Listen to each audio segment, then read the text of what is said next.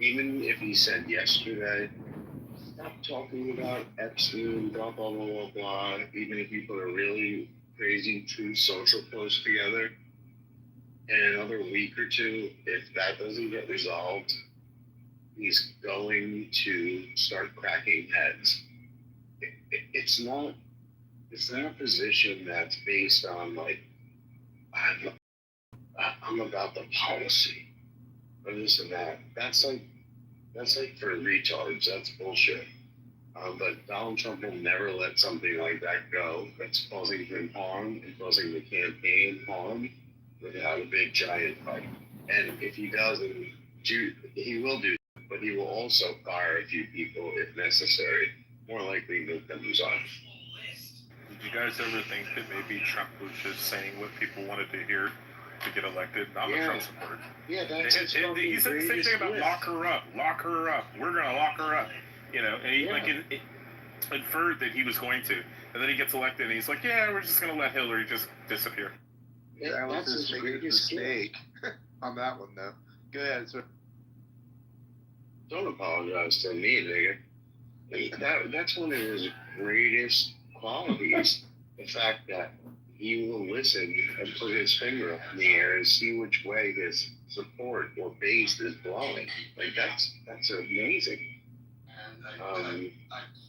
And so I think the Jeffrey Epstein shit, I honestly think something will come about it, because if I hear about Dan Bongino trying to quit and Cash Patel and that the world's going to fucking flip their lid if we don't get some shit, if I hear about that, that means that he is hearing about that, because I'm not online, I don't read.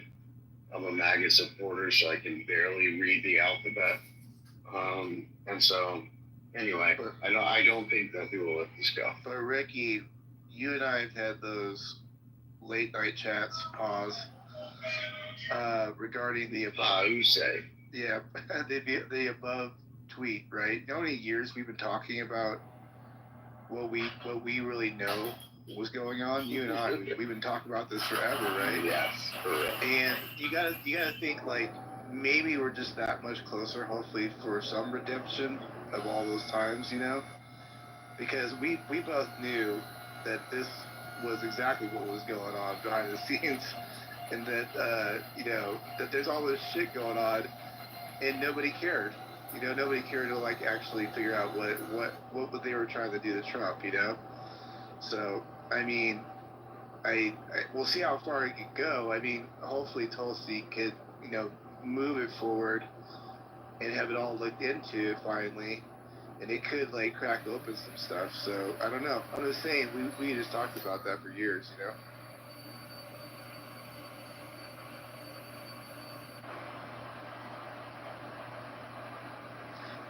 Sorry, I do know. Yeah, one of the things that we based a lot of our, the way we thought the map was going to go, the way we thought the country would swing, is the fact that if they had pictures of Donald Trump on Epstein Island with 16-year-olds or 15-year-olds, they would use it. If they had flight logs of Trump going to Epstein Island with 11-year-olds, they would use it. Like, this is something that we have to remain as a constant if we're going to do an equation.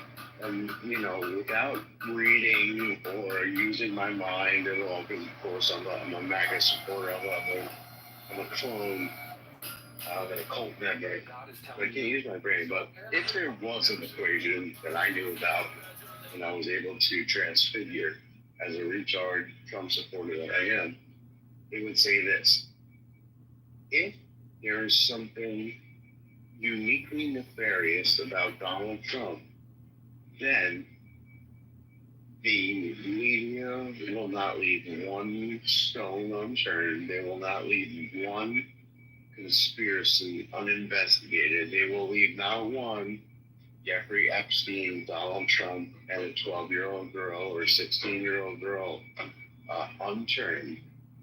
We have to believe that that is the one constant. If I know nothing else, I know that if they had that type of information, they would be shouting it from whatever 200,000 people a night rooftop they could. And Ricky, by the way, so it's not a coincidence these two stories are tracking the way they are. These folks know, like, within their little group that somebody has something, right? So these two stories are moving at the same time for a reason. So this could be like a Hail Mary lob by them to try to see if they can catch Trump with the Epstein stuff, because they know that this above story was coming down the pipeline, right? This is not a coincidence. Gabbard had this completely going on in the background, and that's why, like, also Trump probably backed Bondi after this whole fiasco too, because he knew they were cooking up this stuff in the background. And back to my point, those other folks knew that this was coming down the pipeline. So there's no way, because it's just, these guys all run the same circles, and they all just know what's going on here probably, and they probably know for months actually. So in my opinion, if we just went by what Trump's words were about the Democrats and this hoax, is that they were like, okay, let's just like lob this quickly at Trump and get this in the cycle and get them, like, get MAGA all riled up, knowing that none of this is true, you know what I mean, in a way, or that he's going to foul up and do something that's going to get himself in trouble with the way he reacted, and he almost did, or he might have, we'll see here, with his own base. But at the end of the day, they're going to lose, because I do think that the above stuff is more concerning to them than the actual stuff that they're actually hoping that have released or whatever, whatever this stuff is. I think this stuff is more concerning to the left, the stuff above in Obama, because you take out Obama, the whole domino chain falls for the Democrat Party. They're basically finished.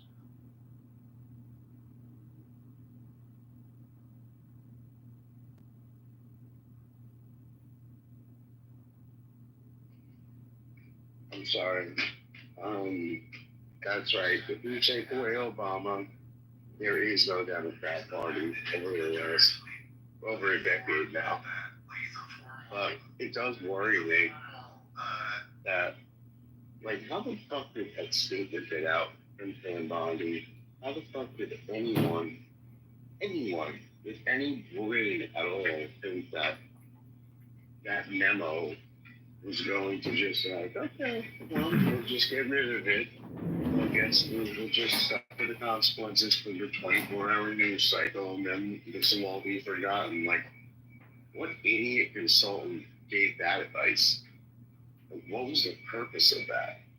Like, how retarded are you, Pam Bondi? And why do we have to go through that with our own people? Like, what negative consequences politically could Pam Bondi have had from first of all saying all the shit that she said, and then second of all going to the mic and saying, no, we don't have this. He definitely committed suicide, and also he probably wasn't a spy for intelligence agencies, U.S. or otherwise. What forced this idiot to let that memo out? Or do you guys think that was like a fake memo or whatever?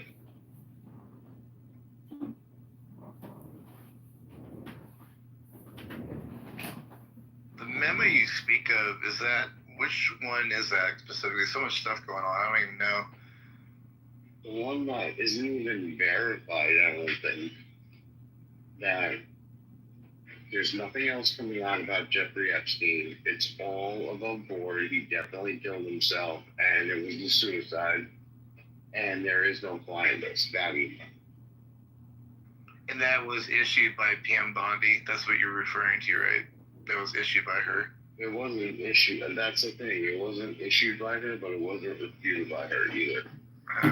But the client list, this motherfucker was like, first of all, he's probable in 2000s. If anything, he would have destroyed like any information that he fucking had.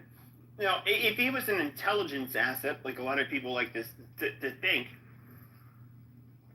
he doesn't have to keep that evidence, in his home whatsoever.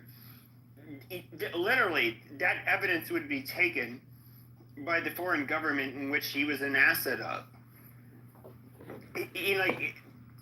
To sit here and think that he would leave behind, that this guy was dumb enough to leave behind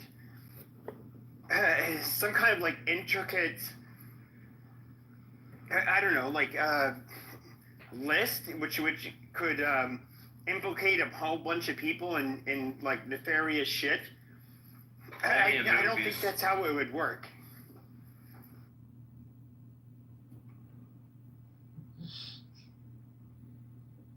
So, I mean, okay, so this begs the question. Again, it might sound like whataboutism. I know that everybody on the left will be saying that probably, whatever. But Pepe, I don't know if you've ever answered it or have thought of it. Why didn't the left or the Democrats move on something so salacious? All of a sudden we have all this salacious stuff on Trump with this supposed letter and why is all of a sudden this all coming out now when he was a threat to democracy a couple months ago? Do you have an answer for that? I don't know if I ever heard. It's just political warfare. It's all it is. Can I? But they would want to get rid of Trump, though, right? This would be the way to do it. Exactly. It seems like it could be working, right? But they would have done that months ago, though, no? Or a year ago, during the election. I don't think they have any new information. I think they're literally just they're painting a narrative. Just the right and the left both do this, but I think they're painting a narrative. I don't think they have. Are they going to find moral outrage, and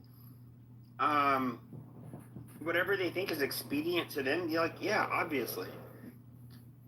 Quick thing here. I recall this whole Russian thing with the dossier being the most absurd story of a video existing where Trump paid 2 prostitutes, one of them transgender, to piss on a bed that Obama once slept in a hotel. Does anyone recall these batshit crazy fucking allegations? The P on the PP tapes. Yeah. Yeah. And by the way, the FBI said that was false. I mean, that's already been debunked. Go ahead. Well, what exactly was false? That was the initial allegation, or that all that turned out to be a fake video? Well, there was no video. That's the number one thing. And then the actual accusation was clearly not true because there was nothing to back it up. Yeah. Where did that narrative come from? The whole PP video thing. Fusion GPS. Yeah, it's Fusion GPS. This is what Ricky and I have been talking about for years. Fusion GPS? This is by Hillary Clinton. She paid for it. This is all on record. She paid for the false information. And it's an opposition research. And they all knew that it was fake. And this is where we're at. We got all the way down the timeline here to the above tweet, where we actually have finally inside the Oval Office of them all meeting, trying to figure out how to plot all this stuff. But go ahead, yeah. And didn't she use campaign funds or some shit for this? Yeah, she violated many issues with this particular piece of garbage. Yeah. So basically, it was presented to the campaign as that's what they were paying for, a PP video. So that's where the narrative comes from, I guess. So they met an operative from the Clinton camp met with somebody. Probably, I think Ricky, correct me if I'm wrong. It was a spy, MS, or whatever the term is over there. Christopher Steele. Yeah, Christopher Steele. And over in a bar, right, Ricky? And they that's where the information was exchanged with the campaign and all that kind of stuff. Steele dossier. Yeah, the Steele dossier. There you go. And then it was Perkins Coie is the law firm that basically co-signed all of this. And, there were people, it wasn't everybody, but there were people who, I've known this, Matt's known this for I don't know, 4 or 5 years at this point. And it never comes out on the Democrats. Nobody has ever walked. Nobody has ever put in cops. Nobody has ever re-nominated. The only thing we can hope for at this point is that the Trump administration has the absolute savagery to go and prosecute them at 5 in the morning and put in their house and put their children on the front lawn and their wife. And I don't say that because I want that to happen. I say that because that's the only thing that's going to stop this from happening again. There has to be some accountability. I can't think of one person who's been held accountable for all of the actual crimes against democracy. I hate democracy, but that doesn't change the fact that there's been many major crimes against democracy, like taking the money, fighting against your political opponent, beating the shit out of them, running ads, lying about them, pretending that they're a Russian spy. I mean, that's what we just talked about for the last 15 minutes. Anyway. Can we go back to the Epstein thing for a minute? Because I've just been looking into it a little bit. Am I the only one late to the party? Did you guys know about this partner of his, this associate, Jean-Luc Brunel, who also hung himself in prison awaiting trial? Yeah, what the fuck? Never heard of him. I can't believe this was not more spoken about then. So this guy, Jean-Luc Brunel, owned a modeling agency, French modeling agency that Jeffrey gave the seed money for. They were business partners. Jean-Luc was very close with him. In fact, he visited Epstein 70 times in the year that Jeffrey Epstein was in jail. And then Jean-Luc, who kind of was doing a similar thing, like using the modeling agency as a way to lure women in, and then I don't know all the particulars, but perhaps they were, kind of in cahoots with the island and the modeling and whatnot. And he too hung himself in a French prison while he was awaiting trial in 2022. Or maybe they're all still alive. You never know. I want to say something here. Let me know when I can do that. Well, it looks like you are. Go ahead. The whole thing is, obviously there's a group of people that, let's go beyond the Epstein thing. Let's go to the Satan worshiping people, because the whole Epstein thing is a context of Remember this whole guy thing. speaking when I say use the word Trump tards. This is the people. But see, we have a whole Satan worshiping group of people, and until we deal with that, right? It's like a Dr. Phil. How's it working for you, right? The whole. They're drinking the children's blood. They're getting adrenochrome. Yeah, well, that's the. But the world's elites. That's the root rap. They're making the frogs gay. They're making the children gay. And we need to get this under control. But that's the root. We need to do it. Everybody. We need to take a stand against tyranny, these Satanists, these globalists, these evil people. But of course, it's not the Jews. I would never say such a thing. But what we need to do is guys, we need to get this under control. I love Trump, but I hate Trump most Trump supporters. But I'm not a Trump supporter. I ran for president under my own political party, Halcyon PAC. He's a billionaire. Which is... And he ran for president. Actually, I have some lawsuits out of that are close to $100 million that I'm trying to collect. But it's the guy with $100 million lawsuits. I remember him. He's a fucking idiot. Yeah, well, you know what? That's for you to. That's not for you to say. That's for. Yeah, I remember this guy. He's an idiot. No, that's for me to say. Look, let's just get things straight. We need to. So that's fine. So when you deal with the whole of it, when you deal with the Holly, let Dr. Responsible talk. Come back up when you're ready to listen. That's why what you just stated. That's why we need to press the say button on this whole operation.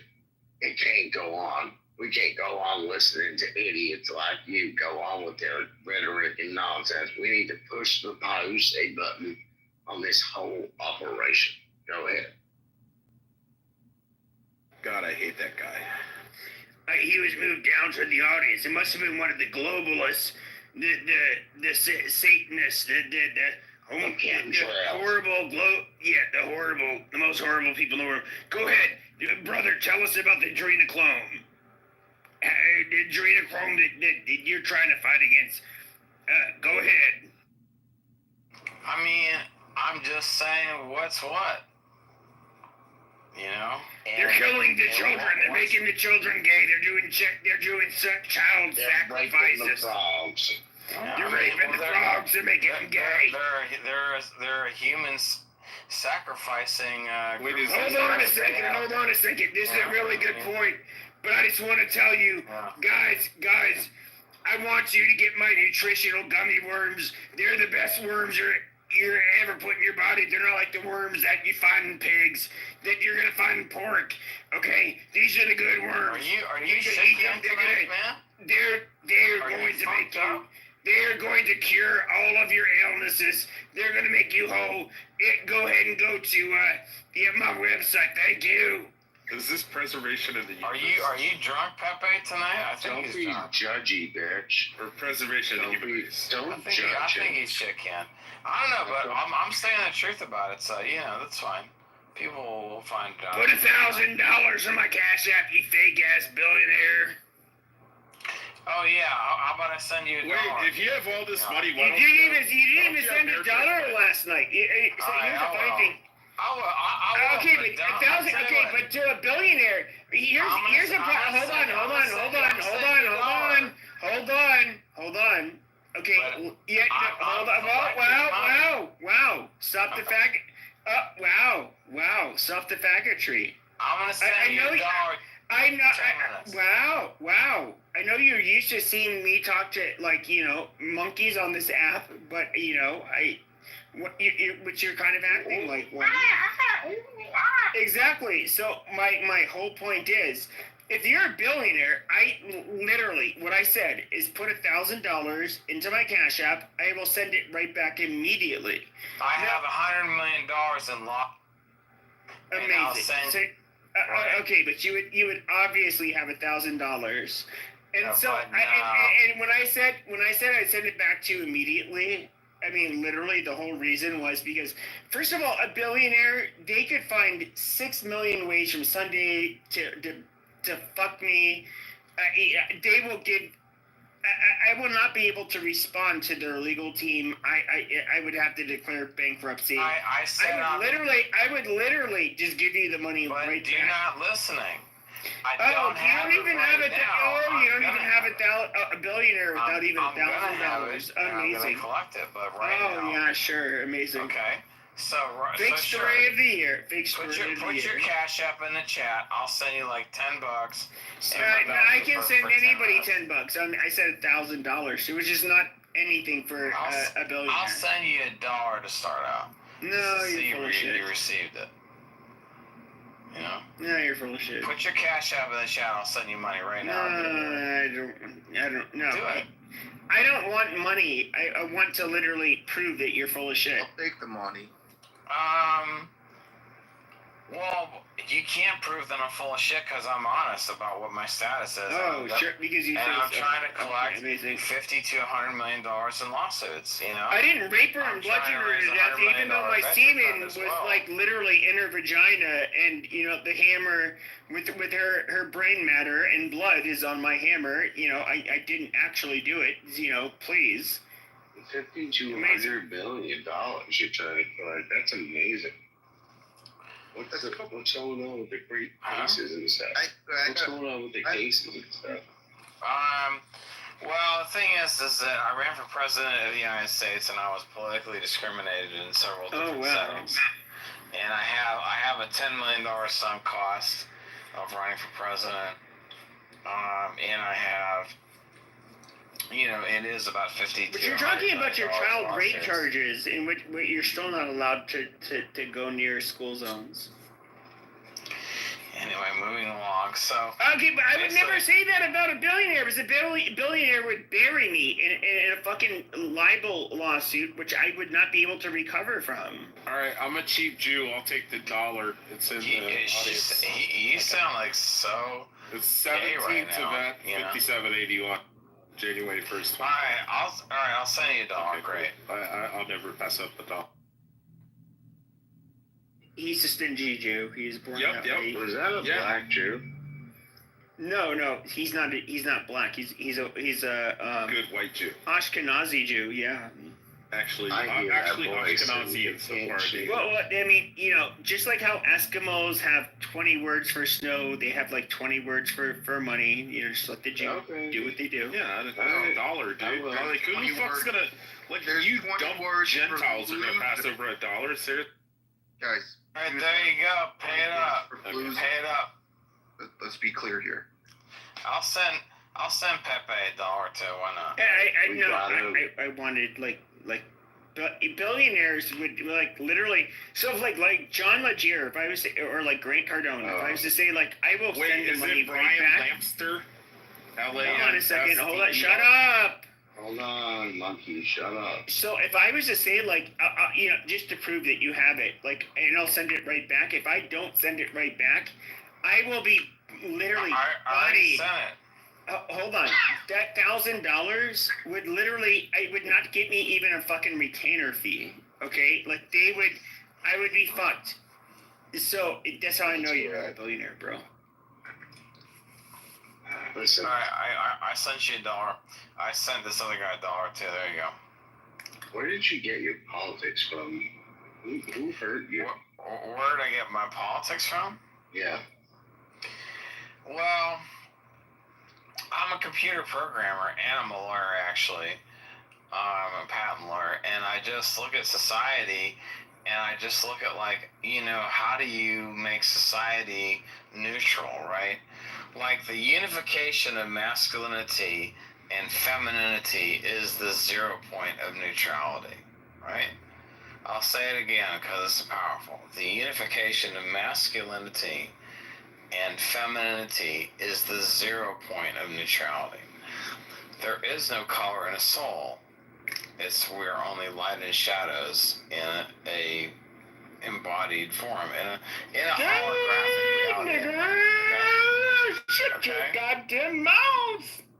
So the thing is that I actually was looking at policies that would bring humanity to neutrality, right? And how do you do that? Well, there's some Okay, reparations. I have to listen. I have to listen to Negro. I have to listen to Monkey Babble on this app, and it is still more coherent and more logical, in comparison to what you're saying. Yeah, well, I This mean, might, it might not be monkey battle. It is crazy, but well, I mean, because we'll prove that humanity. Prove that humanity, if humanity is in an existence of neutrality, that humanity will not be productive.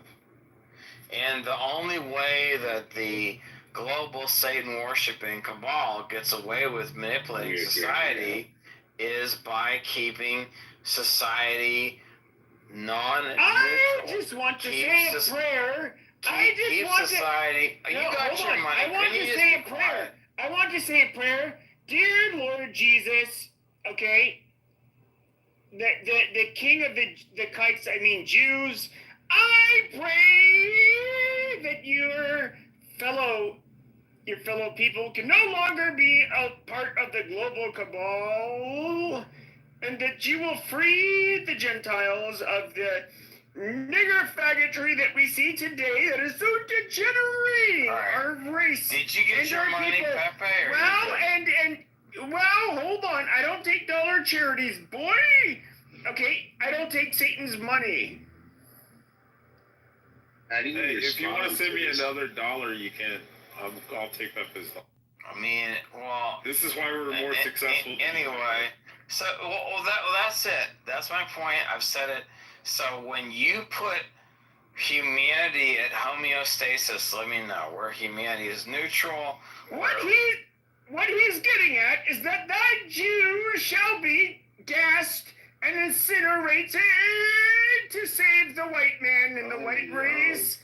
Well, that's And he shall make living easier for us.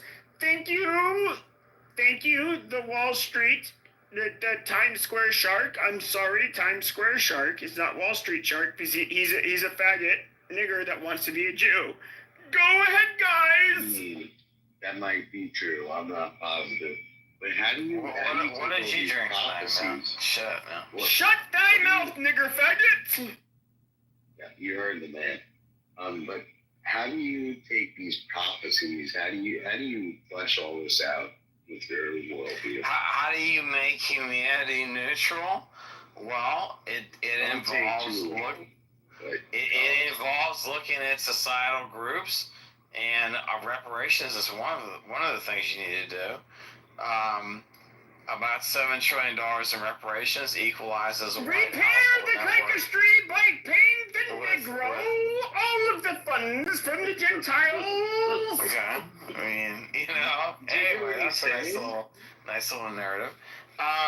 And repair the crankestry by paying the Negroes. Did you hear what he had to say? But I mean, that's just nonsense. You need to create an economically feasible society. We are not Why do we have to pay them? we are not in that. The fucking boomers, the old people, have 50 times the net worth. Thy help, The you wealth can of people that are cash 30 app years more old. than $1. Please cast the first cash app for the crankestry Negro performance that we're seeing here tonight. All right, you want another $1? I'll send you another $1. All right. Anyway, Thou shalt throw 1,000 stones and $1,000, please, to my cash app, you fucking nigger. anyway, that's the point. Make society neutral again. Make people on the same plane where they're not creating wars. You mean like because we all listen to the same kind of news and everything? Well, I mean, the news will tell you to be at war. I mean, it will create an environment of civil war. No, they won't. That's true. 100%. Every time. Right, but again, if Pepe and I are the same color, he's kind of like an olive color, like a Mexican, right? And I'm white. Thou shalt not Right? buy steel reserve and on so- food stamps in thy kingdom, please. But I wonder why you didn't have our souls are in our body, and our souls are light and shadows, so our soul is the same color. So Pepe and I don't have Your different soul is colors. just like a nigger, it floats in the night, and the only time when you see your television floating in the dark, it is perhaps a Negro carrying your TV as soon as it That's actually a opens really its funny fucking joke, mouth, actually. and then it blinks, motherfucker. Yeah, it might be grinding or what do they call that? When they shake their ass up and down. The twerking, the Thank you. dance of the devil of the Negro race. Yeah, all I right. agree. Anyway, all the antics aside, that's it. So, but I'm out of politics. I'm only doing technology now. I'm launching the first hyper-personalized hotels in the world. You should watch British us. imaginary friend. Well, Holly Dolly, you have a British imaginary friend, and I'm here now for Holly Dolly. Here I am, dear. And now she's laughing because I hope thou get stomach cancer and herpes on his butthole, and I hope you die of syphilis. I hope you die a horrible death. So, Deez, I want to ask Pepe, what is your romantic situation right now? Do you got a girlfriend? I don't. What do you do for your work again? What do you do for your job right now? Rape, kill, and murder. I said murder and kill, twice. Was that, I like that part. Okay, so what are you really doing actually on a day-to-day basis? Slaying vaginas and slaying humans. Okay. Whatever. I don't know, this guy, I have a sugar mommy, dude, so my life is a little bit. But you're a billionaire. Why would you need a sugar mommy? You figure. Well, that's a great point. I don't. And the second I get my fucking 100 million, I don't know. She's gonna be one of my 10 wives. Holly will be number 7. Should we feel Chloe bad will- about attacking her? Chloe will be number 8. That sounds like the most niggerish thing you can say. Like, I'm just sorry. What? No, because Because you're a dirty they nigger. can't afford to have anything. I mean, Not you're a dirty nigger. Women are about. You gotta buy them. You're a white-laced Irish nigger. That's all you are. Like, are you part Irish? Yeah, 20% Irish. Okay, that's where you get your niggerisms from. You are a fucking ape. You're a primate. You're subhuman. You're a piece of shit. And you're gonna die probably of AIDS because you Irish people are niggers. You're 20% nigger, but that's obviously dominant. So that's all I have to say. I would say the German Aryan part is more dominant, and that's why I've made No, guys don't And that's try why to I'm church up. pretty Don't much try to church up your nigger genes. I think just don't do it. I don't know. You're Italian. Wait, your name is English. It's not even German. It's Limster. It's not Lester. Yeah, but that's German actually. Yeah, Lester is German. He's just being a dirty Irish Limster nigger. is That's all English. he can do. No, English Limster's art. German. But the thing is that Pepe is Italian. Okay, make my pasta. And Mexican. Okay, but he is right on a little bit of that because there is a little bit of a Irish is a lot. People that drink a little bit. I'm drinking a little bit. I'll say that. You're blackout drunk, like whether it's like 10 a.m. It's like, is he drunk? Oh, yep. No. There he is. Is it 3 p.m.? Yep, he's drunk. 10 p.m. Yep, blackout drunk. No, I'm not a blackout drunk. No. You're on the verge of being Doc. Who's Doc? Your future. All a nigger white. Oh, that's a really tough statement. Or BBL or Sarah. That's a really rough statement. Yeah, not Doc. Yeah, There's Adams. Yeah, I mean, I'm one of one, dude. I mean, the thing is, like, look at me and look how I look. It's tough to fuck with me, dude, because You do look like shit. It is hard to be media. come on, I sent you $1, and this is how I look like in my picture. Oh no, I'm a Jew. I'll take the $1 anyways. what do you mean it's hard to fuck But with you because of the way you look? You gotta be nice to me if I paid you. You gotta be a little. I sure, genuinely huh? can't wait till you win your lawsuit and get some money so you can get your hair transplant. Yeah, that would be great. Yeah, because that is fucking wild. Amazing. You look like That'd be Dr. great. Adams. Spend your Irish nigger money to look like you're quadroon, like Adams. Yeah, spend your Irish nigger money to become what you want to be. Well, I'm mostly German, Aryan, and French. So Adams, why'd you sound like you were in a gay bar in Miami? You're a dirty Irish nigger at the end of the day. Yeah, we all are. I don't know. Pepe's obsessed with saying nigger on here, But you have a plan, though. That's the thing. No, he's not obsessed with saying nigger. This is This is the part you don't understand. You are a nigger, and you don't even get it. And that's the part that's really frustrating. You are a nigger.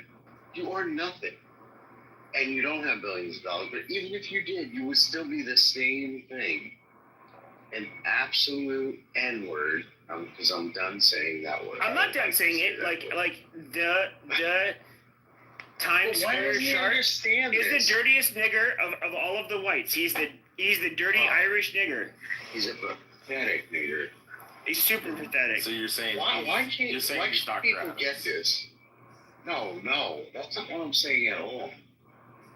It's that the Irish people, the pathetic Italians, the disgusting Jews, there's some of them are with. And what is your nationality?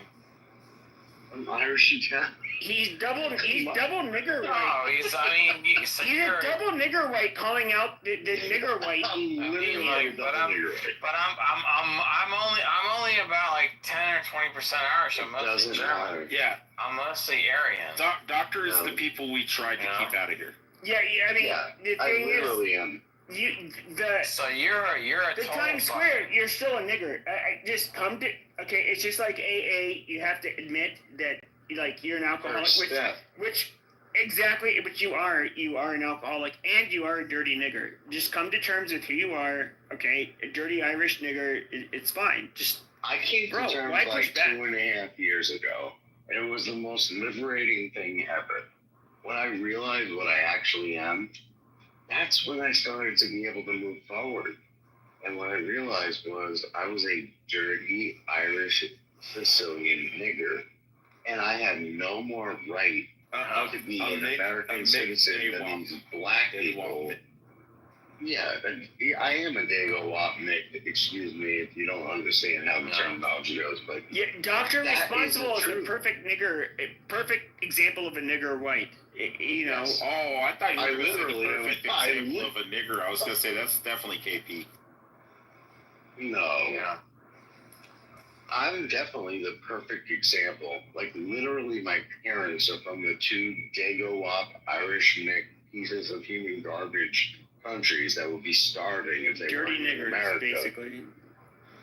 And that's what you need to understand, that that's what you are, Mr. the Times Square. You are a dirty nigger. And you should be thankful that America lets you into their site, lets you live in their buildings, in their states. That's what I understand. And now I'm so grateful to them, the real whites, that I have no negative connotations like, oh, look what they did. That never crosses my mind because I'm so grateful that they let me into America, because they didn't have to, and they did. Can you comment, nigger?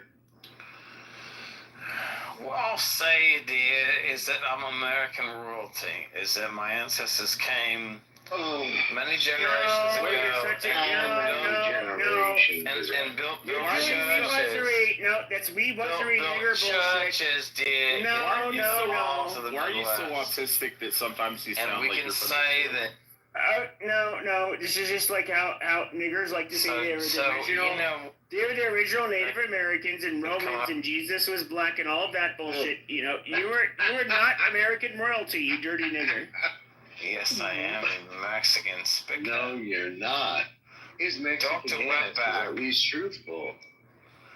Dr. Wetback, we'd love to set it aside. I am a dirty wetback. I'm an anchor baby. I'm a filthy. I'm a filthy. An angry baby. Yeah, I'm a filthy. Yep, I get it. I'm a filthy frihole eating spick. I get it. Yep, very dirty brown, Oh no. rotten, fucking You sound a Mexican. little bit gay. I'm a Sonoran desert nigger. That's all I am. That's all I am. I'm just a dirty, filthy nigger from Mexico, but you're a dirty Irish nigger. Just take it. Just. But I accept what I am. You don't accept what you are. You don't accept what you are.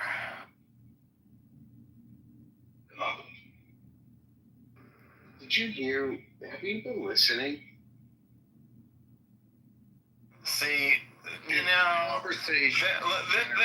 there's a lot. There's some women in here, like, trying to get us into kinky shit. This person, Bree. Look at you. You're laughing at me. I see that. Come up. Talk to us. Come on now. Come on, boy. Well, She's the girl, you blackout drunk piece of shit.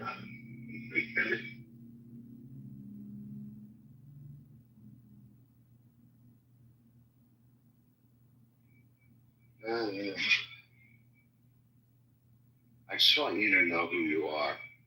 You're the same as us. Nobody. And yeah, well, nobody, black, nigger, has nothing, has no reason, no prospects. Like, Has this been, is what, gonna be. oh, has been. Hey. Might be true.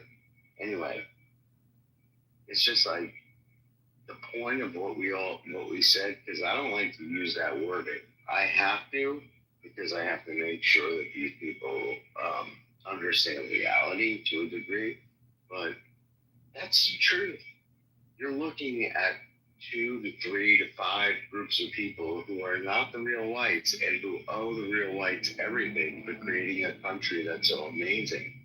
That's why we talk like this, because those real whites went ahead and pounded the stakes of foundation into the country that makes us be able to survive today. If you're not grateful, hey, no problem.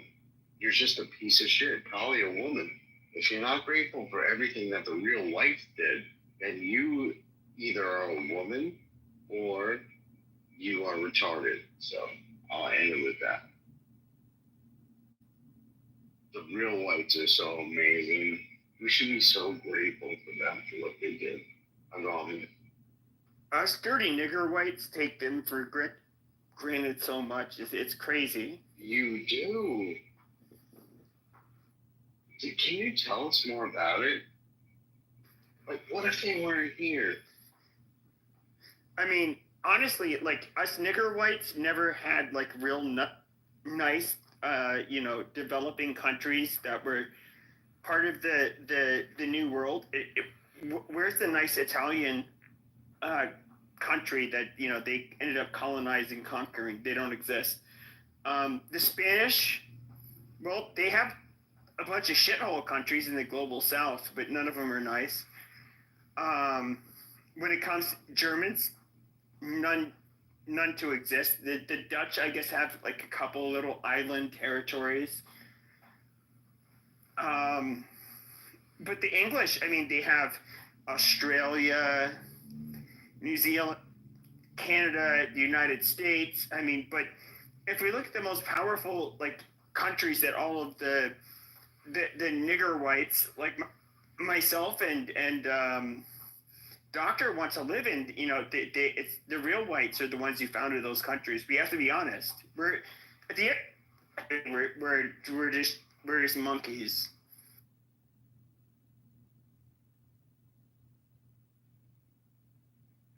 Exactly. And I just want to make sure that they get the credit and that we don't just like let it go and all of a sudden in a week or two we have like 9 black guys that built the light bulb, the toilet seat, all the things, the doorknob, they did it all. Like if we let that go, then we don't get the real truth, which is that pieces of shit, Irish, Italian, German, garbage people were willing to work really hard to not be garbage people in the future.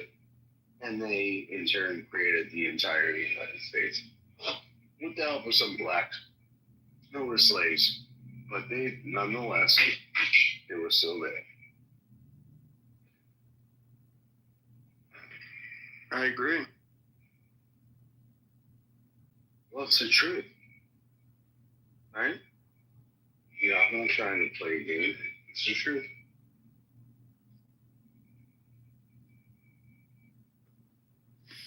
And I know some of these anons might be like, that Pepe character is saying nigger. We're talking about nigger whites. Like, this is an A and B conversation. This is a white people conversation talking about fellow white niggers. By the way, nigger is a word that in white people invented, and we call each other nigger. And so you can be as offended as you want, but it has nothing to do with you people. So, as offended as you want, don't really give a shit. Suck it if you can get aid. Yeah, it's effective. I don't love saying it, but it's necessary sometimes.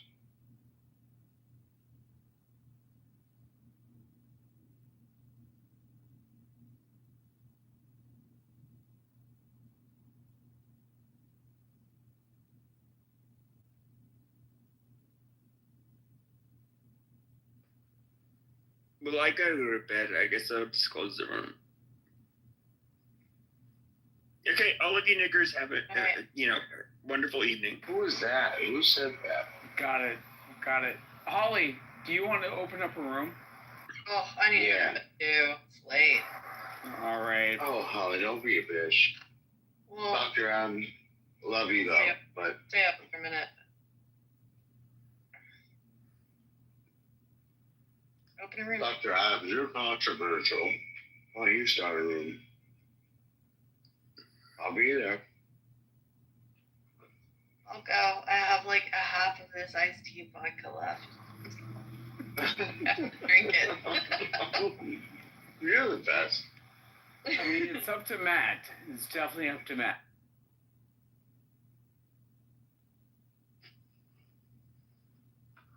Yeah, that was not like ah damn, I did. Sometimes I need to talk your shit. I don't know. Nah. No. So the room we leave the room for Batawala and Mercy. They'll be the one to, I know their gist will last 30 minutes. It's still about. They don't have time again.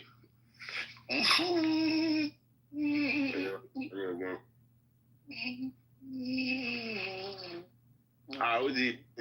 So they ping that girl. That girl still there online now. That's Stephanie. I don't think that. We don't follow him, Batawala. What if follow him? We don't follow him. But that's right. lips here. Yeah. When are you giving us the birthday gist now? I see. I'm just out of doing creating content and not just now still don't want to creating content. So, go pay me. It doesn't pay me in any way, shape, or form. Let me just ignore.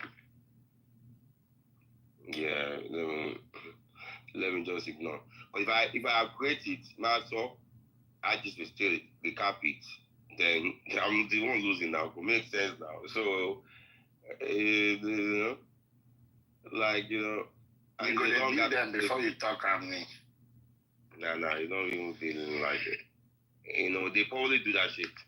They probably, watch now. Like, let's say, 12 hours from now, if we open room, recap everything like that just happened, and they will go. Like, the funny thing, right? How this happened? The last time this happened, probably like a month ago, right? Anonymous and Nada, the same thing that happened. And they have to play the same room 12 hours later. Anonymous ended up giving up to £300. And the funny thing, I was about money to remove Anonymous. I said no. That okay, why would I give back for $20? I said she should stay on stage. That won't move her. Only for her to go and give £200 12 hours later. So that's why it's like, will make sense for me, will benefit me. So I don't know why But today, if you ask for what you want up front and you get it, I don't think you should be bothered by whatever happened on the other side. Nah, again, because it's like you can't control people, especially when you have this large number of people here. You can't control whether they record or not. Like, they will still do whatever they want. That's my point. So and the thing is, you don't even know who is doing it. No, I don't care who is doing it. I don't even have the energy to know who's doing it. But my point is like, no, who I bet. That guy has nothing. That's true, Sha. He has nothing to. He doesn't have any content to. He's just waiting like it's a leak. He's waiting for me to create content, record it, and go and play it. Like that's what he does. Like for the past 2 or 3 weeks now. More than what if Marvelous is here as the burn herself, cracking up whenever you talk about this shit? Nah, again now this is another thing they do now, right? If they realize that they don't have any content in the next 2 days, no. They will send one of them to come on stage and fight. That's what that. Yeah. A couple of days ago. Yeah, they will send one of them to go on stage and fight. They start recording.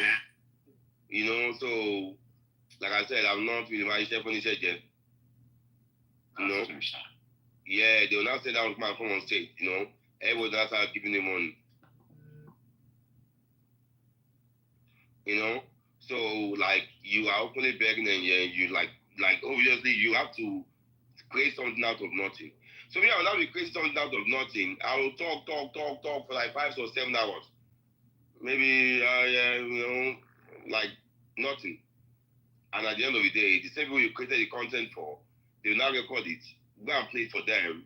They will now tell them that they will remove you. That almost allowed doesn't make any sense to me. I was like, they offered me $20 to move you on stage. I said no, that you both of you have to do your back those. 12 hours later, they lost some £300. So exactly. So I can't be out here thinking of what to say, topic, yeah. I'll come out my one, no. Let's know. I want you to go and to do some research and do something for yourself too. Mayor was there, which I take it. You see what I'm saying? Like, I choose not to cook Mayor own, right? Because I feel like, okay, Mayor shouldn't lose his wife, well, because of content. And I choose to ignore. So when any came on stage, any give a long speech, try to tell the whole situation. Then Jeff like came on stage, she ran to tell her, So now they went there. It made money on them. And this was maybe 7, 8, 10 hours ago. Do you know how stupid this shit is? Wait, Mayor went to Agist to talk about it. Yeah. That's a lie. It didn't see the topic. What is the point of that? I mean, wọ́n gbọ́kàn wá díẹ̀ lọ́wọ́ kó tún sọ pé wọ́n fún lẹ́kọ̀ọ́ lọ sátàn lọ jẹ. That's dumb. The person that I promised, you are big in my hand, though. Hey, because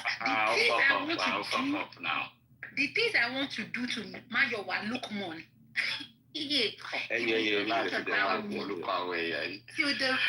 Because my chef, but mo ṣe máa ṣe ṣá o, because gbogbo yín alẹ́ ọjọ́ yẹn ẹ wà ń bẹ̀. Ẹni filẹ̀ ó ti ṣubú ní láti lọ àtẹ̀mọ́lẹ̀ kí n filẹ̀. So he's like, I don't know. Where are those juju? I don't know. I don't know. So me with my chef when he said their rooms down for the past 1 or 2 months right now. They need to come on here. And if you notice, if they now realize that nothing is going on, they will send 1 or 2 of them to come on stage. That's just like what they did to Daisy and Snow, right? Now they have to go and recap. Now if you have checked Telegram more, they now be saying, I did this on that now. So they know what they are doing. They know. To them, it's 100% about money. For me, it's all about content, just to enjoy. I just want to come here and enjoy. So see me, you, Victoria, enjoy just a cash fund, right?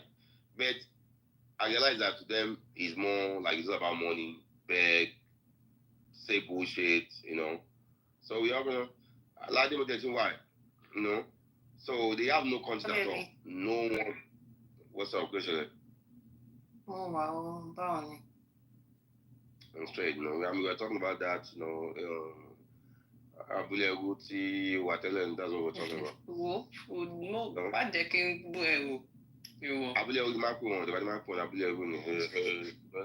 That's where you are. So now, what happened now? They will now record it, give you 10 hours now. Whatever happened now, just now, they record it, play it, and consume money from the people that act. So I don't go to artists. Exactly. I don't go there. New York or something. So they don't have any organic thing. They can't create something out of nothing. Down. They all think, okay, let's do something now. They will need to find a record that they are here, obviously, and they say I'm copying. How am I copying you when you are coming here to steal my own content? Now I could have run the whole STD thing, which I choose not to because it's a bigger issue, right? Now if I run it, the people involved may come on stage or may not choose not to come on stage. They will now find a way to record my own that thing. They will now tell the people involved to come on stage. So they won't run it. It's gonna be dead. Any other, you're just gonna be having this number conversation. That's it. Am I shaking? That's what we're gonna be doing. We are all tired now. We want to go to sleep. It was Ladia and Fab that were enjoying the stage. Yes, they don't tell me okay. So other than that, So yeah, Ladia, maybe they tell you. We call them out that was bullshit. Ebu, tí mi ò tiẹ̀ receive láyé mi. Yeah, you have to take that's a big deal. Like, do you want USPS They or always. Damn. How you want to package my tears like this now? Yeah, your hair, like you deserve it. You deserve it. Well, not. I mean, you should have known that though. Like, someone like that will carpet you for anything. Like, that's who he is. He has been like that. I mean, for you not to know it, I mean, it's even sad. If you have the opportunity to say you $5, you will like, and he has always made that known. Like, I'm for nobody. You know. So I don't care whether you spend like 2-3 grand. This is the guy that I've raised money for. They did this same thing. It's good. Like me, I'm genuinely like, so he doesn't care. So if you have to remove you, if you pay joint, so if you have to give you $10, they need $10 oh my God, go on. No, you don't want to steal. I swear to you, I'm gonna. So you know how much you guys have spent? That guy has spent more than 5. No, he hasn't. He thought I was talking. He thinks it's. I spent more than 5 there too. I said more than 5. There's a reason why I said more than 5. Let me not picture my PayPal. No, don't need to picture. I believe you. I'm not saying I don't believe you. I'm just saying that, you know. So me saying it at 5 is even me trying to redeem myself in some kind of way, shape, and form. I'm not mad at it. It's just what it is. And the funny thing is, I didn't understand the rules. I guess the rules had changed in my... You understand what I'm saying? There's things they've done, and then I've gone to literally behind the back and be like, hey, I didn't get that. I didn't know that this is how it was. So is this really how it was? So humiliating me like that because I didn't even understand that that's what it was supposed to be, and allowing me to be humiliated by the people that literally run your room. What am I looking for then? No? I mean, the thing is, they never like you. What? They never like the way you operate. I mean, I would have told you that. So it's okay. No. Me, I have people that supply me this from their own side. So I mean, between the South, there's a circle. So they never like you 100%, right? So whoever is coming to, no. All they care about you, you know, is just about your money, right? So my first off, that's not my business. Like, okay, you can still come in, like you are enjoying your time there, so I can't tell you what not to do. So what they did to you yesterday could have been done if that opportunity was given. Let's say, oh no, clinical. The way they will fling you, you'll see yourself in business street. You know? So now the money is not coming in anymore like it used to. 100%. Like income is dry, hence why they are now coming to our own side. This guy was on AMM. He tried that he will never come on like, you know how many times he has said that, okay, I will never come to AMM. 8 months ago, he was on AMM stage. So they kicked me out. He was fighting Watty on stage. So they kicked me out. And me, I can't, like, we look on the brother, I don't go there, I don't care. My content and his own content doesn't align. So he came here, again, whenever they are dry in front, right, they will come on here, try to look for trouble, and create chaos. They will now go and use that as content. Here. So maybe you didn't know, right? But you were 100% use. One low. What did it? You know? I mean, it's sad, but I guess they took a lot of your good side, you know, so. No, Britney is not business, like, most of you won't understand, right? You know, it's like maybe to remove the way on stage. That means, like, I'm not loyal to Mobe. And if Mobe will not come on stage next time, no, because, like, he's been moderated with me. It's been stupid. So no matter how much you offer me, or removing Mobe to me is irrelevant, like, it doesn't make any sense. But sometimes maybe I'm tired, he will take over. Right? You know? Wow. No, that's it. Listen to this, Tunde. It's going to happen a 3rd time. She said her dad will die if she goes there, but she can't help herself. And this tiny little rat bastard bitch said, we'll eat burial jollof soon. For my father. Who's that? Kiki, the mute bitch. Kiki, the bastard bitch. Kiki, the rat of the gulag. Kiki, the kicked out rat of the gulag. Now for gulag, they kick her out up and down, left, right, and center. The same Kiki. I will, and I can. But guess what? Oh no, I will not. Sorry. I can, but I'm not going to. You are not that important. Now your own papa will die. I'm sorry. She's looking for the burial of my father. I look for the burial of yours. That's your mother, your father, your sister, your brother. I'm here for their burial. May they die very horrible, painful deaths because you are their child. Next time, do not ever in your motherfucking life. You can kick me out of it. I don't give a fuck. It doesn't even fucking matter to me. You take me out. I'm back on the phone with my boyfriend. I don't give a fuck. No this and no peace. Oh, Emiko, Iwoko, Kiki, Iwo, Kiki really. Kiki Oloshi, Kiki, the most problematic burner on this fucking app. And you think you have the audacity to even call anybody out? You're worse than anything. It's the literal truth. It's just what it is. Maybe you may not be, you're broke enough, or maybe you just don't feel the need, or you think that, that it is what it is, right? You're not spending money on this app, but you're not a good person. You've never been a good person. And that's the reason why you stay on that burner, because you know you're not a good person. Whoa. May God punish you. May God punish I'm the one that is unstable, but you are the one that is unstably insulting others. Mind you, I didn't insult your father. I didn't say that your own father would die first. You said it to me first, but I'm the problem. Kiki, Waka. Kiki, God will punish you. Kiki, God will punish your bastard. Anything that you have in this life, that your bastard father, God will punish him. Kiki, your mother is a fucking bitch, stank asshole. Kiki, you are a fucking bitch. Kiki, everything bad in this life, I wish it upon your head. Kiki, iwo, waku, wo, ni kure. You okay? No. Is this life? Now I've said what I have to say. You can keep going in the church, because that's all you have. What you are is a weak ass, dumb ass bitch. You can never come on this stage to say anything about me. It's not even possible. My life is not your life. Our lives are not the same. Continue in that chat. It makes you feel better about yourself. That's the reason why you're here 24/7. See, if I ever come on this clubhouse and I don't see you, I even feel like, am I on clubhouse?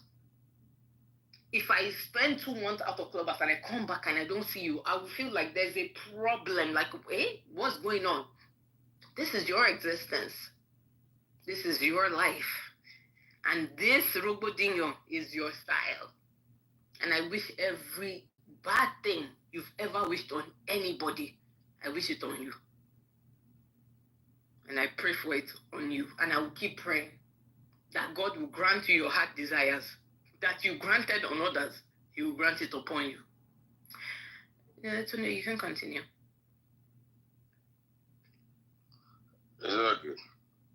Exactly. What did I miss? It was just I don't know what's that baby. They went back and forth for like almost an hour. It's like 45 minutes. It was a long ass that goes. So I don't know what these people from their side of club. I was like, I want to know more. All I know, to me, Shegmak is a corner, Kiki is a corner, Ogechi, I don't know, Fantana. I beg, before you do, I beg, would they cry? More, they're more big tones, more blam. Wait, who cried? Someone cried. Is it like the lady where you crying? Not crying. Lade, what's up now? How was your journey yesterday? Who's asking me? Me now, Dungari. Oh, hey, Dungari. I don't change name again. Why not? Now every 7 days. Big Johnny. Your brother, wait, Your brother that want to fly you out. That man. I told him, he messaged He came me and here everything. tonight to speak highly of you. He said, "Oh my God, my day is giving him joy." Blah blah blah. He messaged me and everything, and I told him I can't. Like I can't possibly use. I have a man, so it is what it is. It is. He's cool though in his loud little way. Yeah, I like his vibe, shy. He's just a conky man. Conky man, I like that. He's very, very he lived in several personable. African countries and all of that, so that speaks for itself. Yeah. For people to be able to associate with other people like that, it shows that they're very open-minded. And he's always giving me that vibe that he's very open-minded. But it don't mean that we're still not going to drag him small. I mean, you guys don't use my own pints to crack to the whole floor. My pints have holes in it. If you don't get it, are you gonna wash and wear or what? Before no, I go patch am knee. I go just sew it. You understand? If you don't get it, forget it. I go just sew it. Did you sleep early tonight, Lee? Come on. No, I like Gulag him. You know, he felt bad. So Don't be Gulagging him, please. That guy sometimes. Certain people you should not be taking money for. Honestly, certain people that you know they'll keep your room going. You shouldn't be taking money for them because if they pay money and then those people leave, like they will leave you to do all the work. They work. We will see no one there. That guy get energy. I have to go to sleep with us soon. Yeah, we're going to concentrate. Exactly. So, like, because a lot of them in this room, night shift in and shit. You feel me? Broke and bored. No. So, now, I mean, all the people that are giving me gist in this chat, are you mad? Are you people mad? I asked a question, none of you answered. Glam. No, from the Rudy says she's cuddly, no. They play. God, who go cuddle? DSL, I mean, you know, got the other day before I see DSL. Let me test my name. Do you have a DSL lips, remember? Do you have a DSL lips?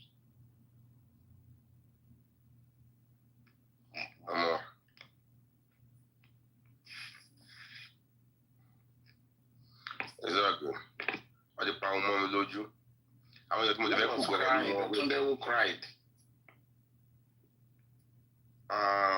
Can you do anonymous other? It was part as well. Oh, she cried? Yeah, that baby use like that now. Well, that baby mentioned that. Fuck up.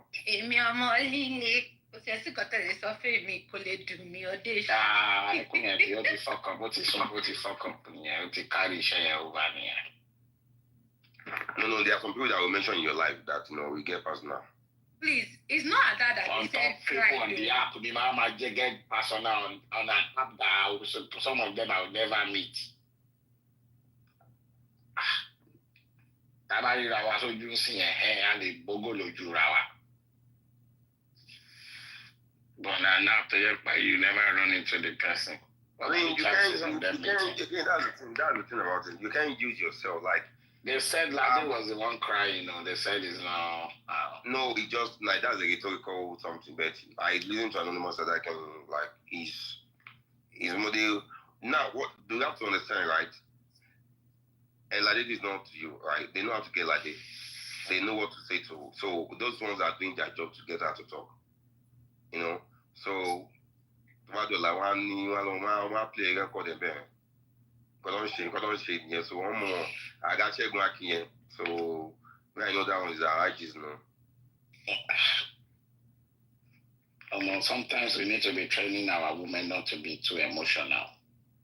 Nah, then that's not your You train them not to be too emotional. If you date me, you will not be emotional. And guess what? They'll be billing you, and you guys will still be crying that they are billing you. And when they are using you left, right, and center, you will now say, but we see and choose your battle. I'm confused. The same things they play. Nǹkan tí mo sọ náà nìyẹn pé the same things you fight against is the same things that you want. It is what it is. You want a girl that literally wears her heart on her sleeves, but then you also want a girl that doesn't wear her heart on her sleeves and then is billing you. So what do you want? She can cry to me, but not to she come can on cry the to you, but not I like when I get cry on my shoulder. We usually then go and find a fucking unicorn. It's half and half. Now we were just I'm not fighting you now. Come on now. Your voice is going higher than mine. Let's because I'm excited. It's because I'm excited. My voice is going to go high because I'm excited. I'm not doing anything. What happened tonight? What's going on tonight? Why are you so happy? Oh, because life is great. Can you send me some happiness? Happiness. Many feelings. I don't know. I don't know. Girl, no ex. You said it? Only out. Can I do this?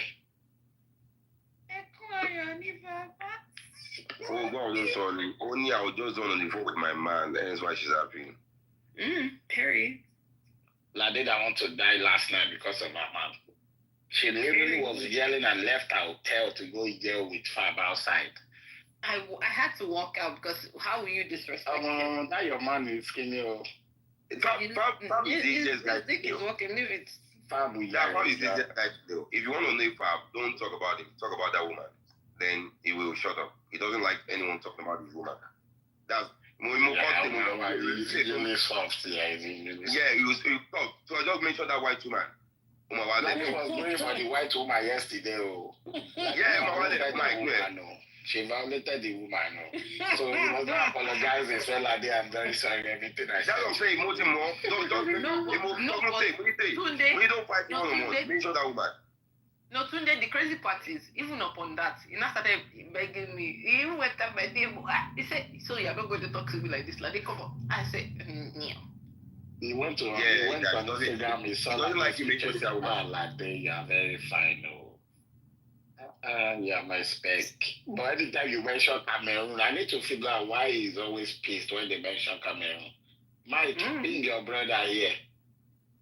I think Mike, they became friends today. He was here earlier, but someone paid to move him down, so he left. Oh, really? Yeah. Oh. I know you were here, you save him. Yeah, that guy is, I like his vibe. Like he would have left us till night, till like 2 a.m. Mama won't be by me. You know, saying I face me, I face you, me, I grew up. So he's giving me all those my Igbo neighbor vibe. Where they go wake up for morning, they go there. It's the kind of person that like you can pay for him to stay there, you choose not to. So I don't know why you're not coming here like, I should not be telling you to. BJ, you should pay for him to stay. Exactly. It's not even like $10, so just for him to be in the group for 20 minutes. I feel like you don't give people the chance to pay for people. I need to chance to pay for myself. No, it doesn't. Hey, Lade, what happened? Hey, baby. I'm good. How are you? Lade, can you see how delusional sound? Yeah. No, I have rain, in the winter, in the snow, during the war, during calmness, she sound the same. I have a song for Tunde. Are you trying to tell me I should do the same? Please. Tunde, I want you to be soft. But the thing is, I'm soft to the people that are soft to me. If you are giving me hard vibes, I'll be hard back. I have to protect myself. Yeah. Oh yeah, I don't want to be lonely. Annie's voice makes me think of this lady that my dad always listens to, and I love this song. That's so cute. Yeah, very cute. Yep.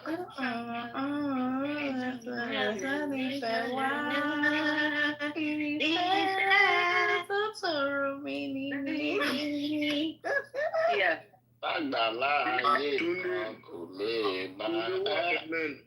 Mike, hey Mike, my Cameroonian brother. How you doing, Lade? Hey, Baba. How are you? I'm doing good, Mama. How are you? I'm good. How are you? Fab name, so I can't.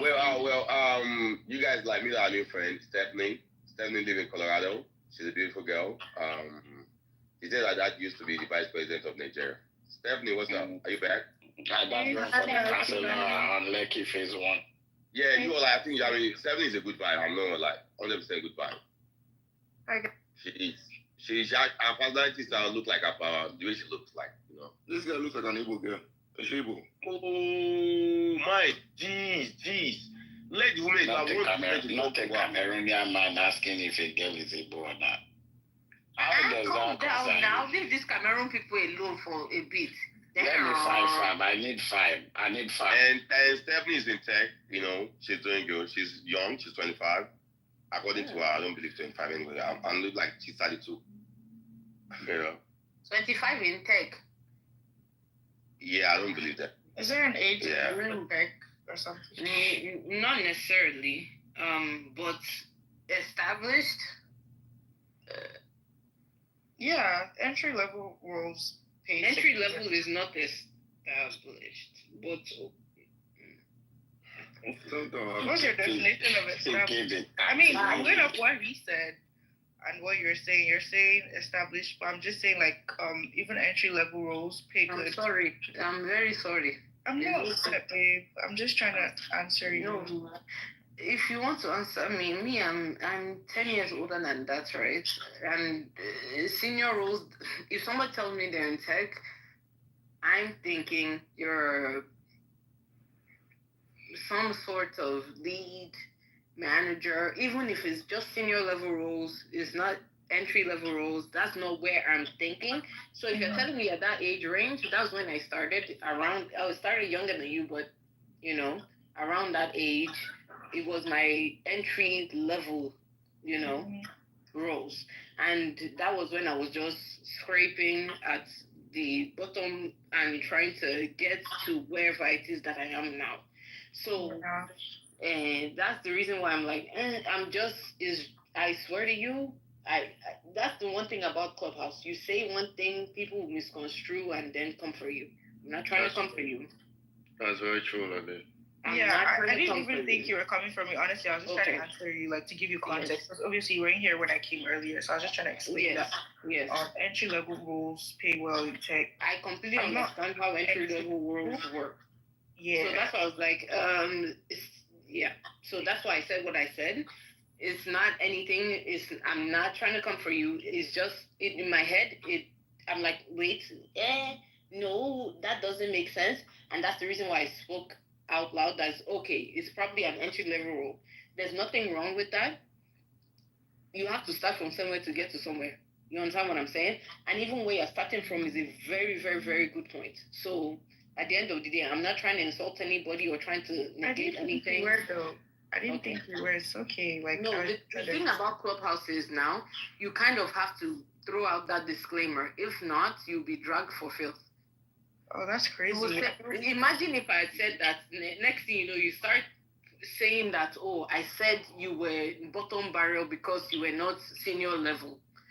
And then everybody will believe that because they heard me, you know, come back at you or come back or say something based off of what you said. Yeah, I heard you.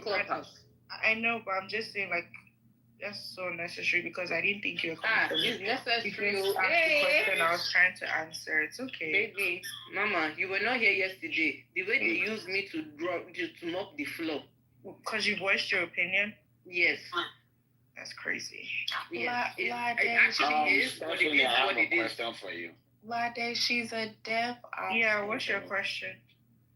It is what it is. What's your question? Steph, you ready? Yeah.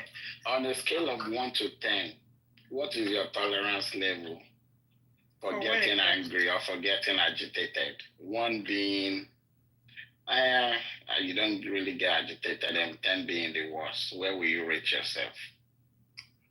You said 1 day I don't get, and 10 days the worst, right? Mm-hmm. Yeah, 1 day I don't get upset. Like, it's not serious. It's not deep. Life is not like, leave the chat. Yeah, I think you last long on this app. Yeah.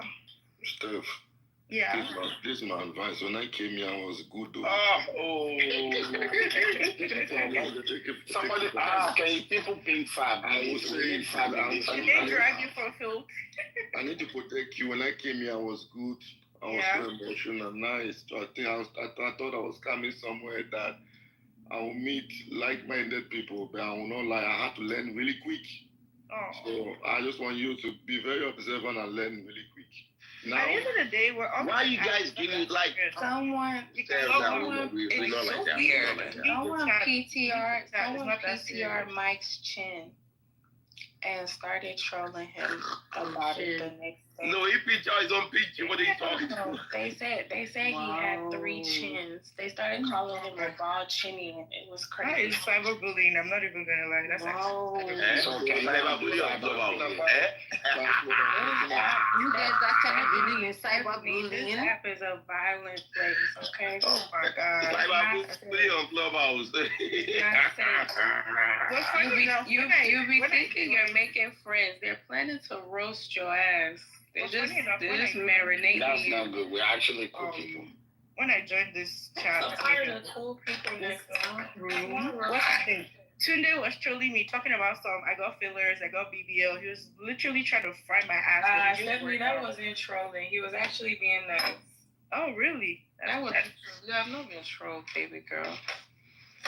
I think you should change your picture, honestly, Stephanie. I'm not going to change it. No, don't change it. You know why you just got me to change it? Like, you know, I don't know why you guys putting fear on that woman. I'm not taking it serious. Because we need to see, a different How look. because she needs I to be a friend. I would like to see her from the back. Guys, it's just How does I her like picture looking show at people BBL? from the back.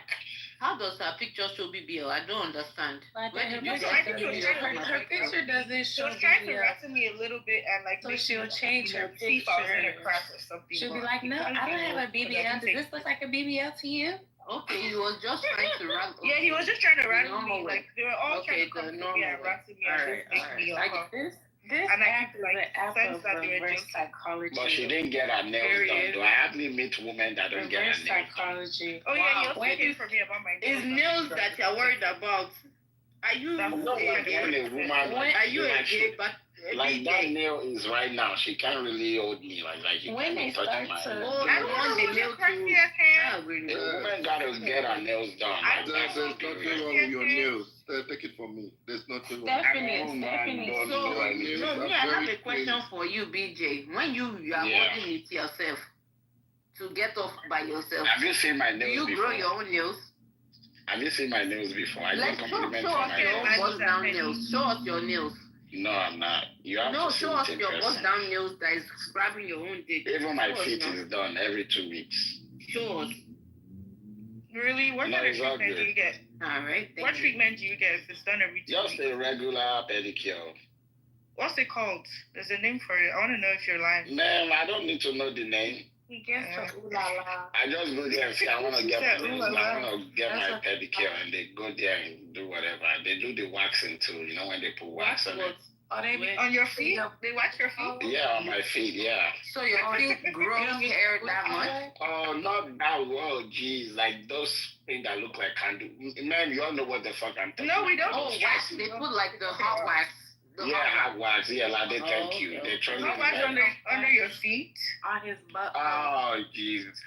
That's No, what wax you your say. They contour. do. You know the hot wax, the hot stones, I have the a hot question. wax, the How do perfume you all wax. do that stupid wax you all female do?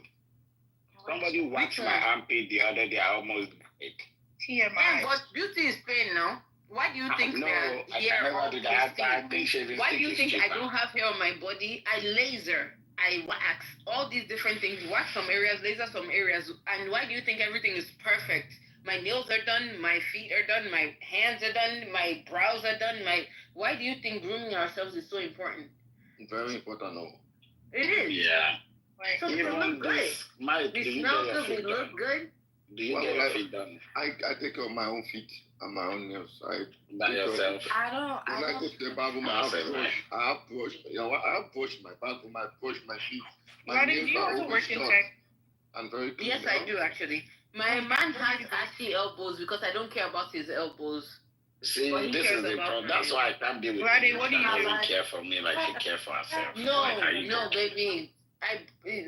Stop that. Can you hear me? I don't care. His elbows are not my problem. dark skin. Ladi, Who cares can about you a hear me? man's You need to give him a Who good cares lotion. about Like, jeez, you need to go and take care Men of don't your even, there are a man. lot of men here that they don't even rub lotion. I can tell you that BJ We're the don't same rub lotion. color.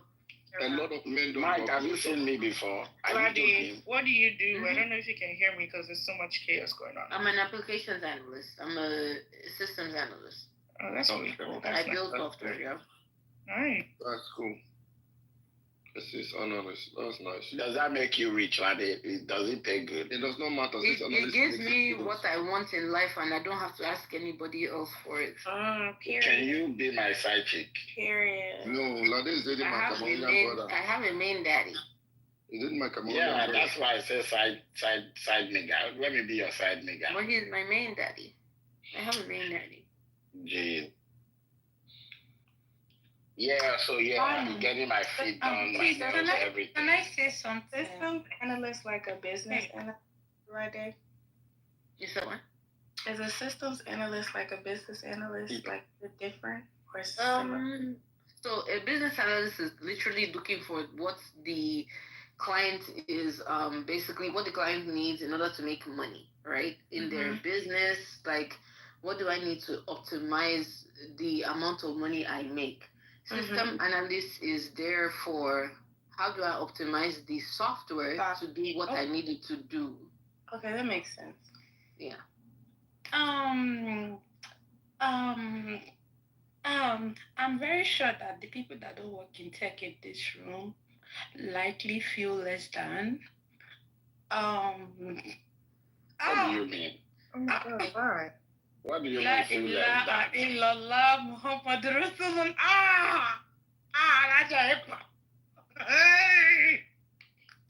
Annie, I like your voice. It's so nice. And it has woman eating on woman. It has this sweet Yoruba-ness to it. Tolu, you had a good topic today, but I felt like women in tech. A lot of you women in this room, you make money more than a lot of men here. And that's true. Me excluded though. None of you cannot be making money. I don't believe any woman make money than me. BJ, because you was coming for us earlier. So who are the high value men in here? Who are the ones that got the money? Ain't nobody on this stage. None of us. Period. What? Even that stupid Tunde that tell you people is this, that nigga is jobless. But if you really have to I can support you mentally. I can listen. I can make you laugh. I'm a very funny guy. Like I'll joke. I'll bring laughter to your life. When it comes to the high value, but money, I cannot bring money. He makes or the amount of money he can spend on you. Where's silver and gold? I have. Yeah, that is a perfect Number what I have, I get. Yeah, that's my verse. Hey. Ladies, just listen to me for 1 second. Does it matter so much about how much he makes or how much he can spend on you? It's how much for sure. How much you can spend on you. There are men who make money and they won't spend. And there are men that don't and they will. At the end of the day, is it about how much he's making or how much he can spend? There's the one that will spend every cent he has on you. And then there's the one that will make a lot and not spend a single cent on you. Well, it has. Let's stop polarizing shit and let's meet in the middle and keep it fair. Cause a man that ain't got no money, he could love you with all his heart and he could be trying to spoil you, but them gifts not gonna hit. And a man can have a lot of money, but not give you jack shit, and that's not gonna hit either. But let's find a man with a decent amount of money that loves like 40K, 50K, right? Decent is relative. You take a side. Wait. Thank God for my boyfriend. Thank you. Decent is relative as a. Exactly. DJ, you don't do I mean, the thing is, like, the reason why most Nigerians, I'm talking about, like, the ones that were raised in Nigeria and moved to America, the reason why they won't do it, they are coming from survival mentality. Like, most of them have never been in the position they were today. Like, they've never imagined being in that kind of position. So, like, a guy started making $200,000, which he has never made in his life. He'll be skeptical of spending $300 on you, like, because, like, he imagines that you're only into him because of the money. He's never been, and that's the reality of most Nigerian men. Okay, I have a question. Sunday, Can I say one thing? He could spend it on Balenciaga. Get the fuck out of here. But wait, Why the fuck you all so crazy about designers? Better spend it on me. I have a question for you. So babe, before you ask, can you hold? I'm sorry, you can ask it if you can't, but okay, so you're saying that the person is making $200,000, right? And they're insecure about spending money because they feel like that's the only reason the girl is trying to date them. How about when they meet a girl that has always had money or grew up in wealth and riches? What happens then? When money doesn't phase you as a woman. I mean, the thing is like, no, he still wouldn't date you. In fact, you are even worse to him, right? You are, because they feel like, yes. One thing Nigerian women hate is like, they can't use money to control you. That, like, the moment they understand that, okay, they can't use money to get you, like, to them, you're irrelevant. They feel like you're too pompous, like, you have everything going on. So what can I use to impress you? So, no, they rather go to Nigeria, take $10,000 to Nigeria every December. Do you know how many bitches are lining up to be with them? So they feel like that control mentality, though. Well, guys, you go to Nigeria every December. Shut the fuck up. I go to Nigeria every December for fun. Yeah, you do the same thing I'm talking about. Like, ladies, if you have money, right, find a man that is not fazed by money. That's just the honest God truth. Then if you have money, find a man that is not fazed by money. No, like you said, Jamaica relate. So, Tunde, are you suggesting that people, like women that do well for themselves, suppress their achievements to impress or keep a man? Is that what you're saying? Yeah. Yes, they do. No, a lot of them do. He's saying date somebody like you. If you come from money, you're better off trying to date somebody else that comes from money. But how many people that doesn't have money and then comes into money like a first generation person, they're gonna find what it takes for you to be impressed by their accomplishments, they're gonna find you to be a little bit like proud and like arrogant. Of course. Because when people work, and it's like it matters a lot to them. Whereas when you're that like you didn't really work hard for it, was kind of like given to you, you don't really appreciate it as much. So I in a sense, that actually makes sense. Yeah, but the news are 95% of great men in America from Nigeria didn't come from money. Batawala, please give me 1 second, Joe. Gentler, let me respond. BJ Joe, just give me 1 second. Sorry. How many men in Nigeria actually reached to that level that your daddy was? No, hold on. Just if you come from money, you come from that side of how many men, how many people, and then you're talking about being, it's a certain type of way, or this is what you do, this is what your family does, this is what your brother does. You're just having conversation, and next thing you know, it's a whole fucking attack on you. How do you make sure, or how do you date people that are the same level as your family grew up with, when most of Nigeria is not that way? Wait. When I left Nigeria, right? Sorry. Just I wanted to ask, are you asking like outside Nigeria or in Nigeria? Like I left Nigeria in 2004. When I left Nigeria, I left right at the cusp when I was turning 13 to 14. I left Nigeria. Now, when I was there, it was normal. All of us, in fact, all the kids that I was friends with in Nigeria, all of us came to America. We all did the same thing. Came to America for school, came here for everything, all of that. They went back. Even me, I wanted to go back because I was like, I'm going to go back. Like, Nigeria is good for me. So it is what it is, blah, blah. And then Nigeria started to turn into something else. And then we're like, I beg you, I'd rather be here than go there. And then we started staying here more and staying here more and staying here more. And then it became a pandemic of people jackmining, right? Okay, that's great. Now, imagine now trying to show somebody else that childhood that you grew up in, that opulence that you grew up in, and you're trying to show other people, okay, this is my norm. My family is still taking care of me. I don't have any student loans. My family pays for everything I have. Even if I have, my family is paying for it. My brother is buying a house. My daddy is doing this. And next thing you know, they're saying you're bragging up and down, and they're insulting you left, right, and center from nothing. Literally. Well, I think that speaks to like having some self-awareness in the sense that when you know that you are privileged, you have to be sensitive to the fact that everyone around you does not come from that privilege. And that's where you have to have discernment and discretion in what you share and how you share it. You know, it's just like when you look in America, right? When you look at a lot of like name brands, it's usually poor people that buy those brands because a lot of times wealthy people, they don't feel the need to talk about their wealth or showcase their wealth, or especially like what is the purpose of showcasing your wealth around people who don't equally come from that. So that's why I say like even though classism is a not a very nice thing, I think class aware is a form of like social intelligence that lets you know how to navigate in different circles with maturity. So for me, like if you're someone that comes from privilege, at the very best, it's slightly insensitive to talk about your experiences amongst people who don't have that experience, right? Because it will seem like bragging. So I think just being self-aware and knowing how to talk about. No, finish. It's okay. I mean, Sunday, Joe. Okay. Joe. No, I was done. That's okay. Yeah. So delusional, right?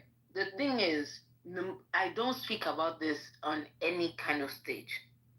I speak about it when people are having certain kind of conversations, right? And then I'm saying, okay, well, this is how I feel about this. This is what I dealt with. This is how I feel. This is my own experiences. This is what I have, or this is what I would do. And it doesn't matter. I still get dragged for it regardless. I get you. I understand you. But it's fucking Clubhouse. It doesn't matter how you bring it. It doesn't matter the sensitivity you use to bring it. So because I'm experiencing a certain type of thing, so because of that, I have to hold myself back and not speak on it when I'm asked and somebody says, and I'm like, this is something that I experienced and this is the way I experienced it too. And then the other person is like, okay, bro, that is, and next thing you know, it's turned into a fucking big thing where they will just get insulting you left, right, and center. Oh, why are you talking? Oh, this lady is bragging. Oh, blah, blah. It makes no sense to me. I get you. I understand you, right? And I'm not the type of person that ever tries to hold anybody back. I am empathetic in every way, shape, and form. I don't have to explain that to you, how I do it, why I do it. It doesn't even fucking matter. So you saying that, okay, you have to understand what other people are. I understand. I try to understand from my own whatever perspective that I try to understand it from. But it doesn't matter. At the end of the day, as long as you say something and these people don't like it, even if you are saying God will bind you, God will bless you, it doesn't matter. If they don't like it, they will drag you for filth. That's how they do.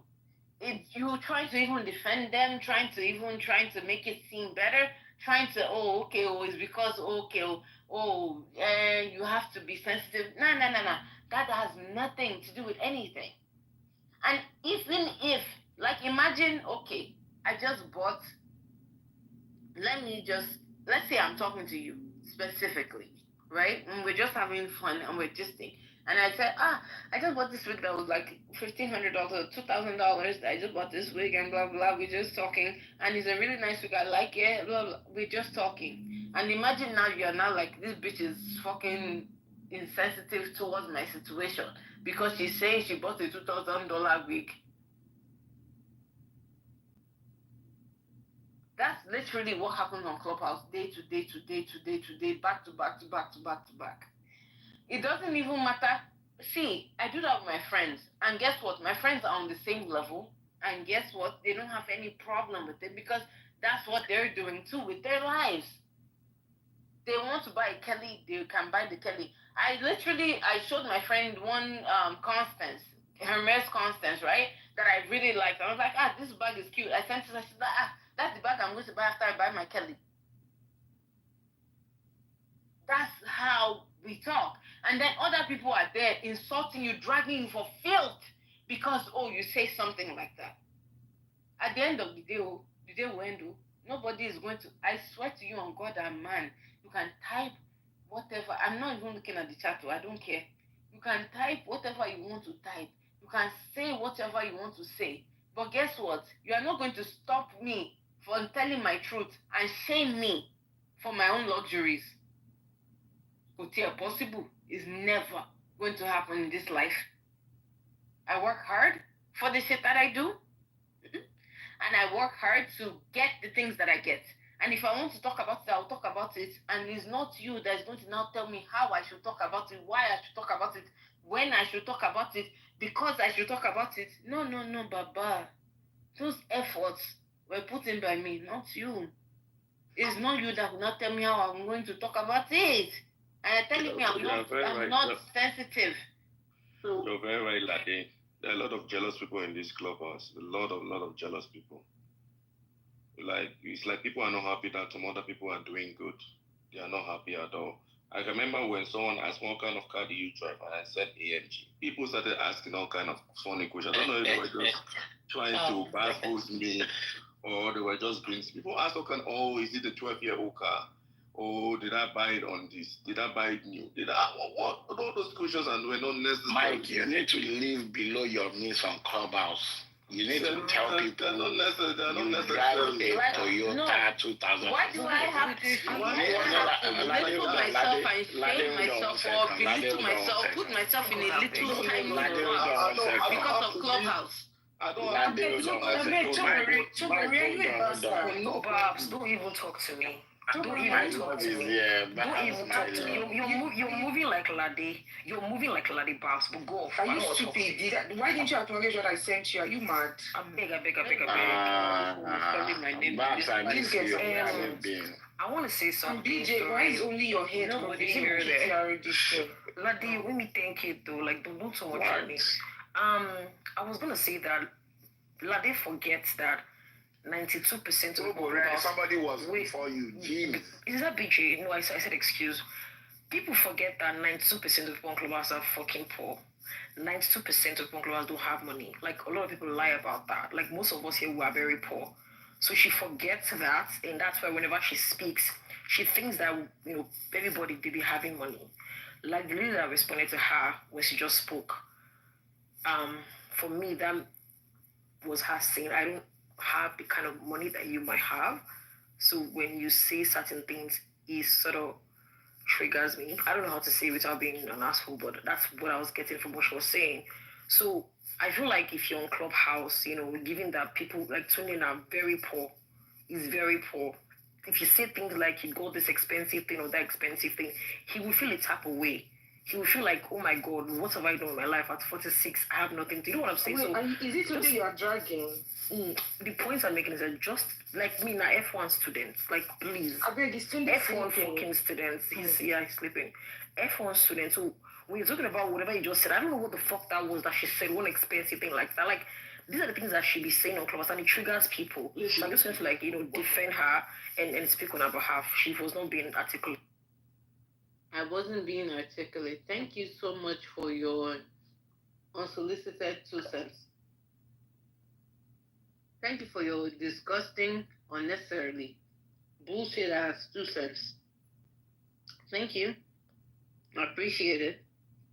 It was worth it for you. Not necessarily me, but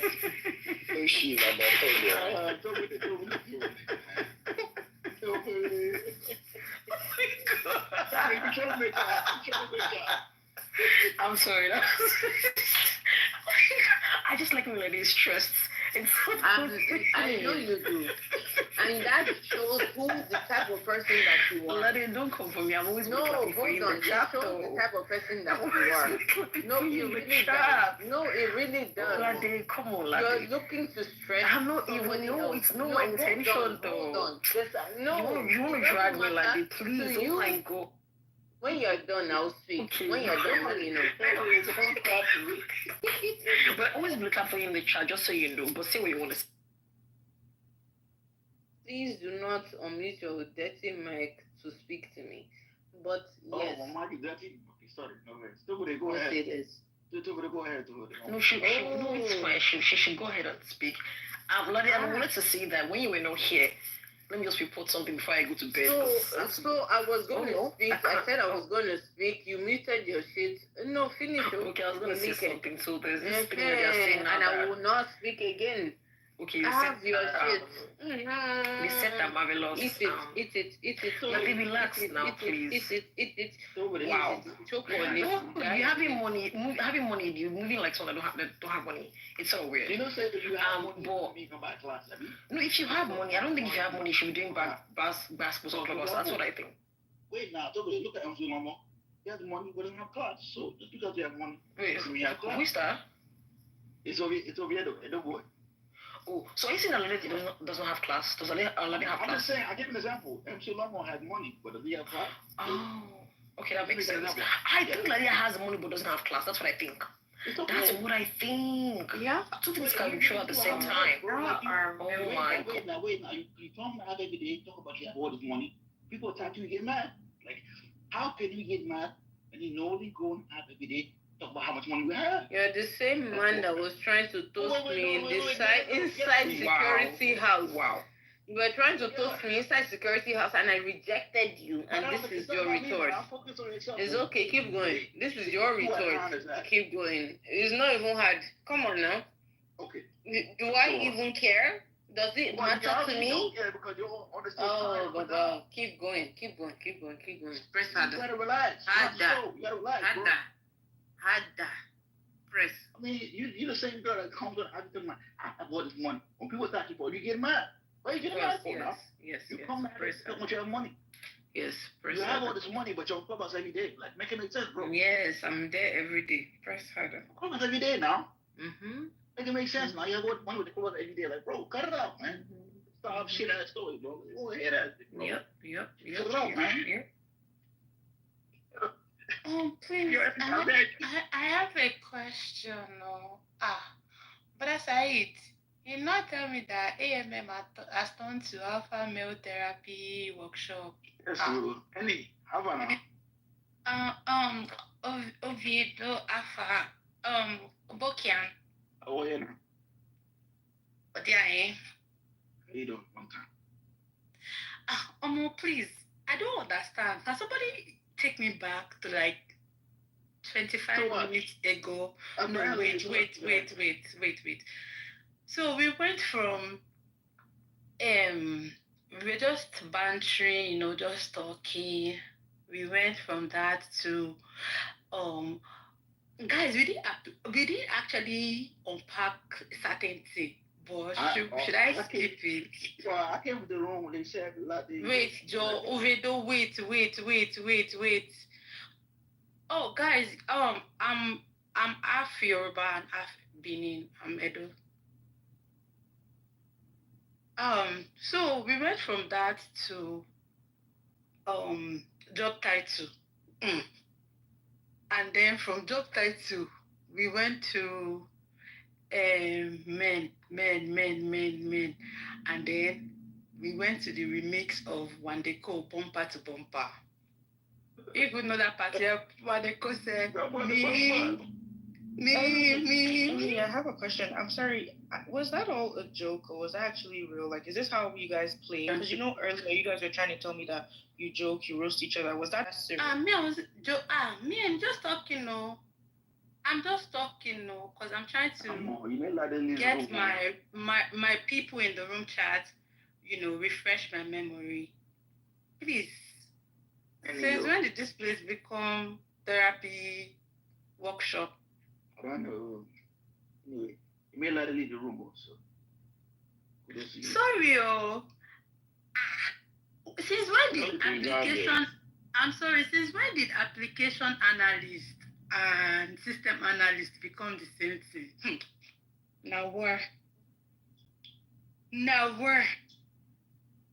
I don't finish 4 packs of rice cake tonight. What's a one? What's Babs, oh my God. When did you become Teddy? I'm Teddy girl. Teddy girl. So, Barry, shut your drunk ass. I want to say that Lade is really. But did she leave, or is she coming back? She left. I wanted to ask a quick question. You can now talk. No, but I just got here, so I don't know. Okay. So Lade is really a nice person. Like I wanted to put that out there. Like she's really very nice. Like I don't know. I feel like she's a good human being. Okay. I wanted to say that. I also want to say that. So my goal now, my intention, what I want to do for her is that because Marvelous has said. Wait, has anybody asked about that Marvelous incident and what? That's what's going on. So Marvelous actually has integrity, Babs. In the end, okay, I wanted. What do you mean? So he picked BSG the mod. BSG is obviously very poor, so I don't know what the fuck that was. He picked BSG over Lade's money. And for me, like we make fun of Marvelous, who say he will pick. BSG was picked over Lade and her money. As a matter of fact, they even gave her we refunded her the money or whatever she paid. So in the end, let's applaud. Like I feel like we did not even talk about the fact that Marvelous did that thing that we've dragged in. That every time there's money involved, he's always like picking the other money, no matter who you are, is make sure you're under the boss.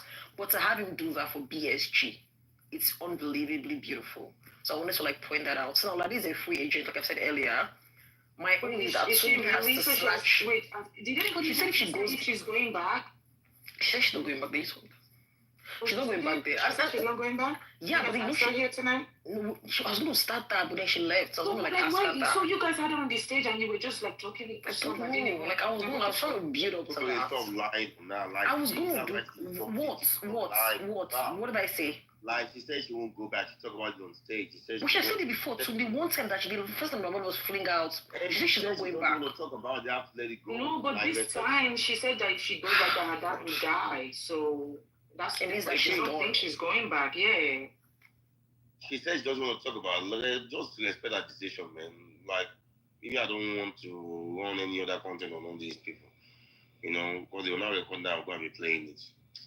I don't have that energy.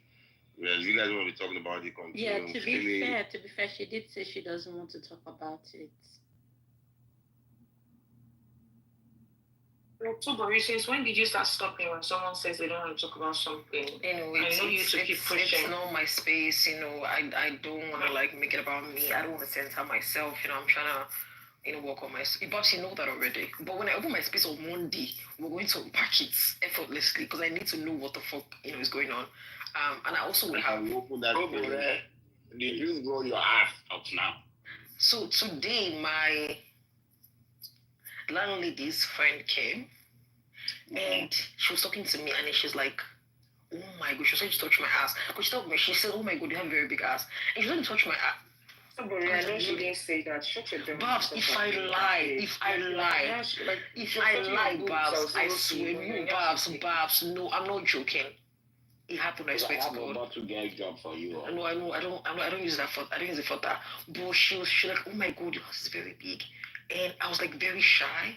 I don't know if when women are trying to talk to me or trying to be touchy with me, I'm always like very uncomfortable. And I also have another good news.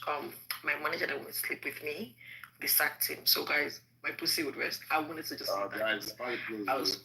Wow. Yeah, we're about to sleep. So. Why? Why do you want to pussy? Well, I mean, we're all gonna go sleep. Saying I'm lying is crazy. No, I don't want to hear some bullshit story about something that never happened. Saying I'm lying is crazy too. Oh my god. I swear to God. I don't want to hear some. I beg. Not only with say we come down go sleep. So, we don't have the fight. Anonymous and others, so they will replay it. Wait, which anonymous? Wait, what happened? It was crazy. Anonymous said I packed her out, by the way. I'm sorry, Babs, but wait, another baby? Yeah, she packed out. Oh my god, Anonymous. And she looked for trouble, to be fair, but she still packed her out. Ada got very emotional. The other Ada got emotional. The other in Canada was like obviously always like well behaved. Like she coordinates herself very well. It's so beautiful to watch. But that was like all over the place. And then which of the Adas won? Because you said Ada, Kitty. Which of the Adas? Because they're both Adas. Yeah, Kiki the cat. Who won? Which Ada won?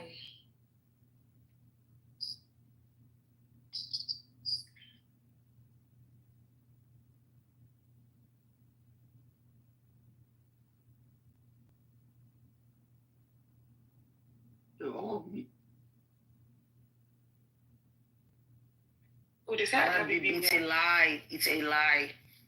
Can you guys stop? I like Ada baby. I like Ada baby. Everyone knows that, but I'm not gonna lie. You know, the person that shouts the most. Everybody said Ada baby. Look how, at it. guys. Ha. Are you serious? Okay, who had punchlines? And they said Ada baby got us all hard and wet. See now. No, the person that had punchlines, that when that person said something, people like, oh my god, that's how you know you win battles. Not by shouting, guys. Not by yelling. During battles, I listen to the bars. The bars, I'm telling you, she had like 4 bars. Like she said something about like, let me not say it again.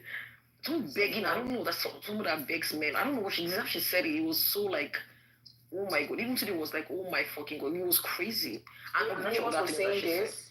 Yeah, that begs. I don't know whether she was saying men or money. I'm not sure. He said that baby packed Caucasian at that up. See now. I need to read this because what's changing? Oh God. I'm sure Marvelous has it too. Wait for Archie's to go. He's gonna have to play that. Anyways, I'm going to sleep because my neck is paining me.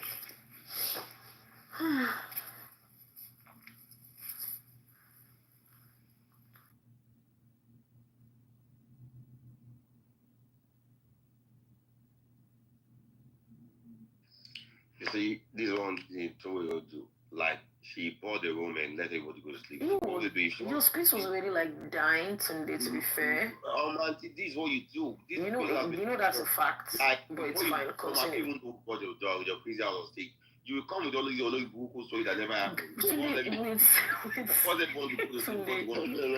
Today, where would I lie about these things? Think about it for 1 second. Okay, let's all swear.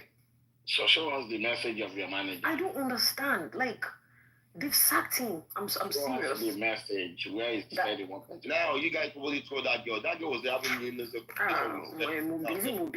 don't know. Ambassador, I don't know your name. I'm sorry. Definitely now you're made Lade left. This baby, delusional have left. Like, we having productive conversation. Delusional, Steffi, and like. I came up to talk to Lade though, and Lade was talking. No, one guy, we actually having something meaningful. You guys just bought like. Yes, talking about man, woman, though, today. Like nobody cares about who pays and who has money though. The way you told me how I get my pedicure done, and I was even gonna ask them, do they like on their man paint their nails white or black? Can you imagine? So how the fuck is that interesting though? I was trying to talk to Lade and you guys made her leave and you're saying it's interesting that your story, they want to fuck you but they get fired. Like how does that? Why would I lie, guys? The thing is, why would am I a lunatic? Think about that. I'm not joking. It's like a movie, but Abatawala, I swear that fucking happened. But it's fine. The message where he said, "I want to fuck you." Did they say it to your face or he tested you out?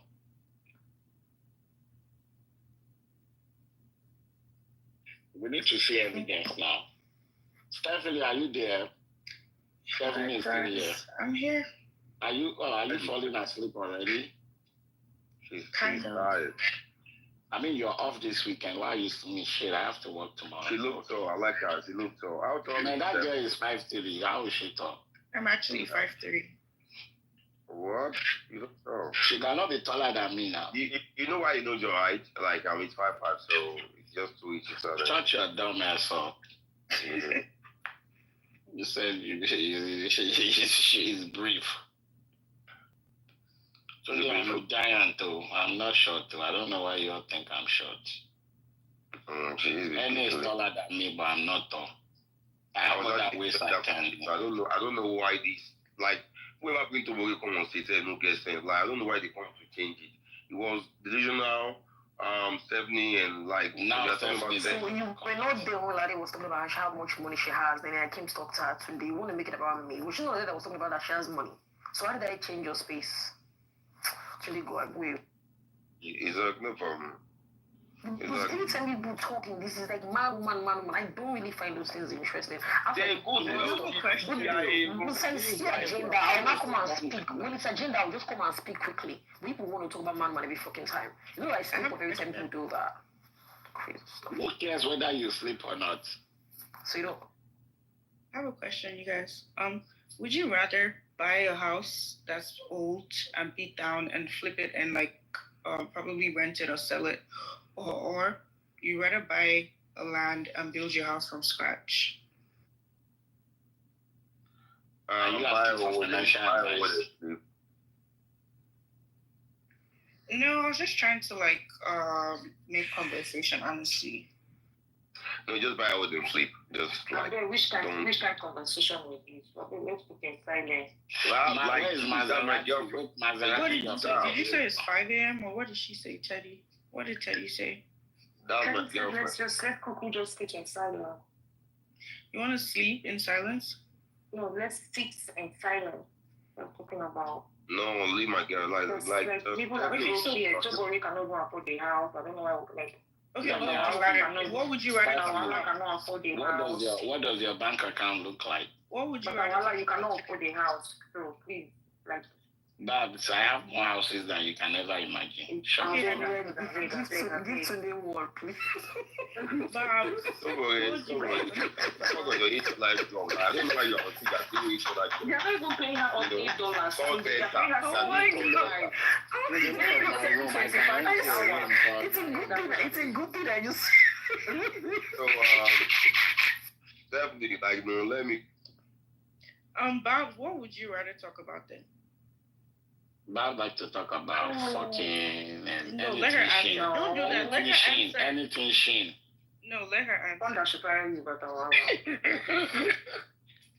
okay, well, for real, Bob, what would you rather talk about? What do you find interesting? Wait, I'm not even knowing who is talking. Who is talking? This is Stephanie.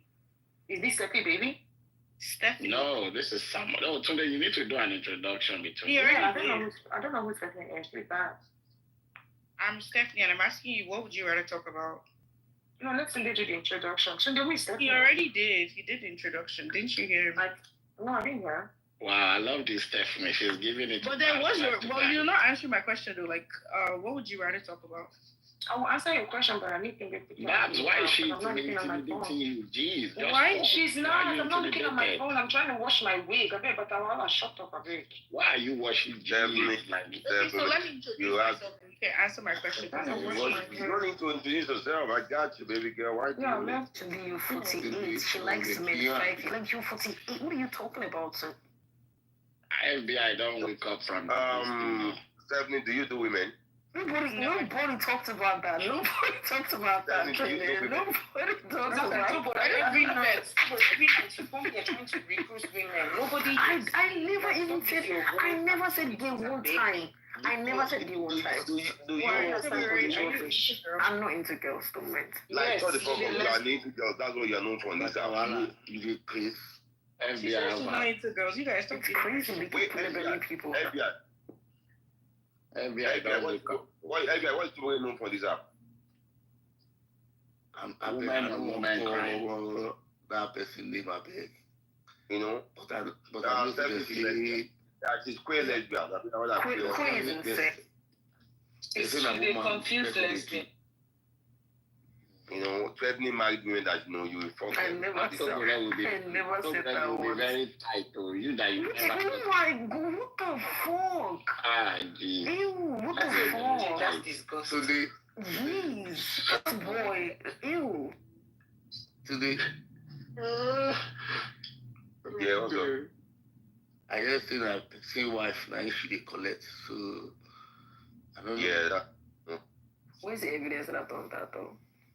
Stephanie, are you into women too? Are you a Christian? So I know you won't do that kind of thing. No, I'm not into women. Yeah. You can tell this girl is raised by good parents, good Christian parents. She's a good Christian. What church do you go to? Which one? I go to one community. Oh, yeah, that's my church. Oh, really? Who's the pastor? Pastor Toby Adekoya. The one in the DMV is the one I go to. The DMV branch. The pastor is not Nigerian, don't worry. Not the one you go. Jeez, I'm talking about our location here. Babe, it's an American church through. There's no Nigerian pastor. Wait, you just call him babe? Yeah, I did. He will pay tonight, so he will come. He's not used to that, so. You go pay.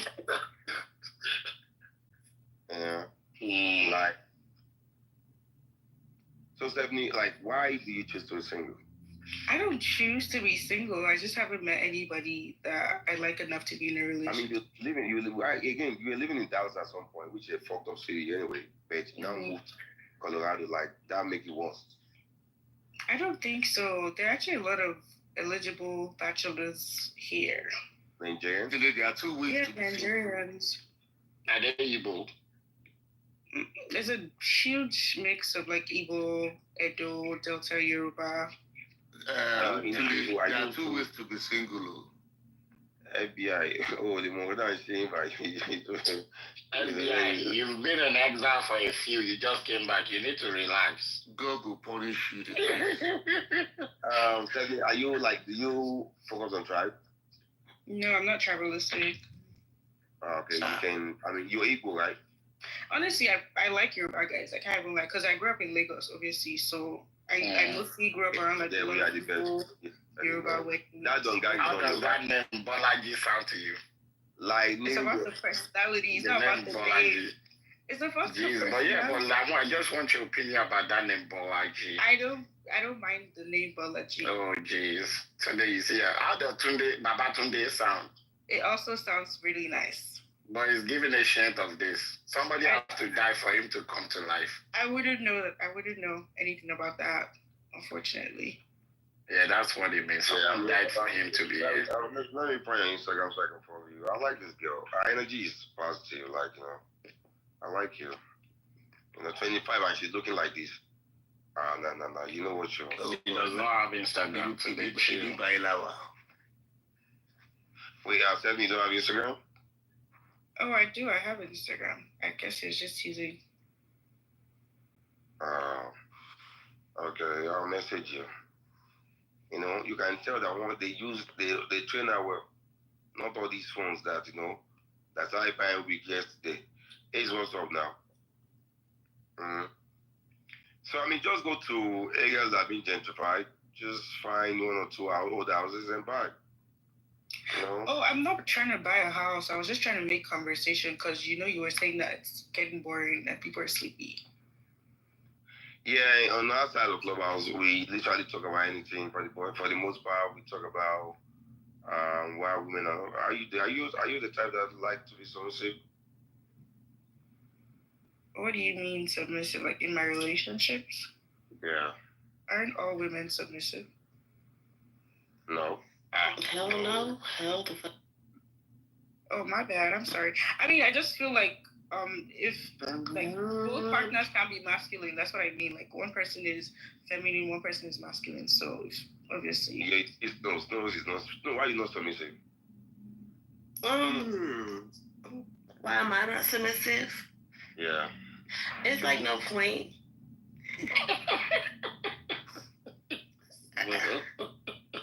No, do you want to be a wife one day at all? For what?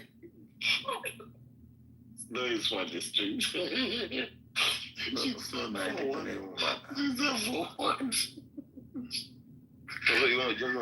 to be a big mama for the rest of your life? I mean, I'm the mother of my kids. Like, what's the difference? No, don't mind anymore. You don't want to be cooking for your man at home and. What the hell? Why can't her man cook for her? She's. Do you get it? What the hell? Like, she wants to marry the children. Why can't her man cook for her? So you or Stephanie want a man to cook for you? Of course. Why not? Of course, we like to be spoiled too. It's not only about you receiving. We give and receive over here. Stephanie, what's your love language? Your major one. I'm 3. Acts of receiving. Act of service, you mean? Oh, no. Well, it's supposed to be funny. I saw this one. You like money. You like money. You acted like when you I was actually going to start saying. You want the man that will be fucking and giving acts you. of receiving physical cash, funds of transfer. Oh my girl, that give me some I don't believe this guy living there. You sound like you grew up in my Gogo. I grew up in where? My Gogo, yeah, that's true. Close to Mega. Way back for. You're funny. What about him? They say 150 shots for audience. So. Oh, yeah, go. Who is that? Is that your luck? No, he's not talking about me, dear. I said give us top 3 and you my love. I told you my top 3. What do you mean? I said you said physical transfer. What the hell is physical? No, physical cash and I've told you not. You mean physical touch? No, physical cash. What the fuck? Nigerian women will change everything to fit their narratives, man. It's crazy. Everything is not about narratives. Y'all learned a new word. No, funny enough, everyone should actually, change everything to suit their narrative because it's your life, it's your opinion. So, Stephanie, what do you bring to the table? Oh, here we go with this bullshit. What do you mean? I steal the table and I run and I sell it and I take it. Which table where don't get leg? Oh, okay. So your table doesn't have legs? I mean, you say you're the table, but I'm not saying the leg. I didn't say I'm the table. I said I steal the table, I sell it, and I eat the money. That's what I said. Oh. Yeah, well, for those of you interested, she told you all, so. What about you? What do you bring to the table? Pot belly. Oh, nice. Yeah. You rub it. Who's going to do that? And my big toe. I like to do. That's fact, though. I like to be pampered. I'm not gonna lie. I like when my girl do facial on my face. Do you also do facial on your face? Show them the facial. I'll take her to a spa. I don't know how to do it because my hands are very, it's very. Okay, so how do you show your woman affection? Like aside from obviously dates, gifts, and stuff. Like how do you actually? Well, my woman are spoiled. I'm not even gonna lie. Yeah, but Uncle BJ has a trick. How? He's a trick. Don't worry. I don't need to say that.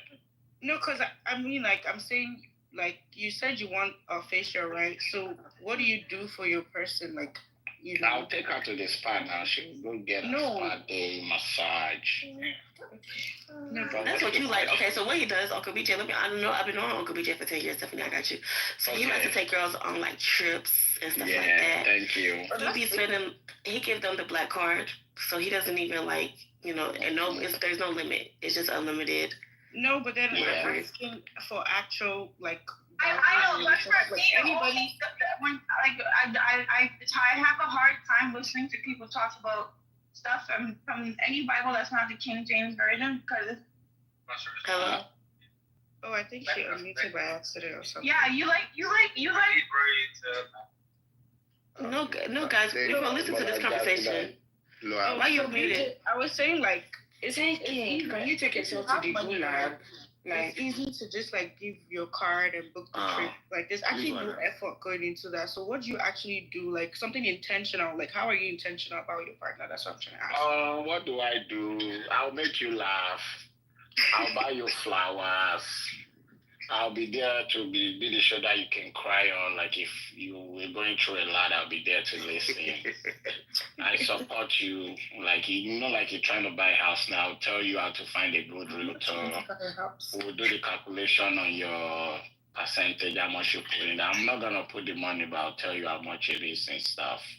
But there's a lot of value that comes with me for real. I'm not even gonna lie. Okay, that's nice. Yeah, I come with a lot of value. Okay. Yeah, this some bullshit, lying ass nigga. Shut the fuck up with your short ass. You 4'11". Me and you are the same height. Hell to the fucking no. How for now? I'm into a 5'5" man. And you are 4'11". How are they the same?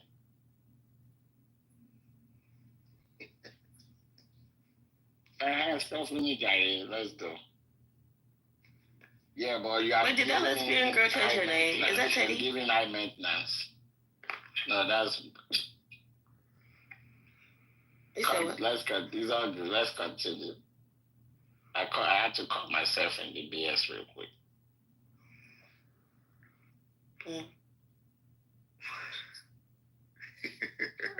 Not Queen Diva saying that's not. What is intentional? I should cut my head and cook it for her to know I'm intentional. Hey, baby. How are you? Let me pursue it to start picking a cry for him. That's how my niece called me the other day. Boy, what the hell are you talking about? Oh. She said, a castle. A castle. That's cute. He can talk. He only talks to his grandpa though, but he can really talk. How old is he now? He's 1. Oh wow. 1 year. Wow. Yeah, he be having full conversations with his grandpa. Be like, hi, grandpa. Snow PTR, look at my cute nieces. They all cute there.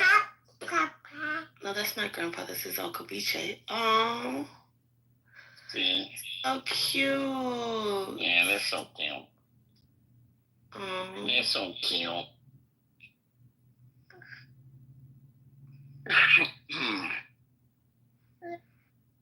A bouquet on Uncle Jerrington.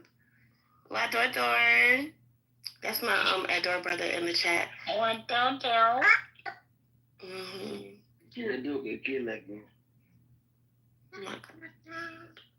Sunday, it's 2 a.m. I need to. Y'all don't do like mental health checks before y'all let people on the stage. No. Like you say. I think when you try like a social worker or a therapist or something to help with that. Like a psychologist or something. Yeah, I agree. Wait, is Lada in the chat? I think she left. I really don't leave her. I do agree with you. They don't cast down. She left. We just she'll come back. That's our girl. One canonical. So, what's the itinerary for tonight? Me, I'm off tonight, so I'm gonna try to sleep because I have to be up by 8 to go to the gym. Stop lying. You don't work out. Which gym you go? You Chris? I swear, he's such a liar. The only thing that is not going down is my belly. But I'm seeing improvement in every other places. Like I last longer now. I used to do 5 minutes. Now I'm doing 5. So who are you knocking up, BJ? No, you don't wanna know. You know my taste now. No. This guy is too away from obesity. Don't mind. Away from you. No, he's already obese. You'll be too away from obesity. No, to be fair, everybody is pretty much obese. Like, you're already obese. Yeah, he's 2 burgers away from obesity. Don't mind. Everybody's already obese. Do you know the average, how much the average person at his height is supposed to weigh?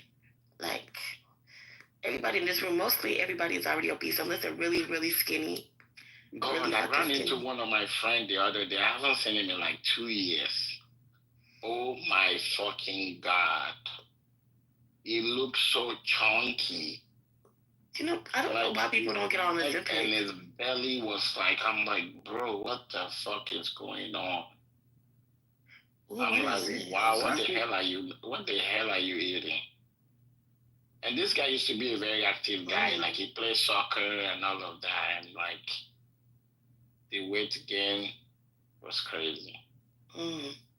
Maybe depression. Because I noticed like a lot of niggas, when they're depressed, they start getting fat, black, ugly, and uncomfortable. How do you know you are even depressed? Because me, I don't think I've ever been depressed before.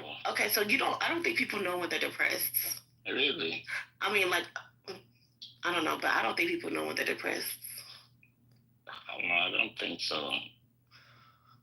Yeah, but I don't know, Uncle BJ, you don't give depressed vibes. But like this one uncle, he wouldn't leave his room. Like, he was just in his room for days. He was just getting weight in that room. I don't know. Like, you just don't want to leave the house. You don't want to take care of yourself. Like, you know. depression. Don't be picking up the phone for humans. Like avoid all kind of human contacts. I was feeling bad for the person at the time, but then But after sometimes it's like they can't seem to get out of it. Like no matter how you try to help them, it's like they're just stuck there and they don't want to get out. And the you person as is their quite friend, comfortable. sometimes you just have to leave them alone because it's like you're trying to help, but they act like they don't need the help. And the next thing you hear is, oh, they are dead, and then you're like, wow. Yeah. Oh, well, that's crazy. The person is comfortable, but the only thing I don't like about that suicide shit that they do. How is the person comfortable? The person is comfortable for like a lot of people because they don't have to worry about doing nothing. Like they just zoned out. They just don't. Yeah, it's comfortable. Like you pretty much don't have to worry about doing nothing. Like. So that's why you say it's comfortable. Mhm. They barely wash their ass. Like Jesus Christ, it's love. Give me this girl. No, where are you from? Where are you from? I'm a Ghanaian. Are you really? Yeah. Can you PTR a picture of your backside? My backside. Like your back view? No. We don't do that in Ghana. Yes, y'all do. No. You don't look at my ass. No, we don't do that in Ghana.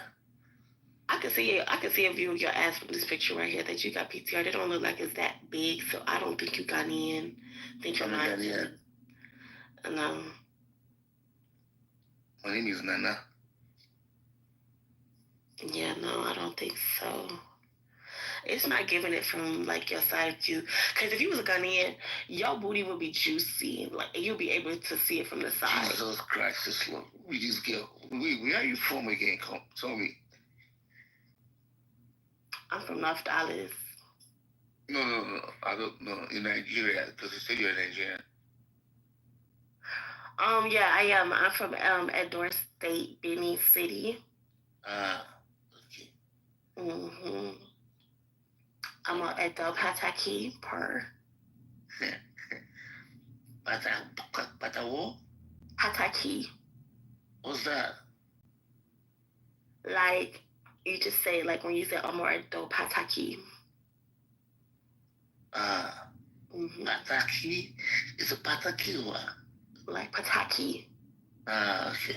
You see, you Nigerians, I don't like you guys. Mm-hmm. Anyways, I don't like you guys. You guys can lie. You see, we in Ghana, we have all our shit together, you know? This is the worst Ghanaian accent I've ever heard. Because, like, one of my best friends is Ghanaian. So I've heard real good Ghana accents. Yours is like the one they found off Timu. I didn't grow up in Ghana. That's the problem. I didn't grow up in Ghana. You didn't have to grow up in Ghana. I didn't grow up in Ghana. To have the accent. My dad is a pastor, you know. Pastor. Yeah. You can't even you can't fake it. You're not doing it good. I am. They gave us to me in Gambia, so we went to Ghana, and then we went to Nigeria, and then we came back to Ghana.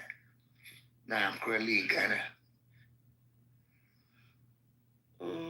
Charlie, to say, where? Let's see how you're back. Charlie, what's up? Welcome. FBI, how are you? Maybe that Mike. What's up? How you doing? She was a fairy. Brother, what's happening, my G? She was a fairy. Mike, so now you the king Stephen is a private. Mike, you only have one G. Stop doing. Who's doing that?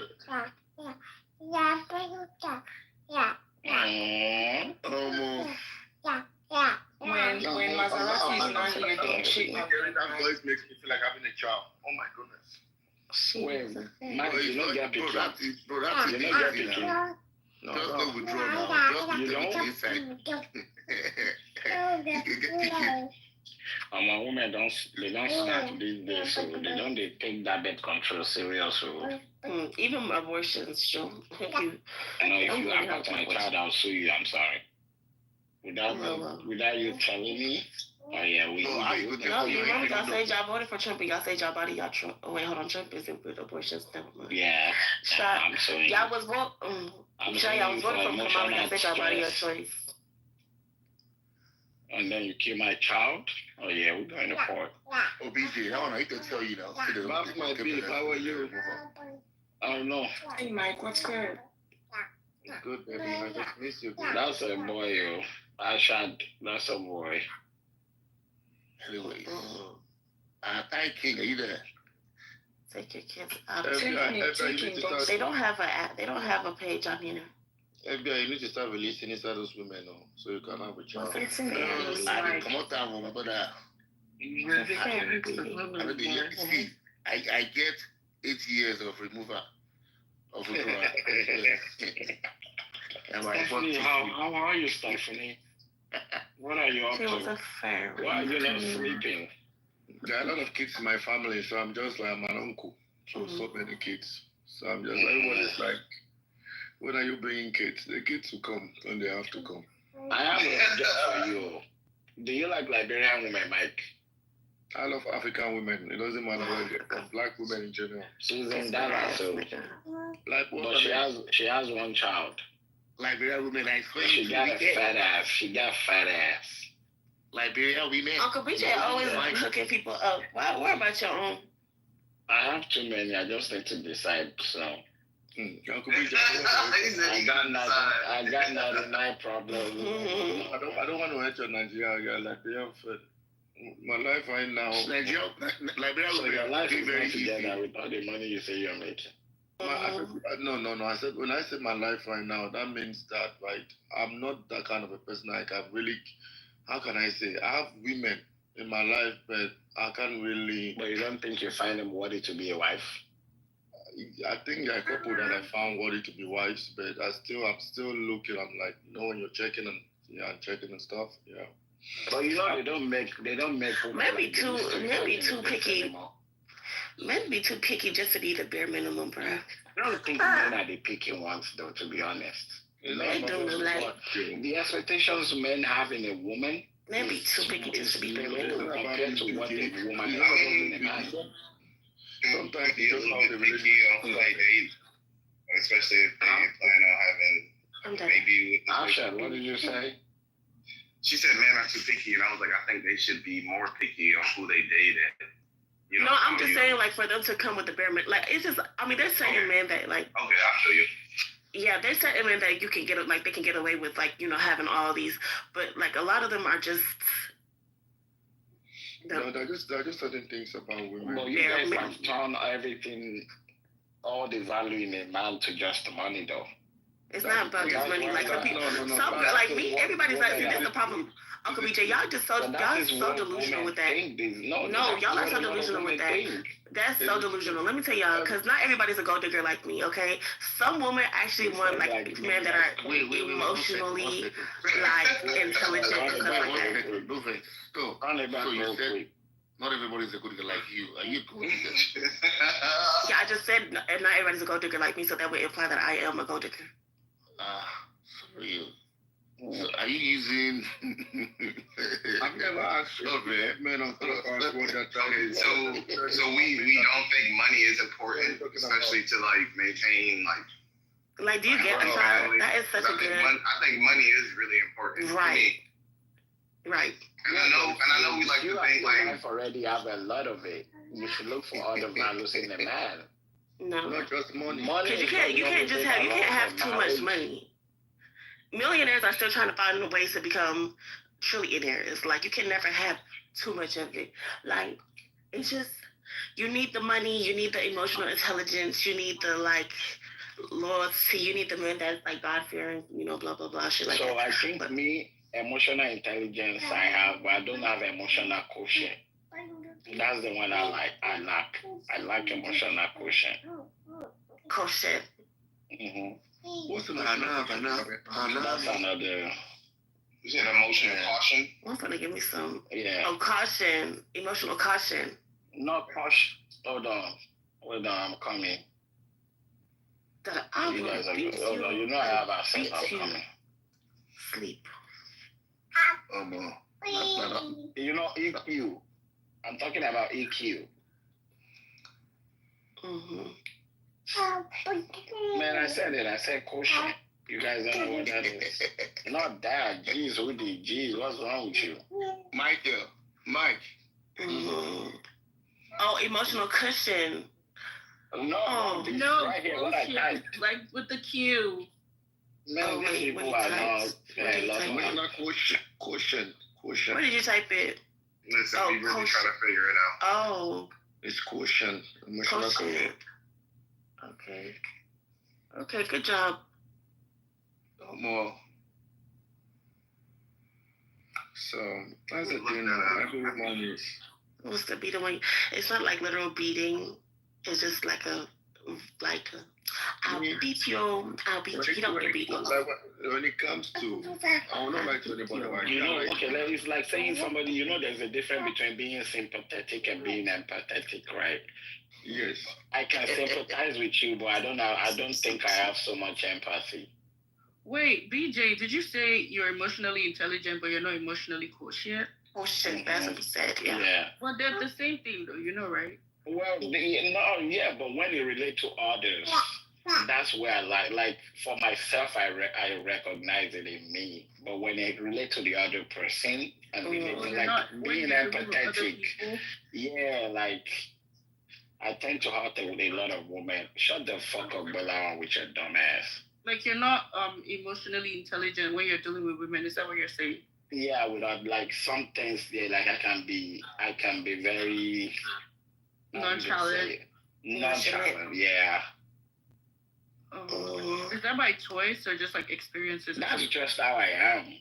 And I think experience too, I'm not gonna lie. Like the way I grew up kind of like shaped me to be a certain person.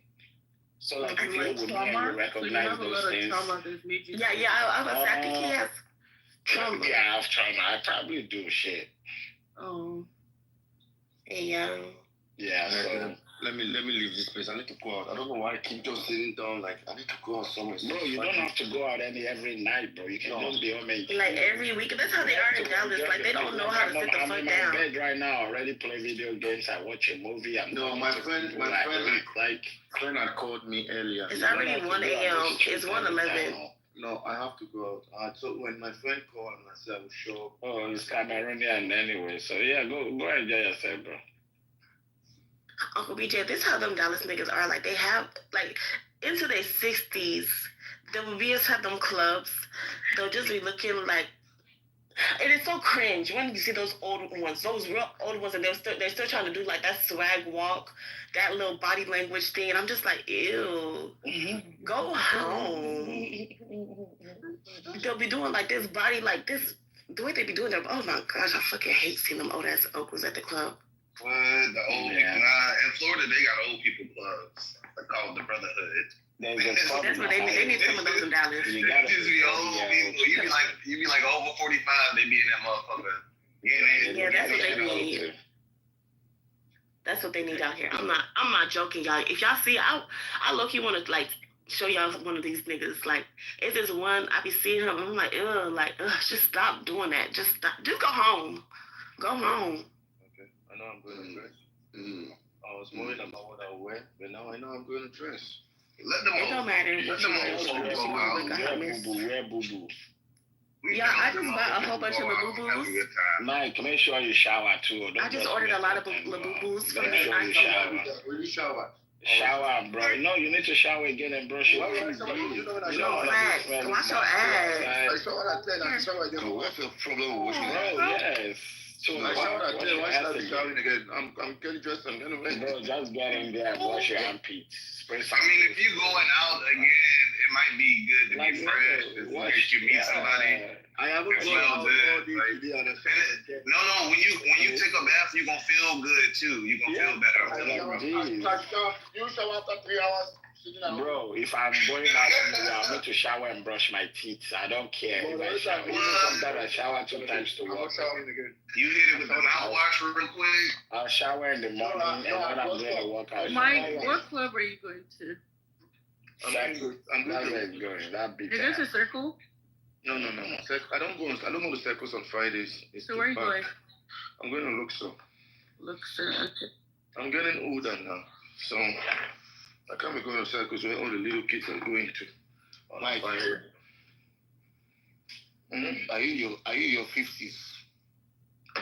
I'm my 30s. Imagine saying you're getting older. You're already older. Like, you're already older. Mike, you are a foolish boy. Who's calling me foolish? FBI. FBI, nah, no doubt about it. Ashad, are you African? I'm still like, I don't like it. Anonymous, how are you? Are you back? No, I'm not. No, I'm not African. Yeah, you there? I didn't even Are you know not if I was- African? I didn't know if I was disrupting y'all's space. That's why I was like, should I leave? Because I feel like. Oh no. You good? You good? Ashad. No, I'm trying to get to know you. Sometimes All it right, can y'all, be rowdy. I'll fuck with y'all. You know? Yeah. Sometimes it can be rowdy, but we get a message along. We all Who's go. that? Who is saying my name? It's Mike. Which sports do you go to? Oh my gosh, Ashad. So, how old are you? I'm No, 31. like Mike. 31. 31. Oh, I just turned 30 yesterday. Oh, that's true. How do you feel? 30 is different though, right? Do you feel different about I yourself? do. I feel so mature now. Like I don't get into into it with people no more. I don't do bad sports. I don't do back and forth with nobody. Like I turn the cheek. I send people's names to the Babalawo if they bother me, and that's it. Like I just handle stuff so much differently now. That's good to know. That's good. The 30s. Everything I say about the 30s is true. I'm telling you. Did that piercing that's right there on your nose right there, did that hurt?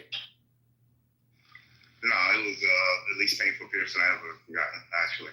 Does it go through it don't go through the bone, it just go through your fat, right? No, it just goes to the skin. Oh. Wow. Yeah, So are you bisexual? Yes. Oh. What city do you live in? I'm from Florida, but I live in Texas right now. What part of Texas? I'm in San Antonio. Oh, okay. Did that flood affect you? I mean, not in San Antonio, but I mean, we in Texas, so yeah, it was pretty devastating. Oh my gosh. I'm in Texas right now. People died from it. Yeah. And they still have people missing. Like it's pretty bad.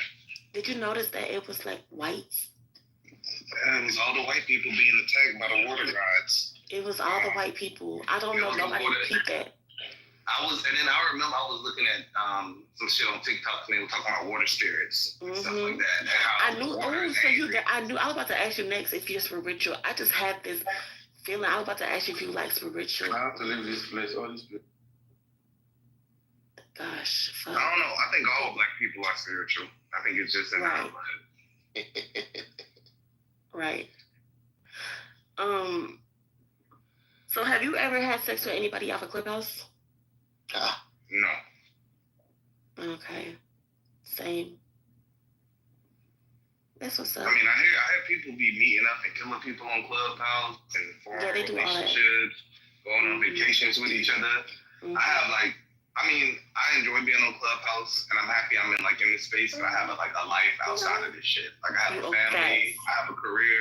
I'm happy in my real life, so I don't know. People, I use this. I like to talk to people sometimes, especially because I'm a single man right now, so I like to get on there and talk my shit and talk. But I think people take this shit too seriously and they get too emotionally involved. Yeah, I agree. I do agree with that. Yeah.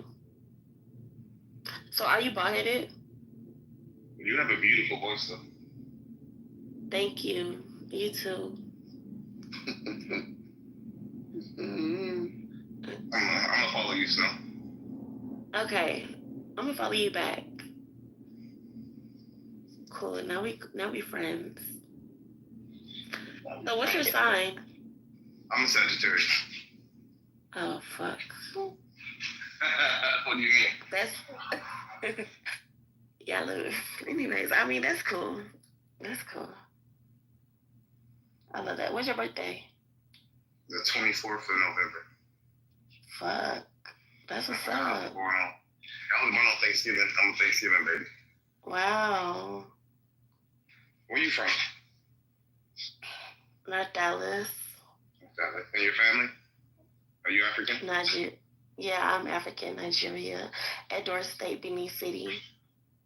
Beautiful. My aunt, her husband is Nigerian. I'm not too sure where he's from in Nigeria, but he's Nigerian. Oh, he cool, right? Yeah, he alright. We done beat her ass a few times, but he alright. They done got over Oh, you beat his ass a few times? Nah, she done said he done beat her ass a few times. Oh, he beat her out. He might be nearby. Yeah, Do they that. had a very tumultuous relationship, and him and my mom got into it at one point, and my mom hit him in the face with a beer bottle or a wine bottle or some shit and knocked his teeth out, and he went back home and came back, and now they married. They seem like they're a little bit stable now, but ain't none of my business. That's crazy. Yeah. He probably Yoruba.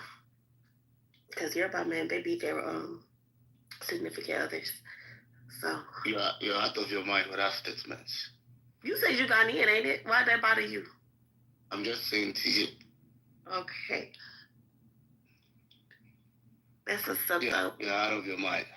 No, this is true. But That's why you have a lot of problems. I love that for you. Would you ever date like a Nigerian man? No. Oh yeah, me neither. I mean, it's actually respect for you and your people, actually, and it's African man as well, because I already know how they feel about people like me, and I want to respect other people's spaces as well. And I never want to come in somebody's household or home, and I just have respect for people's religion and their spaces. So I just stay away from that. So this new era, like our parents' era, they I don't know. This new era, they more open, okay? Like this new era, they really, yeah, they way more open. They open to like a whole lot of new things. So like you might go to another side of Clubhouse, and that side has like a lot of like men that also deal with men as well, in the Nigerian community.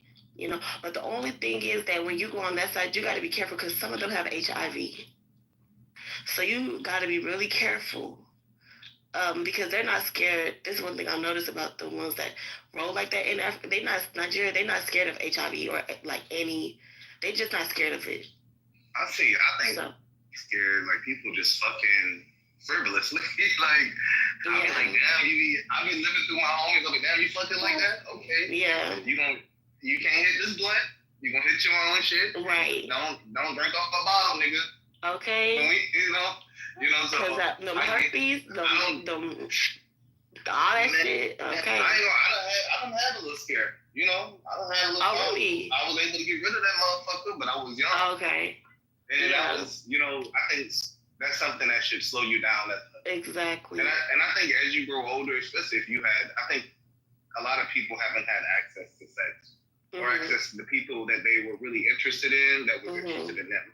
So when you become older, you blow up, you get out there, but it's not what it seems. Like, this shit ain't, man, I think people should focus on just being alone. It's okay to be by yourself and figure out yourself. Exactly. And it's all right not to have sex, too. Like, it's not everything.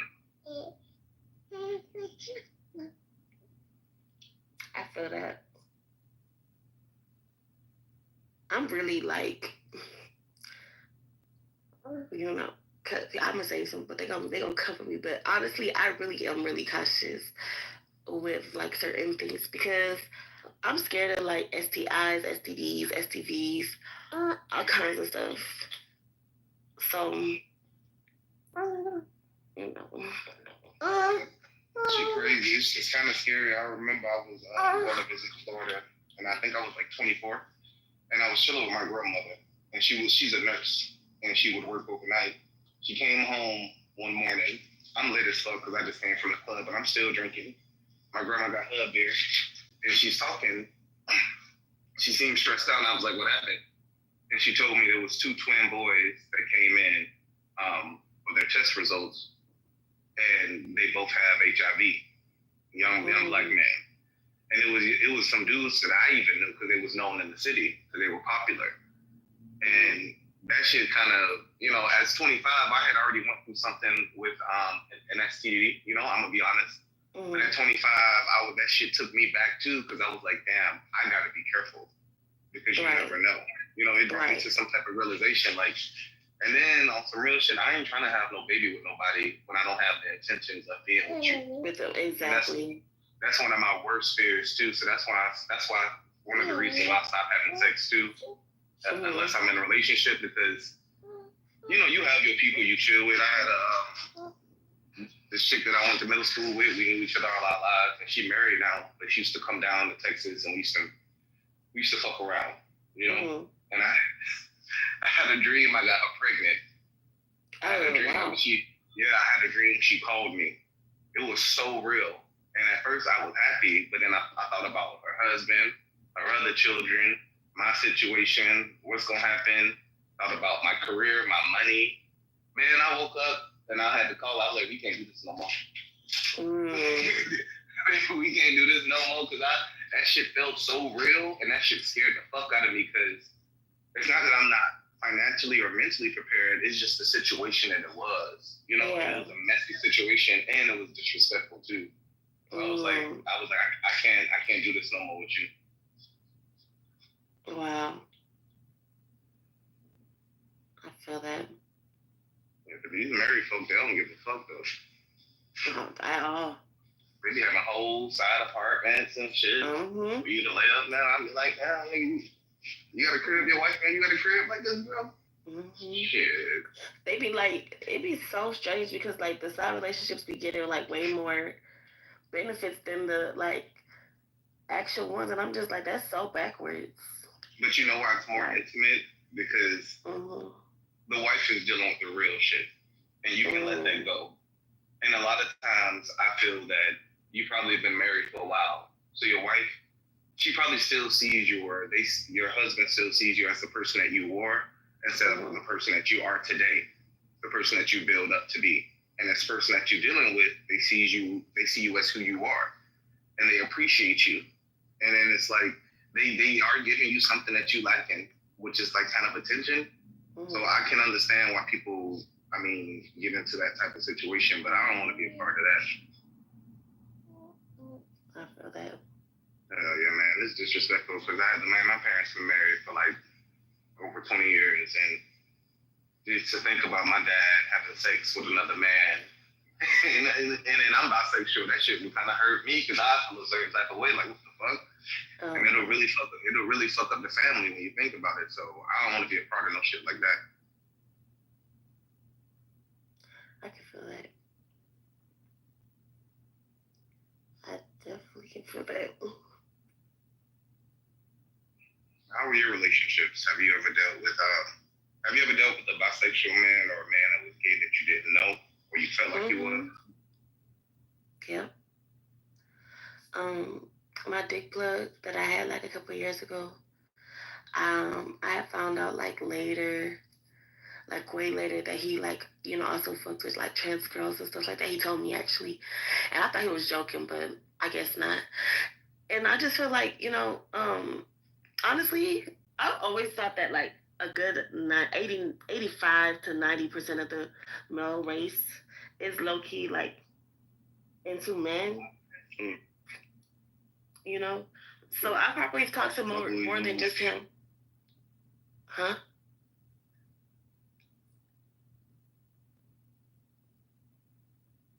Yeah, I hate to agree with that too, but from my experience, I think a lot of people are just obsessed with sex, and then a lot of men are sex driven, and a lot of men like things that are pretty.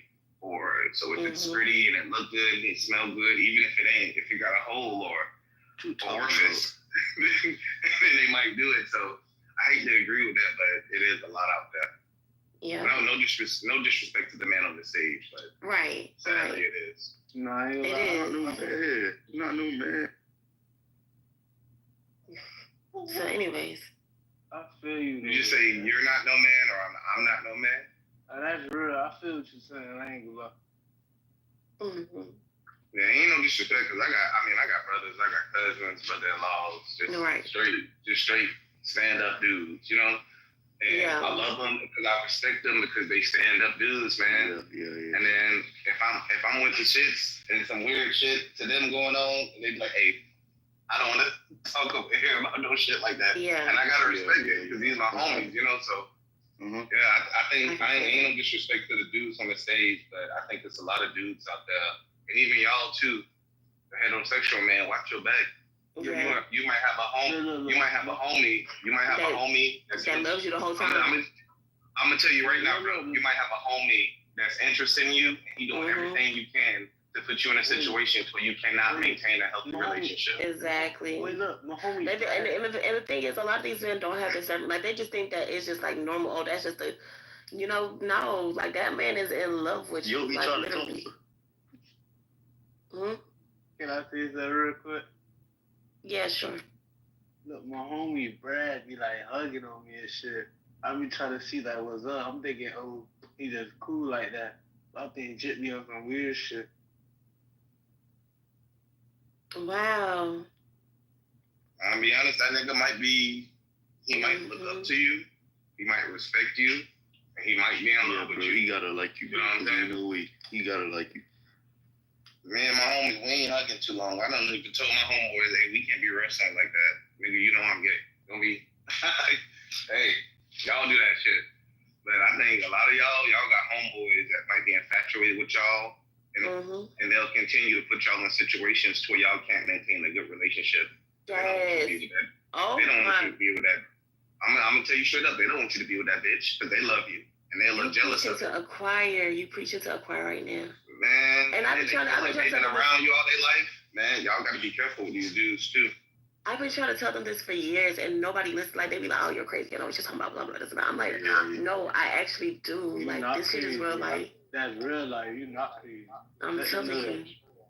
Like, niggas don't be hating. These niggas don't be hating. These niggas be beefing and killing each other. That nigga got mad at you. You don't know why that nigga. You don't know why that nigga that mad at you. That nigga was that mad at you because that nigga gay. He really liked you. So he want to shoot the shit up. He want to really beef with you. And you don't even know where the energy, you don't even really know where the energy comes from. He was real cool. You know what I'm saying? Y'all got to pay attention to shit like that.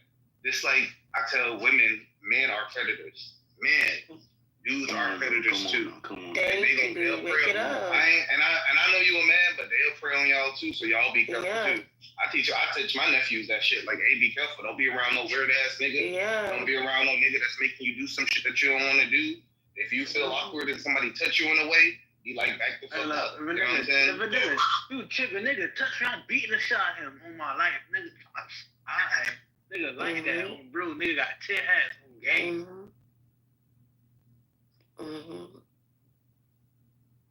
He can see. He got a really nice imagination. But yeah. I see what you talking about because I went through that same thing. Yeah, man. In college, I remember entering college, and it was girls who graduated early who had late or early birthdays, whatever you call it, 17. Grown ass niggas, 24, getting at them, praying on them. These 17-year-olds, fucking 20, 23-year-olds. Oh God. And then when I was 15, I used to date this 25-year-old. Man, I feel like in school it was a different environment because it was great. I was 12 dating like a 21-year-old, some shit like that. That's illegal. It's not too late to sue. She was the first too. She was touching on me. I don't want to sue because I actually liked it. Wouldn't you know a lot of young boys had that experience? But I feel like they validate it because they be like, oh, that's what a man's supposed to do. And they kind of fuck up their head inside because even if you were straight, you know you straight. you were still violated by a grown woman. You know what I'm saying? Wait, can I And a lot of ask times, what's wrong with the name? Like, why the name is that? Like, Man jerking off the woman voice on CH. Look at wicked. I'm on some nigga time. I'm looking for a cheat for real. That's why I'm in this shit. Where the hoes at?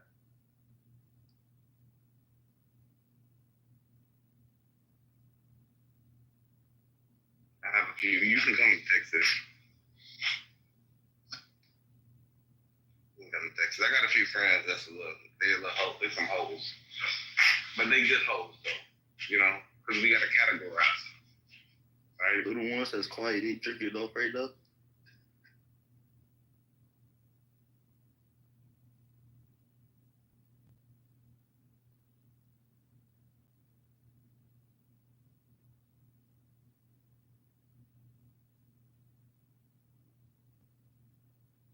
Ashad, I'm not even gonna lie, I'm getting sleepy.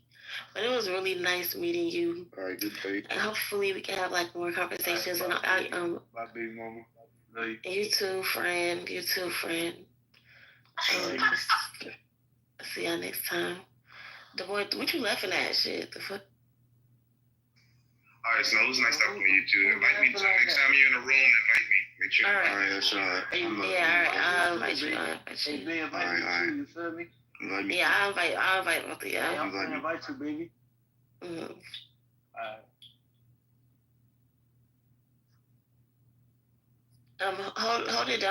Hold it down for me. All right, guys.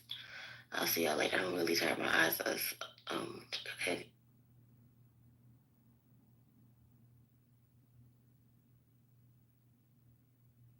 Gay niggas is winning. I'm just playing. I'm fucking with y'all.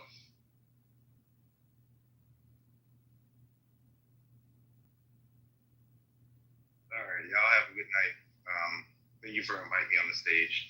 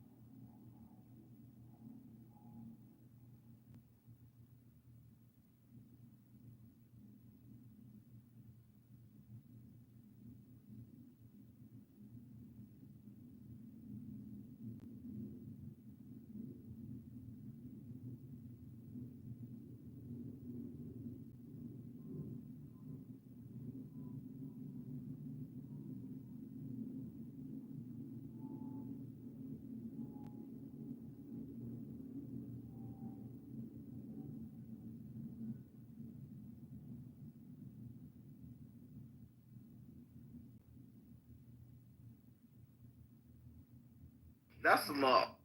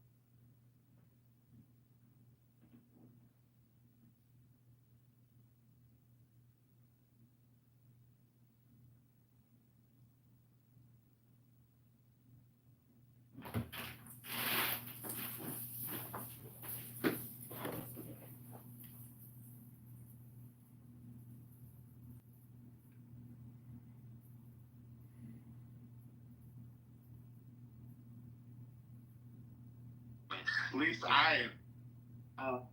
for good meat, it's for good for dinner. I don't know how they eat these things, man. This is why you won't find any wild dogs on the streets of China. Yeah, that's true. I did not see any wild dogs from the law. But they'll say to you, you're killing a goat, you're killing a lamb, you're killing a chicken. How come we can't eat a dog? Okay. I mean, yeah. I mean, who decides what animals we can eat and we can't? Really? I mean, like, aside from religiously, who decides that? Right? Who decides that? Yep. Was it you who told me that crocodile meat is halal or something? Yeah, according to the Maliki method. But you eat shrimp, right, Mina? I do, actually. Yeah. Okay. Yeah, do you? A lot of people eat. You don't? No, I don't. Okay. I only fish. Yeah. So a lot of what you call it? Is there any way you can ping honey in here, Mina, from yesterday? Oh God. Oh. I need to cook him, man, because he was an ISIS sympathizer. He was talking about how the Sharia should be changed. No, that's fine. No, but that's fine. But what I'm saying is, he wrote a message. He supports ISIS, and then I questioned him. Wait, he said no, they're not. They're not. Yeah, in the chat. That's what I'm saying. He said that anyone who follows Islam the right way is basically ISIS. It's basically ISIS. So I wanted to ask him, because when I called him out on it, I said, the ISIS or kuffar, whatever, because there's 37 scholars came out of Canada. They did takfir on it, right? And the guy literally, he's saying, no, you can't do takfir. I said, I can do it. I proved it. And I gave him an article. I gave him an article from Times of Israel. That's Israeli source. ISIS literally shot a rocket into Israel. For the first time in their stupid freaking life, ISIS sent an apology to Netanyahu. Right? Isn't that crazy? They never send an apology to any Muslim nations or any Muslims that they have butchered and slaughtered in the past. Only to Israeli government. Wow. That's crazy. But ISIS has murdered so many innocent Muslims and non-Muslims. It's crazy how this guy can think that authentic Islam is following ISIS. He's basically calling me. You working in heat like this, they don't want just dang on fruit. They'll have fruit, but they like where to be at, because you working on doing something. The people at the food bank, they we looking for fried chicken, steak. You know what I mean? I ain't saying eat like that. All I'm saying is if you do, I'll just tell you, shit doesn't stink. That's it. That ain't bad. Well, then that's not bad. That ain't bad. Yeah, that ain't bad. It's healthier. Okay, get rid of. Okay.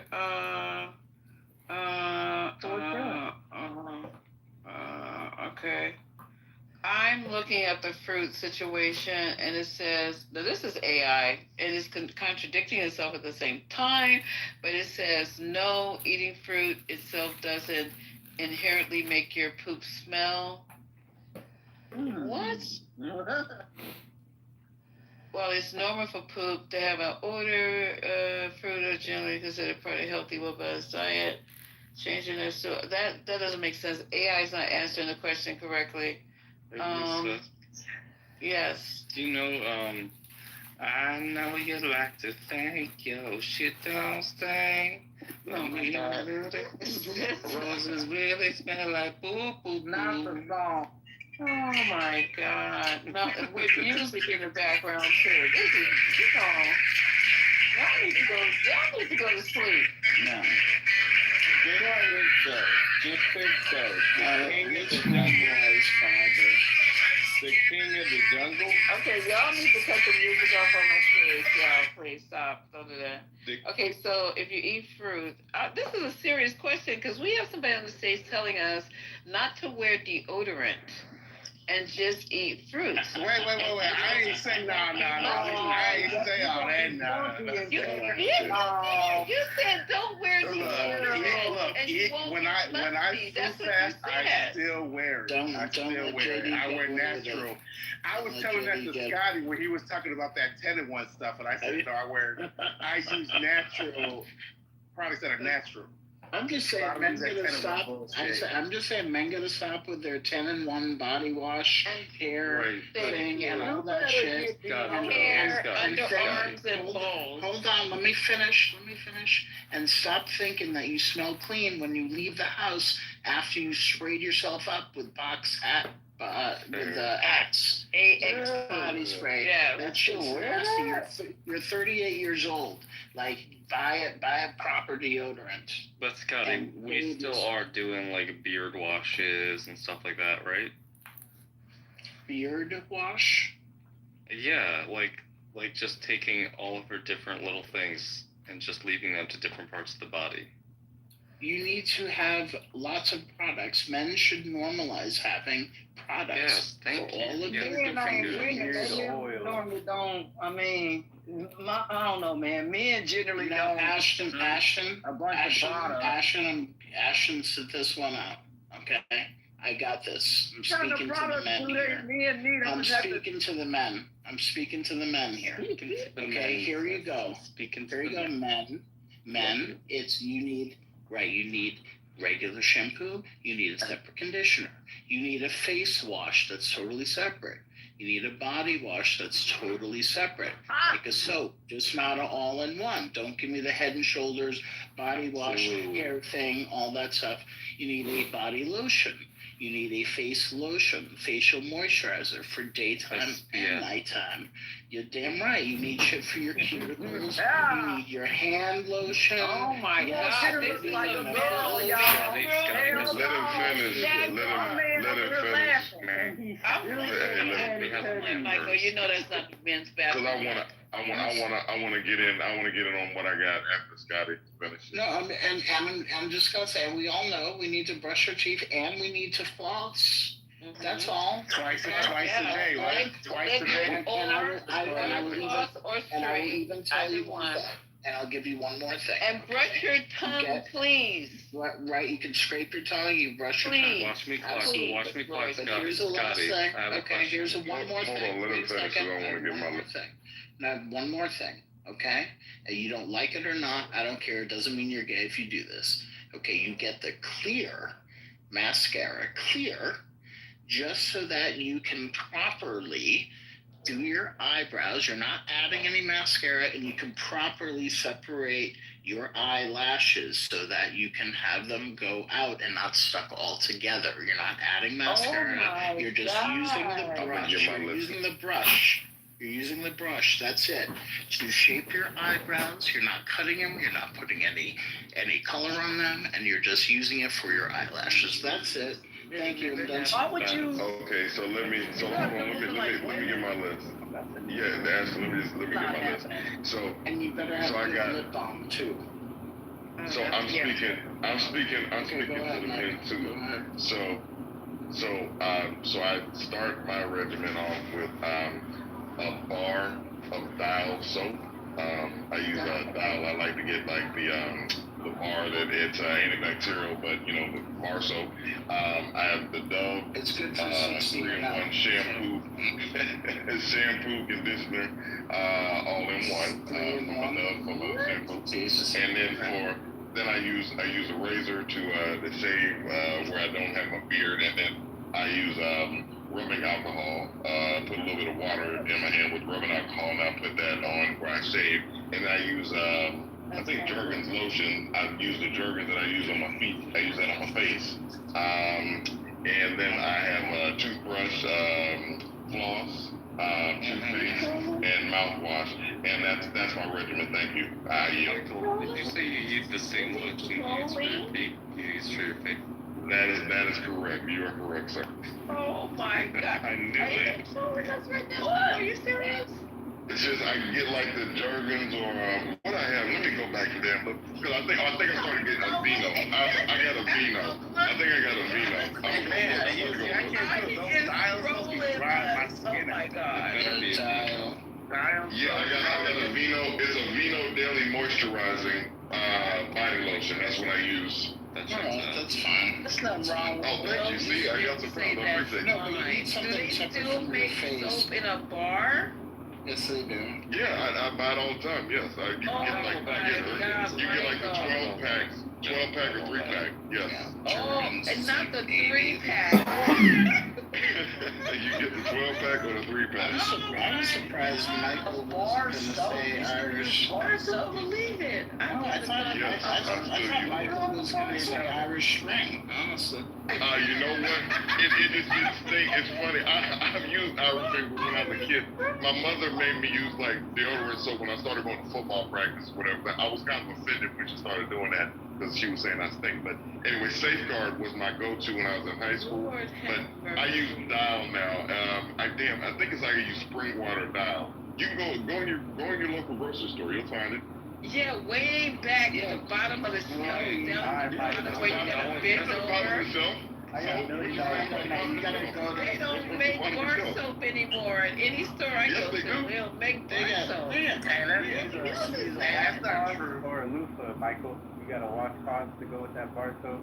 You So I don't use a washcloth. Oh, yeah. So I use the bar soap.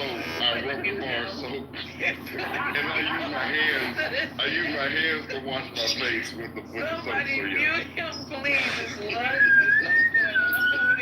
I know you got one. He sounds like my grandfather. It's like my grandfather who don't get out much, and then when he does get out, oh my God, are you serious, Michael? So I'm single, so it's funny. So like when I was a friend of mine who dated in college, I remember when I was No, Michael's trolling. Don't do that. No, I'm not. When I dated her, she had me like on his face. That's what I heard. You want to get a washcloth, Michael, okay? I have them. I just don't use them. But what I do for my face, like after I shave, I do use a washcloth to like wipe the shaving cream off my face. This is not good. This is not good.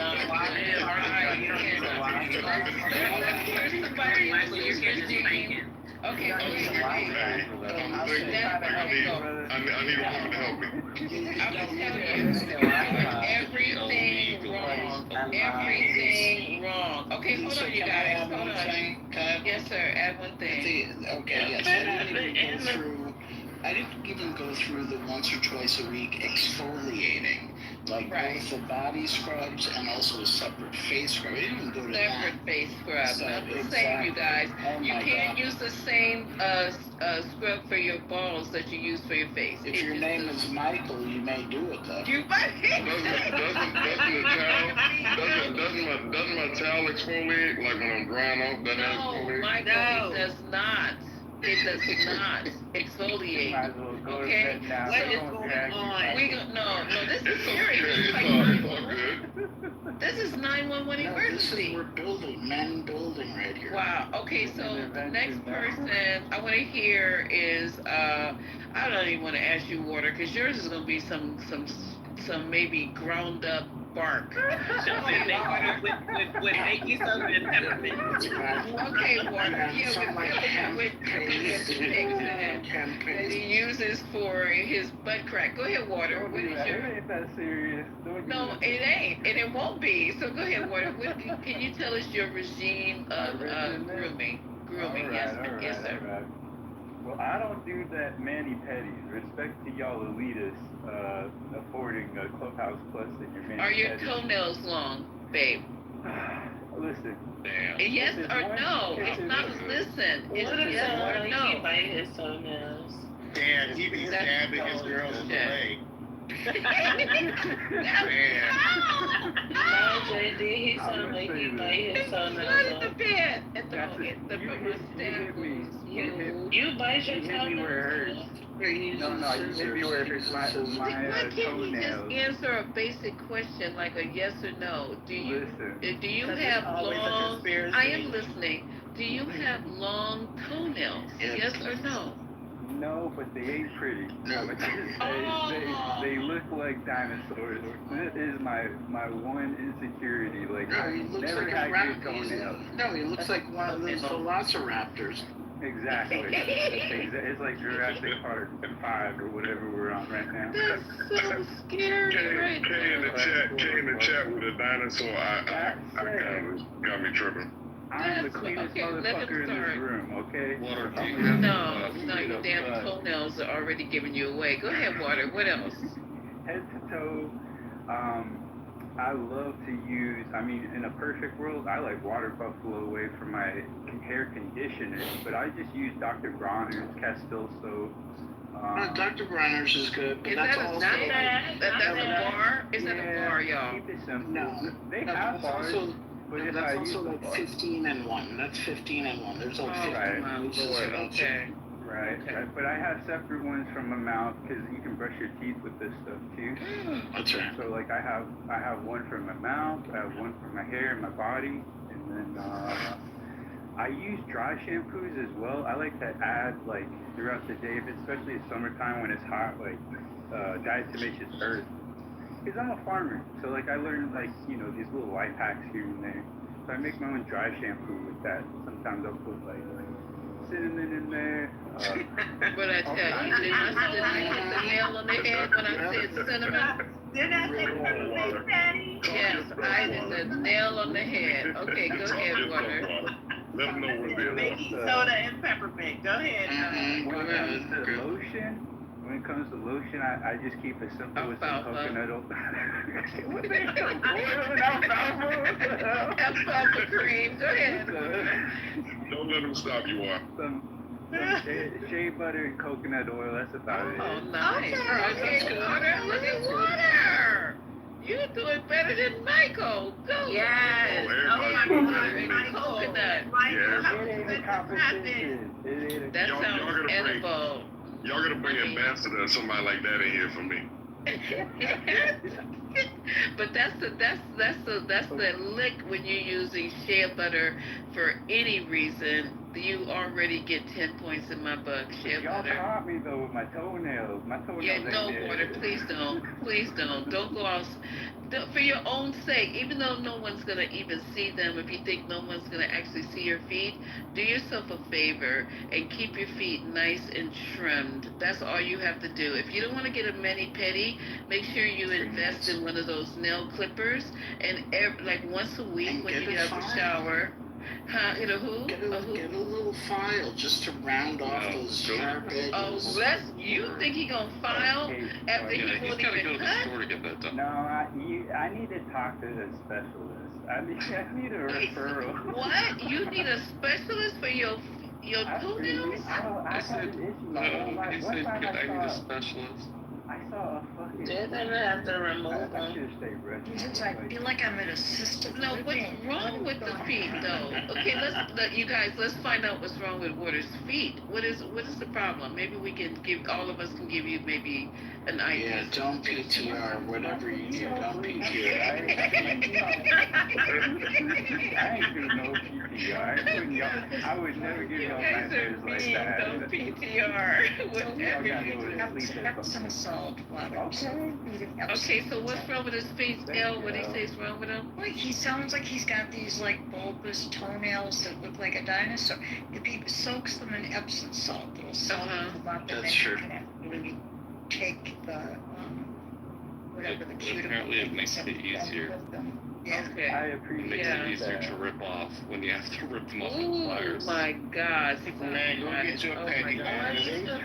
Go get a petty. Yeah, we're getting a petty. We're getting a petty. It started good Sunday. Looks And like my that's dad. it's very Can I disheartening. say something? Can I Okay, go ahead. Go ahead. Or you could go to the foot doctor and just get them to remove your toenails. No, Brogan, don't do that. They do that. I know, but don't do that. Don't do that. It's not that serious. Why would you do that? No, it might be that serious though, Lisa. It might be that serious. You think he needs to have his toenails removed? I mean, it's sometimes a fresh start is a great thing. Those are for older people that can't like bend over and reach their feet. No, it's not. Hey, fix it in the chat. Fix those tablets. I went to the doctor for an ingrown toenail when I was a kid, and this lady's like, "Yeah, we're just gonna cut it off. It ain't gonna grow back all funky and stuff." Like, all right. So then she chops off like half of it. Now half my toenail won't grow on one toe. So it's all motherfucking fucked up. Can clear off when I was a kid. Is it painful? No, everything's cool. My heels are clean, my soles are clean. It's just my toenails. Are they rusty though? Or do you have like a lot of? Send me some back channel picture. Yeah, send me a back channel. I'm doxing you by the feet, boy. I would never do that. I would never share your feet. I swear to God, I would never do it, boy. People probably love that somewhere in the world. He needs Nobody, to get like an LL. Nobody's looking at his feet and thinking sexy right now, okay? Here's a really fun fact. There's this really cool ritual in Judaism at the end of Shabbat where you do a service called Havdalah, which is about the separation between sort of the Shabbat and then back into the ordinary week. And Havdalah means separation, so it's a really cool kind of a ritual. And as part of the ritual, you have a candle lit, and you take your hand and you put it in front of the candle, and then you turn it. And what you're doing is you're looking at your fingernails. And the reason you do this is because our fingernails and our toenails are the only remnant we have of a protective shell around our body. I think that is so interesting. You gotta take care of it. You gotta take care of it. Yeah, you definitely I gotta just take think care of your that protective if I come on this app and if someone tells me really good information, and because unbeknownst to me, I have an issue with my motherfucking thumb, I would pray that people go, you need to get that shit removed. So I'm just saying, I'm praying for you, Water. Yeah, just get it removed. What it ain't that serious. That'll grow back when I was a kid. It's so easy. One of my toenails came off when I was a kid. Don't ask me how, but it came all the way off and it grew back. You don't need your toenails. They don't do nothing for you, Water. No more. Jesus Christ. And here comes GA. Thank God. Here comes GA. He's going to give you some lessons. Y'all need to listen to GA because, you know. So, okay, so now we did Water. We did Michael. We did Scotty. I think Dap is asleep. Okay, so we got Authentic. I don't want to hear Dap's regimen anyway, to be honest. Authentic? Okay, good. Okay, Authentic. If we still find Michael's submission to be unacceptable, what do we do? 100%. I'm gonna start back channeling Michael all the things that he should. No, I'm not kidding. Michael, because do you have a beard? First of all, he puts alcohol. Let me finish the sentence because Mike, that's the worst thing you can put on your skin is alcohol. I don't care what you're using it for. Is it alcohol to maybe reversal like aftershave? I think it's like aftershave. I just put it under cause I got a beard, so I shave under my chin, and then I shave my cheek area to just keep. But then I just put a little bit of alcohol and then water. I put a little water and I just rub it together and I rub it just like for the, like when I go to a barber shop, they put alcohol on. I'm like, oh, No. You go to the good barbershop because they can't afford the real shit. Okay, so what you can do, and I'm recommending it, is it for preventing razor bumps or what was it for? I guess I just did it because the barbershop did it. GA just told me to stop doing it, so I just, I don't know. Hey, tell me what I should be doing. Hey, Michael, why don't you get on electric shave, Michael? Let me finish. No, I have to use a razor because I got like my hair I'm black, so I got to use like a single blade. I use an old school razor, like a safety blade, because I can't use the other razors because my hair grows back. Michael, I use the same type of razor, Michael. Let me tell you what, I use a straight razor, have been since I've been shaving, just like my grandfather, a flip-out straight razor. Michael, they have products specifically for black men, specifically for your skin, specifically for your type of beard hair. Go to, I'm gonna say this real slow, man, go to the black people store. On the black section of the Walmart aisle or wherever you shop, they have black products for you. One comes in the green and black. They have a green and black box called Stop It Bump if you want to use that. And I'll say this and I'll shut my mic. Mike, the reason why you can't put alcohol in your face is because the way our skin is, it dries it out, which actually accelerates you getting ingrown hairs.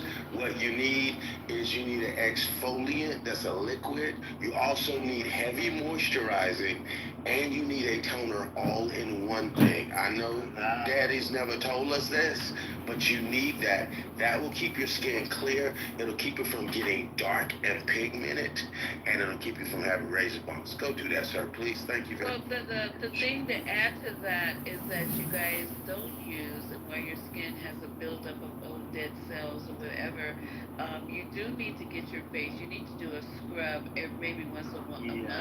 And then you also need to buy products with a little bit of glycolic in it to be able to take off those old cells on your skin and keep your skin looking clear and vibrant, young skin, not old skin. And then there's another thing called Tin Skin, which I recommended in here maybe a couple of months ago, and it's basically for that. If you shave and you have the tendency to hair, they sell it on Amazon, and somebody bought it in here and came back and said you didn't lie. Well, I live with 6 brothers and my dad, so I was like, these things that I was like, oh, what's wrong with your skin? So we would just, me and my mom, we buy all these products for the boys and for men. And Tin Skin was one that we investigated years ago when my elder brother started having problems with his skin with the ingrown hair. So that really works very well. He still uses it. You can get it on Amazon, and it's spelled I think it's TND, and then skin. If anybody has ever used that, they can chime in. That's Mike. And then one product for everything. There is nothing ever sold, I don't care what they tell you, that can be for your hair, for your body, your balls, and your feet. It's just nothing. Nothing. It's a lie. Oh, and Lisa, let me add one more thing. This is very important because a lot of people don't know this, men and women too, and I'm kind of new to this info. But a lot of the products that we have, you may have something that's sitting in the cabinet, they have a shelf life. It could be 12 months, it could be 16 months, but if that shit's been sitting in your medicine cabinet or in the drawer, in your vanity, you probably got to throw it out. If you haven't used it in the last 8 months or a year, it's probably expired and not good. You got to get something new. Hey, Mike, hit me up in the back channel and I'll send you some stuff. Simply because we're about the same age. We have the same type of issues. Yeah. All right. Hit me in the back. I was trying to get that thing you said about the toner, because I do want to try, I guess, something different for my face or whatever. Because even my father was saying I need to stop using the alcohol or whatever. But yeah, he was with you. Right. Yeah, don't do that either.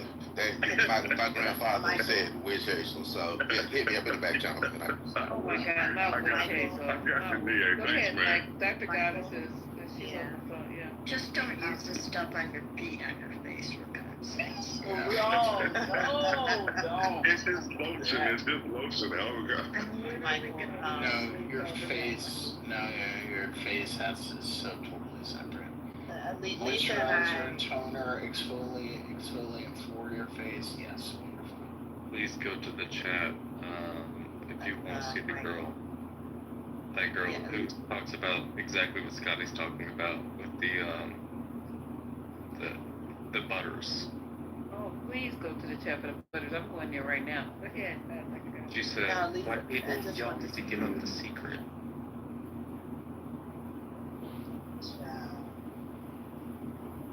Michael, Lisa and I are going to be, and Lisa, Brooklyn and I are going to be expecting a full report. Yes, Lord next Jesus. month. Okay. Yes, baby Jesus. And a full outline of your changed behavior. Okay. Not baby Jesus. Please, baby, baby Jesus with an afro.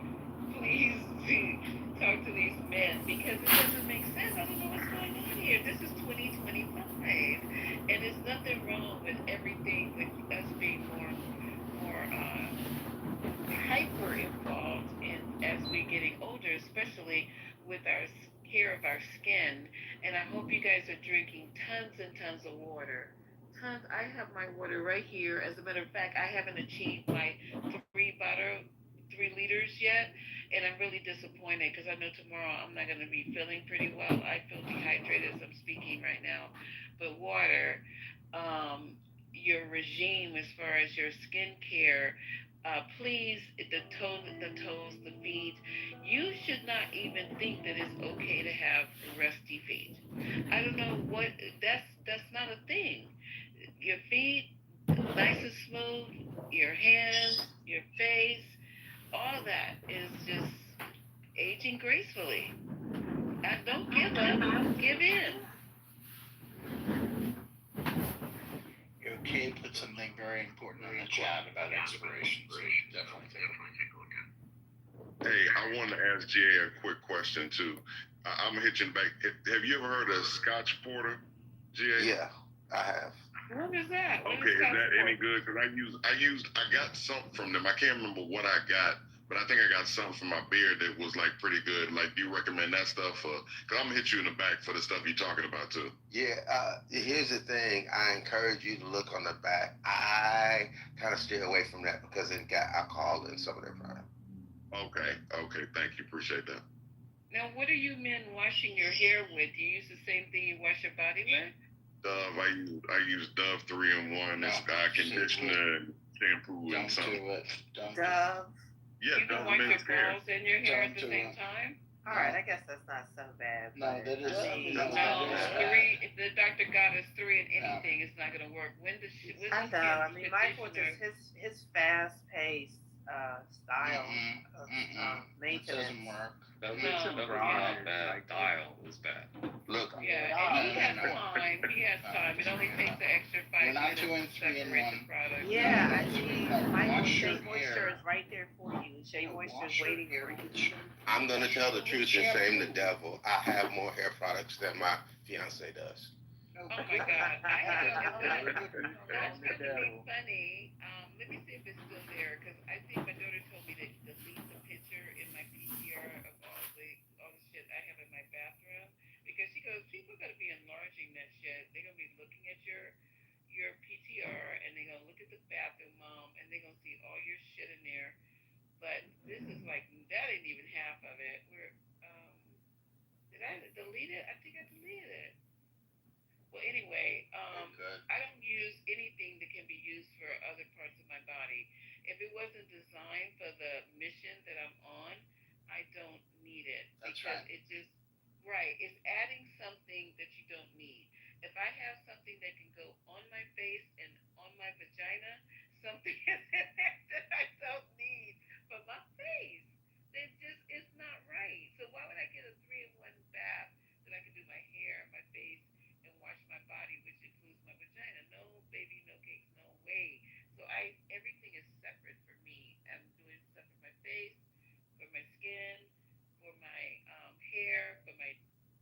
even my feet. Because I don't put lotion does for me, for black people, we have beautiful skin. And it usually sometimes if we don't put the right products on it, we look ashen gray and dehydrated. So anything that shea shit is good. I go to the African there's an African store not too far from me to get the ones that are handmade, not even the ones that have all the labels and come from a regular distributor. This guy makes his own in this African shop, and you can get and Jim and I know somebody on this app. I lost the link, and I need to tell him I need to get it back. He said that this guy on this app sells the best shea butter he's ever used, ever. You guys know this guy? Yeah, he's cool. All right, I need to get his link back so I can order because I planned on ordering at least 3, 4 of them. He said the scents are really good. They stay on for a long time. They work on your skin. Your skin should have just a slight little sheen to it, like it looks healthy and hydrated. Plus, you're gonna drink water. You don't fake it, right? So just keep drinking your water all day, and it's good for you as you get older for everything, even for your eye, the scare of your eye, in case your eyes look red or they look yellow or whatever the case may be, flushing out all the toxins so you can have it like a clear, healthy glow. So forget the coffee. Coffee's very dehydrating. If you need one in the morning, like I'm starting to need coffee. I was not a coffee drinker. You're not taking away my cup. I just said you can go and do that, but you gotta eat a good and well after the coffee. You have to hydrate yourself. You have to clear all that caffeine out of your system once you're done, and then you'll sleep better if you just flush everything out. So we need to have that.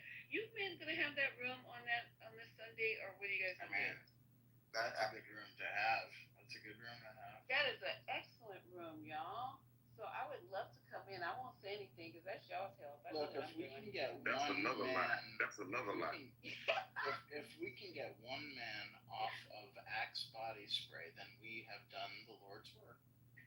You know what, Lisa? I don't know whether I'm gonna be welcome in that room because I'm constantly told that I'm a little bit too much. I mean, literally, just when I wash my hair, just washing my hair, I have 3 products. I have a leave-in conditioner that I use. I have bourbon infused tea tree oil shampoo that I order, as well as I have a detangler that I leave in. That's a 3-step process just for my hair. Not to mention the 3 products that I use when I get out of the shower.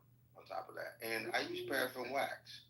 I use paraffin wax on my hands and my feet because the paraffin wax. Do you like dip your hand in it, or what? Yes, I did. Yes, because I was a musician for over 20 years, and there was a lot of pictures taken of my hands.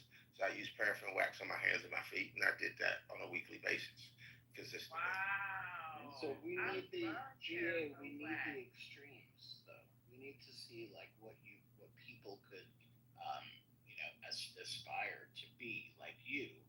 But we need all the people in the middle. We need the Michael on the dial end, and we need you on the far other end, so that people can understand that it's okay to fall somewhere in the middle, but towards you. Hold on for a second. I don't like the way that sounds. Yeah, that was kind of hanging you out there, Michael. I'm just gonna say. Like I call it straight. No, you're fine. You're fine. I appreciate your honesty. Appreciate you being faithful. Yeah, appreciate it. Crazy. Okay. All right. Wow. Okay. I mean, we didn't even talk about like under eye cream, cuticle cream, like all this stuff, separate creams for like. Not talk about face masks. I mean, clay masks, like all that shit. Yeah, the peels. Charcoal masks. Oh, you know what else, y'all? I'm gonna put y'all on game with bamboo vinegar. It's pretty hard to find these days, but that is like the ultimate, in my opinion, for like. I'm gonna have to see some trials in this one. It's like that. Did he say bamboo vinegar? Mm-hmm. You know how they have. He's just putting 2 words together. Don't do that. That's funny. I just realized what you said. You just put words together. Bamboo.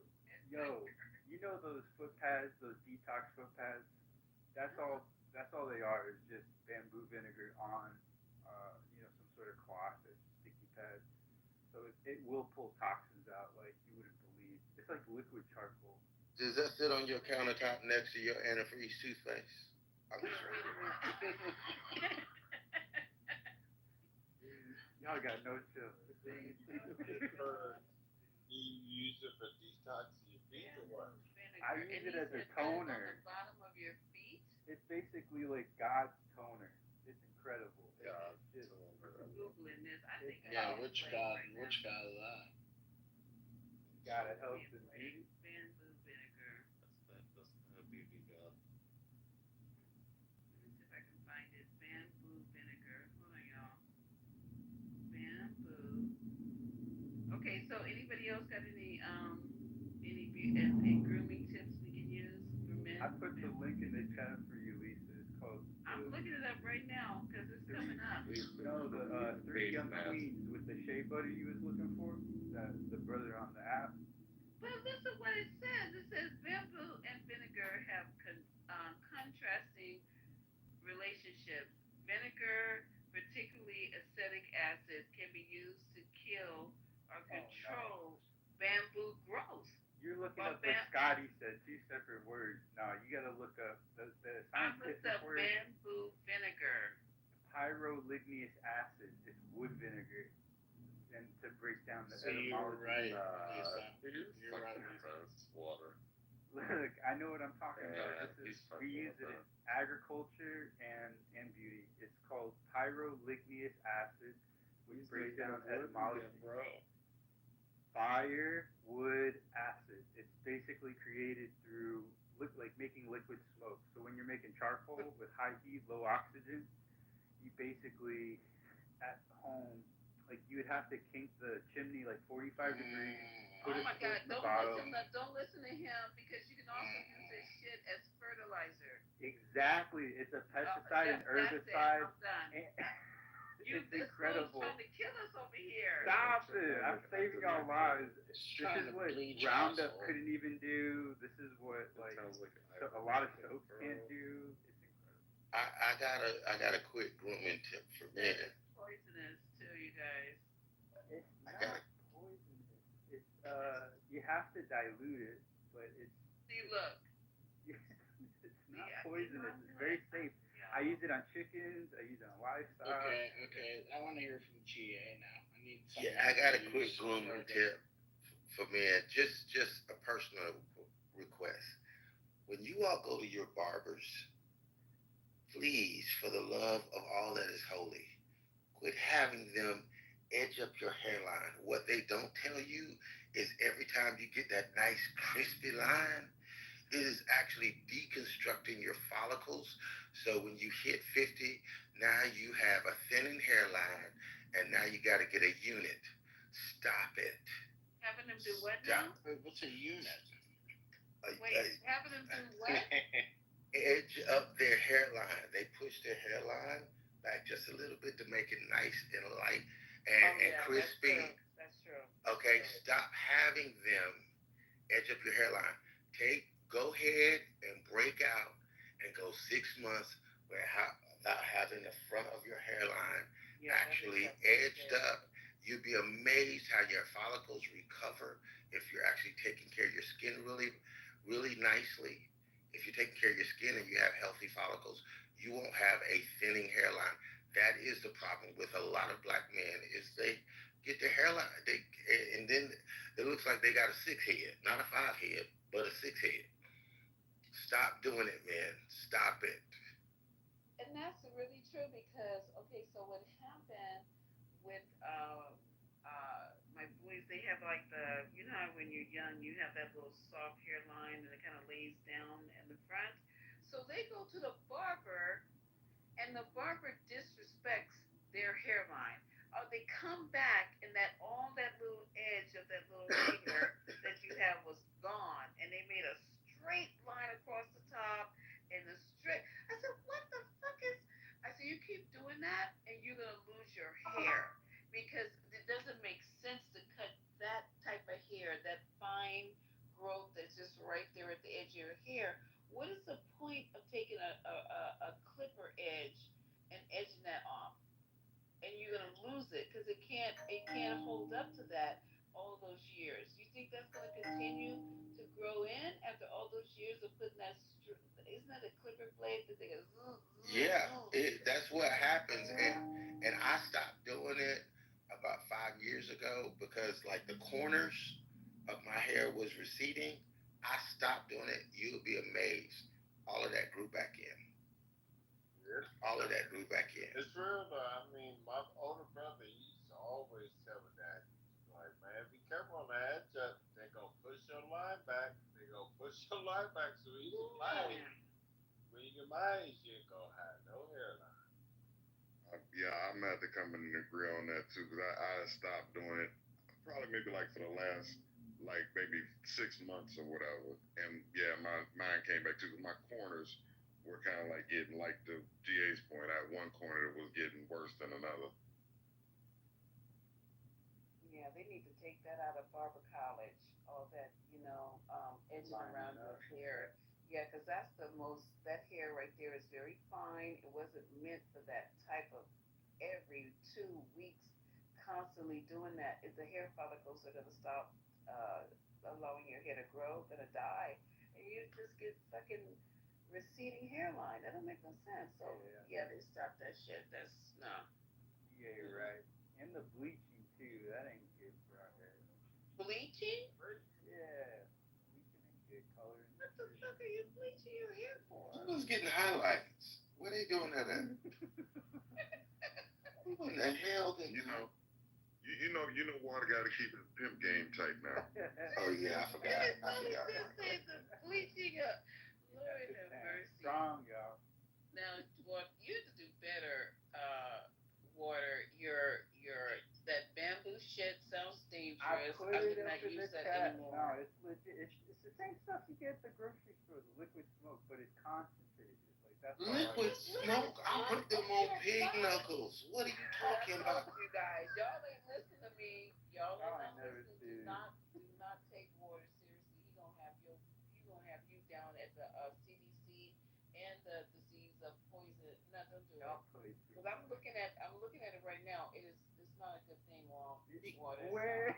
You gonna have all the dogs in the neighborhood chasing you because you running around smelling like liquid smoke, like pig. And bamboo vinegar.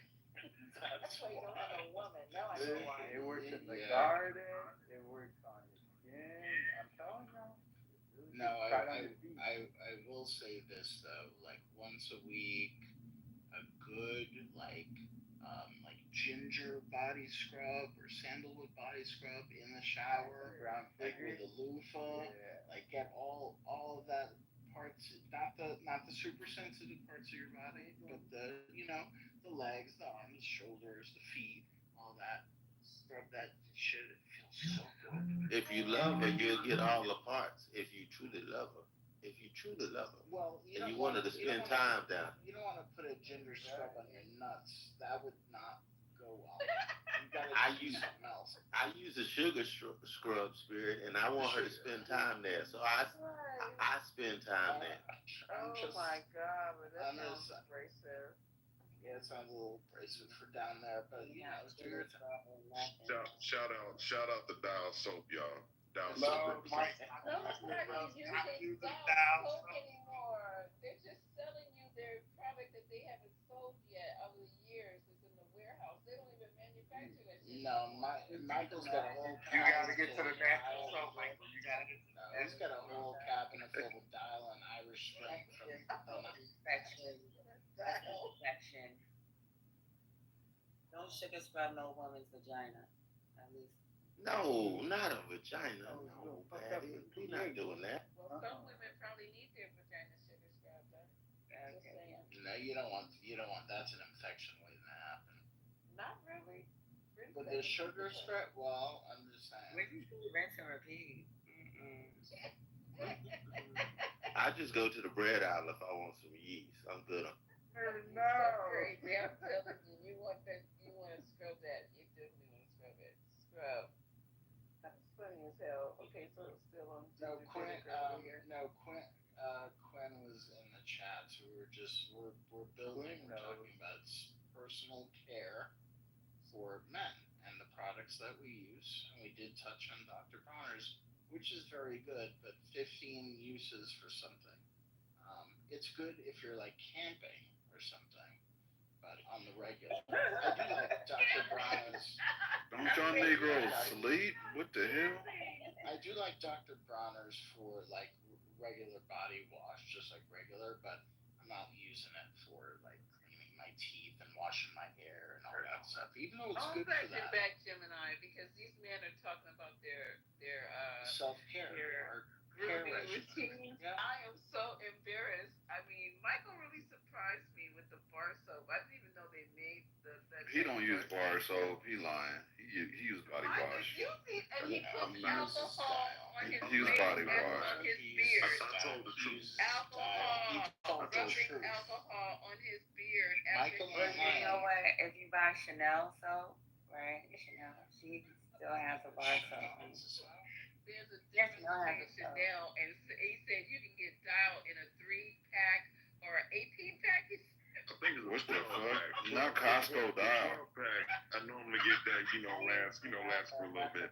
Costco dial is wild, bro. You gotta stop that. The hell are you doing, bro? He gotta go to that natural stuff. Hey, GA already got on me, so yeah, I'm trying to learn, I'm trying. And he used the product so you can wash your hair and your face. Not the one for. Oh man. So now the shampoo, are you Dove Men Care? Like it's conditioner shampoo in one. So that's why you use a shampoo. Hey, you know what works real good on your face though, but you can't use it every day because it will dry your shit out. Like once a week, like that black African soap. Oh hell Yeah, that's what I use. That shit is good. Charcoal soap. I use the African soap. Right? Yeah, on my face. They got charcoal. Yeah, that shit is good for your face, but you can't use it every day. That shit will dry the hell out of you. It's black African soap, but you gotta buy the right one. What is it good for? It's good for cleaning your skin. No. I mean, it has to have. What are you using it for? Are you using it because you have oily skin, or are you using it because you have this? It's almost like an exfoliation. I'm gonna be honest with you. If you do it like if you do it like I do mine every other day. I like lather it up, put it on my face, and I let it sit there while I take a shower. So, then I rinse it off. Like when you first start using it, you'll feel like really irritated. It might sting a little. Not the first day, but like after like a week or 2 weeks. But you'll get used to it after a while. So let me ask JD something. So JD, do y'all share the African soap, or does Patty have her own? Like, how do y'all do it? No, you don't share it. No, I put it on her then.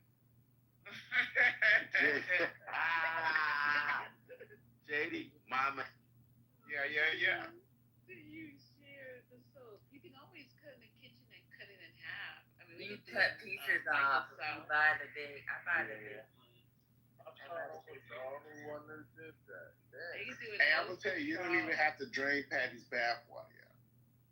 You drink it. You drink it. Nah, I ain't say all that. Yeah. You ain't drinking no damn bathwater. I don't care who she is. I ain't drinking Beyonce's bathwater. That's not happening. Hey, I bet you guys. Gemini, put the link for the shea butter because these guys in here. They need the shea butter. Okay. Jergens. They're using Jergens. That's bad for your skin. What y'all doing? Well, yeah, let me help y'all out. I tell y'all, Brickell is a great brand to start with. If you don't have if you don't have a skincare regimen, Brickell is a great brand to start with until Brick, like BRICK. Yeah, BRICKELL. I still use. No, it's a whole line of care products specifically for men. It's great for you. It's a great place to start until you find out specifically what you need and what works great for you. So start with Brickell. Where is it for certain skin type, like black people? No, it'll work for everybody. It'll work for everybody. But it's a great place to start and then go from there. That's what I was. Okay, good recommendations. I don't get that. Well, now I found out. Oh my God, I can't even think of what is the name of that store that you walk into and they mix your products for you?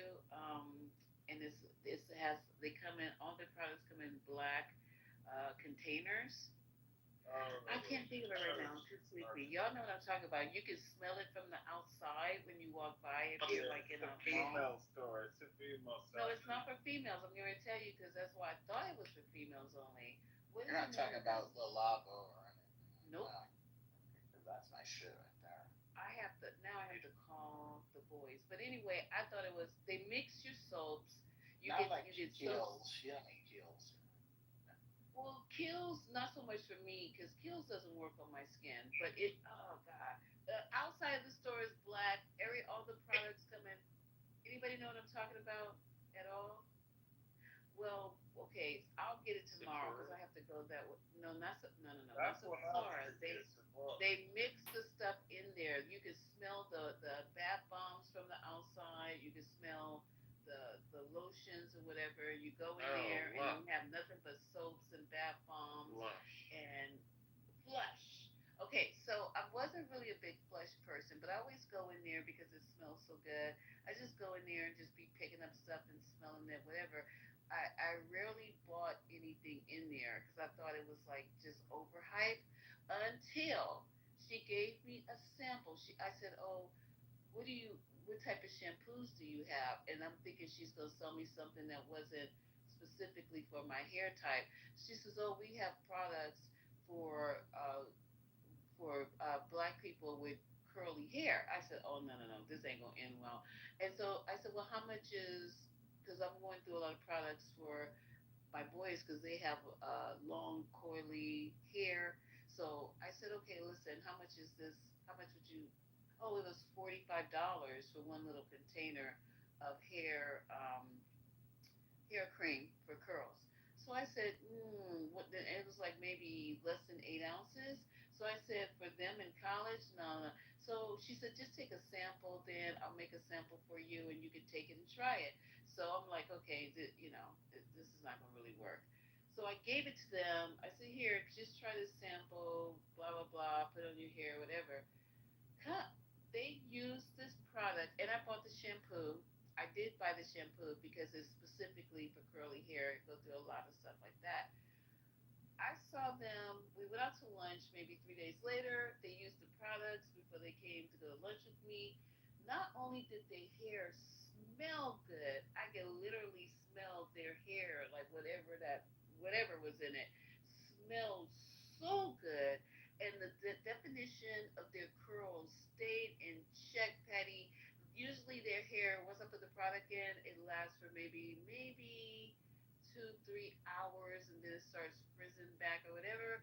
It kept the definition of the curl, all that. And then I went back after I found out that it did work. I went back and bought the whole line, like the shampoo, the conditioner, and the curl cream. Their hair not only smells good, it's soft, it's supple, it looks good. I don't know if I can keep this up for any length of time because it's very, very expensive, but it does work. They have men's products in there for shaving. I'll get that and see if that works because they're now starting to shave and tell you guys. But they surprised me? Could surprise me. It did work. And also their bath bombs, if you guys are into baths, whoever in this room, their bath bombs are delicious. Absolutely effing delicious. So if you can afford to go in there and buy that shit at least once a month, I recommend it. Even their banana lotion, I know it sounds horrible, but it's actually a cream. It comes it's really thick, and it comes in a little barrel. I buy that, and I use the banana cream on my lower extremities. That shit has my skin. I'm rubbing on my skin right now. Beautiful.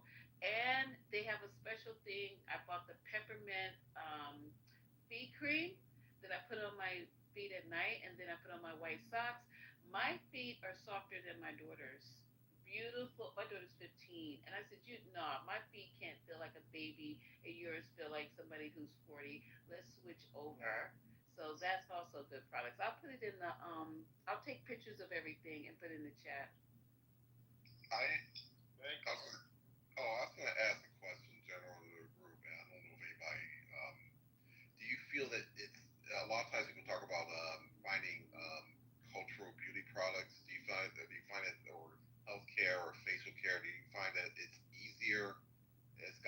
easier over the last, say, like 4 or 5 years, or do you think it's gotten a little harder to find certain things, or more complex, or how? I guess how has that changed for you?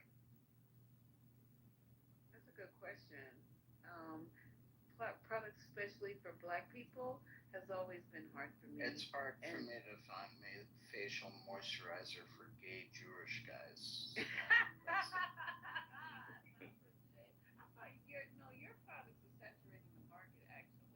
Okay, it says right on 90% of my products for gay Jewish guys. Yeah, good. Yeah, let me know. Give me like any of this. Yeah, I'll make sure when I go in, I take a picture of those products as well. So they put them in the front too.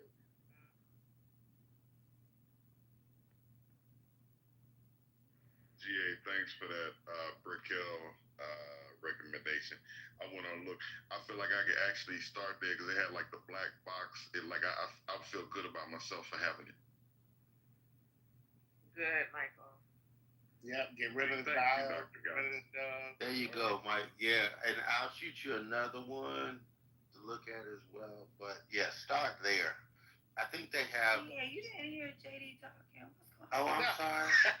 Go ahead, Jay. Go ahead. I'm sorry. Go ahead, JD. No, I say that. It's not dead. I'm dead. Do you guys use the Vino? Vino doesn't work for me at all. A Vino, nothing. I use the hair stuff. No, it doesn't work for me at all. A Vino. When I was a kid and I had acne, Aveeno oatmeal soap was the only shit that would work. I tried everything, like That sounds pretty good. Yeah. The oatmeal soap specifically. I don't use the other stuff. Have you got Yeah, I don't know if people swear by it. Have you guys ever heard of Naturacil lavender is multi-purpose relief soap? It's amazing. What is it? It's by Naturacil. It's a multi-purpose relief soap. So basically, if you have, dry skin, and it helps me. I don't know if you guys have heard. So. Just like, are you talking about severe dry skin or just dry skin? Like, are we talking about cracking, dry skin? Yeah, you picked up on it. It's not something that the normal, consumer would get, but it's for. I have a skin condition called tinea versicolor. I mean, it's actually more common than you may think, but what is this similar to? I don't know. I can go into details. Anybody interested can Google it, but it's amazing, and it's $24 a bar, so it's not cheap. Wow. Wow. $24 a bar? Nice. You better last me forever, okay? Yeah, it better bring some. Well, at least like 2 years. Take some years off of me for that kind of money. That's a lot of money. I cut each bar into 3 because I'm like, man, this gotta last me, And where do we purchase this from? Well, I get mine from Amazon. When I originally found it about 4 or 5 years ago, I think that was Amazon too. I found it online. I've never seen it in the actual store, like just on the shelf. I might. Well, you said that's for severe dry and cracked skin, right? Well, yeah, it's kind of kind of. Somebody want to try that and give us write a review on it for us? Come in and review it, because I don't really have severely dry and cracked skin, so I mean, I wouldn't be able to review it properly for you guys. Yeah, it may not be for everybody. Like I said, I have a condition, so I'm not just normal, Jack. Oh, by the way, I use another soap. It's called Everyman's Jack. That's more so of an everyman type soap. It's amazing. It has that ingredient that the guy said not lavender, but what was it? It was some bamboo and vinegar. Yeah, there you go. Sandalwood. Yep. Wait, hold on. That's very different. Sandalwood. That's very different. Sandalwood's good though. That smells nice. Not vinegar though. But yeah, sandalwood. That's very. So, what do you guys men use for your hair shampoo? You use a Vino? Are y'all using a Vino? No, I don't use a Vito. I actually, now you're gonna make me actually look. I'm on that side of the house. I use a Southern California teak wood and bourbon infused um, shampoo. Oh, that sounds nice. Teak wood and what? Bourbon infused. Uh-huh. Damn. That sounds nice. Oh, thank you. GA. And then you do a separate conditioner? I do a separate conditioner and then I do a detangler as well. Not the detangler. Really? Yeah, I do all three. How long do you do hair? My hair is not that long, but my hair is curly.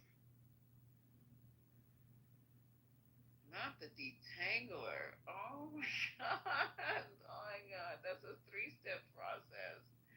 So when you know what, you have a pretty detailed routine. So how long does it take you? Because some men can get ready to go in 15 minutes.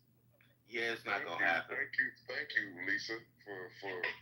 I feel seen. Man. You feel seen, Michael. What did you say, Lisa? What did you say? Oh, I just said no. It's true. Some men could get their regime is so limited to like one thing, two things maximum. They can get ready in 15 minutes. That goes for their clothing, everything. So I mean, I'm not saying you need to stay in the bathroom as long as a woman because I have steps, what I do. But it's just to me, I don't understand where that there's steps to everything and there's different products and you got to do everything. Not all the time either. Like going to the grocery store, I have like a 3-step process. But when you're really just going out, do you guys do all your things?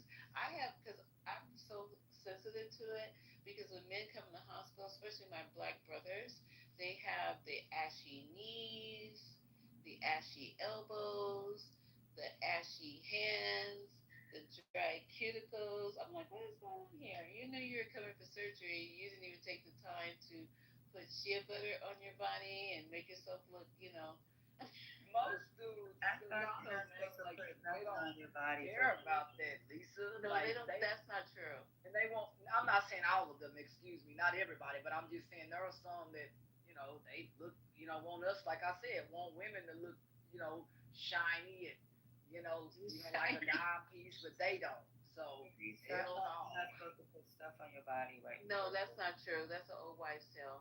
100% not true. So when I was kid, I had 3 surgeries on my leg, and I promise you, every time. Are you doing? If you have an orthopedic surgery, they have you use they have you use either the cloth wipes with the chlorhexidine on it, or they tell you to use a special soap, or maybe 2 or 3 different type of things if you're having anything that has to do with ortho.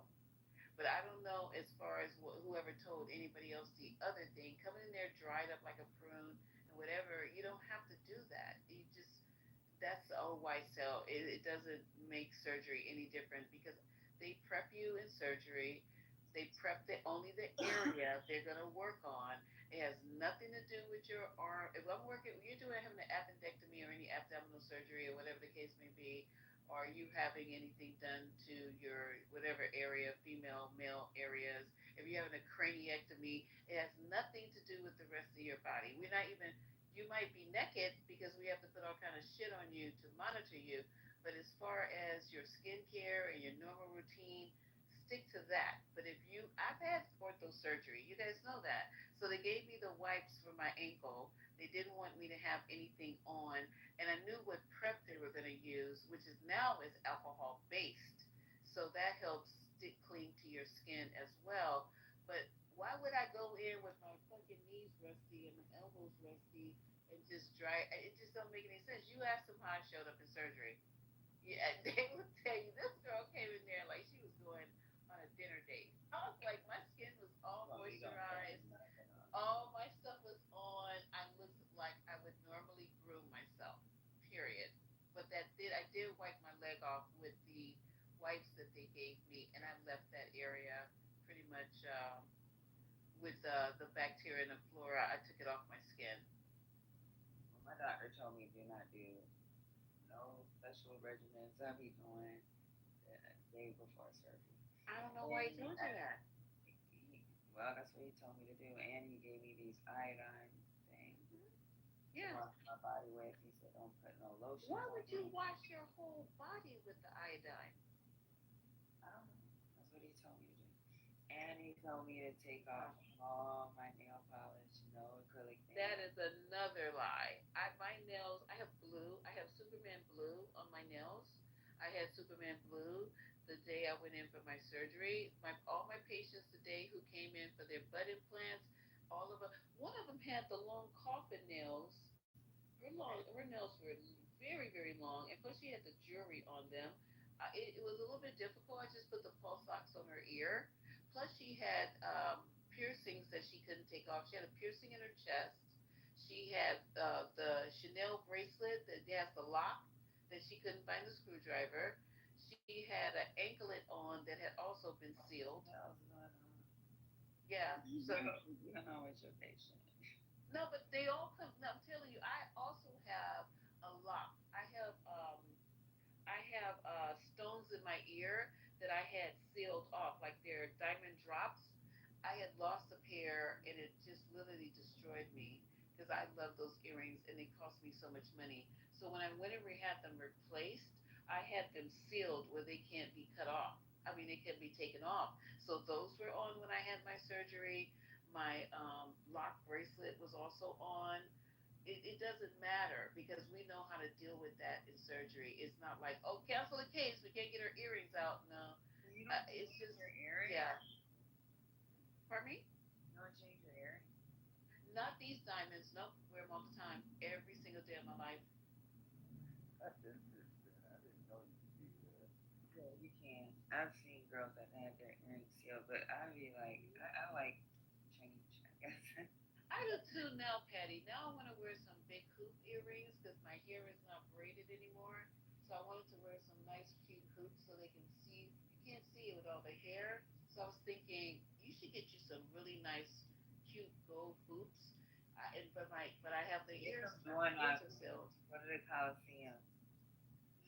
Go to where? The Coliseum in Queens. Oh, and give me some door knockers with my initials. Or downtown Brooklyn. Yeah, get my name across it. No, because when you have your hair in a high ponytail, they look cute. You look They like do. a down girl. Yeah, they look cute if I have my hair up. You're right. Put your hair in a ponytail and wear your door knocker. Is that in Harlem, Patty? Because Lisa don't go to Harlem. Nah. They better sell them in Queens. They sell in Brooklyn too, downtown Brooklyn. Yeah, that's interesting. So that's a good room. I don't know, Gemini, they want to do a grooming room Sunday. Are you down for that?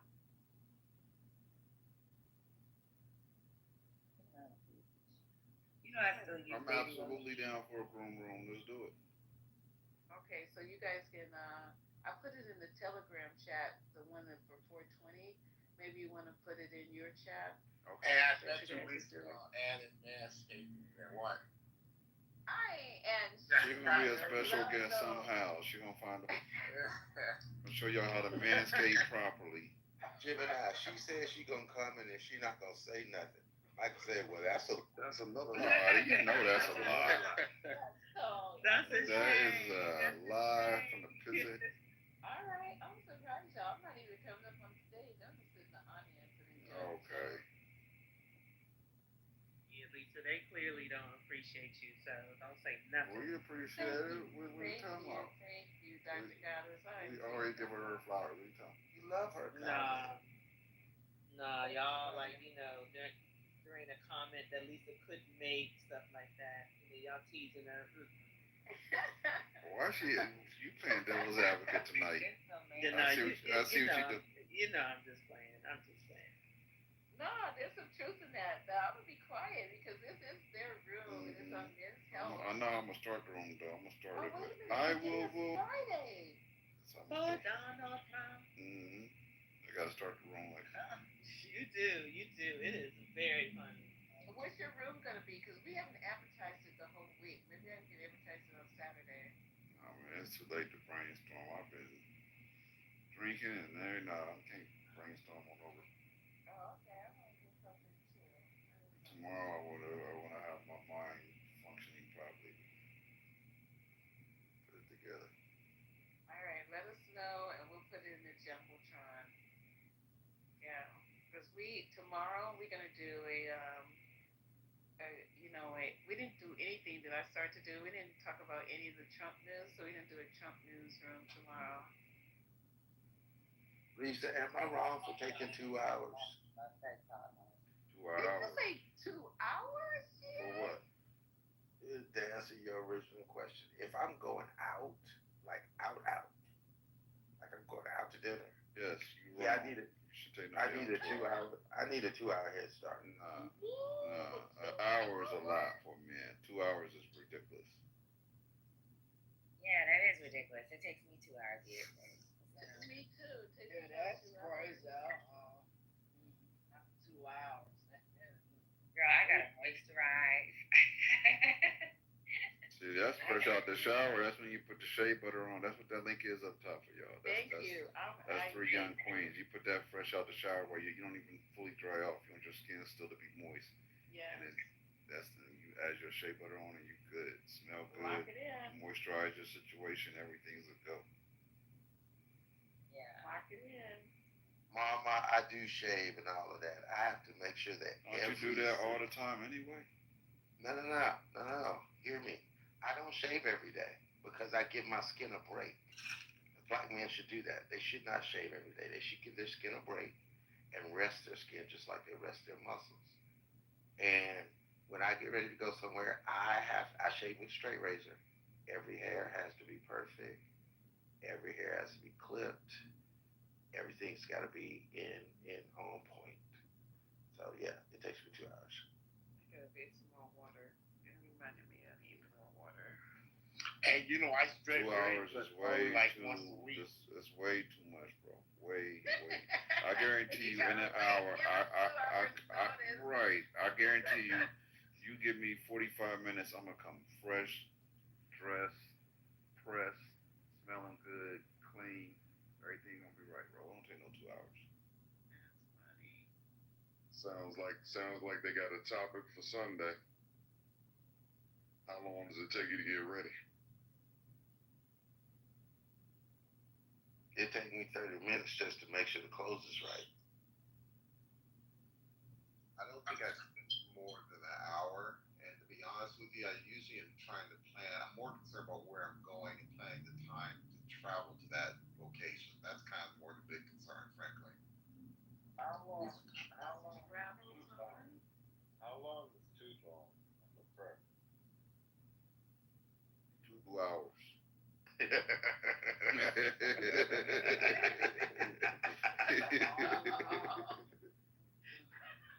Damn it, Gemini. What? 2 hours is too long. But at least I know once you're ready that you're gonna be worth the wait. So I wouldn't mind. And Michael, we also, and I say that in jest, but like for instance, see these YNs, these young Thundercats. Once you hit 50, man, you got hair growing out of your ears. You gotta do that every single day. All of that kind of stuff. That's gotta be gone. But you already gonna be doing your daily maintenance already, so you already. I gotta wax my ears. I don't wax my ears every day. Wait a minute. Wax your ears? Yeah. How do you do that? You're talking about when you put the wax in and you pull it back out and it removes all the hair. I've got hair. I'm a very hairy man, so I have to make sure hair only belongs where it is. You mean hot wax, GA? Yes. But you heat up the The wax? Are you telling me that part? The wax strips. The wax Oh, strips. just the strips. Okay, Yeah. right. Okay, got you. Okay, yeah. So I'm gonna feel bad again. I've been shamed tonight. So like with the hair in the ear. So what I do is that like I just have like a clipper. Like I got like my edger or whatever clipper. I just take the clipper and just like every now and then just get it out. Help us, Jesus. Hey, they sell the ones. They sell the ones that go in your nose. 15 minutes, I'm out the door. I got your back. So you got ear stubble, man. Come on, like, we gotta talk. We'll talk offline. Why would he put a clipper in his ear? No, they sell those. Come on, y'all. No, Yeah, they no, sell he the- said he takes a clip. You mean like a one design for the ear, or just a regular fucking clipper? I've been shamed enough, so I'm gonna be quiet. I plead the 1, 2, 3, 4. Hey, Mike, I'll tell you this. So My barber does my nose and my ear when I'm at the barber shop. He'll do the wax. But then other than that, I have the trimmer that goes in your nose and your ear. But I'm not gonna lie, I don't grow hair in my ear. You're not old enough, JD. Wait. I have the nose clipper, and I sometimes use that in the ear a little bit because I do have a little bit of hair in the ear from time to time. Wait, so men, they sell, okay, I'm sorry, men, they sell clippers that go in your ear. Yes. Yeah, my I boy have no fucking idea. All kinds of stuff. They got some that look like a pen.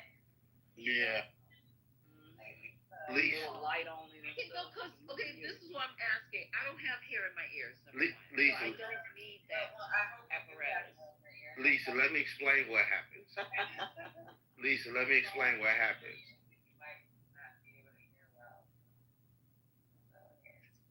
Lisa, let me explain what happens. When you get older, when men get older, and go find your 80-year-old man, he just stopped trying. What I'm telling you is if you look in his ear, run across an 80-year-old man that just quit trying, what happens is on the inside of your ear and like on your lobe, men will start growing hair, like literally through the skin on the inside of their ear. So it'll be like you listening to buckwheat all the time. It'll be a little afro in there. Wow, this is news to me. I had no. Yes. I've never had a patient with hair in their ears, so this is news to me. So okay, I will keep a fucking lookout for the men with hair in their ears. That is just not sexy. But my thing is, Gia, I asked before you came in. The question is, why is it? And I'm serious about this question. That women have to be beautiful, well-groomed, well-manicured, smell good, nice body, nice teeth, nice eyes, nice hair, all this stuff that we have to go through. And I go through it like tonight I'm slacking because I should have been in the bathroom with doing my moisturizing my face and getting everything together for me to go to bed. And now it's 3 o'clock in the morning. But what I'm just trying to say is, but then you guys come in here, and Michael, I'm shocked at you. You come in here marginalized your shit, and you're not even putting shea moisturizing butter on your feet, hands, knees, ankles, none of that. Your hairlines are receding. You admitted to me that you got the fucking lotion on. They don't do none of that shit. And they looking at us. We can't slip Patty even a little. We can't. No, you know what? I don't want to slip a little. No, I really don't. They don't. We can't. We can't. Everything has to be on fucking point. And they show up marginalized. And half of their shit. We gotta accept the balding, the receding hairline. They don't go get their nails done. They don't. Water, I call them butter. Water, who's now mud to me, his toenails are fucking long on his feet, and he told me that he uses vinegar and bamboo grease as his feet. This is why you not a doctor. You hear me? You don't listen. You don't listen. No, I just thought because I have to get out of bed. I was laying here talking to you guys and enjoying the room, and me and April are kikiing and talking. All of us. I forgot who else was kikiing, and we talking. And I'm sitting up here worried with anxiety that I haven't done my face, that I haven't moisturized yet, that I didn't drink another liter of water.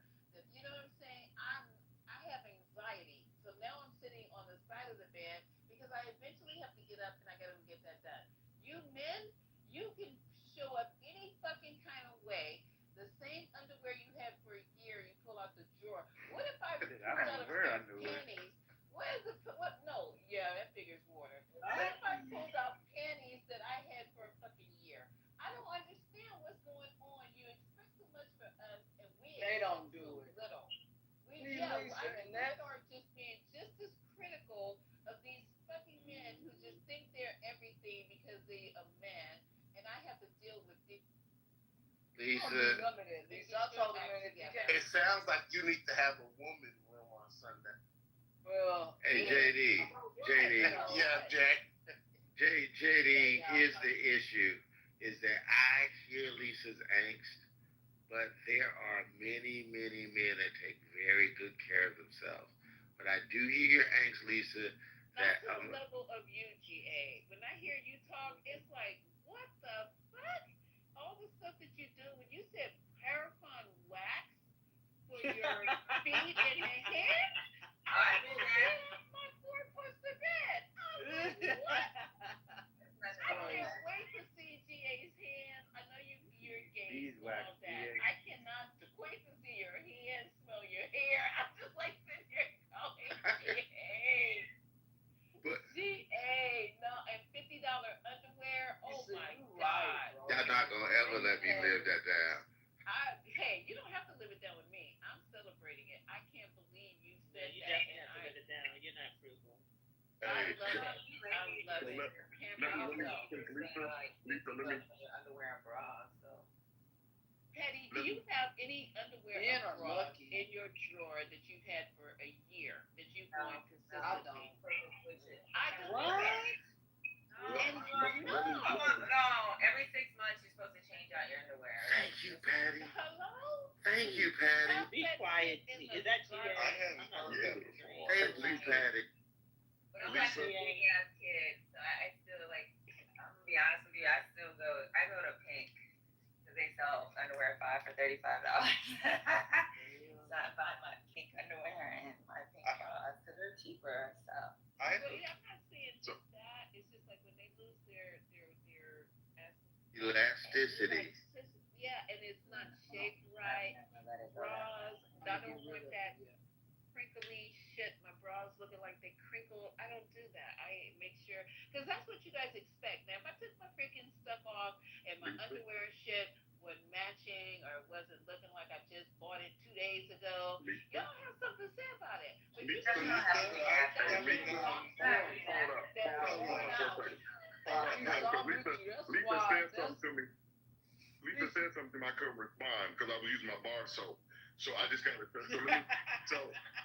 So Lisa, what I was going to say is that not everybody wants all that. So all the stuff that you said, so I do what I do, right? But I mean, I just expect my woman to do whatever she's comfortable with. Like, I don't ask for, I'm good with like yoga pants and like a ponytail, like a sweats. I don't really give a damn. Like, if we going someplace nice, then I get dressed up, she gets dressed up.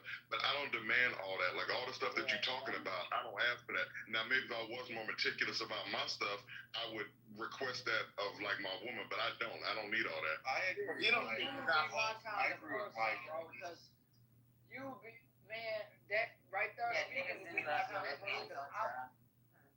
I would brother, you my kind of dude, because I'm glad, because I couldn't be with no dude that tells me, well, you got to do this and dress like that. Bro, you would be getting a plane ticket, because I'm not, you know what I mean? I don't demand a lot, but do I want to look good?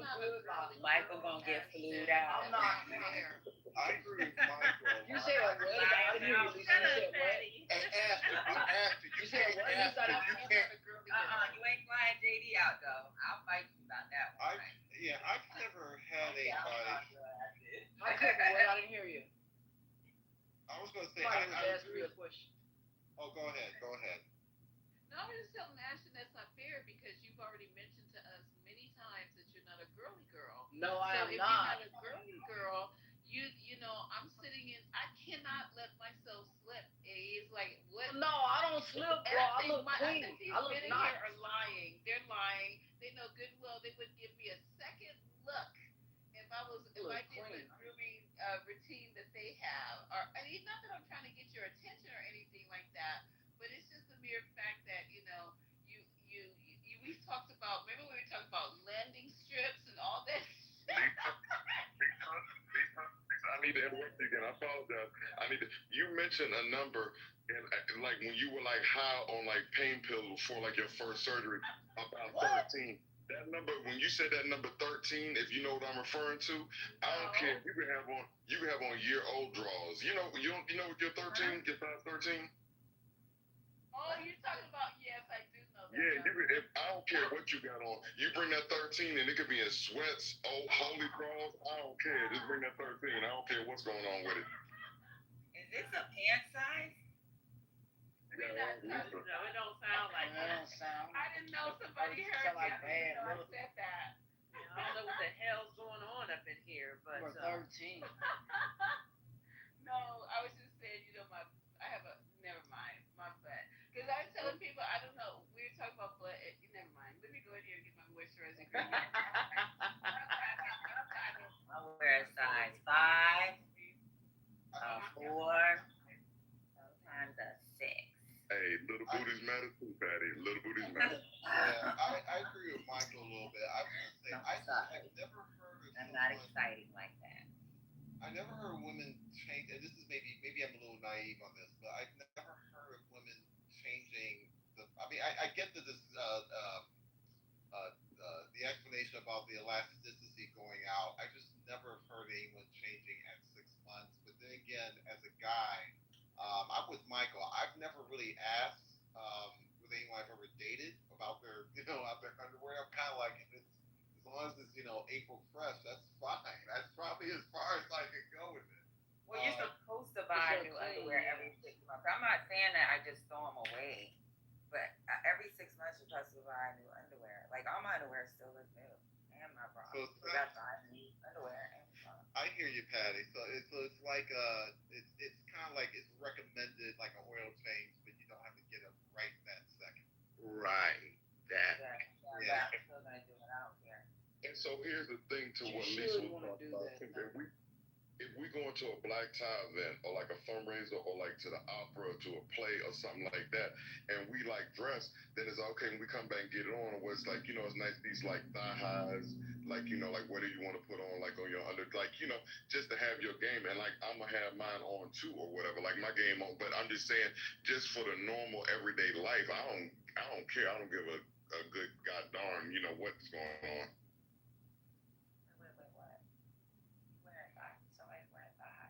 I wasn't gonna say it, Patty. No, what you talking about? Nobody wears it anymore. Because I know women that wear it, so maybe it's like the people I know. But the women I know, still wear. Like when we going out, I know women that wear thighs. No, Mike. The way you said it, when you said it, you said, "Hey, you have your undergarments. She has her undergarments on. Y'all come home, and she has her undergarments and her thigh highs, and I'm gonna have mine on too." My bad. That was no. Yeah, you can cancel that. Yeah, no, that's I'm talking about my woman. Yeah, and I'm wearing like just socks and shit. You wear ankle highs. Sorry. Hey, gold toe. I got on gold toes. They don't have no holes in them. I got on gold toes. That's what I'm wearing.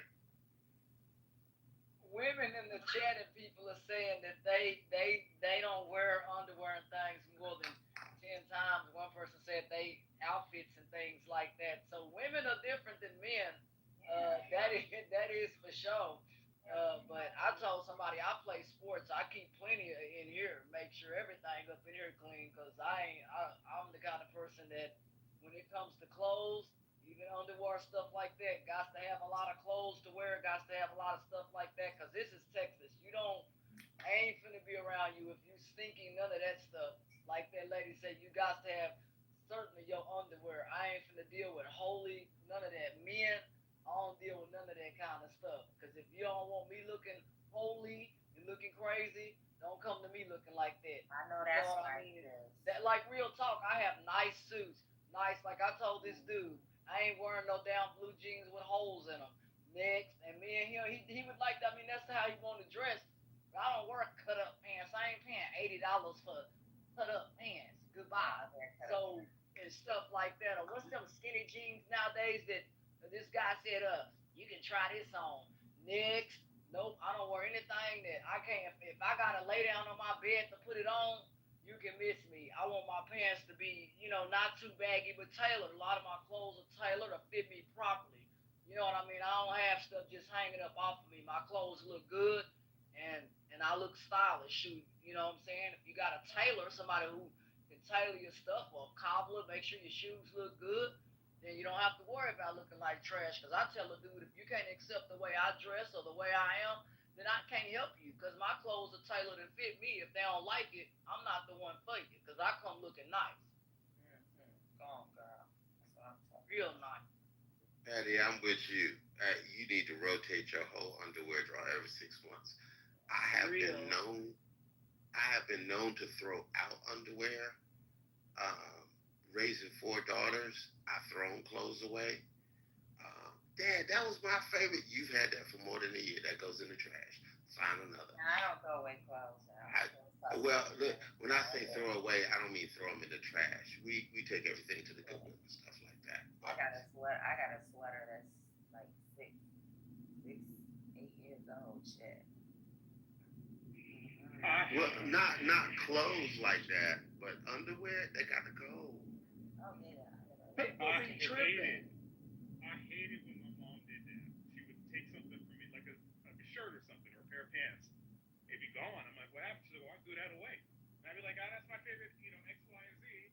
And she would say the same thing. That's a year old. That's 2 years old. Nope, it's gone. And it would be something, but, I'm 9, 10, 11 years old. I don't know no better. And like, kids are running around in ripped up jeans and I don't give a shit, because we're not vain. Yeah, 9, 10 years old, yeah, you can throw my shit away, but not at this big age. I spend a lot of money on my stuff. I don't want my stuff thrown. Yeah. The underwear thing, I'm not quite under. I mean, I wouldn't. I mean, I buy underwear regularly, but like, I just ain't nothing going on down there with me that soap and water can't fix at the washing machine. So I don't really. Yeah. Unless they're falling apart and got holes in them, nah, they sticking around. But then again, I buy quality stuff that lasts. So. Yeah, not fall apart. To Robin's point, I just want to get a quick one in too. Because I definitely have underwear that's old enough to eat solid food. What? Hell yeah. God, dog. What? You said you got underwear that's old enough to eat solid food. I'm done. Hey, Michael is honest. It's not quite old enough to start the first grade, but it's like at least like pre-K. He's just crying out for help, so you gotta help him. Lisa need to help him. The fuck Lisa gonna do? She gonna tell him. I mean, that's who he's been talking to, so I'm just saying. Yeah. You better talk to one of these men in here. That's what he needs to be talking.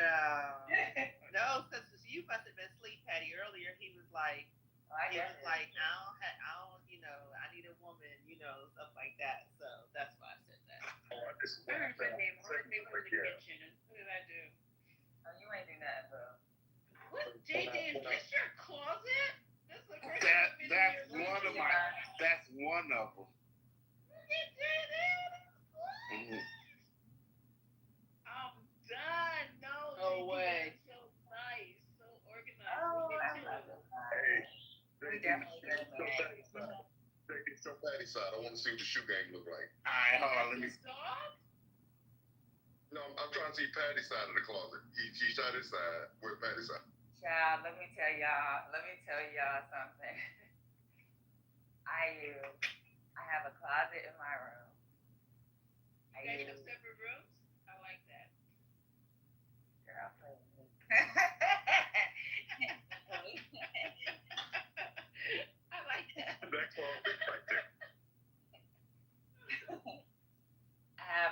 closet in the guest room. That's me. I got a separate closet. I got too much clothes.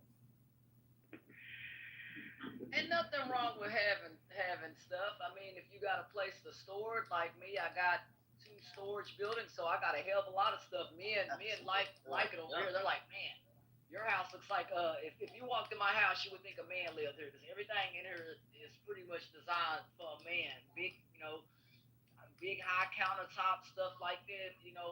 Big furniture. You know what I mean? Stuff that ain't gonna fall apart. Everything that I have, I want it, built like if a man stayed here. You know what I mean? So I'm happy and he happy. I'm like, this is perfect. This is great. Men, y'all's clothes are off the chain. That's why I buy them. Nice. See, me and JD could live in the same fall house. apart. I got too many shoes. I got too many shoes too, JD. I can buy a house with the amount of shoes I have. I'm gonna tell you when Let me tell you something. when my ex used to stay over here, she had to have her own she had to have her own separate room. But yeah, you stand up. I Jack, so you might want to.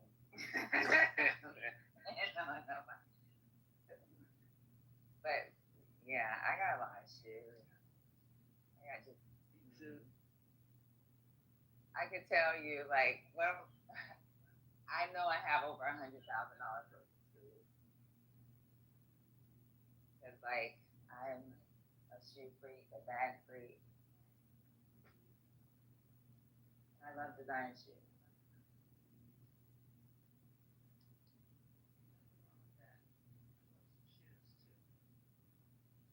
Y'all do look good in the shoes, so I appreciate y'all.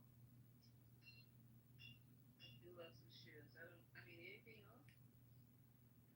Well, I won't be able to wear my shoes anymore, but I love shoes. Let me tell you something, Lisa. They told me I wouldn't be able to wear my shoes. I figured out a way to put them motherfuckers on. I spent too much money on my shoes. You'll figure it out, sis. You just started on your little ankle journey. So I'm gonna. You said you could not wear the shoes? Because my ankle, I'm gonna try to wear a wedge tomorrow and see how that wears out. If my Achilles is torn and I had that bone in my ankle, trust me, you're gonna figure it out. Daddy, my ankle looks crazy right now. It doesn't even look like the other ankle. I'm like, Are you doing the ABCs with your feet or with your no, ankle? No, I haven't even started. I haven't started my physical therapy because I wasn't even supposed to be going to work, but I had to go back to work, so I'm just like basically trying to stay on it. Like I still do ABCs with my feet, so, with my ankle. Yeah, I should be doing that actually. Do it. Wow, this is some this was very informative. Hi, Roga. Roga. Yeah, Roga. No, that some men don't wear drawers, some men wear drawers to the elastic falls up part. I'm sorry. I'm not that bad. No, I'm not saying you, JD, because your closet alone is telling me. Your closet alone. That's nice, JD, that you got your closet. Yeah, I like absolutely.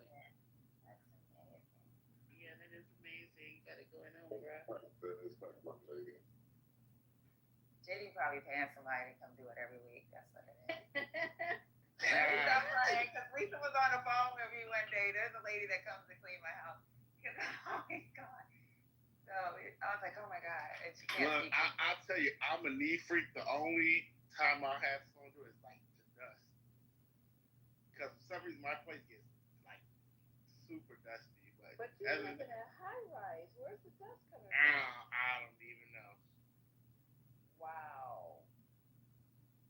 I mean, that all looks neat. I'll tell you what. You know what I mean? Yeah, where's on the floor? It's like the 20th floor or some shit like that. Yep. From the picture, I don't know if that's correct. It's coming from the vents. It's coming from the ventilation system. That's where it's coming from. That's within the whole building. Yeah. What came from the ventilation? You cut out. He was asking where the dust comes from. It's not coming from outside. It's coming through the ventilation. Yeah. It's small particulates. JD, I had the same situation when I lived in Midtown Atlanta. I was like, this makes seriously no sense. That's where it's coming from. I almost bought a condo here. I just was, I think I'm so used to buying houses because I got to rent them out after I leave. And I think it's like really difficult to rent out condos. I think they're good for Airbnb, but. Yep. Yeah, they are.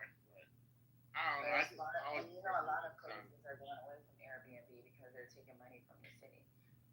So that's why I'm scared. Because I know Atlanta's coming up with rules. I know New York is coming up with rules. You heard about that, Lisa? No, it did not.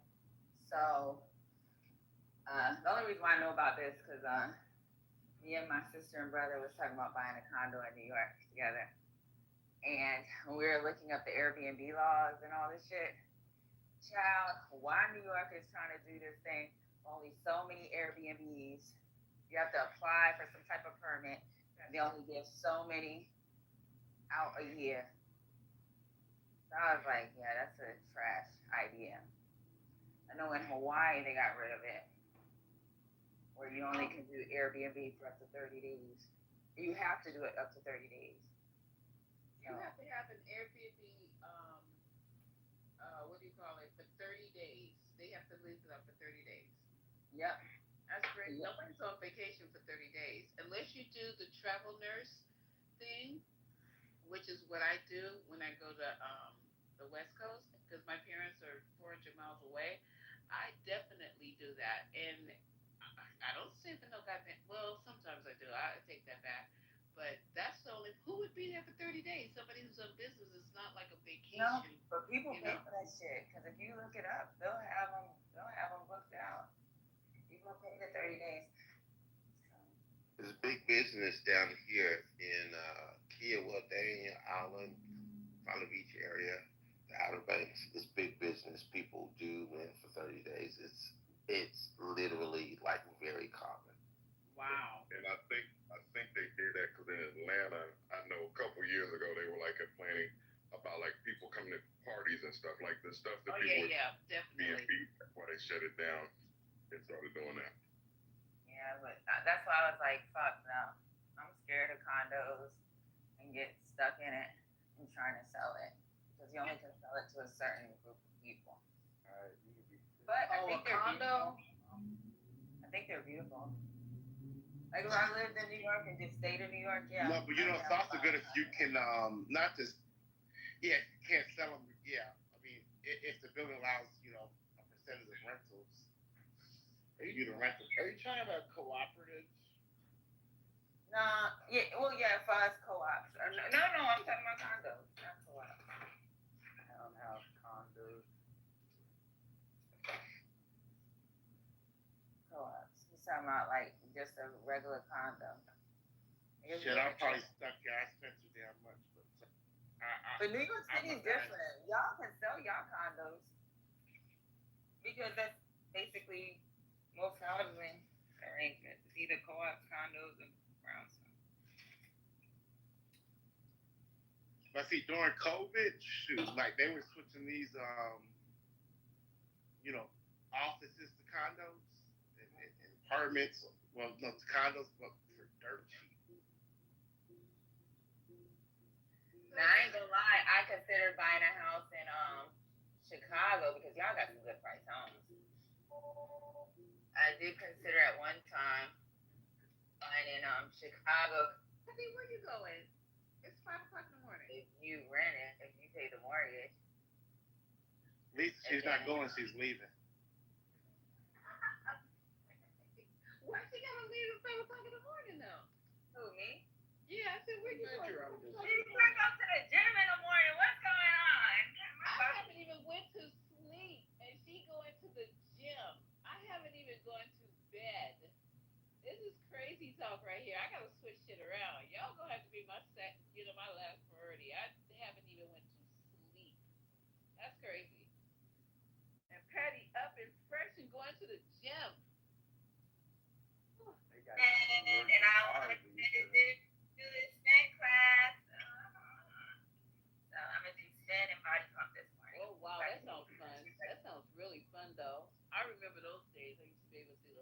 classes, those body pump classes. I remember those days.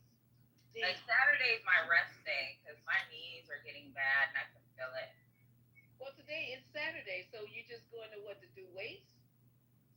So I do body pump and I do body pump. Not resting your knees.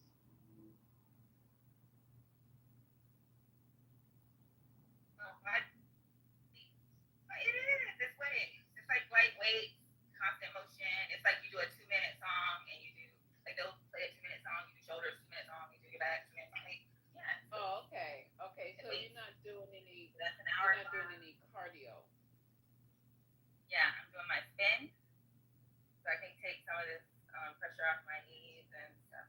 Then I'm going to do so spin is this morning at 6. That's why I'm trying to rush because y'all gotta fuck up my whole day.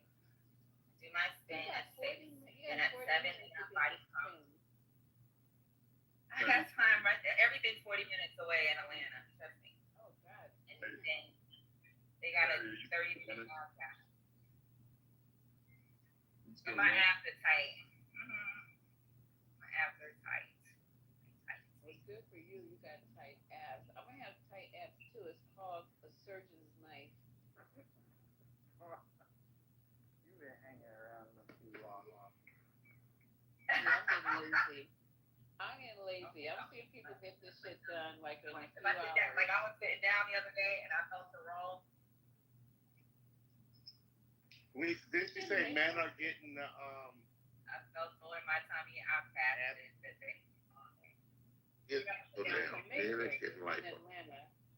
Like men are getting those ab implants, aren't they, Lisa? You said? Oh yeah, we did a ab implant. The way they lay them out is just crazy. I did one maybe about 3 months ago, but he had already got the implants to make his calves look bigger. Calves. So he got the abdomen, the calves, and he's also now getting his jawline. The doctor told me today, Dr. J said he was going to get his jawline done so he can have like a more like a Clark Gable kind of jaw. I was like, are you fucking serious right now? I was like, no, I'm not. He goes, go to my he's on let me see if Dr. J said he's on Instagram. I didn't even look him up actually. He told me and I just didn't even bother to go to Instagram. But he has an IG page of all the plastic surgery shit he be doing. But he's not the best. He's really not, I didn't want to say anything because I work with other people. But Dr. J's not the best. Child, you know what? I know a girl that got abs etched. Yes. I was like, why would you get that? How do you get it? I thought it was implants, but she said, well, she told us she got her abs done, like plastic surgery. So I thought you didn't do implants. She said, no, they etch it. They etch it, and they give the appearance of having those creases where you guys look like you got those packs. Oh, that's crazy. crazy. It is crazy. I'm telling you. They start. But guess what? This is me and remember when I put Nicholas on blast? I said, how do you know that girl? And he was like, what do you mean? And I said, I know her. That's one of my best friends. That girl did it. Because you know Miami girls, they do everything. She does this plasma thing to her body at least once every 2 years, just in case she has extra rolls or whatever. Like at one time, I moved to Miami. We are going to get you done, and I was like, yeah, okay, yeah, not today. What? They spend a lot of money on the body in Florida. She gets like, I can tell you this. She gets liposuction every 2 years. What? Yeah. But her, have you guys had lipo? She's had her BBL redone like 4 times that I know. No, of. that's crazy. That's right, crazy. because it's not like it was messed up. She just finds imperfections, and I don't see it. I think she's like perfect. I already tell you're perfect. She sounds like she has body dysmorphia. I was gonna say it's like anorexia. She was telling me like living in Miami is like a competition. So all the girls like are like when we go to Miami, we stay at her house. She has really nice. We stay at her house. And I feel like we get us in any spot because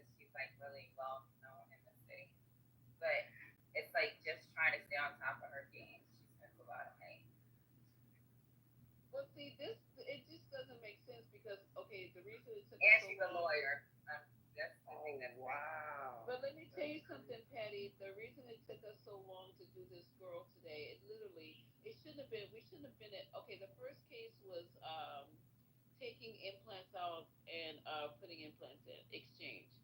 That usually he booked it for 2 hours. It went a little bit over because the patient was anxious. I couldn't start her IV. Wait, why? Because she had really tough. Why is Huh? she changing? Oh, she was exchanging because she had hers done in Russia, and the implants that they whatever product that they used there Lead. was not. I don't. And she said I looked at the product when it came out, and it did not look like any implant I've ever seen in my life. So she wanted them changed down for the natural ones with the lower profile or whatever. But anyway, that's what she came in there for, and we switched them out. It kind of like gave her a smaller one, went to a 325. No, we went, yeah, 325. Yeah, 325. So anyway, it took us a little bit longer. So the next case, what we were doing, that's why I thought I was going to be out in a decent hour. I said, okay, we popped, 2 hours. Case was a 3 hour, no problem. And then the next one with all the implants we were doing, and it was when I met her in pre-op, I didn't know. I looked at her, I thought everything was pretty much natural in her. I could tell she did her lips, but I thought she had just put Jupiter. Come to find out, she put whole ass lip implants in. Because the doctor, I said, oh, she got Jupiter. He goes, no, those are lip implants. I said, no, see, this is taking shit to way too far. So when you have the lip implants and the breast implants and the butt implants, it's just too many fucking implants. That's too much. It is. So my homegirl uses fat for everything, like fat transfer. We did a fat transfer too. We had a bowl of fat sitting on the back table. We were going to transfer it, but she wanted to have, how when you have like a natural large ass, you have like a curve in your back, and it gently flows. The curve is a gentle curve, and your butt kind of like sits out. See, because her butt wasn't, she has a flat backside, you have to create that curve. And when you put in the implant, so he had to liposuction her back just to get her back to do that. That shit. Plus the implants, he was gonna put a smaller. He ended up putting a 420. I said, oh, that's the name of my clubhouse room. He goes, what? I said, yes, 420. And he goes, yeah, well, I'm using 420 butt implants today. So I said, okay. But with the reason I'm saying that she has had so much surgery, there was so much going on that he had to go through the scarring to get to the clean tissue, to get to the virgin. It was just way too much. It took twice as long to do her because she's had so much plastic surgery, so much. And then on top of that, she was covered from head to toe with tattoos, like all the sleeves and the having it. Her whole back was covered, so it kind of made it hard for him because he was trying to preserve the integrity of the tattoo. I was like, fuck that tattoo. Get the fuck up out of here. This is all fucking day. So that was crazy work. Crazy, absolute crazy work. There's a lot of girls that spend a lot of money. Lots of money. Right. That was 30,000. I have like a group of girlfriends in the army that like whenever we used to come back from deployment, they would go get something done, and I was like, oh wow, like my body's so small, I could have been paid for stuff, but I just can't. My mom will freak out if I did some shit like that. But one day I talked about getting a BBL, and I had to do my evaluation, and they were like, I gotta gain weight. You have to gain weight for a BBL? Yeah, well, to get it done in Miami, yeah, because of the fat transfers. We can go to the DR. No, I'm not gonna die. That's what one of the nurses was working me the went to the DR to get hers done. I was like, yeah, just fine the way I am. So. Yeah, hers was trash. She was trying to show me her scar from her abdominoplasty. It was trash. I said, your scar is all the way from your fucking pelvic, your hip bone, and you can see the scar. The purpose is not to see the fucking scar. I could tell she had her abdominoplasty because she has a huge scar. I said, now you gotta go get laser to lighten up the scar. So you're going from one procedure to another. If you just, I don't know how much the laser scar lightening is gonna cost because that is a thing. I told her, I don't know how much that's gonna cost. So you only spent 6,000 on the abdominoplasty, which was a deal. I told her that's fucking amazing to get a tummy tuck for $6,000. I just spent $6,000 on these fucking lawyers that I need for next week. In More than that. Florida, it's like 3,000 for a tummy tuck. I'm sorry, where? In Miami, it's 3,000 for a tummy tuck. What? So when I originally was gonna do a BBL, it's 2,800 for a BBL. If you're doing lipo 360 and the BBL, that's 3,200. Sometimes they have specials, like if you put 1,000 down immediately, you get like Yeah. 1,000 off. You can get a mommy makeover for less than 9,000, depending on what all you're getting. That's crazy as hell. I'm gonna have to go to Miami because that's a deal. That's a bargain. That's almost like going to fucking Walmart. That's crazy. Yeah, and they got plastic surgery everywhere. Mia Aesthetic, Development. They got so many like different spots you go to. Yeah, I definitely look at me telling my whole life story on this app. Let me be quiet right now. Or go to Turkey. Right You go to Turkey. right. Or Lisa, you can go to Turkey in the same amount and you get a Did free she say ticket. Turkey? Yeah, so like Turkey, you get a BBL done for like 2,000 and change, and you get a 10-day and a nice hotel. Wait and a they have minute. driver service. $2,000? Like 2,800, 2,200, something like that. Just depends. This is insanity. Wow. The girl on the table spent $30,000. That when I heard that, never mind. I said, "Woo, child."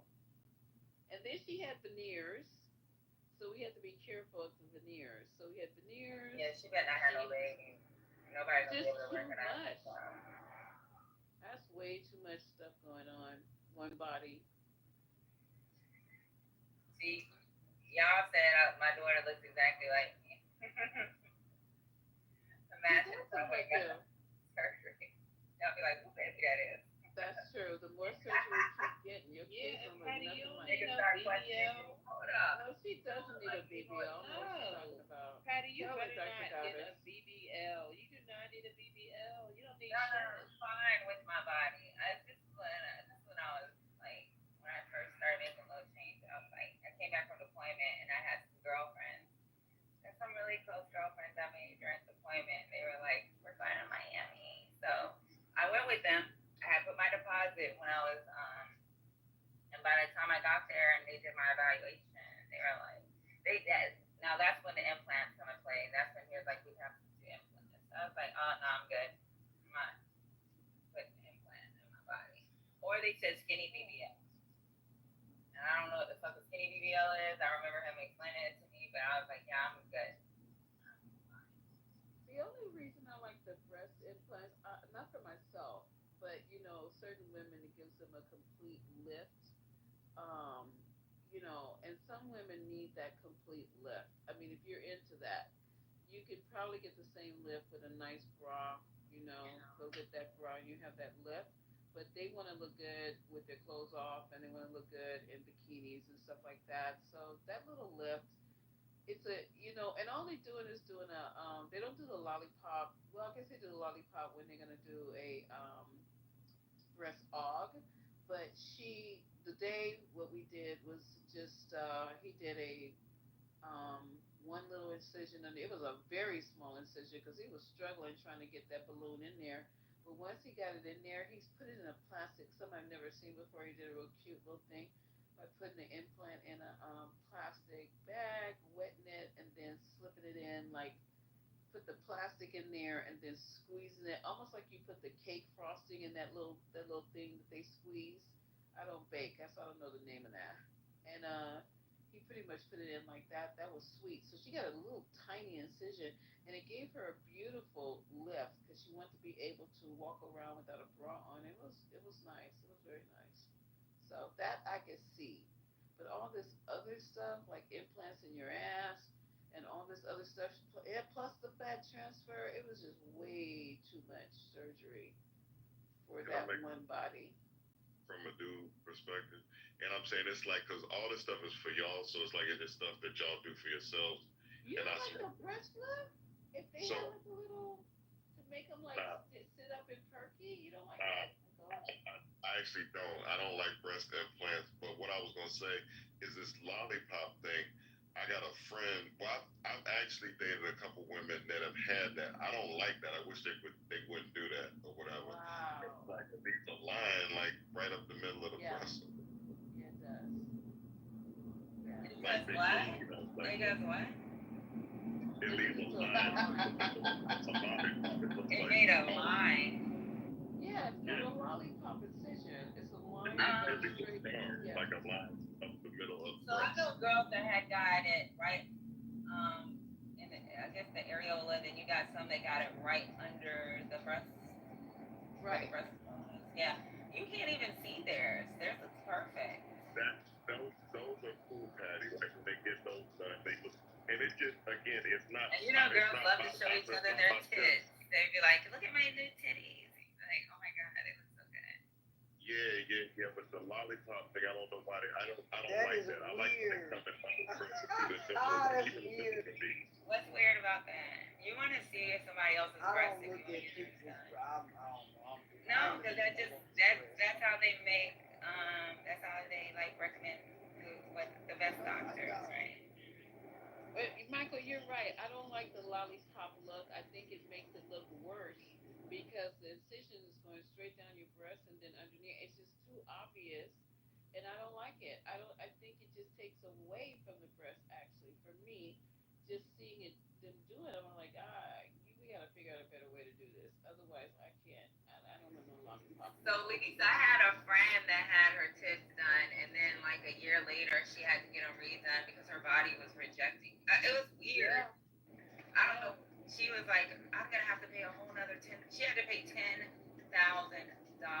That's crazy. The doctor should have did it free if they were rejecting the implants, because that's not uncommon. It's a foreign body, and your body's like, what is that? What is that there? Yeah, I'm gonna go attack it. she didn't know what was going on. She Attack was you. getting really sick. She was having pain.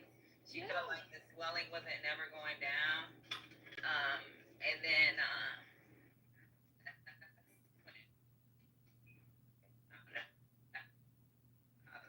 she had to Yeah, because some people's body identifies get her as a surgery done, foreign like taken out. object. And I was like, you spent all the money to get it put in. Yeah, that's too bad. That's a waste of surgical time, her body, She's like, I gotta spend everything. $10,000. And then it stretched out your breast, and then you end up having fucked up breasts.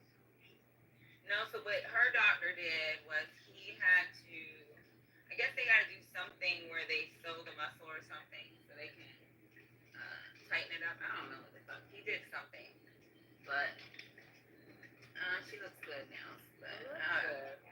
Where you got it fixed, because, I mean, for real. something they do with the muscle. I know she said they had to reattach the muscle. You know what I'm talking about? I know what you mean. Yeah, they had to Yeah. like, reattach the muscle to lift the tit up.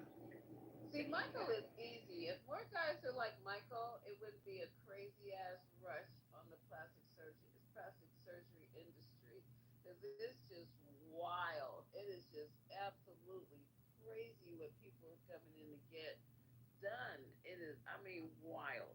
So So when it was first like out, like I don't know, like we saw like Kim Kardashian, like when she was doing the stuff with the her and Ray J's video. Because I can't remember when they first started doing. Because I know they've been doing it for a while, but like when it really started, it's so commonplace that everybody looks the same. So yeah. to me, it got to a point where it's like now it's like you look worse when you do all that stuff. It's like I like natural bodies look better to me. Like it's hard to explain away, but there was a point in time where it's a novelty, and I was like, oh, like this is kind of like whatever. But yeah, but I can't stand it. Like nah, I don't like that because everybody looks exactly the same basically. And yeah, Michael, you're right because everybody's body shape is the same because when you have plastic surgery, it gives you the same dimensions. You know what I mean? You're gonna have this this small waist, big boobs, maybe like your 38s or whatever the case. Because when they come and get it, they usually want them big. I have women though that come in there and want them just natural small or whatever. They want them to look natural or whatever. But even though a nurse I was working with who had her stuff done in the Dominican Republic, her body was exaggerated. It just didn't make no sense to me. She's up there. She was like, "Oh, her butt's gonna look so good." I want to say, "Well, nobody's.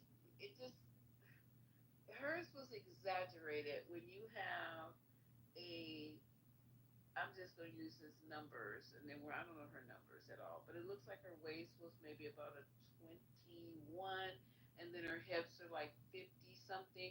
I don't. That to me, I was like, that's a lot. That's a lot going on. Yeah, that's a lot going on. And here's the thing: back in the day, it was like you would just get one or the other, and sometimes you get a unicorn where you have like the butt and the breast, but normally you get like a big with like smaller breasts or like big breasts and like no butt or like medium or both. But like the whole thing with all these women, like 'cause I living in Atlanta, it's like it's more pronounced, and then like Wow. they just all like everybody. So everybody got a butt and breast. Now shit is just crazy. But I'm just not a fan. Like I say, I can't say that I didn't like it at a time, but it is like played out or whatever because everybody looks not everybody, but a lot of people do have like sort of the same body walking around. It's just kind of crazy. Yep, that is the truth.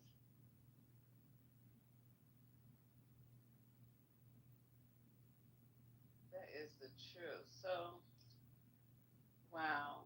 Well, nothing we gonna do because it's a phenomenon now. It's just everybody is getting it done. It's normal.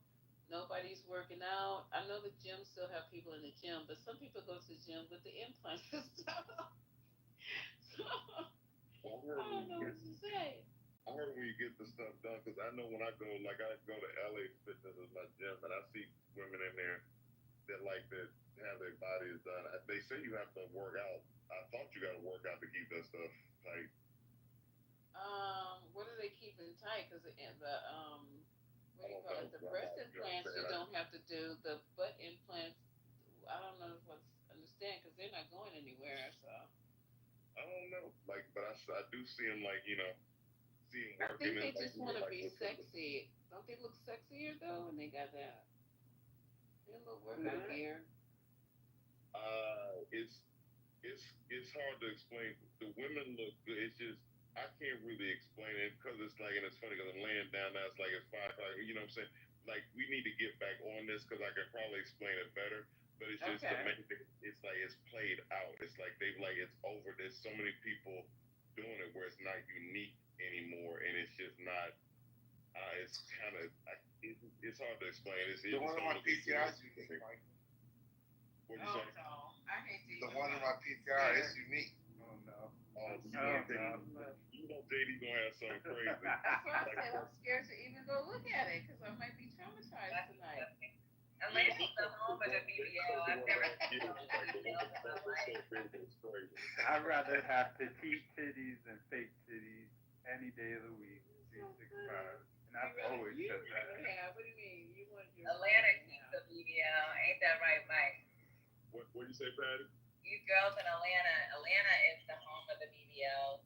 Yeah, it's like, and everybody in doggone like yoga pants or workout like gear or whatever. Like it's just you drive down It's the scrunch workout pants. Everybody got the same butt though.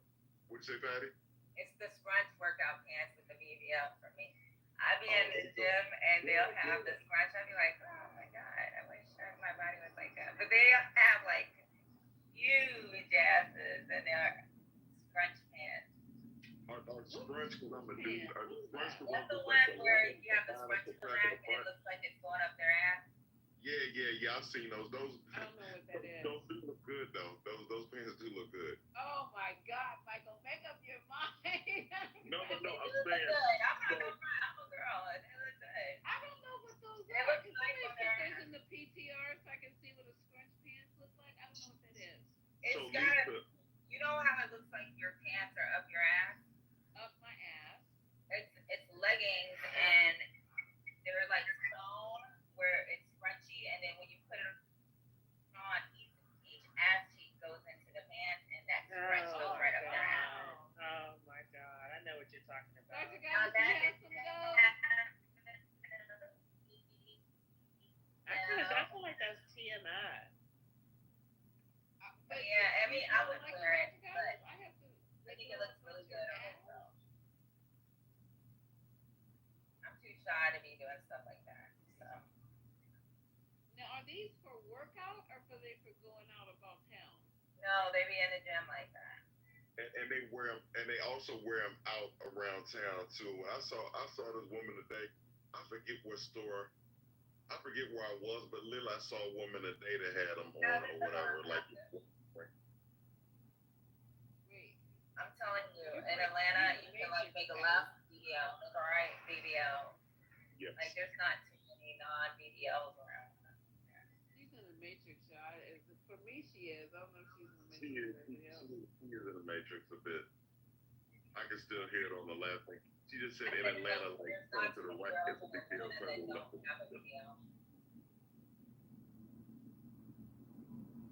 Like most of the girls that I'm friends with here in Atlanta have BBLs. Wow. But so Atlanta is more. I thought Miami was the capital of plastic surgery. Oh, they are, because they do everything. But Atlanta is like really big on ass, like ass. Yeah. Wow. Miami's like on something different or whatever. Like it's a whole different flavor. It's like looking like clowns with all the lip injections and eyelid injections. But I don't do the double syringes. I do one syringe. A lot of girls do double syringes, and they look like duck lips. Yeah. Yeah. Wow. See, that's too much pressure, Mike, because girls feel pressure. I mean, if you're walking around Atlanta and every man had, big muscles and, big chest and whatever, big arms, big leg, you wouldn't feel no kind of way like everybody, because everybody's doing it, and it's just pressure, because I do it every day. Because it's different for me. I don't feel pressure to have it because I'm doing it like every day almost now. But what I do feel, because I see the actual surgery and I see what they have to do to get that done, and it is not pretty. And not only that, this doctor literally was sweating trying to push that 420 implant into this woman's ass, because the incision has to be small. It can't be over her whole fucking butt cheek. So he literally, and we were just standing there going, oh my God, do you think you want to use a smaller one? And he kept just like pushing it, and they kept pulling the muscle back and pushing it. It took 3 people to push it in. And I was like, And then the other nurse kept telling me, the one who had her one, is that she's going to be in so much she goes, wait till all this shit, the anesthesia wears off. She's going to be in so much pain. Then she has to ride home on her stomach, and she's not going to be able to sit down. And you know what I'm saying? I don't know how many weeks they have to stay off that ass that just got put on, but she can't even sit down. She's going to be eating face down. She's going to be laying face down. She's going to be, it's just too much. Wait, and then the incisions are huge. Oh, it's just too much. The liposuction, he said his arm is moving, because he was talking to another doctor he was training, and he said by the time I get finished with this liposuction, I would have put this cannula underneath her skin 3,000 times. And I never counted it, because I'm just sitting there, running my mouth about, I'm the entertainment in the room. So I'm too busy doing my entertainment and not knowing that he literally put that thing in 3,000 times, going back and forth doing a liposuction with his arm. So now he has a problem with his shoulder. He's going to have surgery on his shoulder for doing liposuction. That's crazy. Isn't that crazy? Remember what I told you though, and again, I'm older, and that is a thing. When I was younger, I like younger bodies. Or if I got a daughter in the mid 20s, so I'm saying I don't like that. I told you I like shapewear. Not like I don't want a woman that's crazy. Hilarious. But I'm saying, but I don't mind shapewear looks sexy. Where you gotta tighten something up or whatever. Just put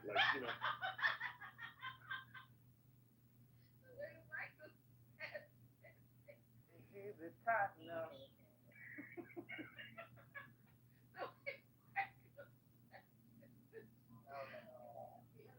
The shapewear to say to Michael, that doesn't sound sexy at all.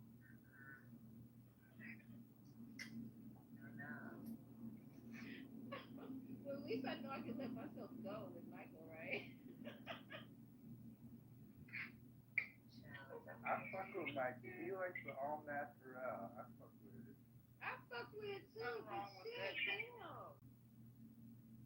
Something wrong with this whole conversation. That's funny as hell. But I appreciate Michael, allowing women to just age gracefully. That's right. He doesn't care about none of that. He's like, I don't care. She has this, and she just puts on sweatpants. I would be, girl. Somebody was. I love her. Can she cook though? That's all that really matters. Can she? Yeah, women are expected to do it all, water. Not only look good, smell good, act good, cook, clean, go to work. We have to do it all. I don't know who put that pressure and standards on y'all, but You know who did it.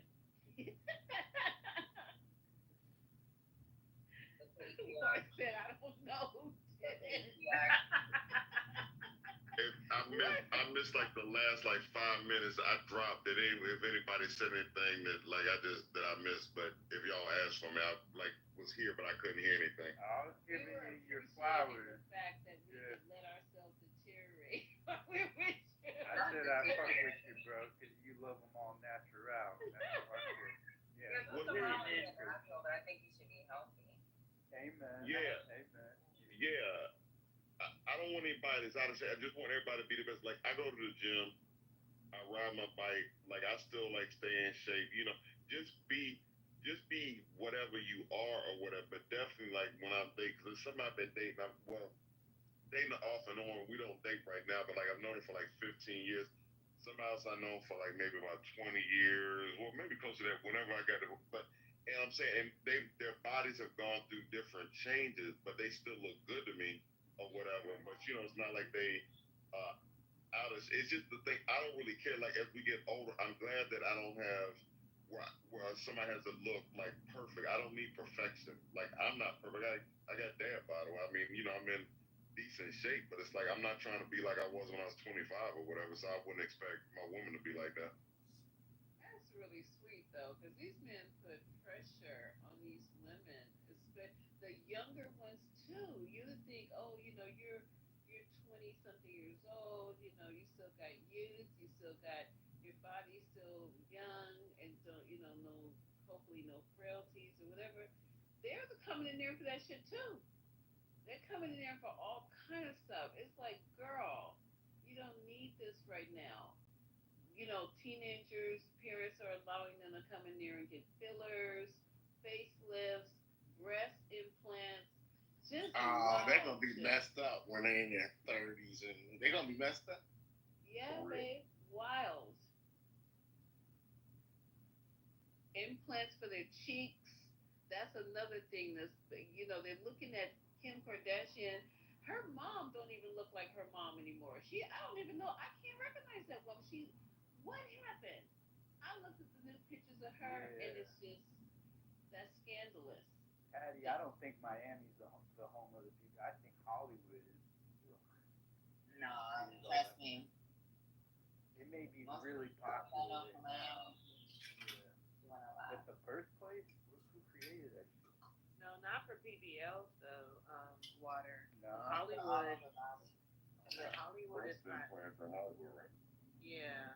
I No, would say no, facelifts. Facelifts Oh, for Hollywood. facelifts. Oh, Yeah. Oh, yeah. They're into girl. They got that one black doctor, the one that did his mom.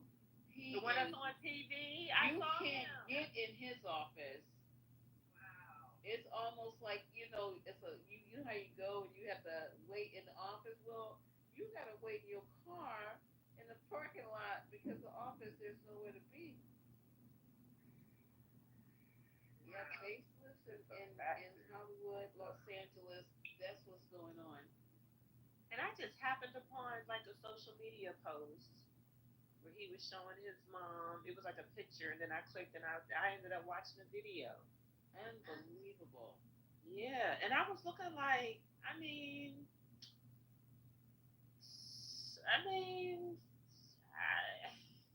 You don't think she looks good? You don't think he did a good job?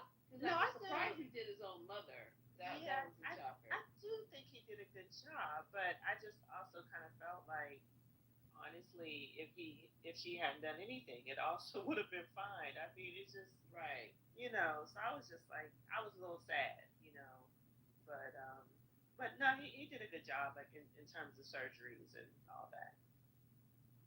Yeah, he probably could have just gave her a mini facelift, just as something. I don't know what was bothering her, or if she just did it because her son's a plastic surgeon. I don't know. Cause you know what I mean? Because some women like me, I lost weight with my ankle. I do not like the way my face looks because I lost. My face is my face. I'm used to seeing it, but now that I lost the weight in my face, I don't pretty much care for that. I like it the way it was. So what am I going to do about it? Nothing. I either have to gain the weight back, or if one lady was telling me today at work, she goes, we can put fillers in to bring back the volume if you don't want to gain back the weight. I'd rather gain back the weight, Dr. Goddess, than to put the fillers in my face. Yeah, absolutely. I mean, absolutely. I mean, I could think of a number of things that I want to do, but I'm also like, shit, this is my body. Like, at the end of the day, okay, I need to do some more sit-ups. I know, like, it's like I'm okay. That's deltoids, the rowing machine. Like, that's it. That's it. Like, this is me. If you don't like me, that's fine. Then obviously you're not for me. That's right. Yeah, I agree with you. Because I don't feel pressure when I go to the gym. My booty's a little bit bigger, but I work out. I don't now. I feel so bad because I can't go. But I used to run 5 miles. I'll never be able to do that again. I used to go with my boys to the gym, and I would work out just as hard as they would. I can. So now I think what I'm thinking is that I have to find other ways. I don't know how to swim. Maybe I should go and learn how to swim. So we have to find ways, I think, Dr. God, is just being active as we get older, period. Mm-hmm. Period. Not even if you're looking to do anything special with your body, but just body in motion, swimming, jogging, bicycling. A lot of people, they lazy. Weights. You think it's lazy? Some people don't want to exercise. Like, I try to get people, they might want to exercise like what I'm doing, but a lot of people, seems like they don't want to, work out or do some of the stuff I'm doing. Like, I play pickup basketball. Sometimes people don't want to do that. Like, sometimes I'm the only woman out there playing. A lot of women don't want to play pickup basketball or I don't know how. running. They don't want to do that. Well, That's so funny, Ashton, because I played basketball you did basketball? In high school and then in college, just intramural. It wasn't, I was on an academic scholarship in college, but we had an intramural team. And our team, now look, we were just playing. And also SWV was out. So we we named ourselves Sisters with Balls. Whoa, I love it. Sisters with balls. I love it. And we played flag football. You know, we played volleyball and That's what's basketball. So we kept the name, um, but I have not played pickup in so long. I mean, I love I haven't done it in so long. I'm sure that's yeah. I just haven't. Keep you in shape. I can't I'm sure. dribble, I can't shoot. I mean, as much as basketball as I've been around, I love that game, but I just don't have the skills to play. And I only played basketball because everybody kept asking me if I played basketball. Right, Because you're tall. yeah, I was 5'9" my freshman year. Then I grew like every year until the last year. I only grew a half an inch. But my love is dance. So and I'm like really upset because with my knee I just cannot. I just can't. Like, there's a lot of stuff that I can't do, and that's what crushes me. That's why I'm always watching Beyonce and Blue, you know what I mean, on stage and stuff like that. And other, I watch dance shows and all that. Cause I'm like, oh, I miss it. I'm very, very sad about it. What type of dance were you doing? Well, when I was little, you had to do the fundamentals. So we did ballet, tap, and jazz. Right. And then when I went on to high school, I was introduced to African dance. So I kept doing. Oh wow. I didn't really do ballet, but I did like modern dance. I still kept up with tap a little bit, and then I did African dance. Then I'm sure there's somewhere, but well, I think like hip hop that was just a part of the culture. So I wasn't taking any classes for hip hop. I just would be at the club kicking it. But and then when I was in college, I was a part of the dance troupe, and we performed for the campus and stuff like that. And we did no tap or ballet, but we did modern dance, we did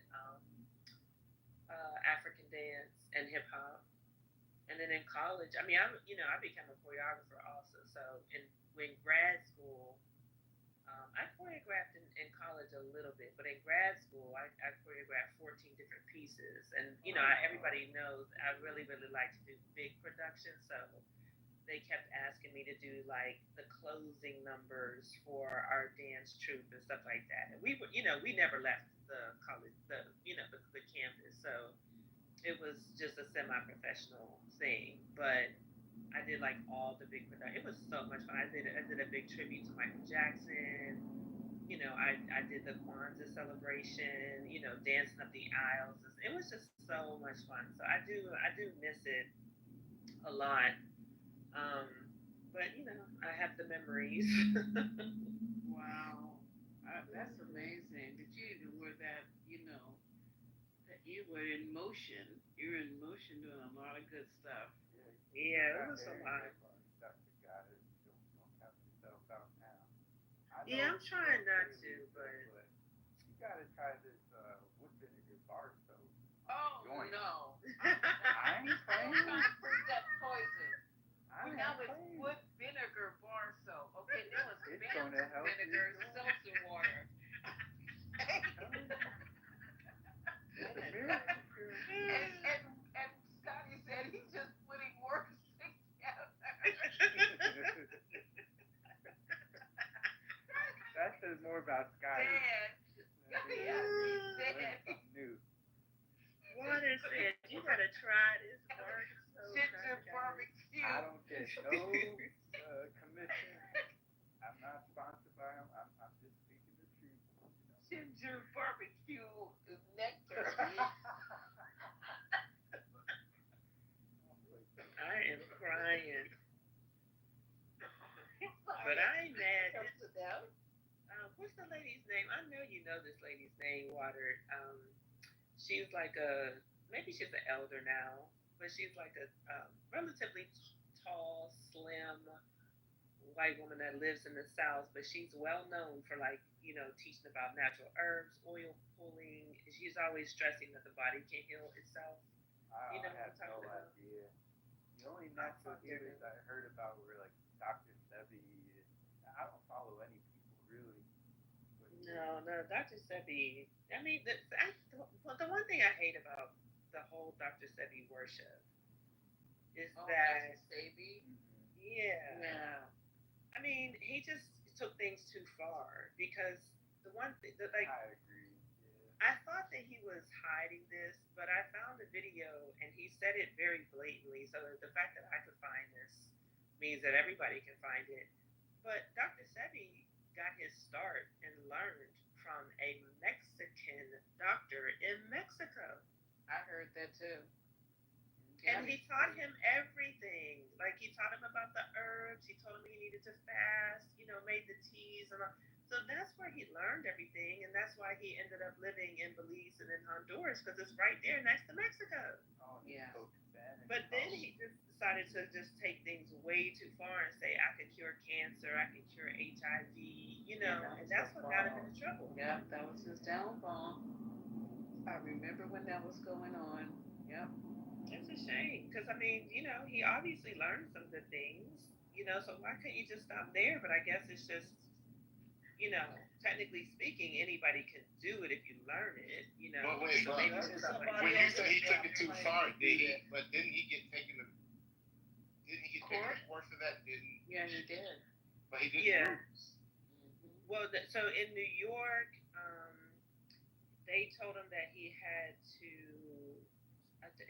stop making certain claims and like stop practicing under certain claims. And I think he did mess around. He did win something on a technicality because it was something like natural or retry, or it's like it was something real specific that made him not get convicted. But because of everything that the case exposed, he moved to California, and he started messing with a whole bunch more celebrities. You know what I mean? But Dr. Dallas, part of that story, and correct me if I'm wrong, but a whole bunch of witnesses came. So it was like literally a whole bunch of witnesses who had to prove they were diagnosed in the hospital, went to him, and then went back to the hospital and got cleared. So if he claimed that he cured them, they had to prove that. So first they had to prove that they were diagnosed through an actual hospital, from a doctor. Mm-hmm. Then they claimed they went to him, and then they had to prove that they were cured from the hospital.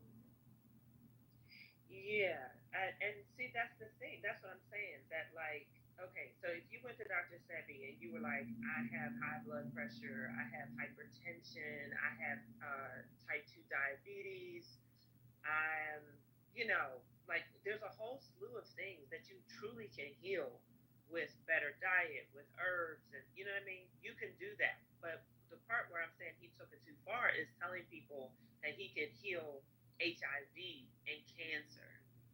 And those are the types of things that nobody got healed from cancer or HIV under Dr. Sebi. Yeah. So I'm sure, but his whole practice was under attack. You know what I mean? So I'm sure that all those other people were like, well, shoot, I came to him and I had high blood pressure. You know what I mean? And I was diagnosed and now I'm cured. And I could see that. I could definitely, that's what I'm saying. Like, I didn't think he was totally a quack, but like all the revelations, if I remember correctly, he had to stop saying certain things. Like, he wasn't convicted, but he had to stop saying certain things. And I'm pretty sure it was related to the HIV and the cancer. Right. Mm-hmm. But I think I'm just, because I don't remember all the details, but if I recall correctly, I think those were his biggest money makers, because kind of like a lot of people got into herbs and stuff like that. You know what I mean? And then that's why he picked up and left and went to California, and he started working with big celebrities and stuff like that. And then he ended up going back to Honduras. Yeah, because didn't he die there? That's where he died. Yeah. Mm-hmm. That was, he could have did some good work, because you're right, the herbalist part of it was really cool. And talking about the mucus, And that was obvious though. A lot of the other people were saying that, nutritionists are saying that we're not supposed to be consuming, a lot of dairy and cow's milk. That kind of stuff, yeah. Because when he was talking about that, I totally was on board with it. As a matter of fact, he had a vitamin store in Los Angeles on Crenshaw Boulevard. Crenshaw, he had it was a store, a bookstore. You can get all his products there, and then also it was some type of, I think, a little restaurant where you could you could eat, and that was on Crenshaw Boulevard. And I think me and my girlfriend went there one time, and I was following him. And when he started talking about he could cure cancer, that's when I shut down, because I said, "Do you know good and effing well?" And then he had all these people talking about. Then he said the government was trying to kill him because he had a certain cancer. I was like, that was weird. Yeah. Yeah. He didn't even need to go there. He was there. Good day, everybody. Good day. Good morning. I'm still awake. Is that Dap? Yeah, that's me. Morning, Dap. He just woke up. That's Dippity Dap. Yeah. I'm gonna go brush my stink mouth. Okay. We'll be right here. Yeah, we've still been talking. I know. Yeah, so that's the thing. That's what makes me mad about, the whole Dr. Sebi thing. Because listen, his son, one of his sons anyway, he lives in Mexico and he be selling sea moss and does yoga. His son lives in Mexico? Mm-hmm. And see, he's smart enough to live in Mexico, right? He's smart enough not to cure cancer. Exactly. He doesn't make any of those claims at all. But he's still making money. He's making money off of sea moss, herbs. He has yoga retreats. Like, all of those are good things. And they do work. And also, I didn't realize that Dr. Sebi was real wild either, because you mean by wild? Like, I mean, he was having a lot of women problems. With his wives, they was fighting amongst each other and stuff like that. Yeah, because he was polygamous. Guy. And I, what something else that I found out that was new when I started looking into this again. It started because of my whole Mexico trips. I watched the video because I was like, how did Dr. Sebi start? But basically, he said that he was having I think he was saying he was having prostate problems, and he was having it was like he wasn't getting an erection, properly and stuff like that. Whatever those problems are called, that's what he was having. And he said that, like, when he went to the doctor and they told him, here, take this, the herbs, drink that, stop eating for a while. You got to detoxify your body. Dysfunction. Yeah, it was definitely, but I mean, but it wasn't. He didn't just say it was just erectile dysfunction. You know what I mean? But that was either a side effect or it was like a main, one of his main problems. But that's how he started, his healing journey. You know who I like to, who I listen to a lot now? His name's Yaki. Yeah. What you think? Who's that? I mean, you gotta look him up. It's Yaki Awakening. Yaki. Is that spelled with a Y? Yeah. It's YAKHI Awakening. And I've been sent him many times. I mean, I because I have had to, for my own healing, I've had to study a lot. I hear some of the stuff that he's saying, and I see that some of it is correct. But I also can see the grift and the hustle. So that's the only reason why I'm just like, Yaki, come on. Now the other stuff, I don't know. If he's making any claims about cancer and HIV, I hope he's not. But it's just like he's somebody that. So the grift and the hustle that I peeped is that he always makes things. He makes things sound way more complicated than they need to be. And he'll be like, one of the reasons why you want to drink this thing. It would be like talking to Lisa, but Lisa making what she says like 5 times more complicated than she needs to. You know what I mean? Like when we listen to her, she's like, "Yeah, y'all, because that's why you gotta watch it. You know, the breastbone and da da da da," and she'll make it plain. He will be on TV like, "See, because the corporal connects with the diastole, and you got to." And it's just like, "Oh, that now you a doctor, Yaki." You know what I mean? That's why I'm just like, Yaki, come on now. I guess you just need some money. Like, I guess. I guess like just saying that you have herbs is not enough, for people. But I think that it is enough. Like It is. When I went to Ghana, I went into this herb shop. It was amazing. It was amazing. I mean, it was just like they called it the pharmacy, FARM, and that's exactly what it was. And it was just like jar after jar, different sizes, and some of them were labeled. You know what I mean? The different shelves were labeled for anything that you had. There was an herbal remedy, it was absolutely amazing. And I'm just like, that is a science. That alone is a science.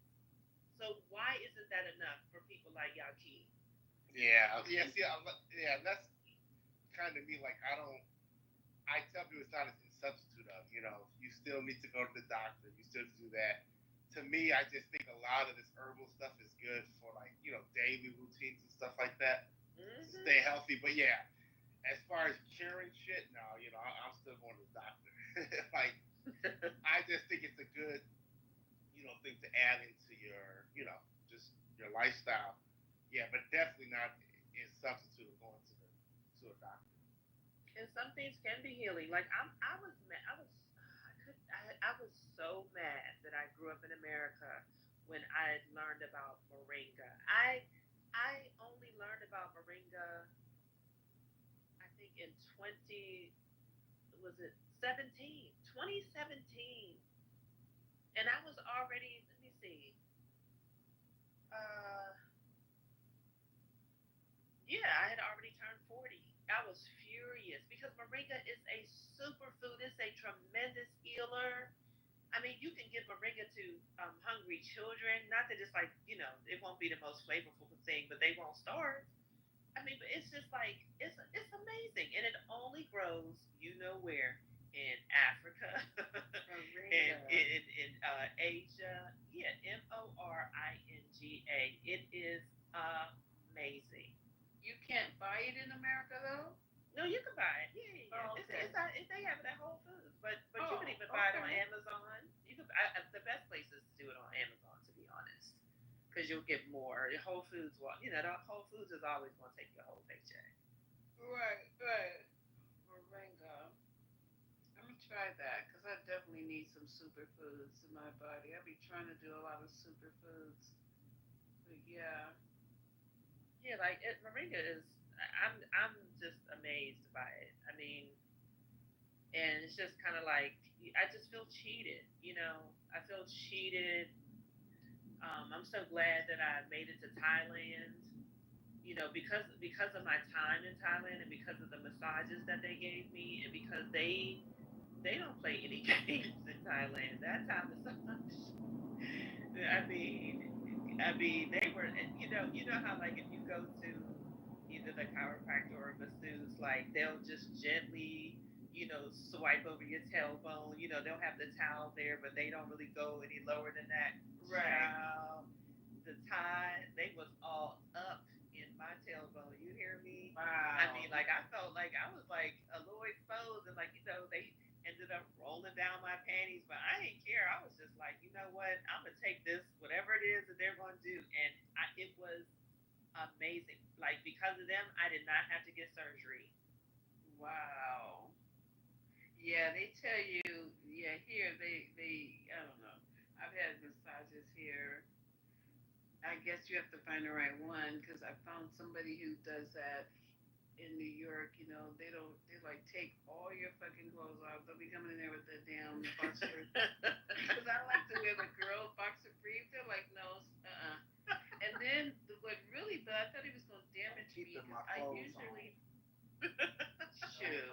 No, JD, you need to get naked hunting. Naked. Keeping my She underwear on. literally told me to take my That's nasty. damn boxer briefs off. No, they give you like a let me see, what did I do? So She gave me a washcloth to put over my crouch in the front. yeah, it's real small. And then she moved that out the way. When she got to that part, she goes, "Okay, we can take this shit off now." I was like, "Okay then." So, but what I didn't like when I got the guy, see, I like the guys because they have a heavier hand, and I like the deep tissue massage and the rocks and shit and all that.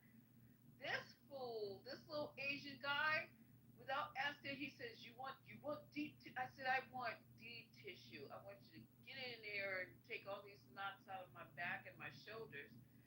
Next thing I know it, you guys, you know how you laying there and you half sleep, you half awake and whatever. You don't know if you should really fall asleep because they might do some shit to you.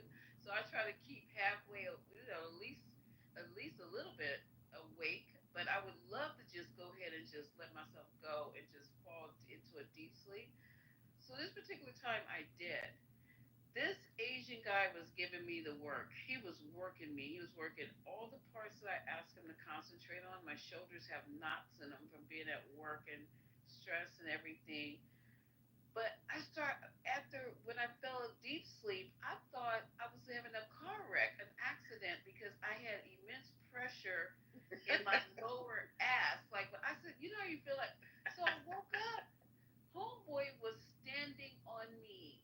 Yeah. I knew you were going to say that. I didn't know whether to say what the, I didn't want to throw him off, like that, like throw him off my body and injure him too, because he was a little Asian man. I said, "What's going on?" I said, "Hey," and so he goes, "No, no, no, just be still, be still." So I said, "Okay, well, take it, because you don't want to ask for this hard, deep massage." I was in pain for days. I will never. It is, girl, to have a man walking on your fucking body. I'm a female. No, That no. yeah, he literally Okay. walked down my back and across my booty cheeks. Yeah. No. It's I'll walk no. on You your can. ass. You Yes. can. But so I had women. I had all Yeah. women. But no, She's like, shit. but no, the Thai, they have their own technique, they have their own schools, and you have to go and get trained. And yes, they use their elbows to go down Yep. your muscles and get in between your joints, and they walk on your back, they use their knees, like you just gotta surrender. I promise you. And you can always tell them like a little lighter, because they'll always say, "Are you okay? Is that okay?" Like they do always ask, and you can say, "A little lighter, please," or "a little more if that's what you want." But with my girlfriends, we called it a Thai whooping. Oh, I love that. That's what I got my ass beat. I asked him That too. don't I sound said, "I like want." fun. No, it's healing. It's not for fun. It's for healing. They're not playing with you. I'm good. I don't do this. Child. No, they everything. I'm I telling you. never had a professional massage. I've had it privately done by friends, people that know how to do it professionally. But yeah, I never. I go to a chiropractor home. Hey, You a right? chiropractor. Chiropractor I'll just trust cracks you. that. Yeah. That's all they do. But I though. play You're not sports, getting- so that's what I need. I mean, I play a lot of sports and stuff, so I have to keep my body alive because I lift stuff, and y'all aren't lifting what refrigerators and with the practice, though, right? Mhm. Ask the guy, ask the work out there. There's only 1% of this world is 6 foot. My mom was 6'1". I'm 6'3". Like, yeah, I mean, Yeah, so my mom was 6'1". We're about to do it. I probably don't want any of it. Just so it's that, if you know anybody here in Houston, we're about to give away 1,500 articles of clothing to my mothers. So, oh, that's what's up. I put the address in the, put the address in the list. You had a big collection, man. Oh shit, dude, there's no clothes. I mean, she has more clothes than she knows. My point is, if anybody here in Houston, just back channel me and I'll send them. Not really, just by the house, it's just some random shit.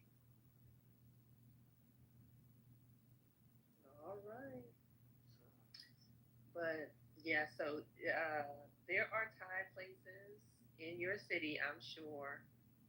And if you have any pain, and especially if it's a persistent, something that just these American doctors and massage therapists haven't been able to get out, go to the Thai place. Okay, you will come out a new person. I had like 5 massages in, I want to say 14 days, and it was amazing. I wish I had more. I can't wait to go back. There should be somebody practicing in your whatever state you're in. This guy was in, actually, it wasn't in New York, he was in California. Their clinic was by the beach, not too far from my mom's house, and that's why I said, well, let me go over here, I'm saying a little bit more upscale, ritzy, ritzy. And it was a Thai massage. And then they also had the hot massages.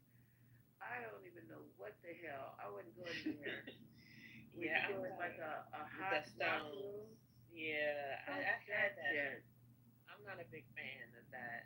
Yeah, I'm not doing that. Mm-mm. Yeah, no, it's just that the Thai massages in Thailand are $8 to $10. They're 98, across the bridge here in the States. Okay. Wow. Imagine $8. Like, oh my God. I'd get a massage like twice a week then if it was $8. Probably every day. I don't know. Yeah, I had it like every like two and a half days, something like that. And I kid you not, I was just like, I really thought that I was like, well, when I get back, I'm probably gonna have to have surgery. Child, I did not. I have not had any surgery, and that was years ago. Yeah, I need to do that again because I'm just knotted up. I don't need surgery. I just have such deep knots in my shoulder. I can feel them myself. So if I go to the Thai, if I could just feel them just pressing on my back, the knots in my shoulders and my neck, I just need to go. And I've been putting it off. So they'll give me a massage maybe this weekend. Yeah.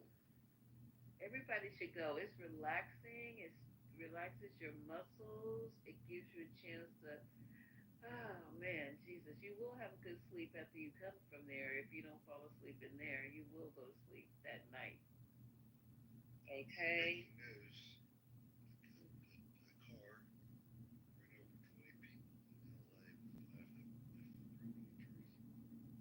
I didn't hear the breaking news.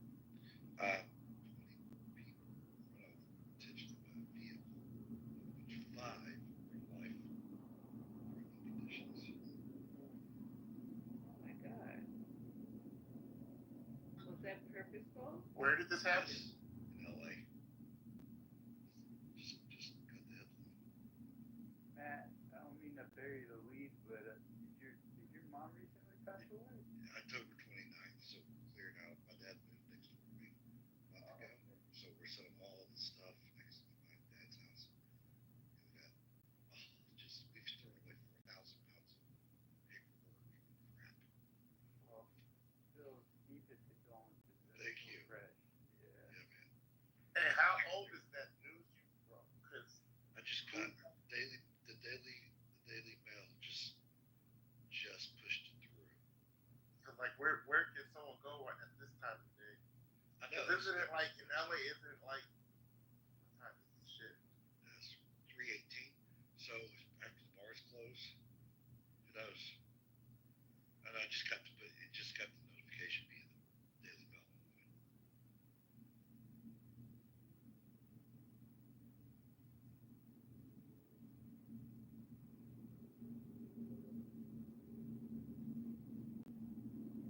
Did they ever figure out in LA why that explosion took place at the sheriff's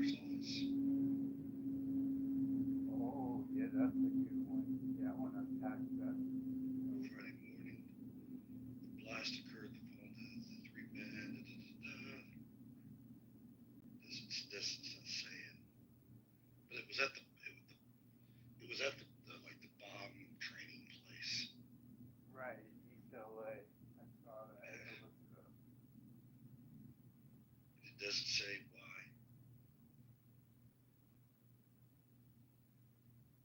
Yep, doesn't see it in the article. And Lisa, you could put moringa into, like put it into Instagram or YouTube, whatever is easier for you, and you'll learn so much. There's going to be a lot of information out there. I am. I'm gonna get my life next week because I need to get back. I've been up like 24 hours and I feel like I'm not even sleepy. So I hopefully I don't know what's going on, but I literally am up 24 straight hours. So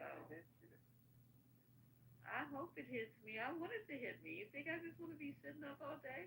I worked all day. I got off. You guys were on. I started talking to you guys, and now I'm talking to you all the way up to the time I got up and went to work yesterday. So edible. And you're not sleepy, love?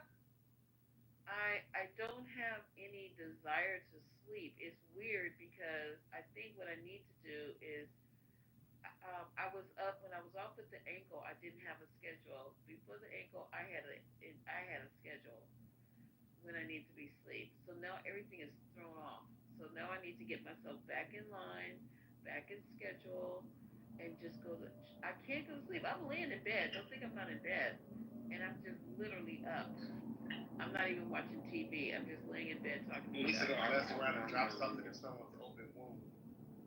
Ashwagandha root is good to take to go to sleep. Ashwagandha root? Now where am I gonna get ashwagandha? You know what? You could get it on Amazon. You could use I'll send you the company that you could get it from. Okay, ashwagandha root. I'll take it. That's Any gonna other calm you down. That calms you down, Lisa. It relieves your anxiety.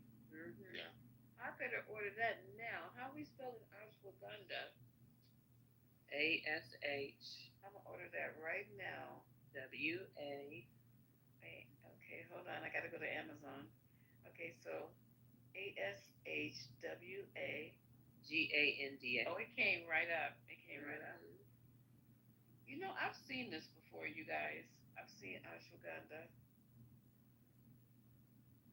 I might have this ashwagandha. You probably do.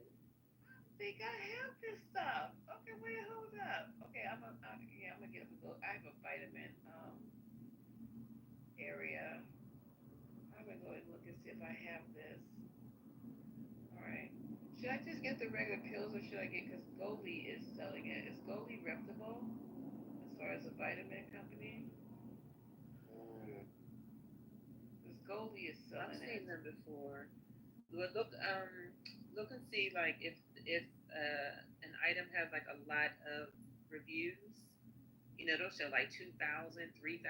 Something that'll tell you if it's like a bestseller or Amazon's choice. Goldie has 54K. Yeah, see, that's good. They sell it like Walgreens sells that stuff. Those are like gummies. But they Yeah, sell these are gummies. Are the gummies gonna be okay though, or should I just find something else? Me personally, I don't like doing anything supplemental and gummy. That's just a preface, but yeah, I don't know. It's just something. I don't know. Some of these gummies just don't seem. Okay, I'll skip gummies and I'll go to. Life Extension Company is good, Lisa. The organic, they use organic stuff. There's a blue bottle, Life Extension. Okay, let me see if I can find Life Extension gummies. They're not gummies, it's a pill, right? Yes, the pill is powder. And the capsules. It may be available as gummies, but you should get the pills. Yeah, I think I will get the pills, and I think I do have some ashwagandha though. I think I bought it when I was giving COVID shots.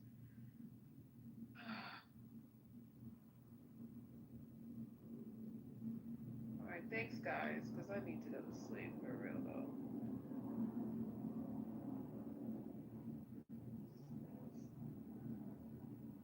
Okay, they got some natural ones in here, but not that brand.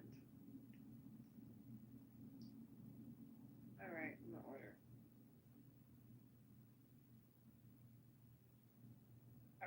Y'all not sleepy? What's going on in here? No, I know Patty's at the gym. I don't really do supplements. It's a lot of people in this room. Y'all not sleepy? What? They fell asleep. Here. The I'm whole fucking did all kinds of shit. Came back. It's 2:30 in the morning here, and I'm like, what are y'all doing? I'm just trying to figure out Y'all what they have doing. I beds, didn't even. go We were bed. having personal conversations, not knowing that we on Clubhouse. We didn't talk about everything. I was like, okay, let me see. Yeah. Have you heard of Ashwanda, Sister Wife? Because I'm gonna get some Ashwanda. I think you should investigate each company that makes. The only thing I do is take vitamins. But this is a supplement and to help sugar-free you Red Bull to get ready for the gym. See, that's why sugar-free Red Bull. Do not take Red Bull. That's cheating. That is terrible, Patty. That's cheating too. Listen, You let had a Patty Red live. Bull. They make me fly. Red Wings gives it gives me flies in the gym. You know That's that's why she in the gym. that's how what's his name? Your boy Died. What's his name? He flew all right. What is it? Kevin. To the Lord. Kevin, No, I saw St. James. Samuels. Kevin Samuels, yeah. I've never even heard that I guy thought it was talk the big at sex all. worker that got him. I mean, it was, but it was With a Red Bull. His heart was weakened because he was downing Red Bulls constantly. You know, people fuck up their heart. Yes. People let their teenagers have that shit. I'm like, you are Yeah. out your goddamn mind. Now I was at fault. I used to like when we had early morning games, like we had to be.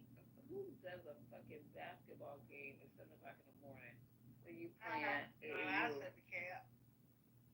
Yeah, and the boys would be just so out of it because they usually were up at practice the night before. Usually Yeah, maybe teenage somewhere boys, at the dear gym. God, no, they don't sleep. Yeah. Yeah, it was just like dragging two redwoods out of the goddamn forest. So I just said, look, y'all gonna have to wake the fuck up.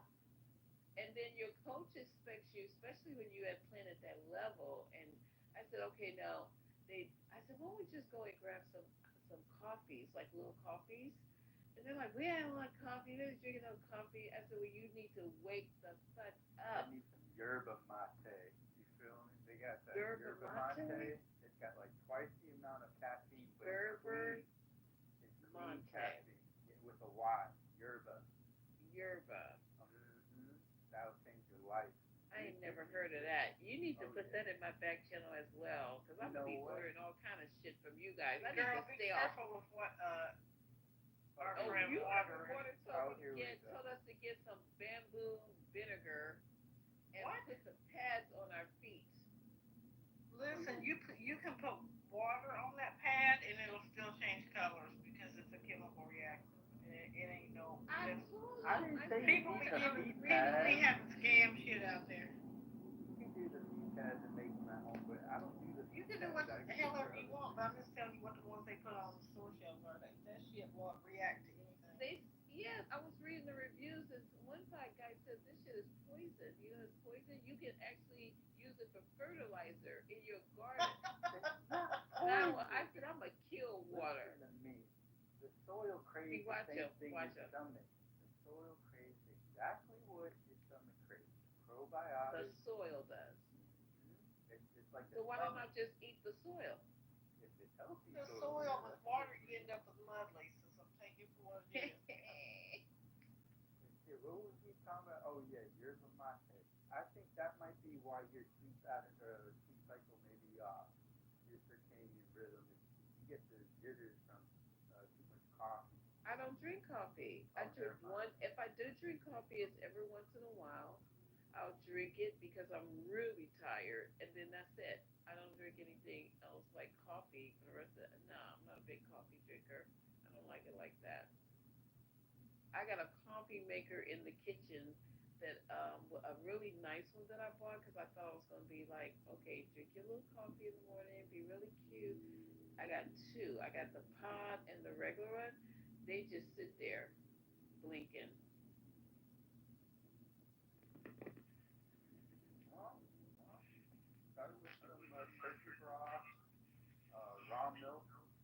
Raw. Yeah, milk will help you go to sleep. I'll drink milk. Lisa, you don't know what Yeah, helps me me go to either. sleep when I can't absolutely not sleep. It's What the helps same you go to thing you do for sleep? your babies, but it's not the baby cereal. Regular cereal, like Raisin Bran or some shit. I'll eat that and I'll sleep for hours. Cereal. I love cereal late at night. I'm I'm like gonna a try sugary cereal. kid kind. Like, what do you want supposed to get? What kind of cereal? I love Raisin Bran. I knew you were gonna say that. I said April's gonna say Raisin See, Bran. you say regular too, though, when you get to sleep, so there's that. You go to sleep And tell you and put no dirt in your bowl and put milk in it like water. right, and put Put words in vinegar my mouth. soil on the bottom of my feet. Oh my goodness. Yeah, water's been interesting in here. We learned a lot from water. We learned a lot from AG. I always not AG, GA. I always learn a lot from GA. GA schooled me on a lot of stuff on grooming for men. Water tried to kill me, poison me on purpose. What else? Scotty had me dying laughing with his, telling water that he's just putting words together. Oh yeah. All I did was try to sleep, and then I shopped on TikTok, and then I saw some shit on TikTok. You know what I saw on TikTok, and I got really pissed off? What we listened to with the Obamas the other night, it was not fucking anything like what these other wackadoo people are saying it is. I know You mean their interview? On the podcast? Just the part where he talks about the young men, and it's totally understandable, right? Oh, yeah. We're saying if your children can connect with somebody else, another person who experiences what they're experiencing or has, how is that harmful? I don't understand. People are crazy. But these motherfuckers want to drag the Obamas for filth while we got a whore up in the White House. It feels. But they were beautiful together, and her brother was there because I was watching it. Oh, I should go watch it on YouTube. Yeah. It's good. It was funny from the moment Obama walked in the door. She's like, funny. "This is my husband, y'all." I was like, "You so goddamn lucky, Michelle." Oh my God. If only. He was like, she took me back, and she was like, don't start, because Yeah, he was like, she was never gonna quit her man. She had never thought about quitting her man. He was like, it was She said, said, Obama. She said, I ain't never thought about quitting my man. I was like, you go, girl, because I wouldn't. Me neither. I wish he had a brother. Her brother was there. I would be chasing Bernie like Mel was chasing that dude. 100 phone calls. She said 100 missed. I almost fell out of my car. Mel was about to be reported. If only she knew. That's probably when he knew he was hers, when he didn't take her to call the police. 100. Do you know how long does it take to make 100 calls? I don't even know what that feels like. I was like, Mel to her Mel. But on the first day, wait. Actually, did she Mel had that fatal attraction. he was shit trying to going get on. the date. She found the phone number, and I don't know how to. Mel could be fatal attraction if she turned that way. That was funny as He hell. better not never mess her around. It's gonna be fatal Gonna attraction. be suicide. Yeah, and it won't be her that's getting the suicide either. If you ever need a friend to hide the body, get Mel. Yep, go swing around the corner and go pick up Mel. You look up ride or die in the Webster's dictionary, Mel's pictures is right there. Next to that word. I'll shake him and she'll hide him.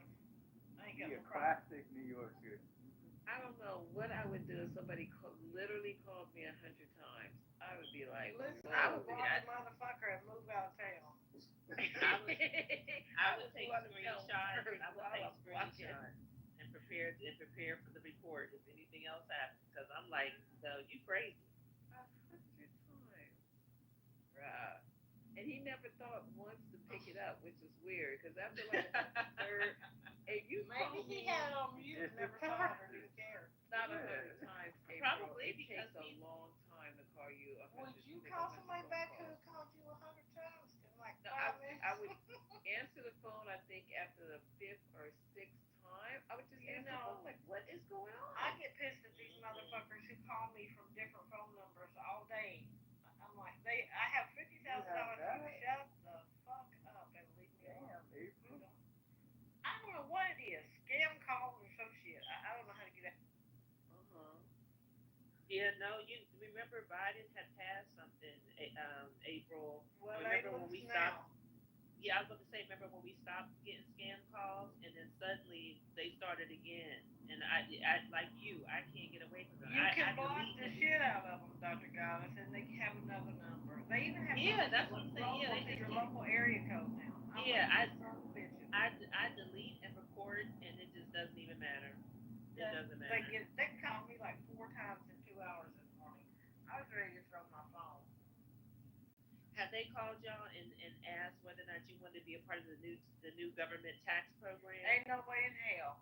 I just hang up the phone. I don't even say nothing after that. Shit, y'all ain't get me a record for nothing. They got me the first time because they called from my local area code, and then after that I was like, you know how you talk to somebody, you're like, this seems a little off. And I was like, well, I don't have the information that you need right now. I have to get it later. They were like, okay, we'll call you back, no problem. And child, they've been calling me back and pounding me ever since that. They're like, hi, it's Olivia, it's Matt. And I'm like, okay, you are clearly scammers. Like, just leave me alone. Has anybody else been eating cherries? Oh, it's cherry. No, I did see that video, though. I hope you ain't going to talk about it. What video? Never mind, then. Never mind. I love cherries. I have a cherry tree. Oh, good. What about cherries? Yeah, wake it up. What happened? It was just, I saw I a love video. them. I do too. The video said, like, some woman was told if you soak the cherries, and I know the standard is vinegar and baking soda, but it was something else in addition to that. And they were like, it'll kill the larvae, and the larvae will come out. And like, she had bought a say whole that bunch all of the time. cherries. People make these little scam videos too about that. That is not true. All you're gonna do is clean your fruit. It ain't gonna, no bugs ain't coming out of it. Okay, well, her video was kind of gross, but I've never seen it. I'm telling you, Dr. Goss, these people are playing.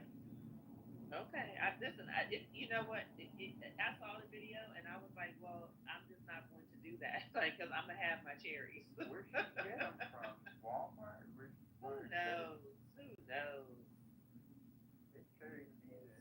Well, I'm gonna have a belly full of larvae here in a minute because these cherries. Yeah, listen. Our bodies are filled with some parasites anyway, so I'm like, well, y'all just go ahead and pass on through because I need to enjoy these cherries. I'm telling y'all, there's wood vinegar. It's a miracle cure. You gotta get on that time. The bark is he talking about the bark again, water? Wait, what is it? I'm sorry. Let me stop laughing. What is it? Start with the bar soap of it, the wood vinegar bark. They make beauty products with all this stuff, with the wood vinegar. There's a lot of different brands out there, but yeah, I think I can put the link again, but yeah, just check it out when you got time, because it's incredible. Yeah. You can use these cherries. These are so good. They cost a lot. Is it the reindeer cherries? Is it the reindeer ones, April? Yeah, you could make your, and I do make jam. I didn't do it last year. Our tree is Japanese cherries. I want to say it's Japanese cherries, and they're like bitter. They're not bitter in a bad way, but the birds won't even fuck with them. Okay, so yeah. But if you pick them, I used to have. Well, I had D'Artagnan pick them because he was taller, but the tree's huge now. He was 2, and it's grown up with him. But I can't. I didn't do it this year. I still have time to. We're only in July. But I had a friend who made fireweed jelly. We have a flower here called the fireweed. It's gorgeous. And as it blooms away, that means the less flowers, blooms it has on it, then you're close to winter. Not winter time, but the end of summer. So that's how we tell. It's the end of summer when the fireweed's all bloomed away.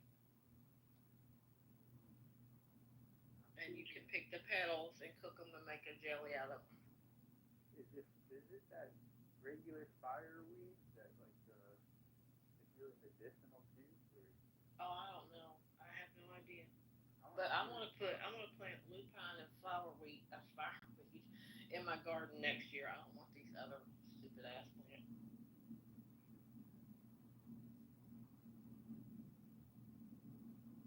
I'm feeding a possum right now, y'all. Why in the hell would you feed a possum water? It won't stop eating. Well, because you keep feeding it. Well, it's the first time I met it. Shit, Oh my God! What are you doing with the possum? What's the matter with you? I never met a baby possum before. Yeah, I always heard good things, so I'm having fun right now. What are good things about possum? Name one. Well, they eat lice for one. Oh. I hear they're clean. They can't catch. They mean as hell. I can't wait till the mama finds your ass. What? If that mama possum come back, it's on. They are mean as hell. Hello. That's bullshit. I've seen so many. They are. They hiss at you and come running out that tree. I think they just look ugly, is what it is. No, they're mean. They hiss and carry on. You gotta be careful with them kids. Oh, God.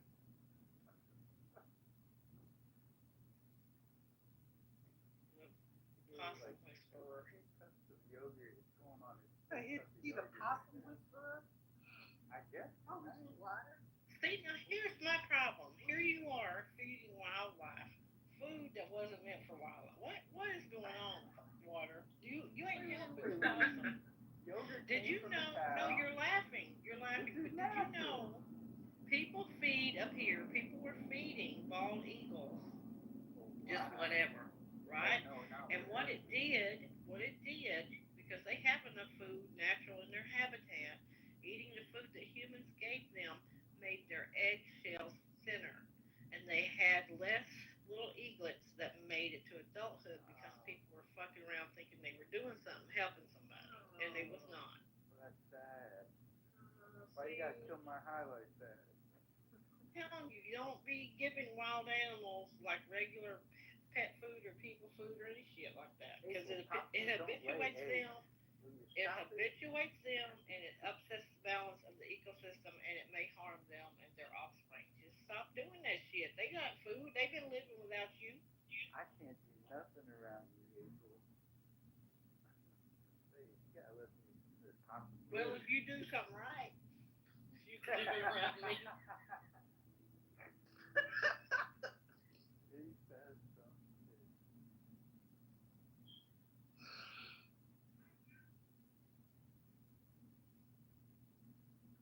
How's your books coming out, though, April? You got any shit, I'm firing this shit out like crazy tonight while y'all was talking all that foolishness about sex and whatnot. I was on ChatGPT saying, okay, I need to outline this story about a goblin king and he falls in love with a witch who's fated to be blah blah blah, and give me a list of names, and I mix different names together, and let's talk about what could happen.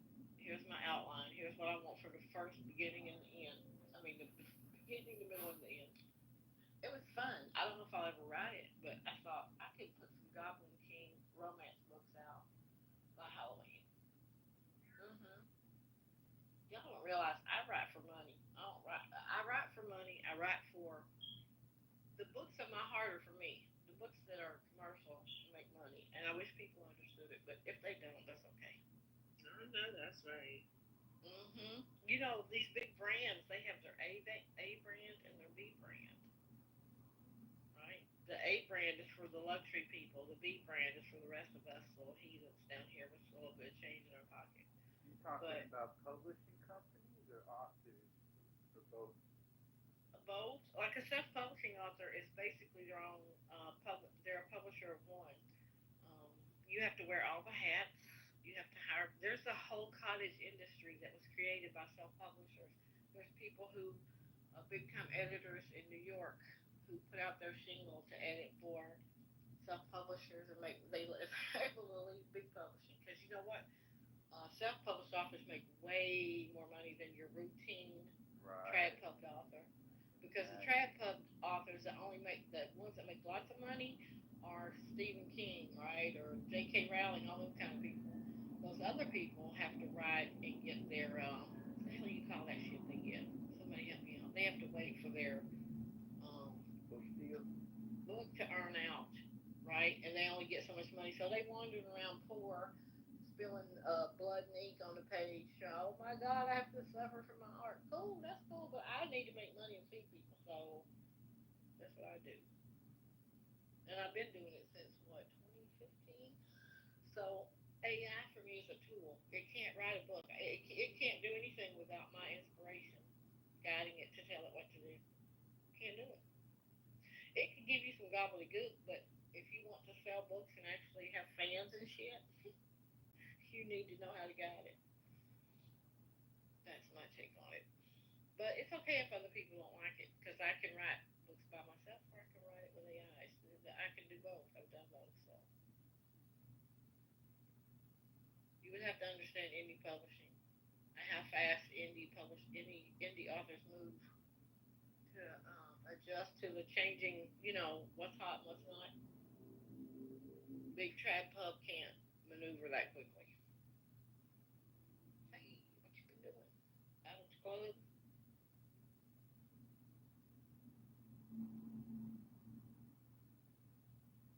Lord, this boy been to Trump Club, he said.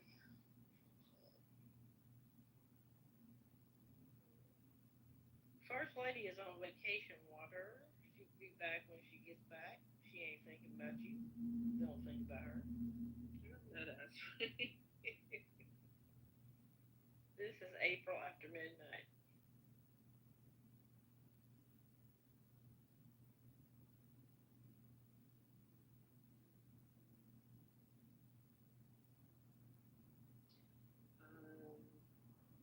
So you asleep? Did you fall out on asleep?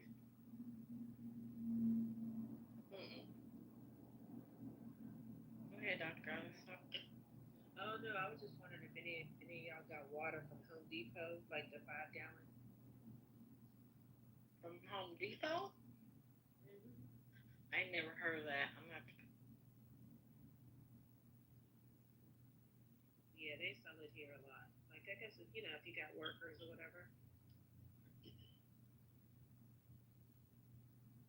Wait, you're saying there's a water at Home Depot that does what? Yeah, so Home Depot is a primo water base. So like when you first walk in the door, on one side they'll have like the lockers and stuff like that, and on another side they'll have all the water. So it's just stacked 5 gallon bottles of water. And if you buy the first one, it's going to be about $14. And when you bring it back to refill it, to get it refilled, you don't use the same bottle. You just turn in the bottle that you picked up, and then you just buy another one, and it's $8.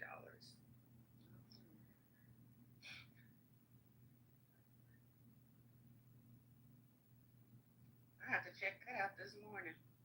Yeah, I've been slow to go and get it because I was like, should I get the water service? But I don't need all of that. If I just have the water, I'll be fine. And I need to really I usually drink a lot of water anyway, and I also need to make sure I drink more water. So I'm like, just go get that. Do you drink it all the time in place of regular water? I haven't.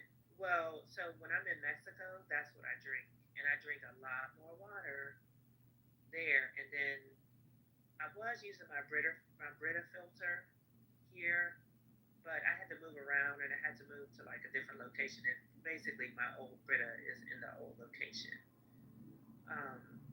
But also, I've heard. I don't know. I've heard like. I know that Brita's good.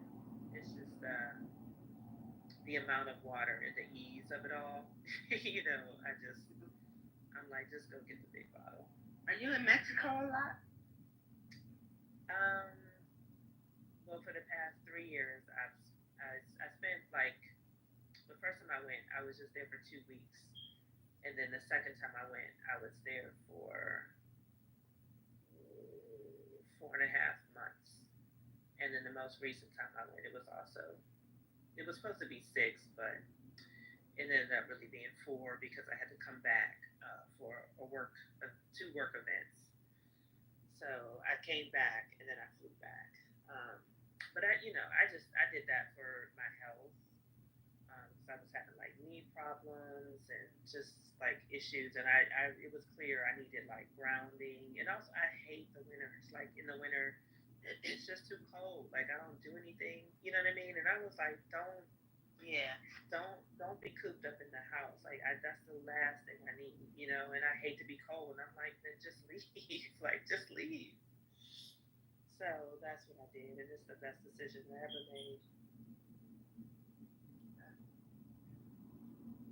So, I didn't know if that was like work related or you have like a second home there or something. No, I just rent when I'm there. I'm looking, but right now I'm just renting. Like I'm nowhere near retirement age or anything like that, and I still. I mean, it's funny because my contract was remote, but the nature of my job required that I be here more than I was away. So being gone for like the winter months were okay to just be gone, but kind of like when you start etching into April, it was like you kind of really want to be here. And then it turned out that I had an event in February, so I was like, oh my god. So I came back and then I had to fly. Then I flew back. But not quite ready to live there permanently just yet. I mean, my stuff, like I have way too much stuff, and I just have other stuff to do, you know. But it's definitely it's on the list. Not family, I'm not family, but you know people there. Yeah, because at this point, like we built community there, so I mean, I talked to my girlfriends there, like I talked to, my girlfriends here, Yeah, it's just it's definitely on my list to retire. It's definitely high up on the list. Like I know that I'm not going to retire in the United States because I don't. Well, for one, I mean I did like Florida, but I don't want to live in Florida, and I don't want to live around all those conservative people. And I guess I could live somewhere else in the South, but I'm not exactly sure where.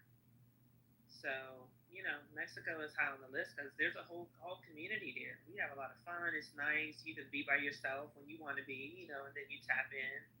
I have like closer girlfriends and we go shopping and do stuff. And then, if you want to, I mean, we even have somebody that teaches line dancing down there. You know what I mean? Out of here. It's so nice. Yeah. They're like, meet us on the rooftop of the hotel, y'all. We're like, oh, okay. And so you go up there. Next thing you know, we're, boots on the ground. Like it's amazing to do that with just brothers and sisters in Mexico. So you don't feel like you're alone. You don't feel like you can't talk to anybody. And also, I do know Spanish. I'm like an intermediate Spanish speaker, but I still need to do a lot more. But also you just when Americans are so rude that like I hate to like put it off on a certain class of white Americans, but it is them. They go down there and they want to demand that the Mexicans speak English. Oh, are you serious? Yeah. And I mean, I sort of get it because like there's a little, sometimes you're in a tourist area, but also like, ma'am, you're in Mexico. Like you're in Mexico. Tourist areas, right? You know what I mean? Consider Hawaii. I love Hawaii. I love Hawaii, but I can't afford Hawaii. Oh, yes, you can. No, I can't. Hawaii is super expensive. They have affordable areas. You'd be surprised. I'm gonna give you a link. Are you looking for raw land, or are you looking for a house like to build your own, or you want a pretty cheap stuff? I mean, I don't have enough to build my own, so I mean. Again, remember, it's getting cheaper and cheaper. You've got these boxable houses, where you have houses like That's true. That's true. That's true. I did see some really nice, like mobile homes. They were made in China, and it was like um, it was like a container size, and it was I'll find y'all a link. It was luxurious. It was only like $13,000. Now, mind you, you had to ship it, so it was going to be more than that. But like the actual cost of the mobile home was $13,000. I was like, okay, now I can afford that. So maybe if I mean, because I do love Hawaii now. You playing with my heart. I would never. I went to Hawaii and I rented a car and I stayed. It was in somebody's Airbnb and it was so nice. It's like it wasn't even like a luxurious place, but it was just private. They had their own, they had a backyard, they had a porch, um, you know, lots of parking spaces, and then I just rented a vehicle and just drove around. I went to the Dole Plantation. Sorry for the word plantation, but that is what it's called. That's when I first learned about how pineapples were grown and stuff. I drove I loved going the north part of Oahu. That is my favorite place. If I could live there, well, I don't know. I mean, I build community wherever I go, so I won't say that. But if I could live there, yeah, that would be amazing. Oahu, That would that's the island you got your eyes on? Yeah, North Oahu is so nice. I want to look at Kauai. I've been looking at Kauai for a long time. Now, mind you, I haven't been anywhere else, so I'm fine exploring. Yeah, yeah. Maui, I have friends that they actually just ship water buffalo there, believe it or not, and that's hard as hell to distribute anything near to Hawaii. They are so strict with the food and the agriculture. It's like California. But yeah, I'm very, very excited for their future. I mean, Hawaii I especially. love just driving along the road, and just people are just selling fruits that they cut up along the road. That's another reason why I like Mexico. Um, it's just so fresh. It's organic. Um, it's affordable. Big, the Macadamia nuts are from Hawaii, oh so they yeah, make all different types of macadamia. They're like you get chocolate covered caramel, like they Kona do all different coffee, types of stuff. Oh my god. exotic stuff. Yeah, I was a little spoiled, and then they love shrimp and rice, and I was like, see, y'all my people, y'all are my people. The Have you only thing been, I can't Deborah? get behind is that spam. How am I supposed to that spam? Oh no, yeah, I had Get spam off as a that. child, but no, I was like, no, I'm good on the spam. Thank you. I'm starving, I guess, but I don't see myself getting to that point. The true. Deborah, have you been? Have you been in Hawaii? I haven't been to Hawaii yet. Oh, No. you gotta go, Deborah. Don't put that off. Yeah, but Deborah, I've traveled a lot. I have a small travel company, but I haven't taken anybody anywhere the last 2 years because I had like my own health challenges. But I'm a consultant for people who are looking to retire, looking in places and stuff like that. So I do that for people. Um, but if you have any questions or whatever, just drop me a line. I'll answer you directly. I mean, it's I like I really want us to expand our options, and especially with what's going on, what's going to be coming with this whole Medicare, Medicaid nonsense and all that. Who knows? But just generally speaking, I just it's very very clear that it's sad to say, but you can just live a better life outside of the United States. It's so sad to say, but it's just like so I lost my mother, so I'm still sad about that. Like I still dream about like oh man I would love to just go with her to Mexico or wherever else, but um it's so easy to get your laundry done. It's so easy to have somebody coming in clean. It's affordable. It's like the food is fresh. If you need somebody to cook for you, they can. But otherwise, like delivery is so super, super easy. It's just, and I say that's for Mexico. That's for Thailand. I haven't been to Vietnam, but I do know a lot about Vietnam. So I'm gonna say that's for Vietnam as well. And then also like healthcare. Healthcare is very, very important.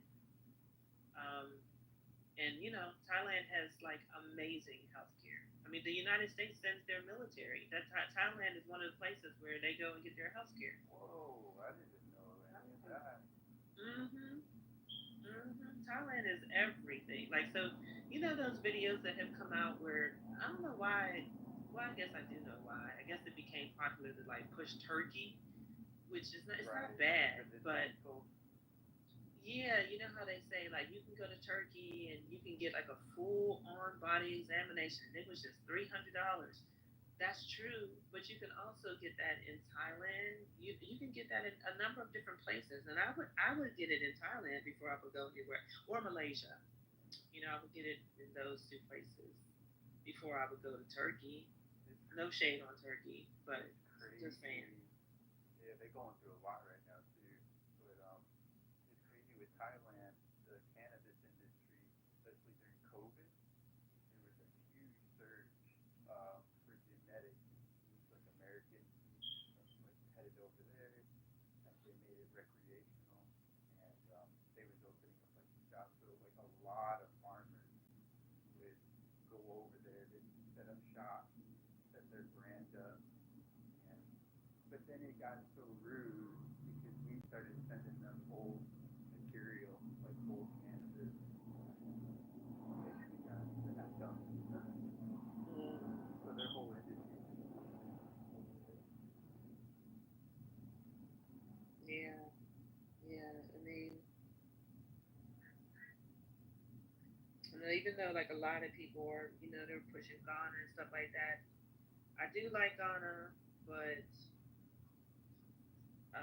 Ghana does not have a good healthcare infrastructure. So not yet. I'm not going to recommend anybody that has any issues, to go to Ghana. It's like, nope, I wouldn't do that. But yeah, I mean, you know, it's really unfortunate.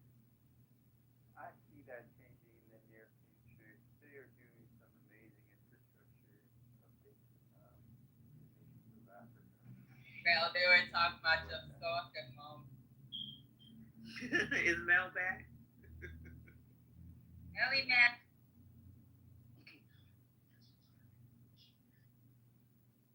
Okay, I'm back. We're gonna talk about my I hope first I one. never get like that. First time yet? No. We gotta talk about that. Yeah, Dan, First we time. want to hear it. We want to hear it because you ducked out. Oh, Ducked yeah. out. Yes, we do. Well, I was in a situation where, kids were in the bed, we were watching a movie. I can't be saying I'm watching a Disney movie with my kids. I can't be like, hey, let me talk about the first time I whipped this shit out and did a deep dive into some coochie. I can't talk like that. Thank you for being a responsible father.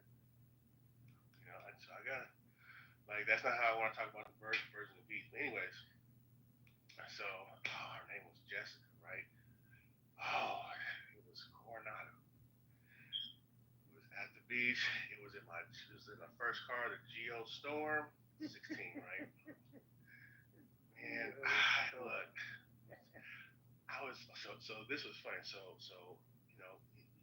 you do your makeouts, you do your dry humps and shit, right? Blah blah blah. And there's a time where it's like, you give that look, and she gives that nod, and I'm like, oh shit, it's real, right? So I wasn't prepared, so I had to drive back into the city, over the bridge, back into the city because it was late.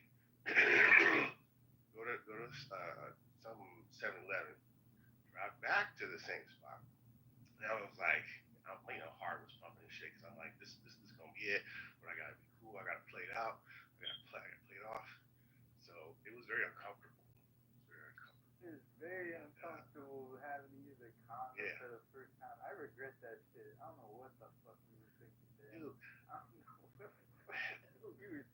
I'm a 6-foot dude, right? I'm a 6-foot dude in a geo storm. It was the first car, y'all. Come on, 16. It was the first car. But I ain't mad about then, that. you know, It's the whole condom thing. Like, why did we do that shit for the first time? That like sets the standard. You know what I mean? Like, I don't know. What?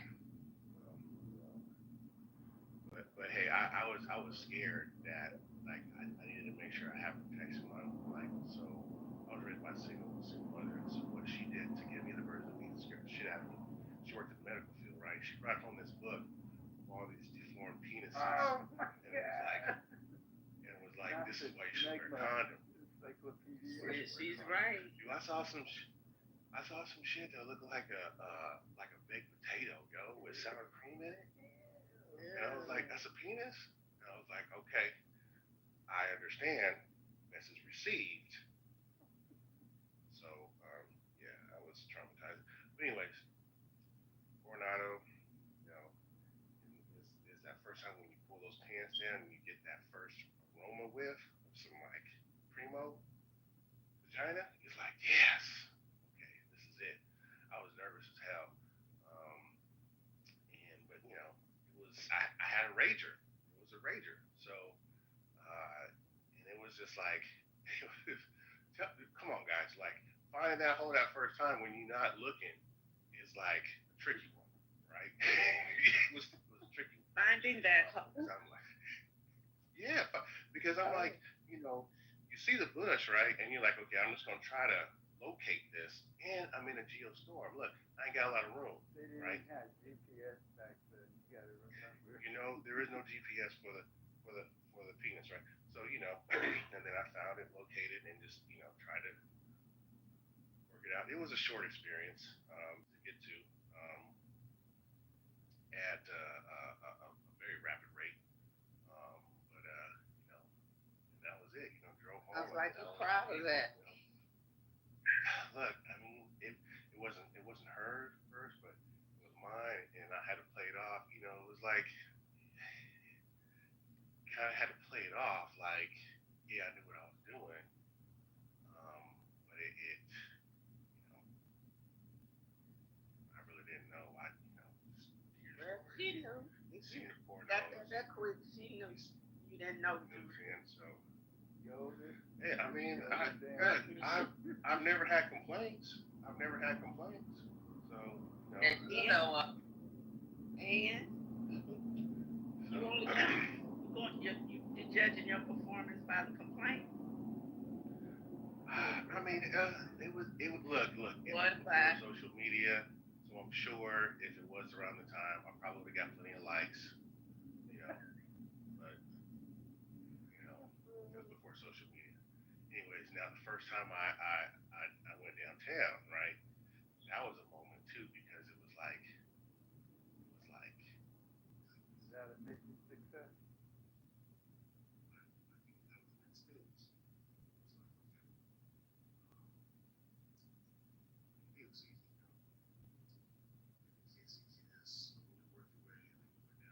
Wait, is it me or did he get love? Yeah, he got it. Yeah, that's easy. I thought something was wrong with my phone. Is this how we're gonna open up our rooms then? Talk about our first. No. But yeah, I mean, we gotta finish because he ain't doing background music. I mean, she don't want to open a room talking about it, but she want to hear about his shit. Go ahead. No, he's gifted. He's gifted, Patty. So he got to do his due diligence. He came on and was like, I got. He was like, I got it. Don't I have to give my? I got it. I got you, boo. I hear you. I hear. This one, it definitely was unsolicited. Okay. but I'm all ears, so you know. Go ahead, Jam. I'm sorry. Go ahead. Okay, so about it. Now you're low again. Well, my headset. Oh, dear, you stay there. Stay there. So the thing that was interesting was like, it was like, I mean, it has its own unique taste. It had its own unique texture. I could not describe it. When people were like, "What was it like?" It was like, I can't describe it. It's its own thing. I enjoyed it. She enjoyed it. It was a good time, you know. So, you know, routine. You know what I'm saying? Because you start sometimes in there. I don't know. You know what I'm saying? So it's just it's a part of the flow. So I enjoy it. I'm great. Hey, I can't tell if he was eating some or going on safari. Like, I can't tell. This man. I was curious, dog. You know, I used to, open that shit up. Like, He probably was going on a safari if it had its own unique smell. Yeah, man, Nigga was on a fishing trip. He said he needed a GPS and all kinds of shit. I have a very scientific mind, so I take things very seriously. You know what I'm saying? And okay, I'm gonna be honest with you too. Like you guys were saying something before, like a lot of women had sexual assault, right? So and some people had very fucked up relationships. I will like the reason why I was very conscientious and thoughtful about this is because my mother had abuse, right? And so I was like, I see how that fucked her up, right? And then my father, when he remarried, he was an abusive dude too. And I said, I am not being that. So from that moment forward, I was like, I want to be conscientious about like my experiences. I'm gonna get what I need to do, but I want to make sure I'm not gonna be an asshole in the process, right? And just be really respectful in that regard. So consensual for sure, you know what I'm saying? But and just make sure I had a good time. And delivered a wonderful experience, you know what I'm saying? So, that's my story. Lay it on that. Well, I hope you make a story, JD, so you can have it for next time. Well, it won't be my first time. So. Wait, JD did share his story, Patty. Did you miss it? No, I heard it.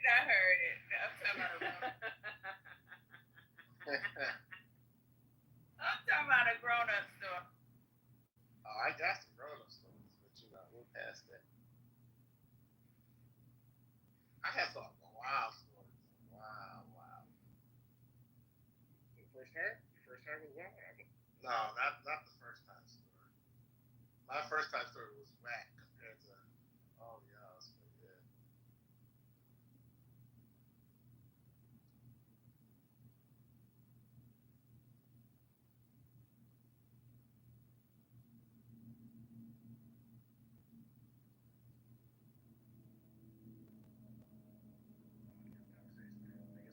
Go back to Mexico. So let me ask you something. I heard there's a lot of pushback from a lot of Americans coming down to Mexico. Like they don't like all this money, this American money. Yep. It's because it's making it more expensive down there. So it's pretty much like a gentrification. So Americans are moving there with all this money that they're making, and they're going into areas, where the natives aren't making that type of money. So it's making shit very expensive. So they're pushing back. They're not shopping at the businesses. In fact, they're burning them down in some cases. As they should. God bless them for it. Things is tense. You gotta be fucking insane to be trying to get second property over there right now. That's just my opinion. Do what you're gonna do, If you're safe, have fun. But me personally, I could never. Not right now.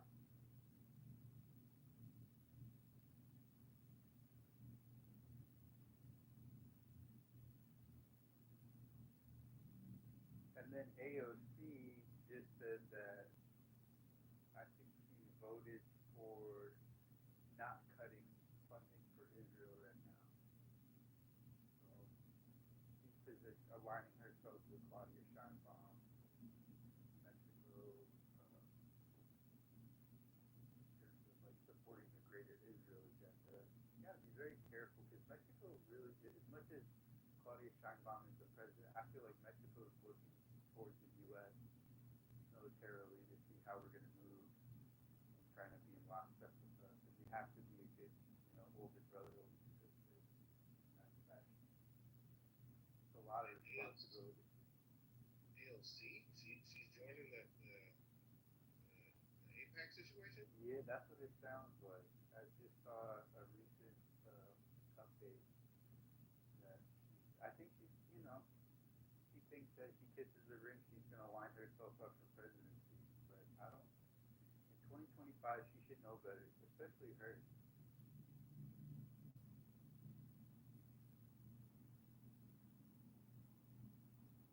I never really trusted her. I have more faith in Jasmine Crockett. I hope to God she don't let us down, but with a grain of salt.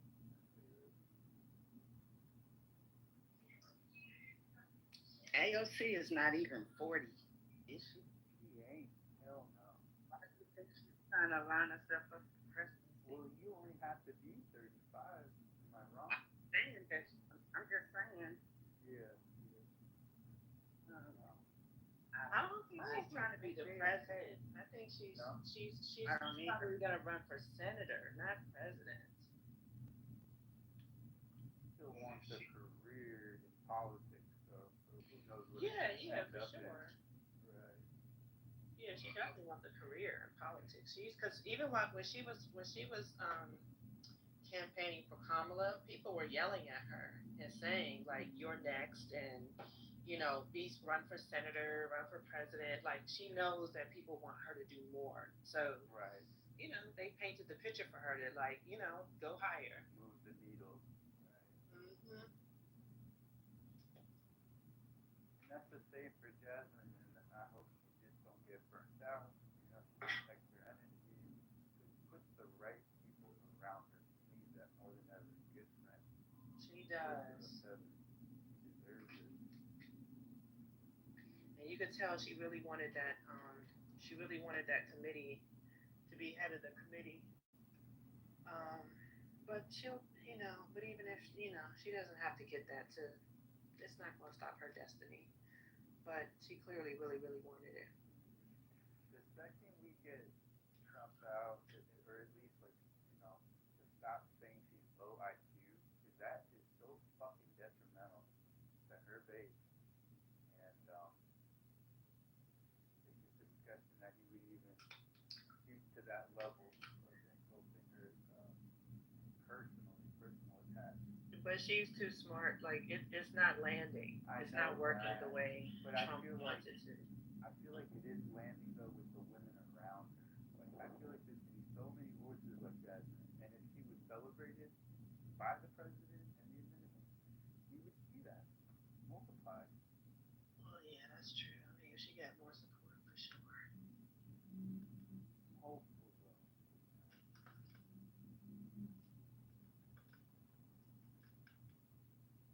I'm grabbing my grapefruit spindrift, y'all. Oh, I love this thing. Fire. I'm like addicted. It's a good thing to be addicted to. This is sparkling water.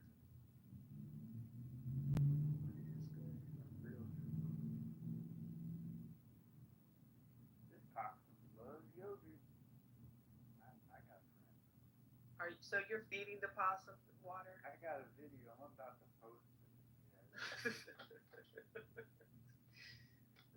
You are crazy. Water, what's wrong? I ain't got no water buffalo. I'm bored. I need my water buffalo.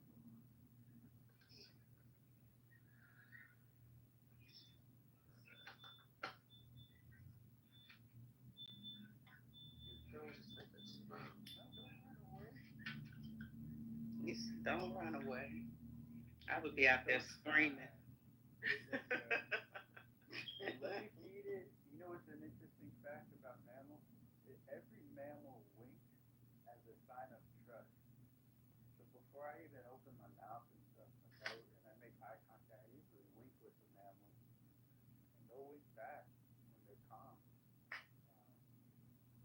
But it kept turning it back to me because I tried petting it. So it's like, no, I don't trust you yet. But it'll eat the yogurt when I put it and I walk away.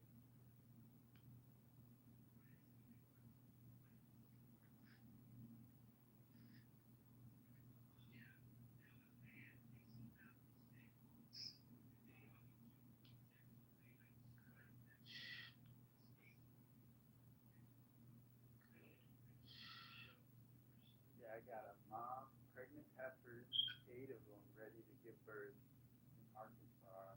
They're about 3,500 a piece. So you get 2 for 1. That's the best deal. And then I'm gonna get a bull for like 2,000. I got the acreage, but I gotta meet up with the owner and pitch it in person. So, hey, see what happens.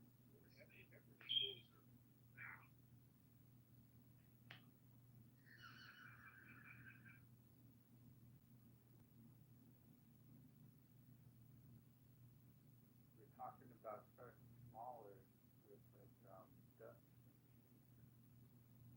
Might end up doing that.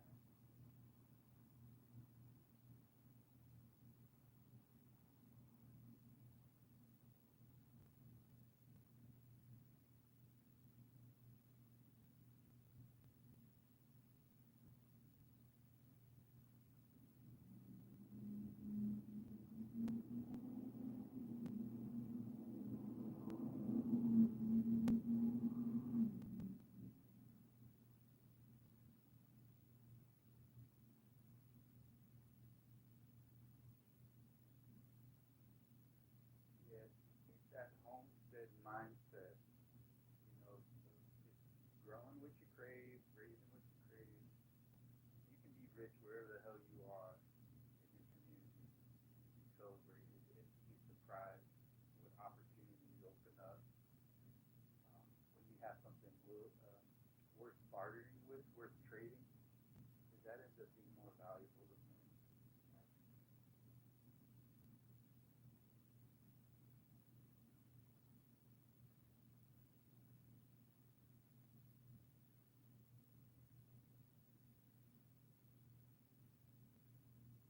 Like OnlyFans for seniors. When I retire, I think I want to fix that. Man. Do they have that real thing? Take a stab at what now? I didn't Yeah. hear the first What'd one. you say? Do they have a plan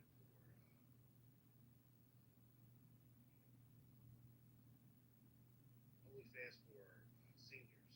Did you say OnlyFans? You know what? I'm done with you, damn. I'm done with you. Because I'm thinking about, when I get to a certain age, I'm gonna retire. I think I still might want to find a way to get some residual income. So You better talk to an app developer. That's all I got. that thing yet? No. You better link up with the left. Talk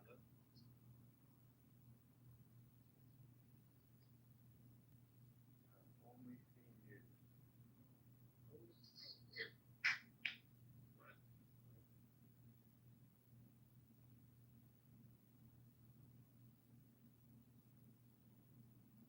Only early birds.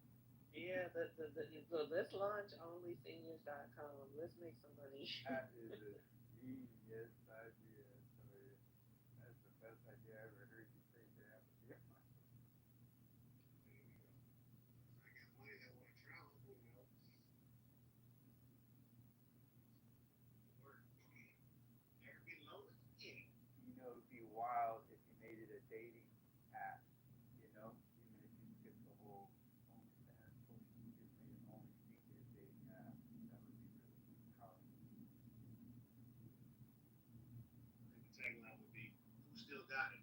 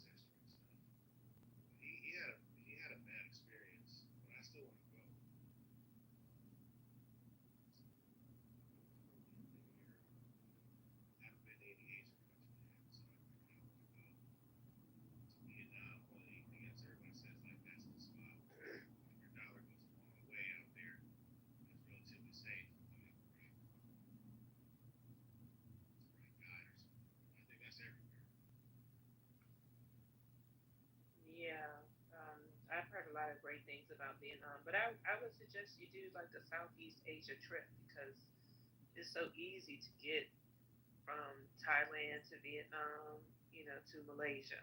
So, What's in Malaysia though? Like what? I mean, um, it's beautiful. It's affordable. It's like convenient. It's kind of like it's literally like culturally between Thailand and Vietnam, and it's also a medical center. A lot of people don't know that, but it is. Malaysia. Hmm. So we were talking. Did you hear us talking about the medical centers that were being advertised in Turkey? Yeah, I heard you heard. I'm sorry, next week. I heard you talk about Turkey, and I heard you talk about either Vietnam, but I didn't hear you say Malaysia is a medical center. Oh, okay. Yeah, yeah. Let me show you. Let me pull this up real quickly. What's the major city that they have in Malaysia?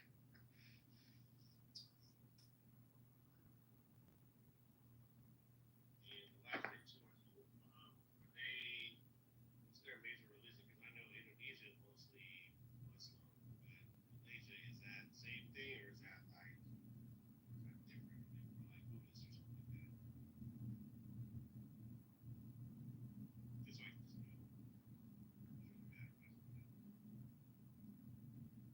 Yeah, no, that's not a problem at all. I haven't been to Malaysia, but I have been to Thailand, and most people know Malaysia for Kuala Lumpur. That's the capital. Um, so I looked it up. It does say the official religion is Islam. It's over 60% of the population are Muslim. But let me look up the medical center for you.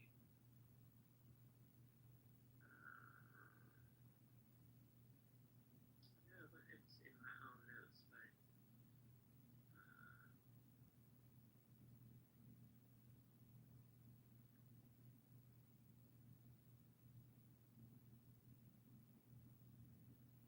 yeah, see, I mean,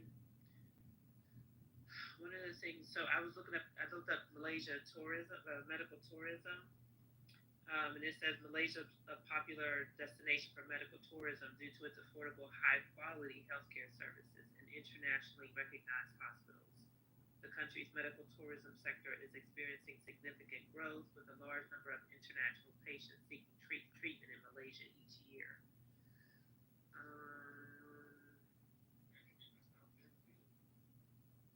Yeah, because there's like the exact video that woman made where she went to Turkey. They have it even better in Malaysia and Thailand actually, but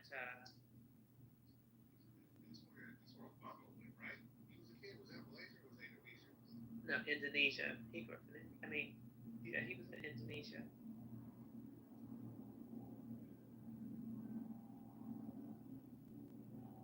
Oh, it does say. See, so I think this is another reason why people like it because it says English is widely spoken in Malaysia.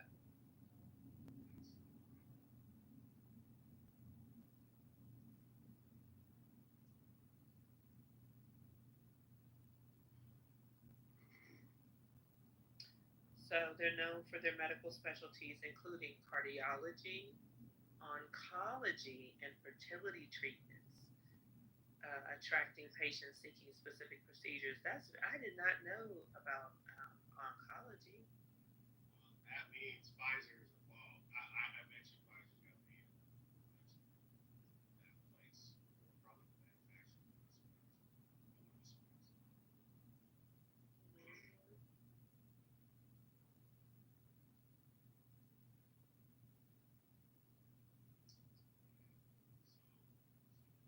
hopefully, but I want to be able to take the family.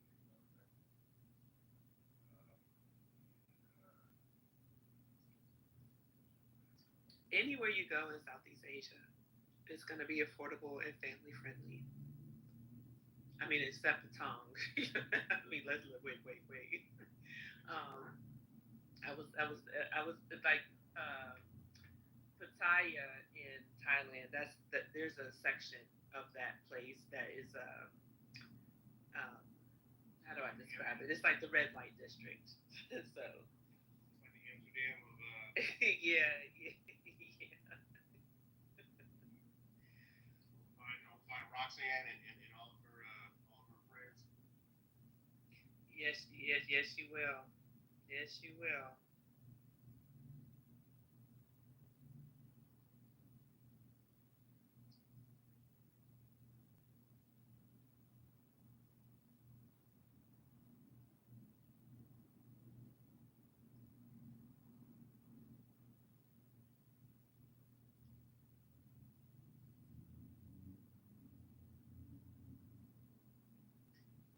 So man,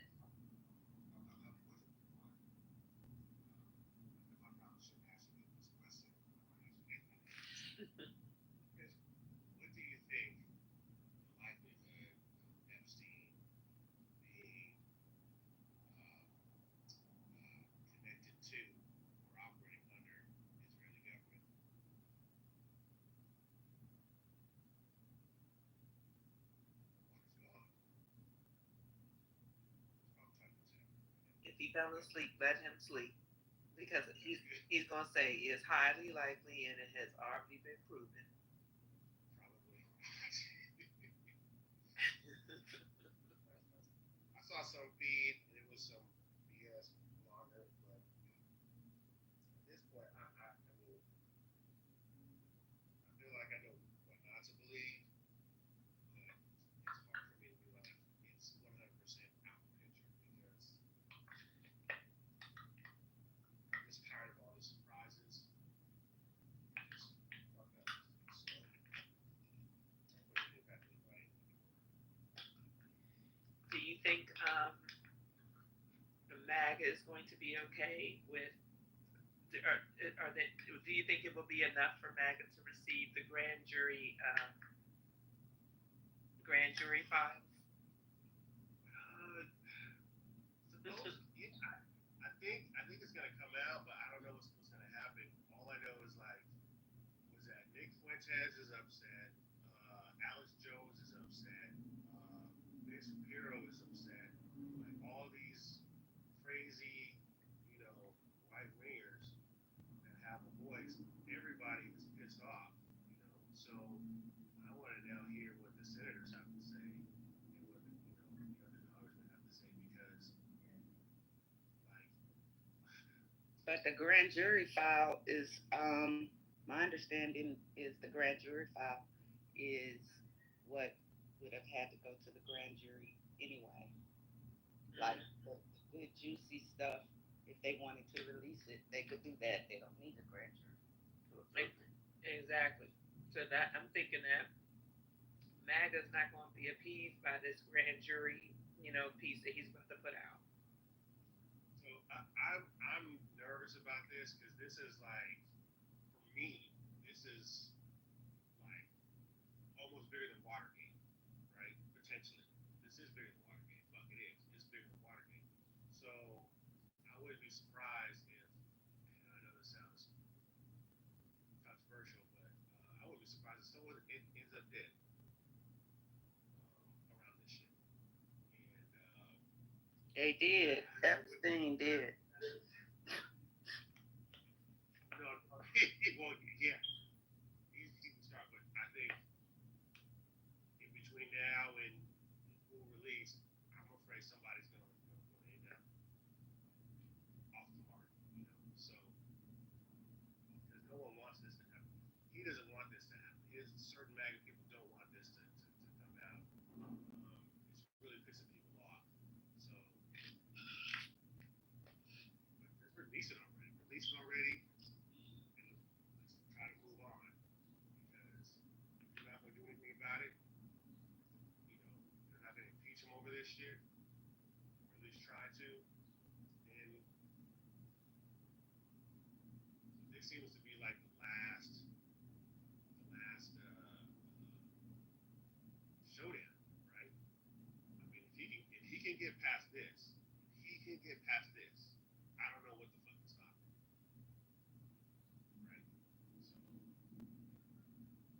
Y'all notice how unusually quiet Vance is, JD Vance is? It's true. It's true. He Oh, you are so right, Deborah. I haven't heard him say anything. Yeah, it's almost like they got him down in the bunker somewhere, just waiting for some shit to pop off. So he, I don't know. I mean, I'm exaggerating somewhat, but where is he? What's the chilling like? But you know what? Wasn't he just in Disney World or something like that? No. Yeah, he was at Disney World and Newsom was making some comments about, or Disneyland, I should say, 'cause I think California. Is that where they were making fun of him running to get his kids or whatever? Yeah. Okay. But you know what, Deborah? I was also thinking that, like, JD would prefer to stay out of this because he wants to run for president. And he doesn't want, like, you kept secrets, you know what I mean? He doesn't want that hanging over his head.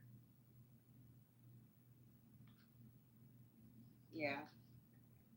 And during the takedown of Trump, you don't want to be associated. I mean, they don't want to have him. They want to keep him clear of any of that takedown, because that's what's next. They don't need Trump anymore. He's done all that. He's no longer useful. And he's indefensible at that point. Like if it's there, he's indefensible. Like how can you? There's no workaround. You know what I'm saying? Like you can't remake a story to be like, oh well, you know what? They were actually 18. It was like no, she still had a pacifier in her mouth, asshole. No, like you cannot come up with a bogus ass story. The facts is right here, are right here. Pictures, logs, stories, testimonies.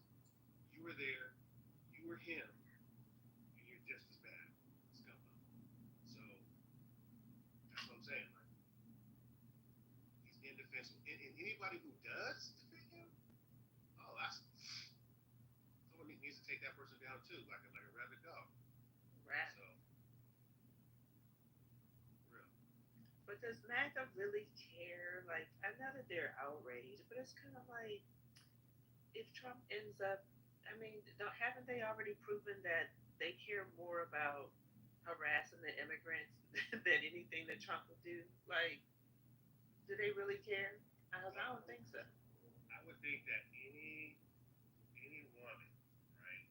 All you need is enough people. Any woman that has been a part of some sexual assault, as a adult or even as a child, could not tolerate this. Could not be able to tolerate this. Well, but it goes against their I don't know, the way that they do things to try to open up a file that they want to keep sealed. Like they want to keep shit sealed all the time. They don't want to have to explain stuff. Why are they so adamant about opening up this file? They're usually trying to hide the shit, right? Hello, everyone. What? Can I ask you, American people? You got 3 seconds. What do you want to ask?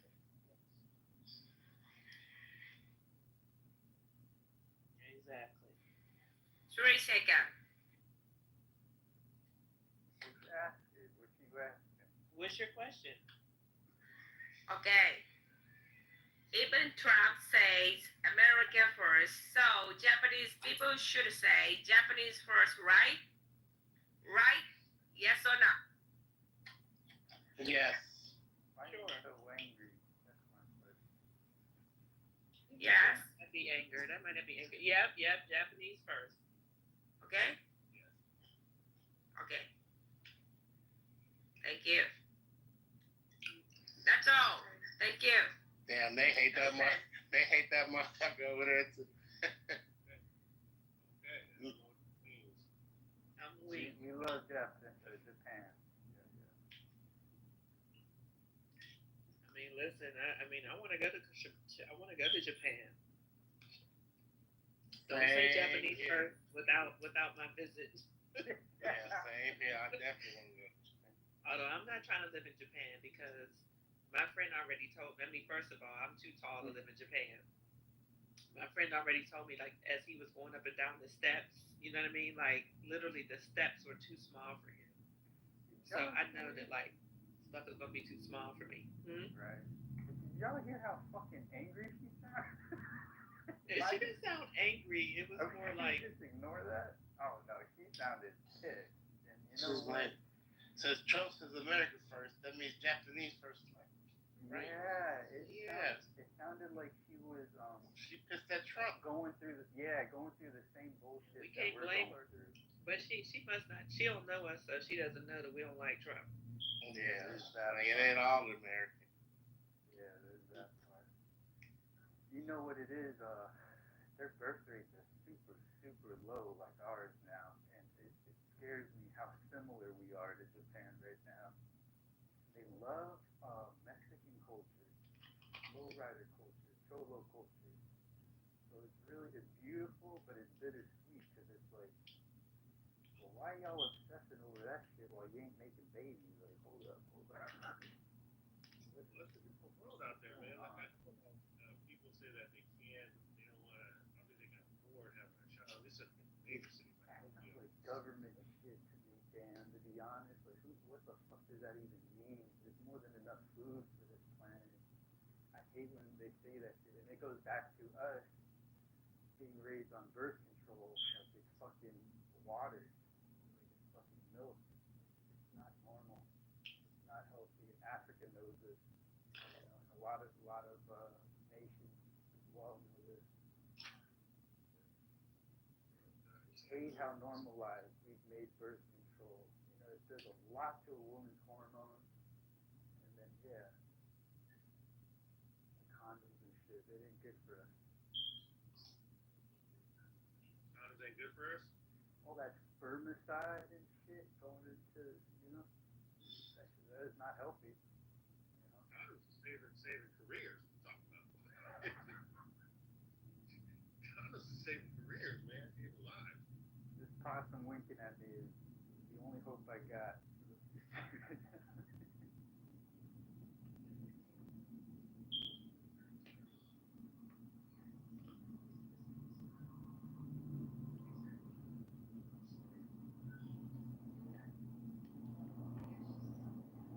Patty, get your boy.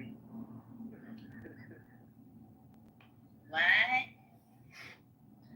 said, get your boy. You must not have heard him. What did he say? Go ahead, tell her, Water. I'm just saying, Japan and America seem to have similar issues with birth rates, and it seems like, you know, it doesn't seem like, I think it's affecting our attitudes, to be honest. And Do you have don't kids? stop there.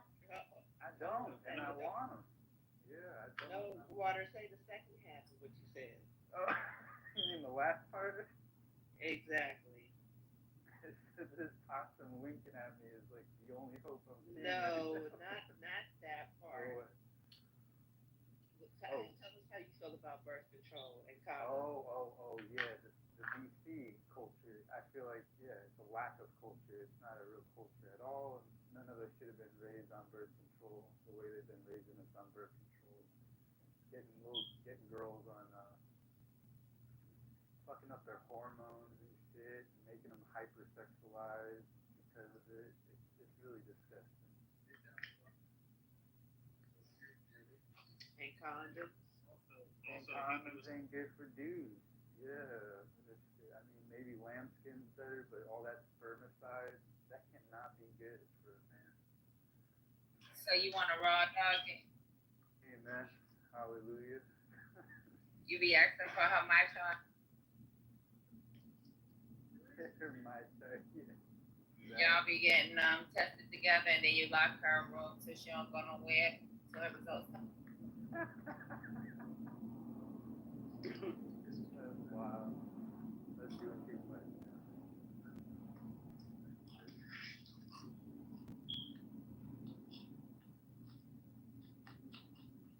Hey Deborah, are you eating Lay's chips or are you eating Doritos? Oh, let me go on my mic. Sorry. It's too early in the morning for that. They sound delicious though. Sorry, y'all. Girl, you better go get you a Cliff Bar or a protein shake. No, I bought some Garrett's popcorn yesterday, and I'm trying to eat it before it goes stale. Hey, that's that Chicago popcorn. What you know about that? She's from Indiana.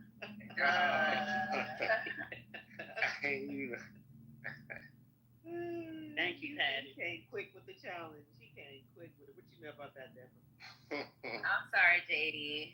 Dang, just play. JD, know I'm from around those parts. He's just messing around. But I didn't know I was off mic. I'm sorry. JD, how come you didn't tell me you was in Chicago? I could have got some chicken when I came for the DNC. Why were you playing around? I was telling heck. I was right near the DNC. One of the restaurants right near the DNC. I was feeding all the protesters. Oh, wow. You was in Chicago for the DNC, babe? Dr. G. Oh, yeah, my bad. For half of it, what was it? Wednesday. I was there Wednesday, Thursday, and Friday. I left on. Did I leave on Saturday? Because I stayed with my girlfriend. But yeah, I was there from Wednesday to. I think I left on Sunday or Saturday. I think I left on Sunday. So I saw Kamala. That's why I went. I just had to be. I had to be in the room where it happened. And I want to be in the room where it happened. The room where it happened. I had to be there for that, and it was great. It was great. I cried. That was amazing. But I mean, they did do a really good job. And then I mean, it was a lot to be there in person. So I did enjoy watching it on television. Me and my girlfriend would just be sitting up there watching the other parts on television because, you could get your snacks. You in a cozy environment. You don't have to be there hours in advance and stuff like that. So for those people who weren't there, I mean, it is exciting for a little bit, but you ain't miss all that much, honestly. You could just watch it on TV. And especially the first day, people were getting there extra late. Because remember, what time did it start? It was starting like, I forgot what time it was starting. You wasn't outside for that? No, I was, but when it already started, there were still tons of people still trying to get in. And it was already like an hour into it. And remember when it first started, everyone was like, oh, it was so empty, no one's going. That's just because people couldn't get in quick enough. Because they definitely started to sell out. Like, I mean, even though when I went to see Kamala, they were like, that section is closed, no more seats, no more seats. I just heard like and I was just like, look, I need to be tucked in. I showed my badge. I'm so glad I had a higher badge because then they seated me, and that's all I moved. I was like, thank you so much. But yeah, I mean, there was other people just couldn't get in, or if you could get in, you would just have to be in the hallway because there were no more seats available. I'm weak at Michael. Whoa, who is that? Michael.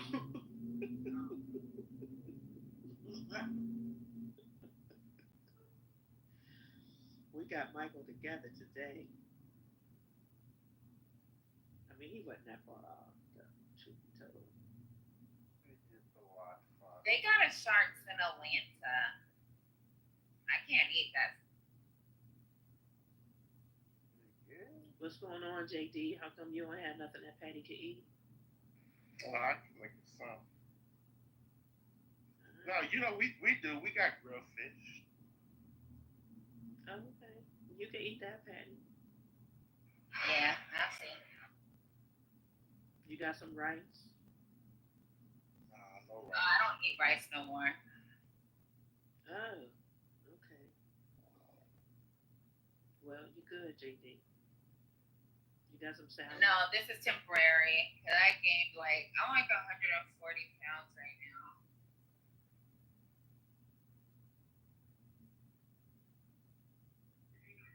I don't know why I can't mute. I can't mute Michael. I was trying to. They were like, we gonna have to drop him. Let's see. I can mute him. Oh wait, it's not muted. Right, just drop him. Okay. Before he tell us his secrets.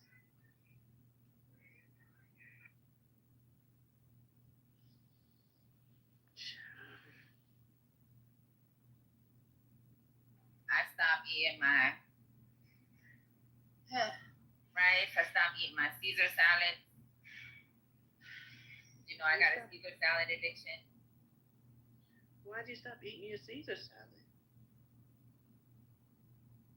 Because I eat the super big ones, and that's like 500 calories, and I eat like 6 of them in a day. I eat them like 6 in a day? Wait, what is it, a brand, or you just make your own bowl?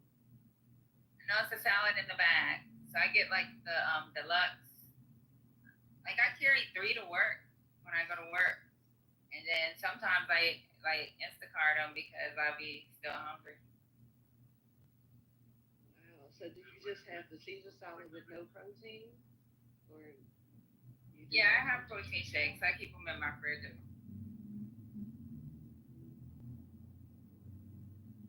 Caesar salad addiction. That's the first time I've It's so good. I love Caesar salad. Usually, that might get in the way of relationships and all these other things when we have addictions. I'm a little concerned with that. We might need to break you from that Caesar salad, get steak once or twice a week.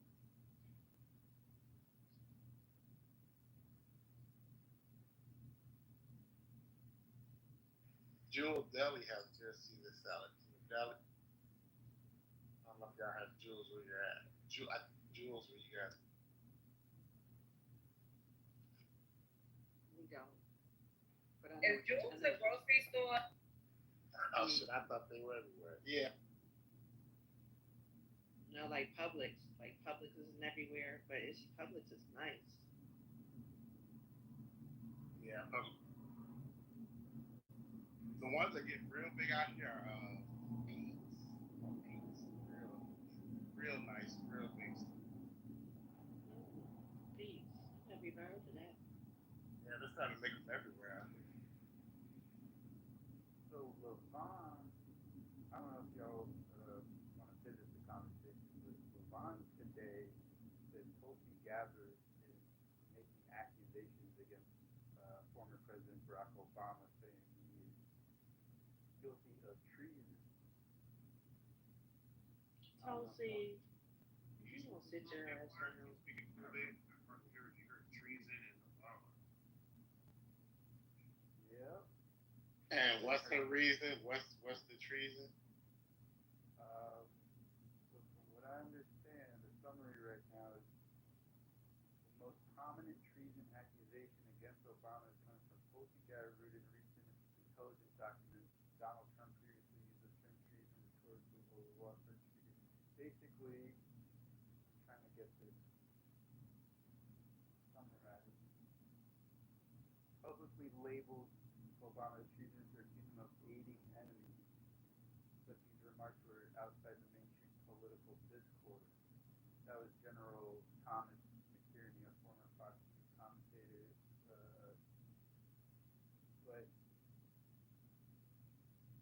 really confusing because James Comey's daughter's involved with this.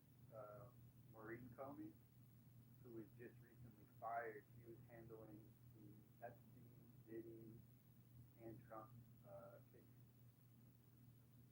So I don't know if this is a roundabout way to catch Trump, and Tulsi's just kind of like walking the dog sort of thing. But yeah, this is really interesting why all of a sudden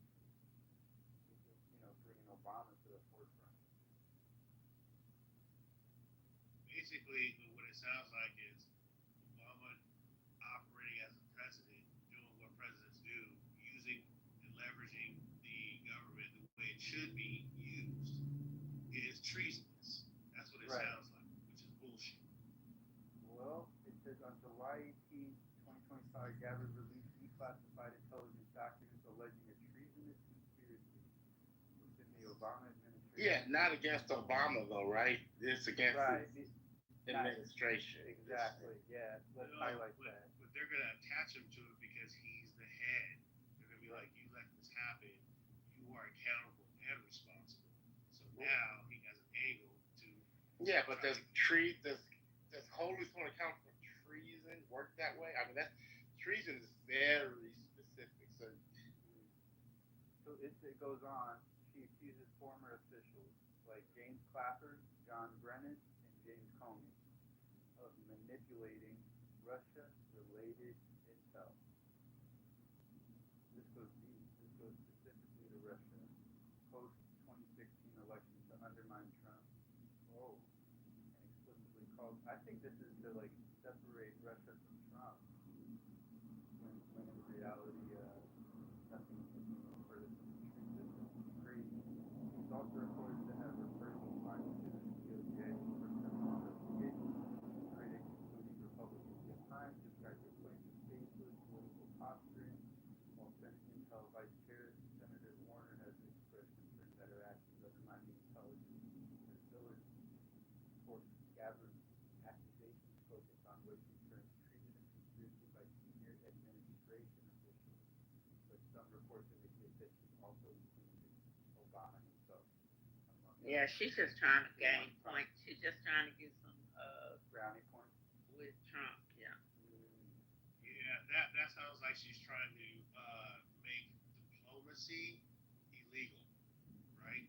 Because yes, he did speak to Russia, and I remember but everybody who goes to the G8 summit or when they have those phone calls, all that is diplomacy. Like you're just trying to talk things through.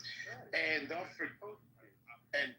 don't forget, Trump accused Obama administration of the same exact thing for the same exact reason back in 2020.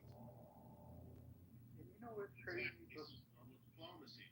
That's it. They're trying to make it legal, right? And then if they can make it legal, or they can make some type of hoopla about it, then they can try to turn the people against him.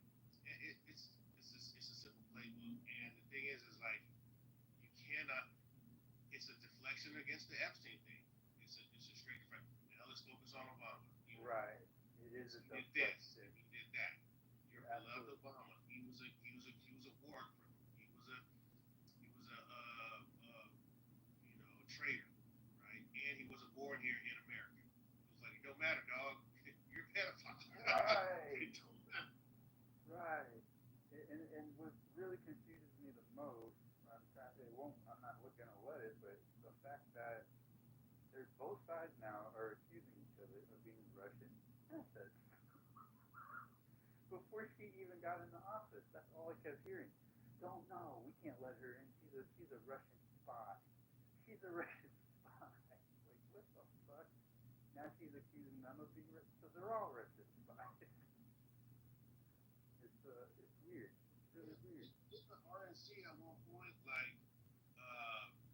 they worked with like a Russian intelligence to kind of like support they worked through the gun lobbyist people to find a way to work with the RNC. Remember that? I remember that, and I also remember the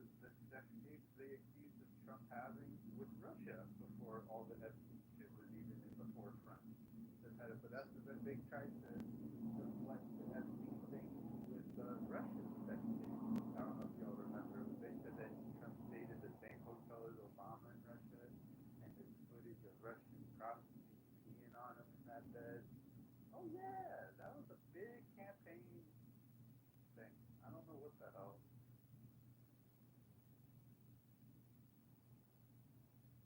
The pee tape. Y'all don't remember that?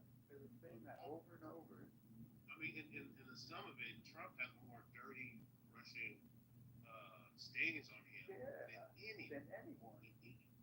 So it's egregious for them to even insinuate the Obama administration was worse.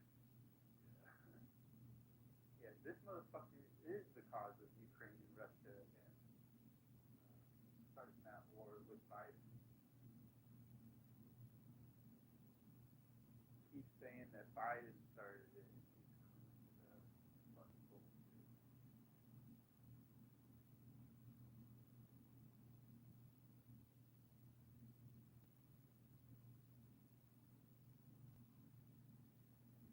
What's up, Shay? Come on up, Shay. I want to hear about your garden this summer.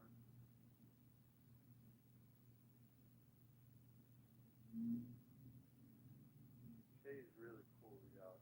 She just picked up a vanilla orchid. She was traveling in her travels. Very interesting farmer. Good morning, Shay. Hey, good morning, y'all. What's going on, Red? Yeah, I had to put my little satirical troll comment in the chat this morning.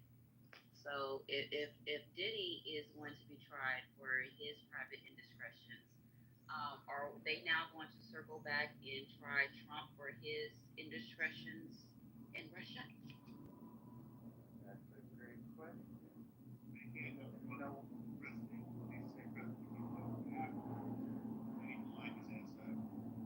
No, we can't wait. We can't wait. We can't afford to wait. And I'm gonna go one step further, Shay. Are we just gonna breeze over the fact nobody's bringing up the minor convictions against Diddy? It just seems all too convenient that there's not one minor coming forward saying that Diddy touched them or had something happen to them at that party. Bieber, all that stuff got settled out of court. It just seems too coincidental that they drag him, ruin his name, and ruin his business, but they're giving a pass over here. Yeah, I did find that quite peculiar, especially with all the different allegations that had been out there for years. I think the people definitely were looking for more than what the U.S. Attorney's Office actually investigated. I feel like they were too hasty with this case. They definitely should have did their due diligence and research some more information. But I mean, you can't prosecute if you don't have a witness. You can't prosecute really if you don't have a true victim. You can't prosecute if you don't have any real substantial accusations going on. And in terms of those, the celebrity minors, people who might have been put in position, they didn't come forward. There was other folks who came forward that stories they were credible, but they weren't credible enough for those guilty verdicts to come down. I think what people were wanting to see, the complete takedown of Holly Weir with the Diddy case, we're not going to see it. We're not going to see it because the things that happened. Verdicts that were given, and certain lists aren't being provided. Talking about, the Diddy list, I saw Coldplay did put out 5 years worth of signed in guests to the Diddy parties.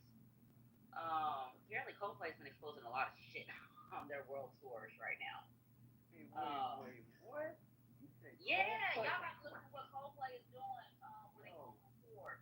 And I'm not so much talking about them exposing that tech CEO, right? But they have been on a social justice calling out. We see your shit and we tearing it out type deal. Wow. So yes, I don't remember where they were when they had up on their jumbotron the CEOs of different insurance companies that canceled the policies for the fire victims in California. Another concert, like I just mentioned, they had on their jumbotrons the names and faces of people who attended Diddy's parties. And yeah, we're just waiting to see for them to drop the Epstein list. But because different entities, yeah, Coldplay, Viva La Vida, that's my jam. Um, so because people don't want certain lists to come out, I don't think we're going to see the convictions or different people being taken down that need to be taken down to protect the little folks that cannot protect themselves. I agree. I never, for once, for a second, thought Coldplay was TMZ level journalism, but wow, this is blowing my mind. Because I thought that whole, the CEO thing was just kind of like, oh, it was a one-off, right? But now I'm looking at that completely different. Like it was a publicity stunt. Wow. Yeah, I'm gonna put in the chat the Instagram link that was shared in one of my Clubhouse group chats that I'm in. But when I saw it, I was like, ooh, Y'all know what we're what other talking information about? am I gonna share? Yeah, y'all know what we're talking about with that CEO who's caught cheating on his wife is going around like wildfire right now. I don't know if y'all caught that clip, but it just seems it might be a publicity stunt. I'm not too sure. Yeah, that story is all over the internet. Like everybody is getting in on poking fun at these folks. I got up, opened up Facebook, and the first thing that I saw was some memes by Aldi's. Like Aldi's, what in the world are you doing poking fun at people and their indiscretions? Like seriously, yeah, that situation is all over there. Yeah, it sounds like they're losing relevancy. Like when was the last time someone even dropped a good album?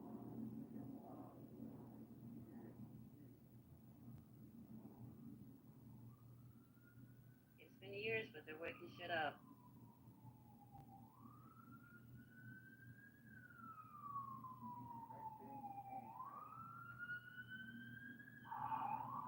Yep, and for you hip hop heads, Clips, they released their new album. Zero skips, zero pauses. But when you listen to it because they're definitely dropping gems in that as well. Well, I know Pharrell was accused of some fuckery, but yeah, I'm with Cliff. Cliff sounds pretty dope, especially when that Justin Bieber was talking mad shit, and oh y'all are a bunch of broke people down the bitter, blah blah blah blah. Like, it is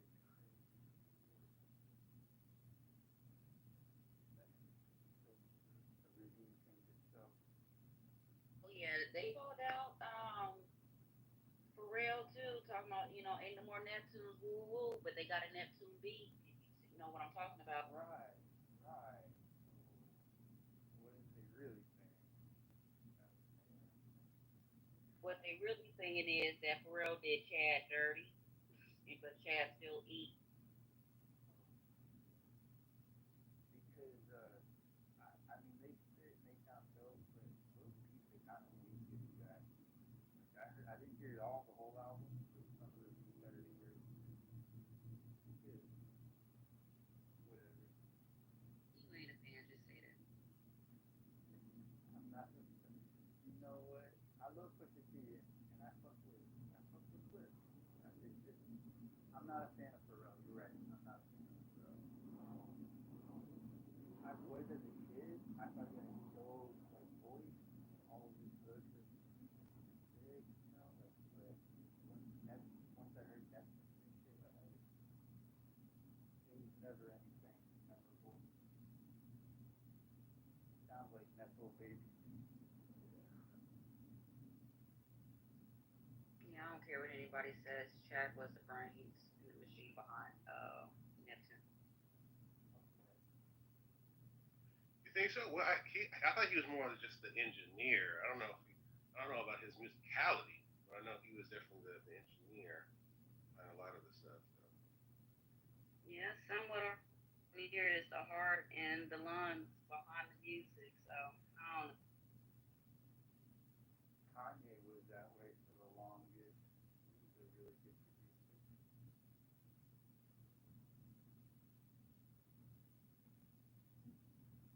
Yeah, if y'all get some downtime, check that Clips album out.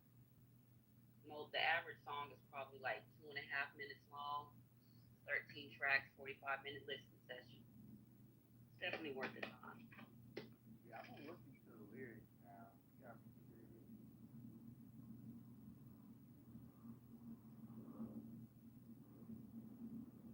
Oh, but to answer your question about the garden, I got a lot going on, but I'm so super busy down at the farm that my garden has turned into a wild space again. So you got a farm locally now? Well, I'm managing that farm I was volunteering on, Okay. 515 acres. Wow. I'm running an acre of sweet potatoes now. I'm gonna be doing 2 acres of leafy greens here in about 2 months. About a month. I'll be getting started on planting seeds for that. And then my workshops, and I got a garden class through the second week of August. Doing in Portsmouth at one of the community centers. Yeah, I'm busy. Mitch, do you use drones to manage your acreage?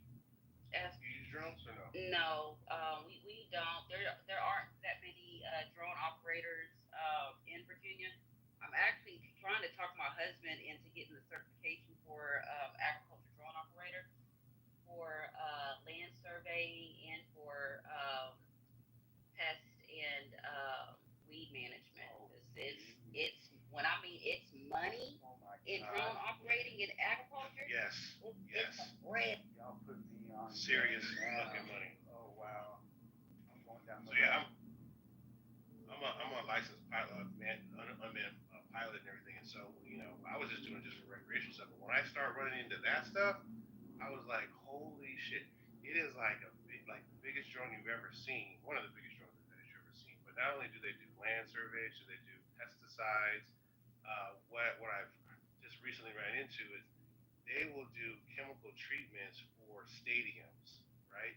So instead of people kind of washing like the seats and stuff, they'll have the drone kind of do like a spray over and like sterilize the seats with the drone operator. So I was like, oh man, this is on a whole nother level, and it's easy work, right? It's easy work. So the only problem is keeping your license up to date because that field is rapidly changing. I just renewed mine not too long ago, and from that 2 year license, they added 30 something laws, and they just keep adding stuff as things kind of progress. But yeah, there's a whole market of employment opportunities and just I would say easier money being a drone operator. So in addition to, and I know water, for the movie industry. So it's ridiculous. But I want to know more about that certification in agriculture. Are they doing drone university or drone academy? Where's it get it from? It's not a like a program. It is a certification like what you have to go through. You do have to have the license. The basic. From the FAA. I will if you send me a message on Instagram, remind me. Because I've been talking with some folks at the University of VSU, Virginia State University. That's the land grant out here. I will check in with our small farms manager, which is one of my clients, and then I'll check in with I think Dr. Gadinji. He's over sustainable urban agriculture and horticulture for the university. I'll check with him and one of my other mentors to get the name of the programs that they have mentioned in the past, BSU doesn't have one. They were talking about bringing a program, but there wasn't a strong enough response from the community to actually go. Yeah. No, I hear you because like it's gonna grow and like the farmers need to kind of get hip to the idea. One of the main issues too is the business that's owning that market right now, who's pioneering is DJI, right, which is a Chinese company. Yep. And they just got blocked. They just got blocked from like any new drones. So America needs to come back around before they really kind of launch it because yeah, that's a big agricultural kind of issue that people know it works, but there's a lot of hesitation because the farming industry right now is so unstable. Nobody wants to think about innovation or expanding anything. They're trying to figure out how to survive. Just how do I get what I do have out to market? Until that happens, you know, like this whole drone thing is going to be shelved, right? And hopefully they'll make some more innovative advances. But yeah, man, like even I was thinking about talking to Parks and Recs because there's like lakes and stuff that they use to manage what they call some type of blooms like Algae bloom. algae blooms. Yes, algae blooms. And so how they're using that to kind of monitor that because of the spectrograph type stuff. So yeah, this is some amazing stuff. I'm definitely going to be tapping into that probably in the next 5 years. And I think too, basic startup cost for this, if you can land it, is between 20 and 30,000. Because I think the drone at the cheapest end is like 20,000. You got the other operating kind of things, you know. So I think it could be startup cost could be like maybe 20 to 40,000, which is relatively low. You know, you can get a loan on that. Just if you got the licenses and stuff, you can really turn that shit around. If the demand is there, that's the issue. That shit needs to grow. I'm ready for that. But please, I will reach out to you. I'm definitely interested in kind of learning some more about that. Yeah, I can tell you the interest is definitely there. It's just more so who's available out there to do it. Like a small producer, that may not necessarily be up my alley because of the cost to pay somebody to come out and do spraying. And plus, I farm organic, so I don't use any sprays, no herbicides, pesticides, anything like that. But for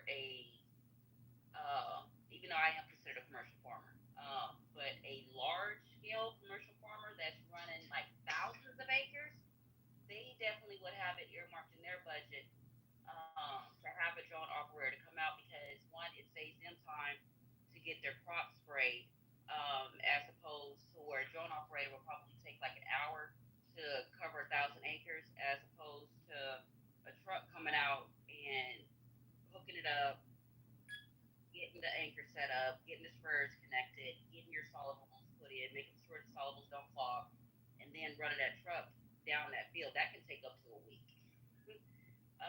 depending on what potential weather conditions. So yeah, large scale commercial farms, it's definitely a market for it. Small commercial, maybe not so much because we don't have it earmarked in our, can't have it earmarked in our budget because the system and the innovation itself is still new. It's not a foreign concept. It's just a new concept. But it's viable. But like, so do you think over like 250 or 500 is like a good starting point for to kind of use that stuff? Because 500 is a lot, man. But I know 250 that's like cutting it close. But 500 and above, you should be able to use that drone and manage some stuff. At least more for, I mean, it could be spraying, but it could be other things like blight, manage, dead crops, all that stuff. But I think 500 and above probably is better. Yeah, for sure. It's just more so, and I'm thinking in terms of the producers that I see out here and the number of acreage that they actually have in production. Because just because you have, like, okay, for example, my boss, he owns 515 acres. Only 80 of that is in actually production. So of that 80, we would only need to manage probably 15 of it because half of it is either have cover crops sown onto it. It's already being sprayed heavy with chemicals because it's also being grown for soybean and corn for ethanol fuel.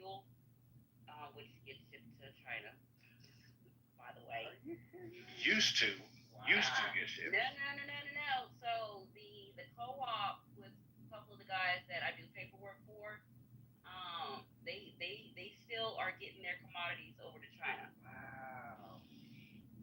That's good. I heard people are freaking out, but maybe it's a different type. No, it's all the same. It's just a matter of who your brokerage firm is with and who they have that contract out with. The tariffs are hurting them, but they're not hurting them to the point where folks are crying. Folks are upset, but they're not crying. A lot of people that I have talked to, they are trying to play the long game. They're not anticipating on turning any profit this year. They're farming just to keep the farm operational. So everybody is going to take a massive loss in terms of taxes this year, which help offset some of that tax bill that they'll have to pay. But at the end of the day, the consumer's gonna hurt the most, right? Exactly. Yeah. Because we're running into a problem now that with the Secretary of Ag saying that they're not going to give any amnesty to any of the farm workers. People have stopped showing up to work. One of the farms that contracts, that brokers work for the migrants that live on their farm, it's about 30 folks, and they go all over Virginia. They get contracted out $25. The broker, he gets 10, they get the 15. So they are making a living wage, but some of them we haven't seen them. And for the ones we haven't seen, we're assuming they're undocumented. For the ones we have seen, we're assuming they are documented. Two ladies that kind of went MIA have worked for one of the farmers that I work for now. That started out volunteer, now I'm on his roster. Because they haven't been seen, that opened up another opportunity for me in the fall to continue to work for this other sweet potato farm with cleaning the sweet potatoes, grading them, and then getting them boxed up for 4Ps to take them out to food line. The consumers are gonna hurt. I'm already seeing it happening just where I'm at. So this just further stresses the point of what we just mentioned, that there is a growing demand for these drones, for the automation to either help these farms to expand or sustain themselves. I mean, overall, we do need a regime change on these monoculture farms that are maybe not sustainable. So it's kind of exposing chinks in the armor of the food system there locally. Other than that, though, I mean, it does sound like more solutions than problems. Like you said, it's a long term thing. How do we fix this year?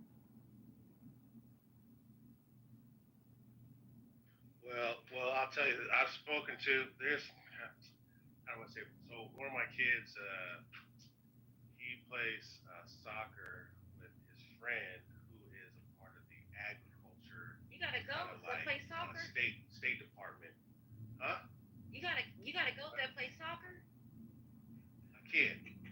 That's a go. Kid. Oh yeah. Go. Right. Yeah. I gotta go.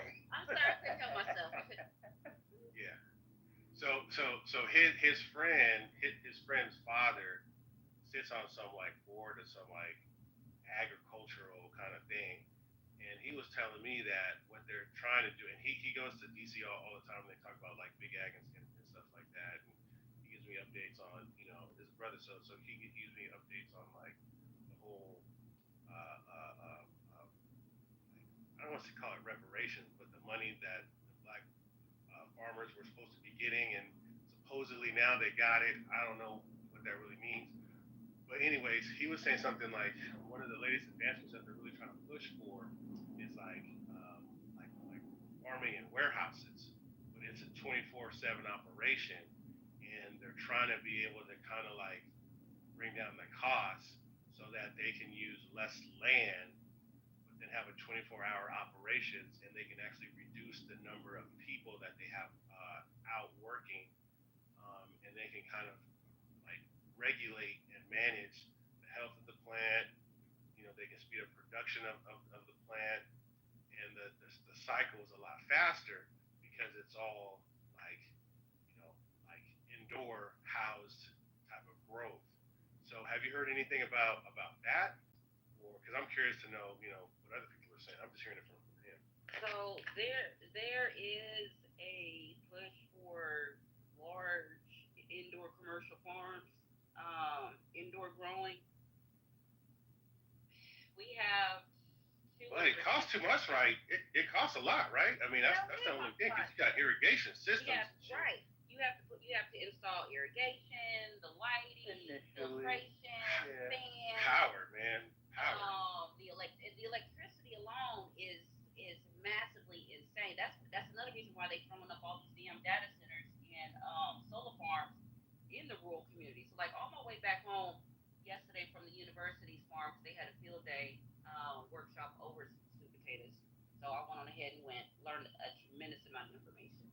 But on my way back home, instead of going through Richmond, through Williamsburg, out 64 because of traffic, we head back out into DC. I took the back way home through Prince George and whatnot. And there were over 20 signs in those 6 different counties that I traveled through. It was more than 6 actually. But at any rate, they were all saying, say no to the solar farms, say no to the data centers. And so they are drastically buying up this farmland to make room for these centers and quote unquote everybody hears stuff, affordable housing. So to your question, yes, commercial indoor farms are a thing. It's a relatively new concept. However, when people think about this type of controlled environment, they think like what you said that we'll get food faster. That's not true.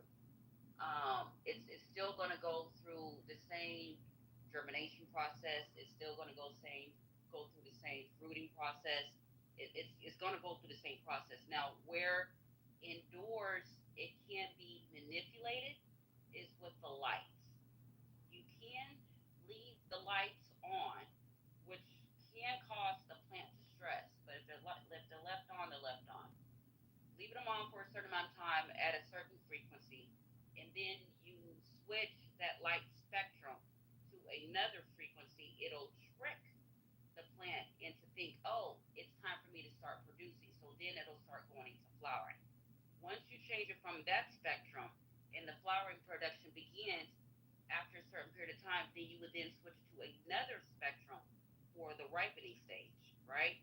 So that's where I'm kind of against commercial indoor growing because it's not allowing the plant to go through its full process. And I don't know the full science behind it, but me with the tinfoil hat that goes to Mars as high as it is, I'm feeling like we're missing some sort of, we're going to be missing something in that process. And then two, it's nothing like natural sunlight. Like you can do everything you want indoors to manipulate the natural environment, but it's not going to duplicate. It's not going to replicate the same. Same thing with the nutrition values. With doing this indoors, they're going to be having to constantly add synthetic nutrients into the water if it's going to be done hydroponically. If they're going to do it in a soil base, and they're going to be adding synthetic additives into the soil, which I'm going to call dirt because it ain't going to have nothing living in it, no microbes. So they're going to be constantly adding things in. They're going to become moron farmers because they're going to be constantly adding more on, which is going to have them constantly checking the nutrient level in the water, constantly checking the soil to make sure nothing is off in terms of pH levels, because everything has to mimic what is being done out in nature, right? Under the sun. Right. But they can do it with indoor. They got hydroponics where you can actually do the nutrients without the soil issue. And But Patty, that's what I'm saying. With doing it indoors, they're constantly having to add in all of these synthetic elements in order for us to eat as if the crops were growing outdoors. You can mimic everything all day long as you want indoors, but it's not going to be the same as if it was growing outdoors. some benefits for commercial indoor growing. Yes, it can take up less space. Yes, we are reutilizing buildings that have been forgotten about that are boneless structures. Yes, it would get people out of the outdoor element that necessarily can't work in the outdoor element, but they want to work in horticulture. Yes, it could improve our food insecurities for our food impoverished neighborhoods, but at what cost? Those are just some of my concerns with doing commercial indoor growing. We're cutting corners to offset some of the corners that we cut because we were cutting corners to take care of something else. It's like robbing Peter to pay Paul to get back to John when he got to get Matthew his change. Damn. You gotta get Matthew's change. Wow. Yeah. You know, to play devil's advocate, right? Say, tell me what you think of this part, though. Is it's like I've been looking at indoor farming since 2005, right? When we was growing weed indoors. So everything you say is true. You end up becoming codependent on nutrients, dead nutrients, just stuff you buy in the bottle at like Home Depot or hydro stores. It ends up not being cost effective. So like the solution is naturally is if you're going to be forced to grow indoors, you can get into what they call aquaponics, which is something that to me is the most natural way of growing indoors, right? But even with that, because aquaponics means just you're adding you have the hydro, right? There's no dirt, it's just the roots go into the water. But when you have aquaponics, that means that you have living water now. You have fish in there. So the fish group are feeding the roots. You don't need to go to the hydro store. You're saving the water. You're saving money on nutrients. You got the fish group. But however, like I got something about you on that. Yeah. But just to land my point right here, what Jay was saying, there is no light bulb that's going to mimic the sun. There is none. And you never will come up with a light bulb, no matter how fancy it is, that has the same spectrum. So that's why outdoor herb always ends up being better, even though it's harder to get to that point. And not saying that it's not beneficial. So I want to go like this, right? Just like you're saying, it costs a lot of money to pay for all these newts to feed the plants and stuff.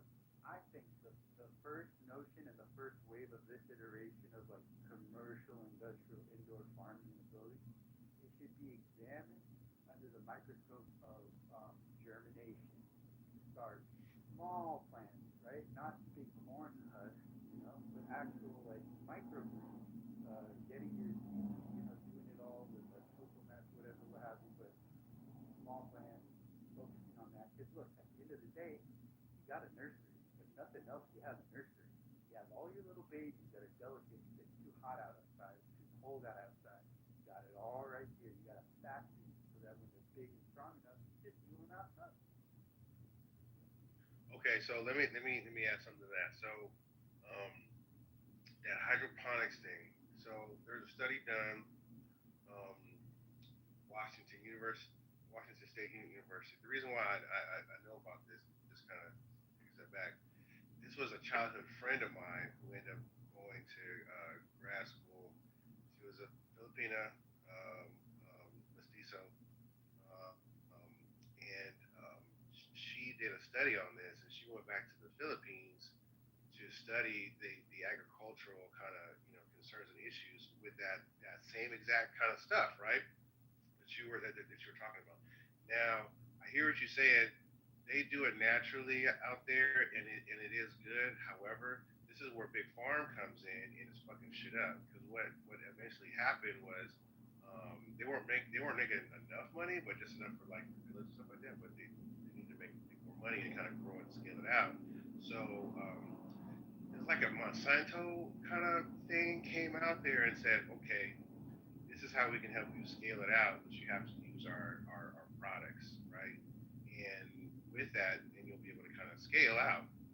They did, but what happened was that Monsanto, what they do is they'll create something that will give you what you need, but it comes at the cost of another environmental factor. So it disrupted other things that the village needed to kind of like keep going. And so what happened then is Monsanto said, well, here's what you need to kind of counteract that. So then they became more dependent on Monsanto, and it really started to disrupt like everything else, right? So although I understand that's cool and all, the other shit that she was telling me about was like when you're doing those fish, right? You also have to make sure that now you are responsible for maintaining the health of the fish, right? Yeah. Because then all of a sudden, if something were to like go off with like the fish, like some type of disease or microbe or whatever, and it devastates all of your fish, then you gotta like redo this whole thing all over again. So really, yes, you could do that, but now you have the added cost of maintaining the fish itself, right? To make sure that you get the other thing up. And again, that's an added cost. I don't know if it's added cost. I think you end up saving way more money on the nutrients that you're no longer buying to just focus on feeding your fish and maintaining a pH. Um, I mean, again, and there's a lot of case studies of this to prove and back this research. There's a podcast called Visionary Aquaponics. It was my favorite podcast to listen to while I was farming in Sonoma. And I don't think you can get it on Apple anymore. You have to literally go to her website.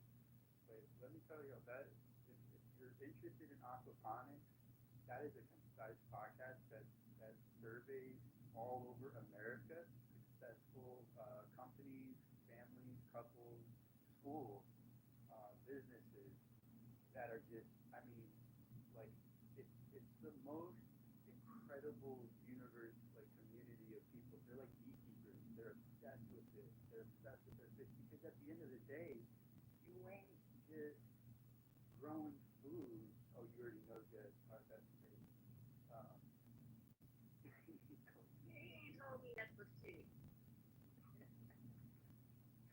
No, he's more business than anything, and he's trying to get his license back. There's a lot of politics and bullshit, but he's got something going on with micro. He has a CAD design of growing microgreens in storage containers, and he used to work at an aquaponic farm, so he's just kind of like on the fence shit. He ain't like you or the farming community like on fire for it yet, but he's getting there. He's gonna, he's about to get married, so he's a good person. Is what I'm trying to say. Good people. But yeah, all I was really getting at is the fish maintenance and oh yeah, you're able to farm fish now, not just plants, food. So you just added a whole new product to your line, Like harvest. like potential revenue stream. Massive potential. You could be doing shrimp now. There's a shrimp farm in Long Beach. Shrimp, koi, tilapia, catfish, whatever you salmon, think. Yeah. like Depending anything. on your region, just like how plants are, right? Like your agricultural zone, 9B, you can only grow this or that, right? It's the same kind of thing applies. Yep. But here's the caveat to that though, Rev. If it's done indoors, all they have to do is just control the climate. They can grow anything. So all of our universities, in each state, there's land grant universities, and the majority of these land grant universities, somebody is doing some kind of research project. And within those different research projects, I guarantee you, they have some greenhouses set up with some aquaponics and hydroponic systems. You can reach out to the ag department at the school, find out who you need to email or if they can email for you, to get back with you so you can get a tour. So you can see what these systems and setups look like so you can get a visual in real time on what we're talking about. Because regardless of, what my opinion is, what Dan's opinion is, what Red's opinion is, eventually, and I'm going to say unfortunate, commercial indoor growing is going to be the future of agriculture. Yes, it is. And that's where the automation is also going to come into play as well, because the technology is already there. It's just we can't get access to the tech because we can't afford the tech. But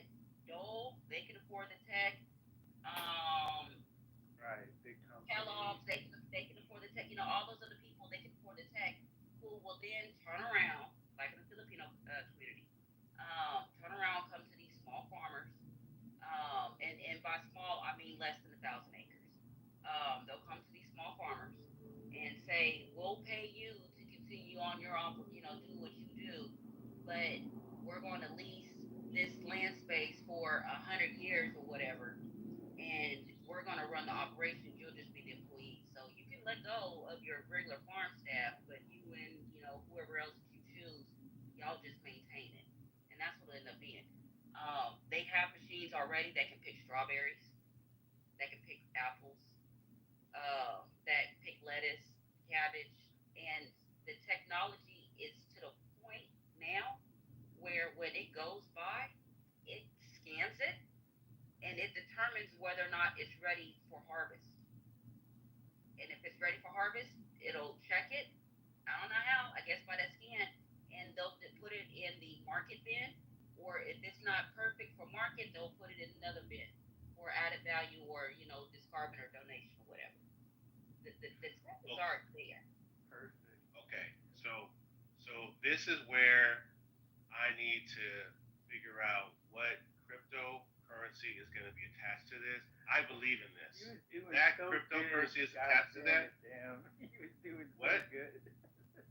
Yeah, no. Because seriously, like for me, things are gonna align up a certain way, right? And you got this cryptocurrency that is invading everything. You have this ag culture that is growing. It's just a matter of time before they are gonna combine, and there's gonna be some type of support there. And I need to be now I can anticipate this. I just got you. Now I can start to get it early. Come on now, Water. This makes too much sense, though, Water. Tell me, this makes too much sense. It's gonna happen. Listen to me. I'm gonna put it like this: the things in life that do not change, my brothers, are the only motherfucking things that matter in life. Okay? And never does this apply more than in agriculture. These seeds, this is printing money now. When you put it in the ground and it comes up, that is your new crypto. Okay? This is your evergreen crypto. And then I'll go one more step further and I'll land my because I don't want to preach about it. But when you name it, when you name that seed, when you cross pollinate, you made a new seed, and now you call that damn seed, damn OG, or your government last name. You just wrote history before a fucking pen touches the paper. You are writing history. You are writing the narrative for the future. You're leaving a legacy, and you're doing all of the above. So it's in us. It ain't on us. And this is proof that crypto will always be 5 steps behind, the farmer. You control the food, you control the government. I'm gonna say this real quick. The two oldest professions in the world, I don't think crypto can touch: agriculture and prostitution. Sex. Yes, and sex. I knew it. Yep. Prostitution. Bucket and feeding, right? That's all we need. They could be a farmer as much as she could be a stand-up comedian. I tell you. Wow. Yeah. You damn. Out of control. I really am. Oh, there's truth in comedy, sis. I tell you. Yeah. Hey, but so yeah, I'm gonna go find your Instagram and we'll hopefully be in contact because I'm definitely gonna try to. I want to pick up and learn a little bit more about this because there's something worth following here. So. Oh yeah, no, for sure. Because I would like to pick your brain more about this drone operator license. Because I lost contact with the girl from my hometown. Well, I should say girl, lady from my hometown that was doing it. And even though my husband does it as a hobby, like getting out, flying around, whatever. And then when I'm like, hey, I got this field day, I need to get some aerial footage. Thank you. He's like, he doesn't want to take his hobby and his passion and turning it into a job. But I would just like for him to see the numbers and how it would make sense versus slaving away at that shipyard. So yeah, definitely reach out to me to stay connected. Shay, before we get off, damn, I gotta give Shay her flowers.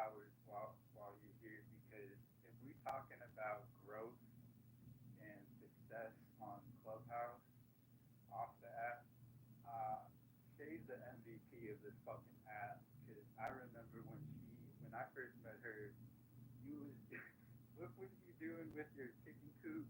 Your chicken coop was doing all kinds of shit for you, and she was having a hard time getting her chicken coop up in order and stuff. And now she's working on 500 acres with her husband, and she's been collecting vanilla orchids in different countries. She's like truly like a world star dream team, one person dream team, and I just gotta give you your flowers, sis, because it's truly inspiring. It's would be the understatement of what you're doing on the app. And, yeah, I really do appreciate building with you. Oh, thanks, Trev. I appreciate that. Yeah, give us our flowers while we're here. I appreciate it, bro, and I love you.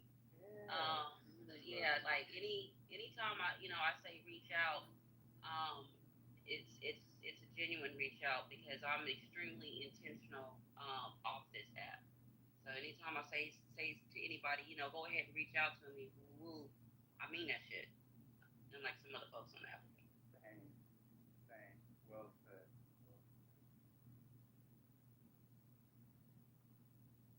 Yeah. New day, y'all. Yeah, I even get money with people on this app. I mean, come on, wake this shit up, shit.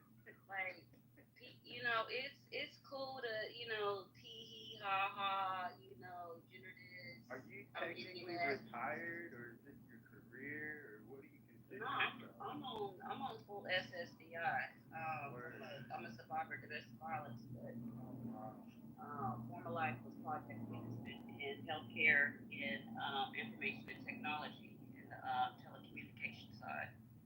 So that's what I used to do. But being a farmer is what I've always wanted to do. So because I collect a check every month, I give my time in service. So where I'm at managing, I don't get paid, but I get paid in multiple different ways. I don't have to pay for my leasing space for where I'm growing my crop, my seed stock to get started. I didn't have to pay for that. That's money. The tractor use, the gas, just goofy ass running it and then fucking up my shit. Didn't have to pay for that, even though I didn't know how to run a tractor. I was out of town for a whole month to care some other shit. So yeah, I don't. So yeah, to answer that question, no, I'm not retired. I'm on Social Security disability, collecting a check. But I spend my time outside because I'm still growing through my trauma, literally. So I work with the earth to help heal myself, and by healing myself, I'm helping the community healing themselves. Thriving. Hey, Shannon, do you go to any of the? I'm sorry, Water. What were you gonna say? She living, she ain't surviving. She living. Retired or not. You feel me? But yeah. Let me ask you a quick question, Shannon. Have you do you go to any of the Black Farmers conferences? Do you find value in that? Like, as you're trying to like kind of wrestle with this new industry. I haven't been to any of them, just because I have to travel to them, and the way my schedule is set up, I really don't have the time. And by the time I find out about a conference, the way I like to play things, I'm emailing you and asking if you got a scholarship. Because the way my pockets and budgets are set up, I ain't got it like that. Like we got it, but I prefer not to use them because I prefer to use it to do something else. But the cool thing about the network that I'm in, my boss's cousin, which is one of my clients, he sits on the board with VSU and is the president of a couple of different agriculture programs out this way. So he travels to all of these events for free, and he tells me straight, like, if you want to go, just let me know. But by the time I find out about him, and I mentioned it to him, he's like, yeah, it's too late to put the earmark in, I got you the next one. So there is one coming up in, I think, September, which is the National Black Farmers Associations. What city? I think it's in Houston. I have to double check and look, and I just saw the advertisement on Facebook for it about a week ago, but I have not been able to catch up with Mr. Glenn to see if he's going. Because if he's going, I'm trying to go too. Right, right. Yeah, okay. Yeah, I went to one not too long ago, and it was actually I was able to kind of like help live, the media team and help live stream it and stuff, and that was like the first kind of eye opening situation. And I was like, oh, this is a thing, and then I started dibbling and dabbling, and then you start running into people, and then then you start really seeing how big and important this is. But now, and all this other politics is coming up. It's like it raises the height, like it heightens the sensitivity of like what the hell are we gonna do moving forward, moving forward and stuff like that. And I know even they have like this young farmers, like young farmers, um, something where they're trying to bring up the next generation of farmers because even now it's looking kind of dim. So like yeah, I'm like dabbling in it right now, and when you start talking about drone shit, that's when I really spark up, and I'm like, okay, I want to now. I think I'm at the point now where I want to start digging into it a little bit more. So you're the first real contact. I mean, outside of I guess water on this app to really kind of want to dig in at like a higher level and stuff. So yeah, that's gonna be interesting. So hopefully I can make it out to was that Houston? You said Dallas or Houston? Houston, I think that's where it's located at. But one thing I will say, where there is an eye item for the small farm community, especially for the micro farmer, is drone footage of their land, of their crops, for Yes. social media content, and for workshops. So I had hosted a workshop back in early May. Yeah, early May. It was no, was it May? Yeah, it was May. It was mid-May. It was for Future Harvest, and we were doing a cover crop demonstration, and I was also simultaneously, which kind of got thrown on my schedule at the last minute. I wasn't appreciative of, but the Norfolk Boys and Girls Club was supposed to have been coming out with about 13 kids to learn how to farm sweet potatoes. They never showed, but there was a social there was a social media, I want to say social media guy, but a multimedia team there, had a camera, the handheld camera covering and everything, and also had a drone operator. And what the intent was to capture the facilitation of the cover crop demonstration and then my demonstration and presentation for the sweet potatoes that I had put together for the youth. And then, of course, going over where different growing plots and stuff or whatnot. But if while you're researching what it takes to get that licensure for spraying and everything, I would definitely start looking into your regional area for farmers who could be in need of your assistance. Yeah. Well, okay. So here's the deal, though. And I would say the reason why I stopped pursuing it was because, like, at least in the black community, like, money is tight. You know what I'm saying? Money is tight. And so I was trying to figure out, like, hey, if I am gonna like dabble outside of this one conference, right? I needed some incentive, right? Like, Would you barter? when you fly in, when you're flying, you gotta have insurance. You got like all this is not like cheap, right? So for me, I kind of stopped pursuing that because everybody was trying to get this, this freemium cost, and I'm like, I'm an adult, man. I'm past freemium, right? You know what I'm saying? But I think, if I am gonna take this seriously, I may have to like have some case studies. Let me ask you a question, Dan. Go from there. Would you barter? Yeah, but I don't really need a lot of stuff though. That's what I'm trying to figure out. That's No. what I barter. I'm not talking about like stuff. So you're going to a farmer, right? Mm-hmm. The farmer produces food and/or commodities, right? Okay. I see what you're saying. Okay. So right. the farmer has a price for their product. your service. At that point, you begin to negotiate their product for your service. So let me give you an example. I got pulled over on my way to work one day because my inspection sticker had expired. Again, I had been out of town for over a month taking care of some other shit back home. My husband takes care of all of that. I happen to be the one to get caught. But at any rate, so I had to get my I forgot what I had to get fixed, but it ended up the shop that does the inspection quoted me like $900 something, right? Found a mobile mechanic. The mobile mechanic was like, yeah, I'll do it for $500. And I was like, well, instead of $500, how about I give you $400 cash and I'll give you 5 of my chickens? He was like, what you mean chickens? So I explained to him what I mean. Right. And when we were on the phone, he heard my chickens in the background. He said, oh, you for real? And I'm like, man, I'll tell you better than I can tell you. So I took a picture of the birds and sent it to his ass, right? I got my shit fixed, and he got 5 birds in his freezer. I mean, they probably gone by now. I don't know, but you see what I'm saying? Hi, good morning. I see what you're saying. Sorry. I gotta look at that. Is everyone awake? Patty, Lisa, Deborah, Dr. Goddess. See who I am? Oh, okay. Y'all sleep? Y'all sleep? Talking with everyone. I'm on my way to an appointment. And I was like listening to a replay. I'm like, wait, this one was the last night. So, anyway. Oh, yeah.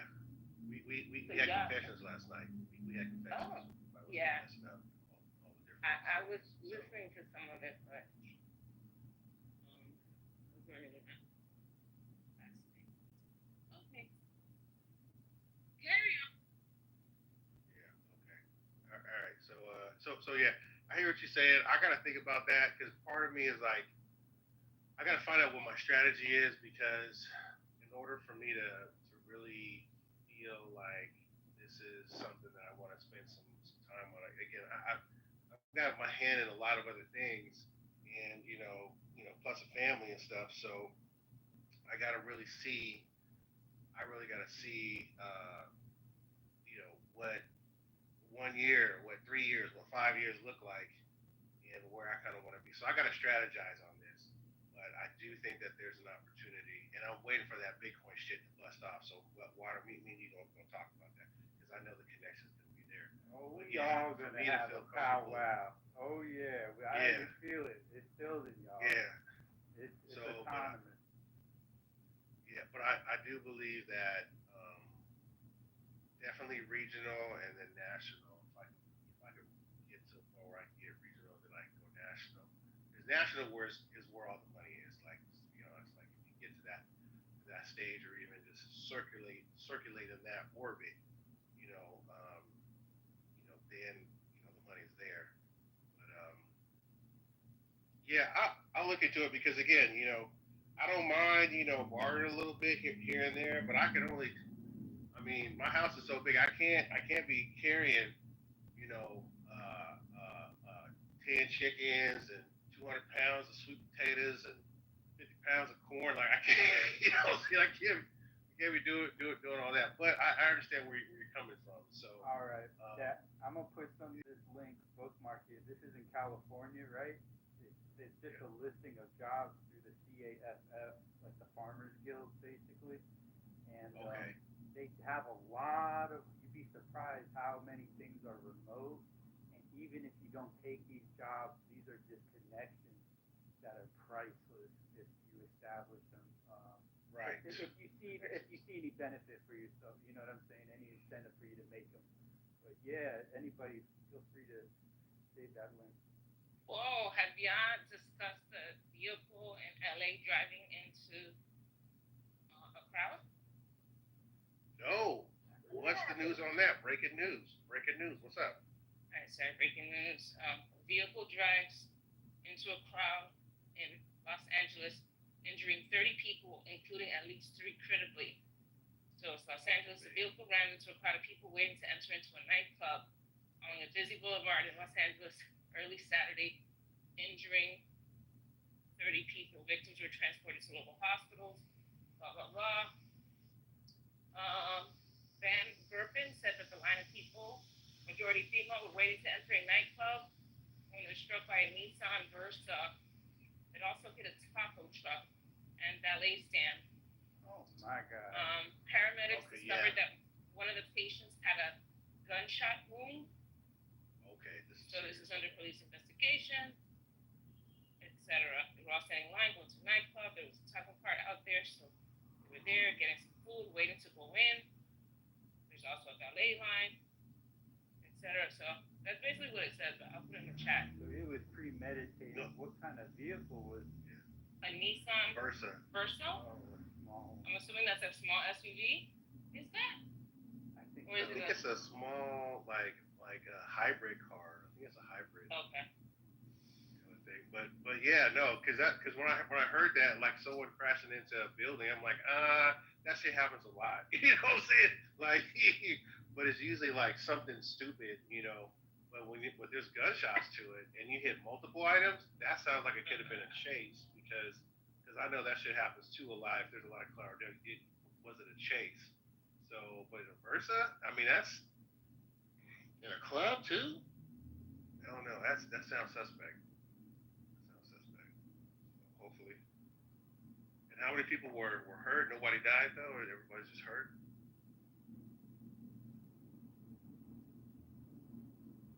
So it doesn't look like anyone has died yet. A Nissan Versa is like a small sedan. I will check this Google it. Yeah. It says 30 people are injured. 3 of those are critically injured. No deaths yet, so hopefully there won't be. Yeah. And I pray for those folks in You heard about that bombing though, right? In East LA at the sheriff's office. No. They that was real. They recovered. I don't know where they got this bomb from. You have to look up the details because it's kind of hard to find the details on this one. But yeah, 3 sheriffs were killed.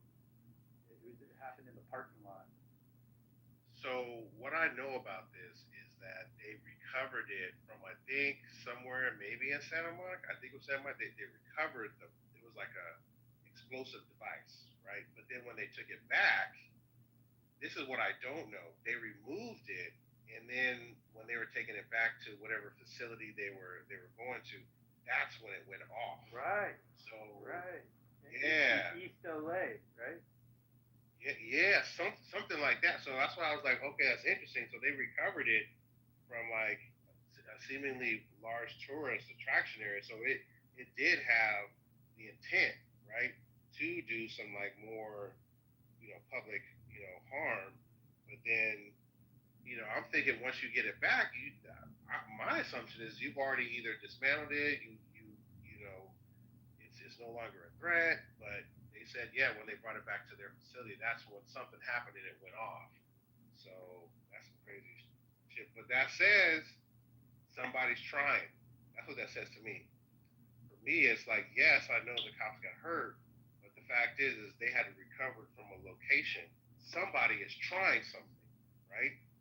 So we got 2 issues at hand, not just the police that were hurt, but the fact is this a one-off or is this something that's like, we might be looking at the beginning of something, right?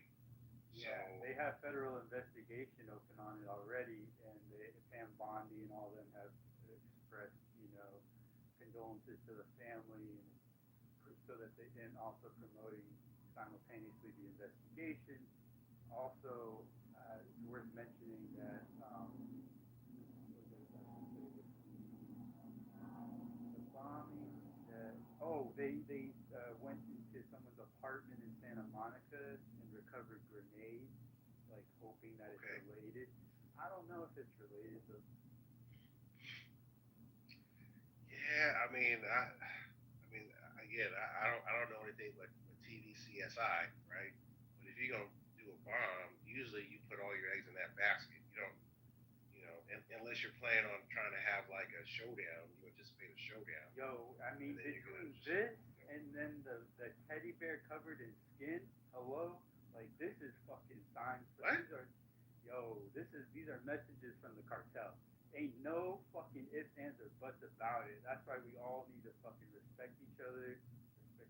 people, and Wait, teddy bear wrapped in skin? A teddy bear wrapped in what? I don't know who. I think Sin knows about this story. It was in Bakersfield or somewhere like in the high desert, and it is creepy, brother. We gotta wake this shit up. Wait. A teddy bear, was it wrapped in skin or was a teddy bear made of skin? It was like human skin, like a big teddy bear.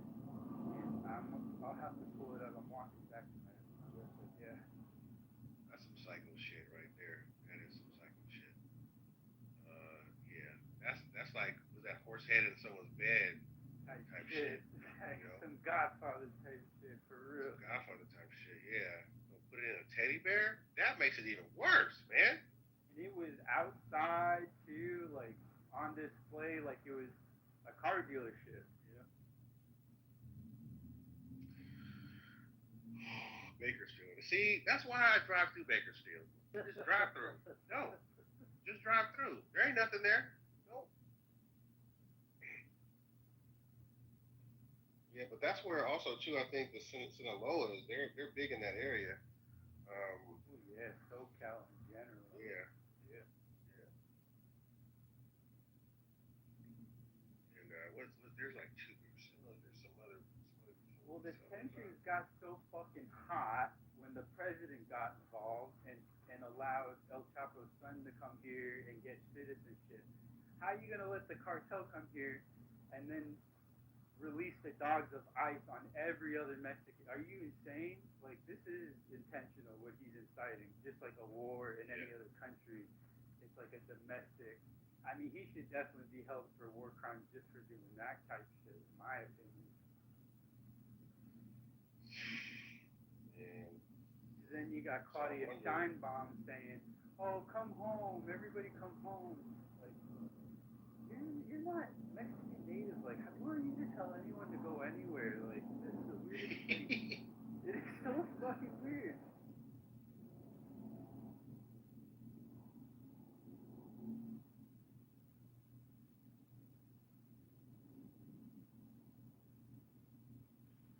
What else? I'm about to go on mute. I gotta start my day, so let y'all go. Handle, brother. Get hot. Get filled. Alright, if there's just gonna be water, I'm gonna shut down the room because do you need to excuse me? No, just wait. I think everyone's sleeping. We're on a doctor's appointment. So I'm gonna shut this down.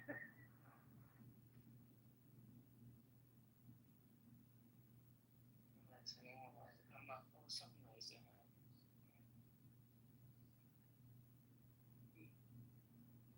So I was gonna say, Claudia is a queen. That's all.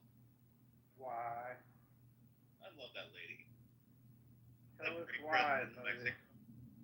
So she runs the country. Is very she's been able to effectively, somewhat effectively manage Donald Trump. Right? She's very popular with people in Mexico.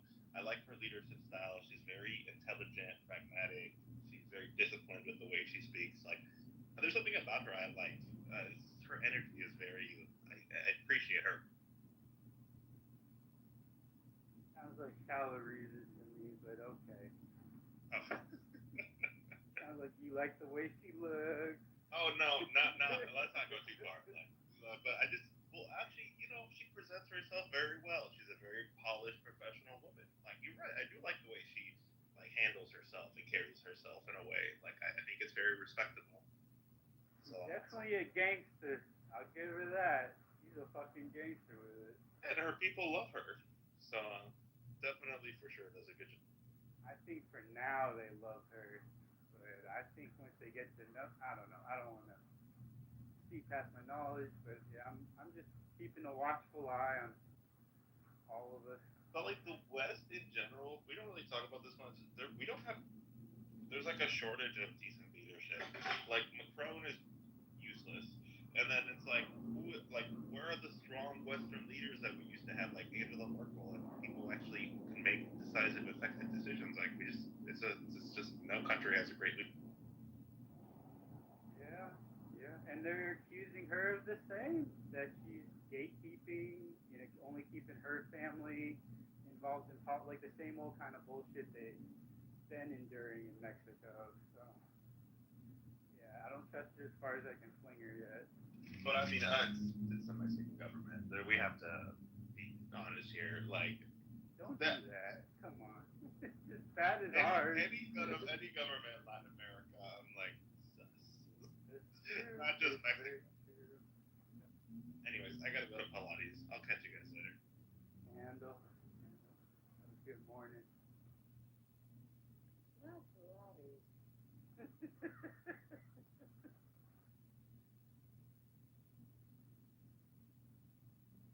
Water, I think you're mixing two stories together for California. Why you don't have the right information?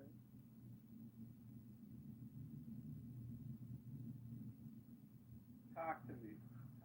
Which one? About the bomb.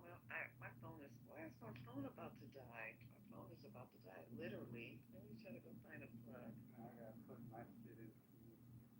Yeah, that's weird though for me, because I have the plug in the phone, but it's not charging it. So something's wrong with it. You gotta get another wireless. I don't know why I don't have another one yet.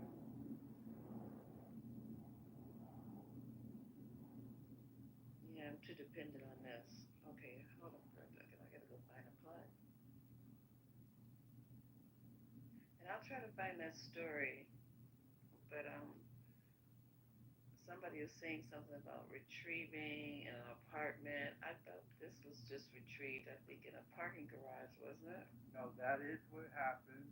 It blew up in the parking garage. But what they went after that happened, they found grenades in an apartment. They thought the apartment was related to the incident, but it's not confirmed. They're just grasping at straws at this point. They don't know where to begin. Just like that teddy bear covered in skin. That's why that came to my brain. They didn't do shit about that either. What teddy bear covered in skin? That's the headline. We gotta look that one up, Lisa. Are you trolling right now? I wish I was. Somebody made a teddy bear out of skin. California dreaming type shit is, or California hotel. Yeah, this is crazy. I need to, wait, let me just plug this phone in. Damn. I'll try to find a plug.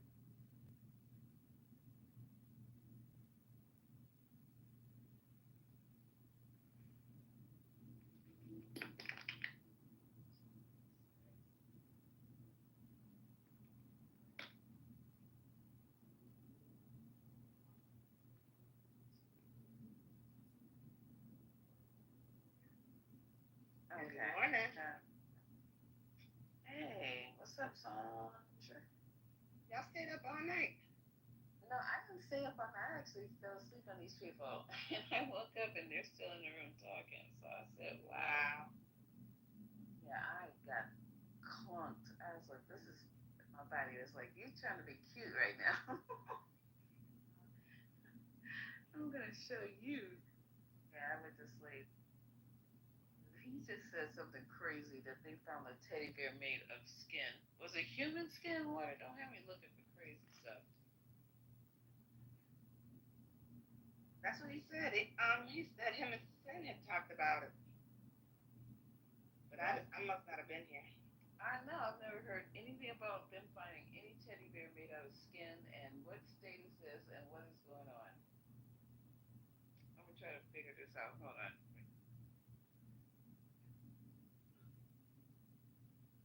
And now my phone is trying to die. Not connected to a freaking plug. Let's see. Let me try to find this.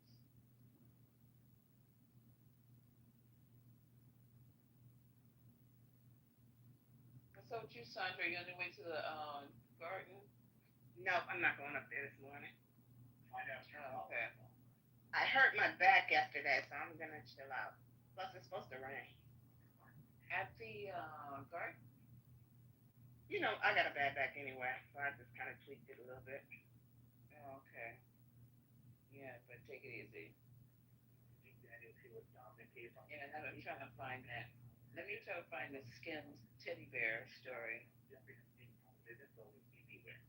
Democrats and Republicans in Congress are responding to the latest bombshell reporting in the Wall Street Journal on Trump's relationships to the disgraced financier and secretary. Remember for a second, it's become a pattern. Trump now faced with conspiracy theories, and then the vast resources of the federal government are dispatched to chase it down. How much is it costing you? And a dynamic week in the media world. CBS canceled its late show with Stephen Colbert, and Republicans taking a hatchet to public media in a way that could devastate access to news in rural areas. But we begin this hour with Donald Trump's attempts to evade the mess he and his administration. Oh, okay, y'all can listen to this one. While Trump has been busy pushing the Department of Justice to try and unseal secret grand jury transcripts in the case and filing a lawsuit against folks behind the Wall Street Journal for its latest reporting on an alleged connection between him and Epstein, there has been a push by some in Congress to actually get some real answers about the situation. Democrats on the House Judiciary are urging Chairman Jim Jordan to demand testimony from DOJ officials on the handling of Epstein-related documents. And even some House Republicans, led by Thomas Massey, are banding together with Democrats to try and force a vote on requiring the release of Epstein files, despite attempts by Trump and House leadership to tamp it down. If they can get enough signatures from members, they could force a vote as soon as next week.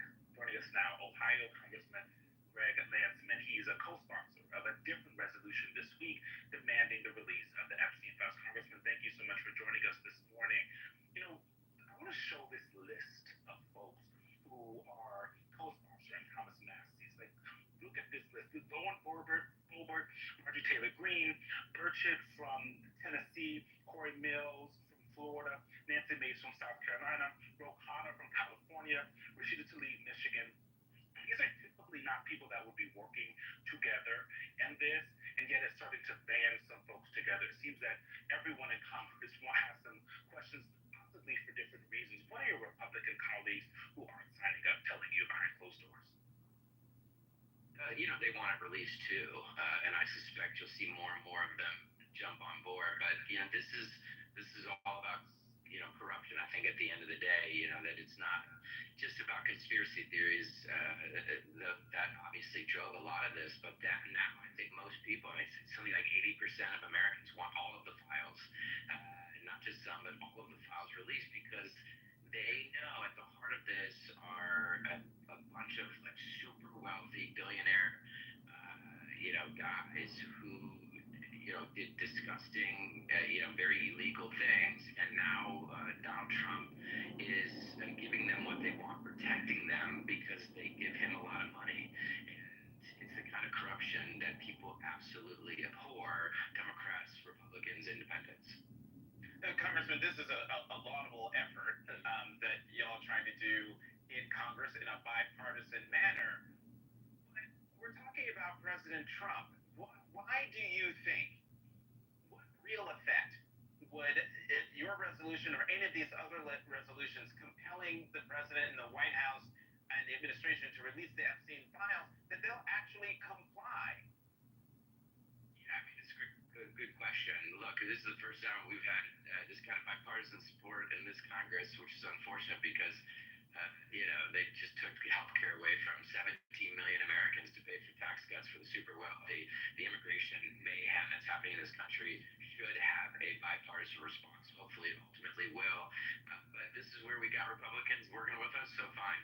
And, I suspect it will force the administration to continue to have to answer questions and ultimately, do more of this grand jury thing, game after pressure from many of us, Republicans and Democrats, and the outcry across the country, particularly in the world.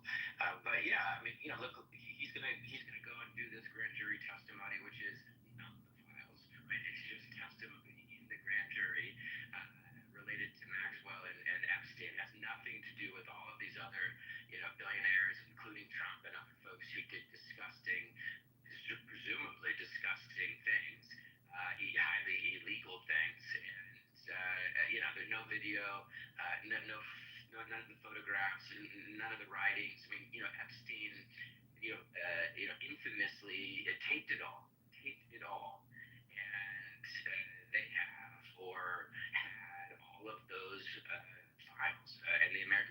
of Americans want them all out.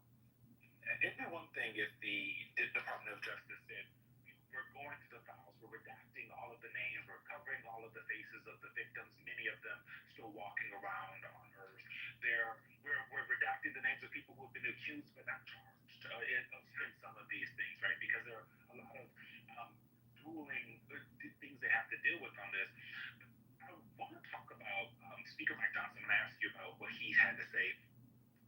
He was asked about the Jeffrey Epstein resolution. He said, we will see how all of this develops. We're in line with the White House.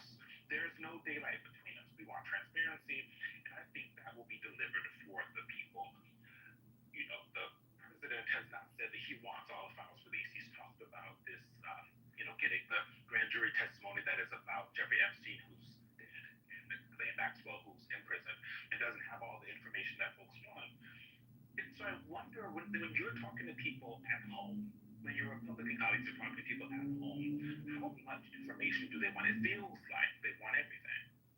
They want everything. I mean, as I said in this most recent poll, 79, 80% of Americans want all of the files. And the speaker's an incredibly religious guy.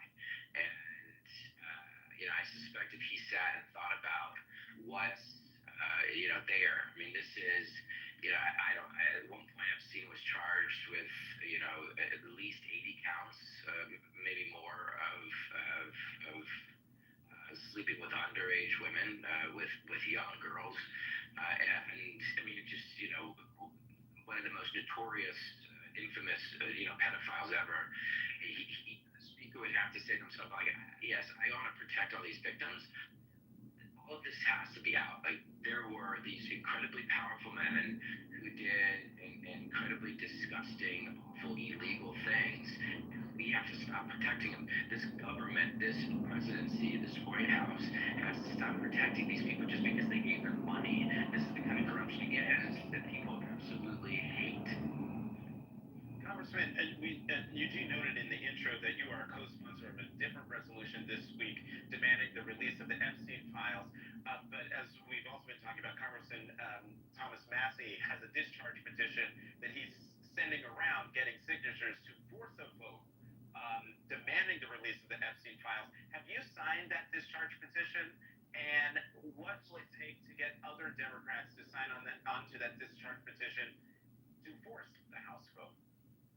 The discharge petition will be in the well starting Monday. It was out there when we left. Was that yesterday? I suspect everyone will sign it. I mean, I led a discharge petition last year on the Social Security Fairness Act. This was a bill that had sat in Congress for 25 years. We got 218 signatures in 2.5 days.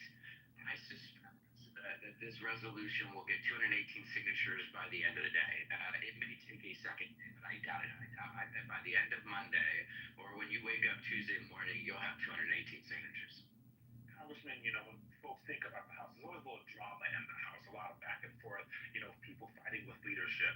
But you also have in the Senate, Senator Ruben Gallego made some remarks on the floor and introduced his own resolution that ended up being blocked by Republicans. But I want people to hear what he had to say.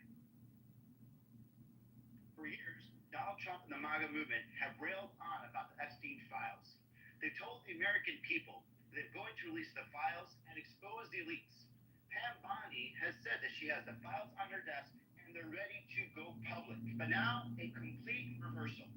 Trump is straight up gaslighting the American public. Does he think the American people are that dumb? Did he really think the American people would not forget what he had said for years on the campaign trail? Senator Gallego's resolution was blocked by Senator Martin from Oklahoma, but in the things that he was saying there, it feels like there's always a little bit of politics underneath it, right? Because he's saying that Trump betrayed his voters. Does he think he's that dumb? President Trump did call people, I think he said, stupid, people that kept believing and wanting to hear more about the Epstein files. On the politics of this, what do you think the exit ramp is for President Trump? Or do you think this is something that actually can create a fracture that Democrats can actually use as we move forward into midterms?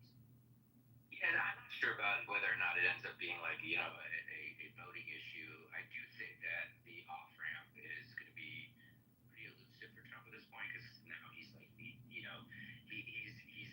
deep in the cover up. And once you start the cover up, that's the, again, that's what kills you, right? It's the cover up, and it's just every day the things that he does begs additional questions, and so I don't know if he has an off ramp. Obviously, he should release everything, come clean. That's not what he's going to do. He doesn't care. He's trying to protect these people. This is what this White House does. They have the billionaire friends of the president, and that's how they operate. They're all in for them, and it is corrupt. And yes, it is a betrayal to his voters. It's disgusting. I mean, he has taken advantage of these voters so many times, and they've done so much for him. They ask very little of the guy that, they say, hey, can you, fix the economy, keep us safe, and please release these files. And he's done none of those things. The economy's terrible, and prices are higher. The immigration is pure chaos. It's mayhem, and he's gonna, protect these billionaires who did disgusting things at the expense of doing what he promised he would do for them. Congressman Greg Landsman of Ohio, thank you very much for coming to the weekend. Had Donald Trump loves to promote conspiracy theories, but now he's using considerable resources and taxpayer dollars, I might add.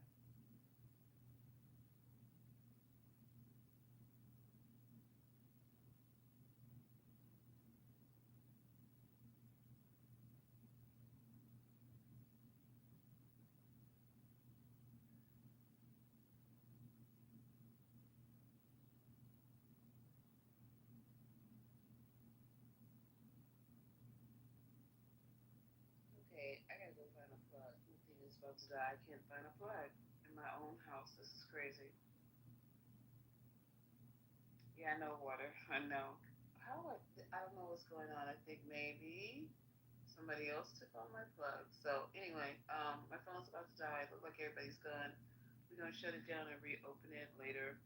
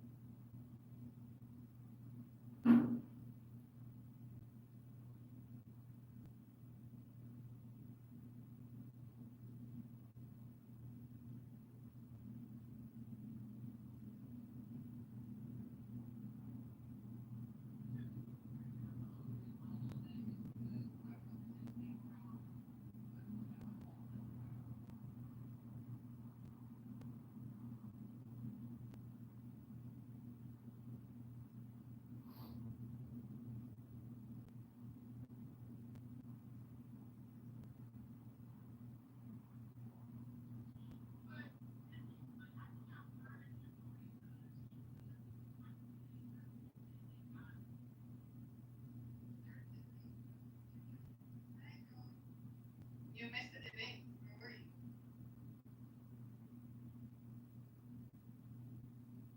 You needed this recorded, I know. When you wanted to record something, but didn't record something, big surprise. You know how we do when we don't go to the gym? We can't think. Sure. You should go to the gym right now. That's to work.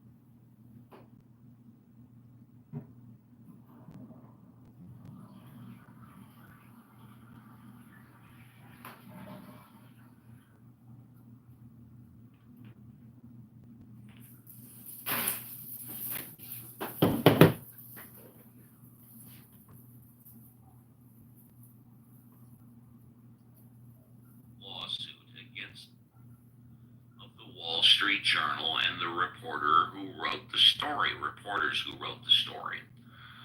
Quote, "That's not me. This is fake thing. It's a fake Wall Street Journal story," close quote. Trump told the Journal in an interview earlier this week, "I never wrote a picture in my life." Now check that out. Let me repeat that. Quote, "I never wrote a picture in my life. I don't draw pictures of women," close quote. I thought everybody has written at least one picture.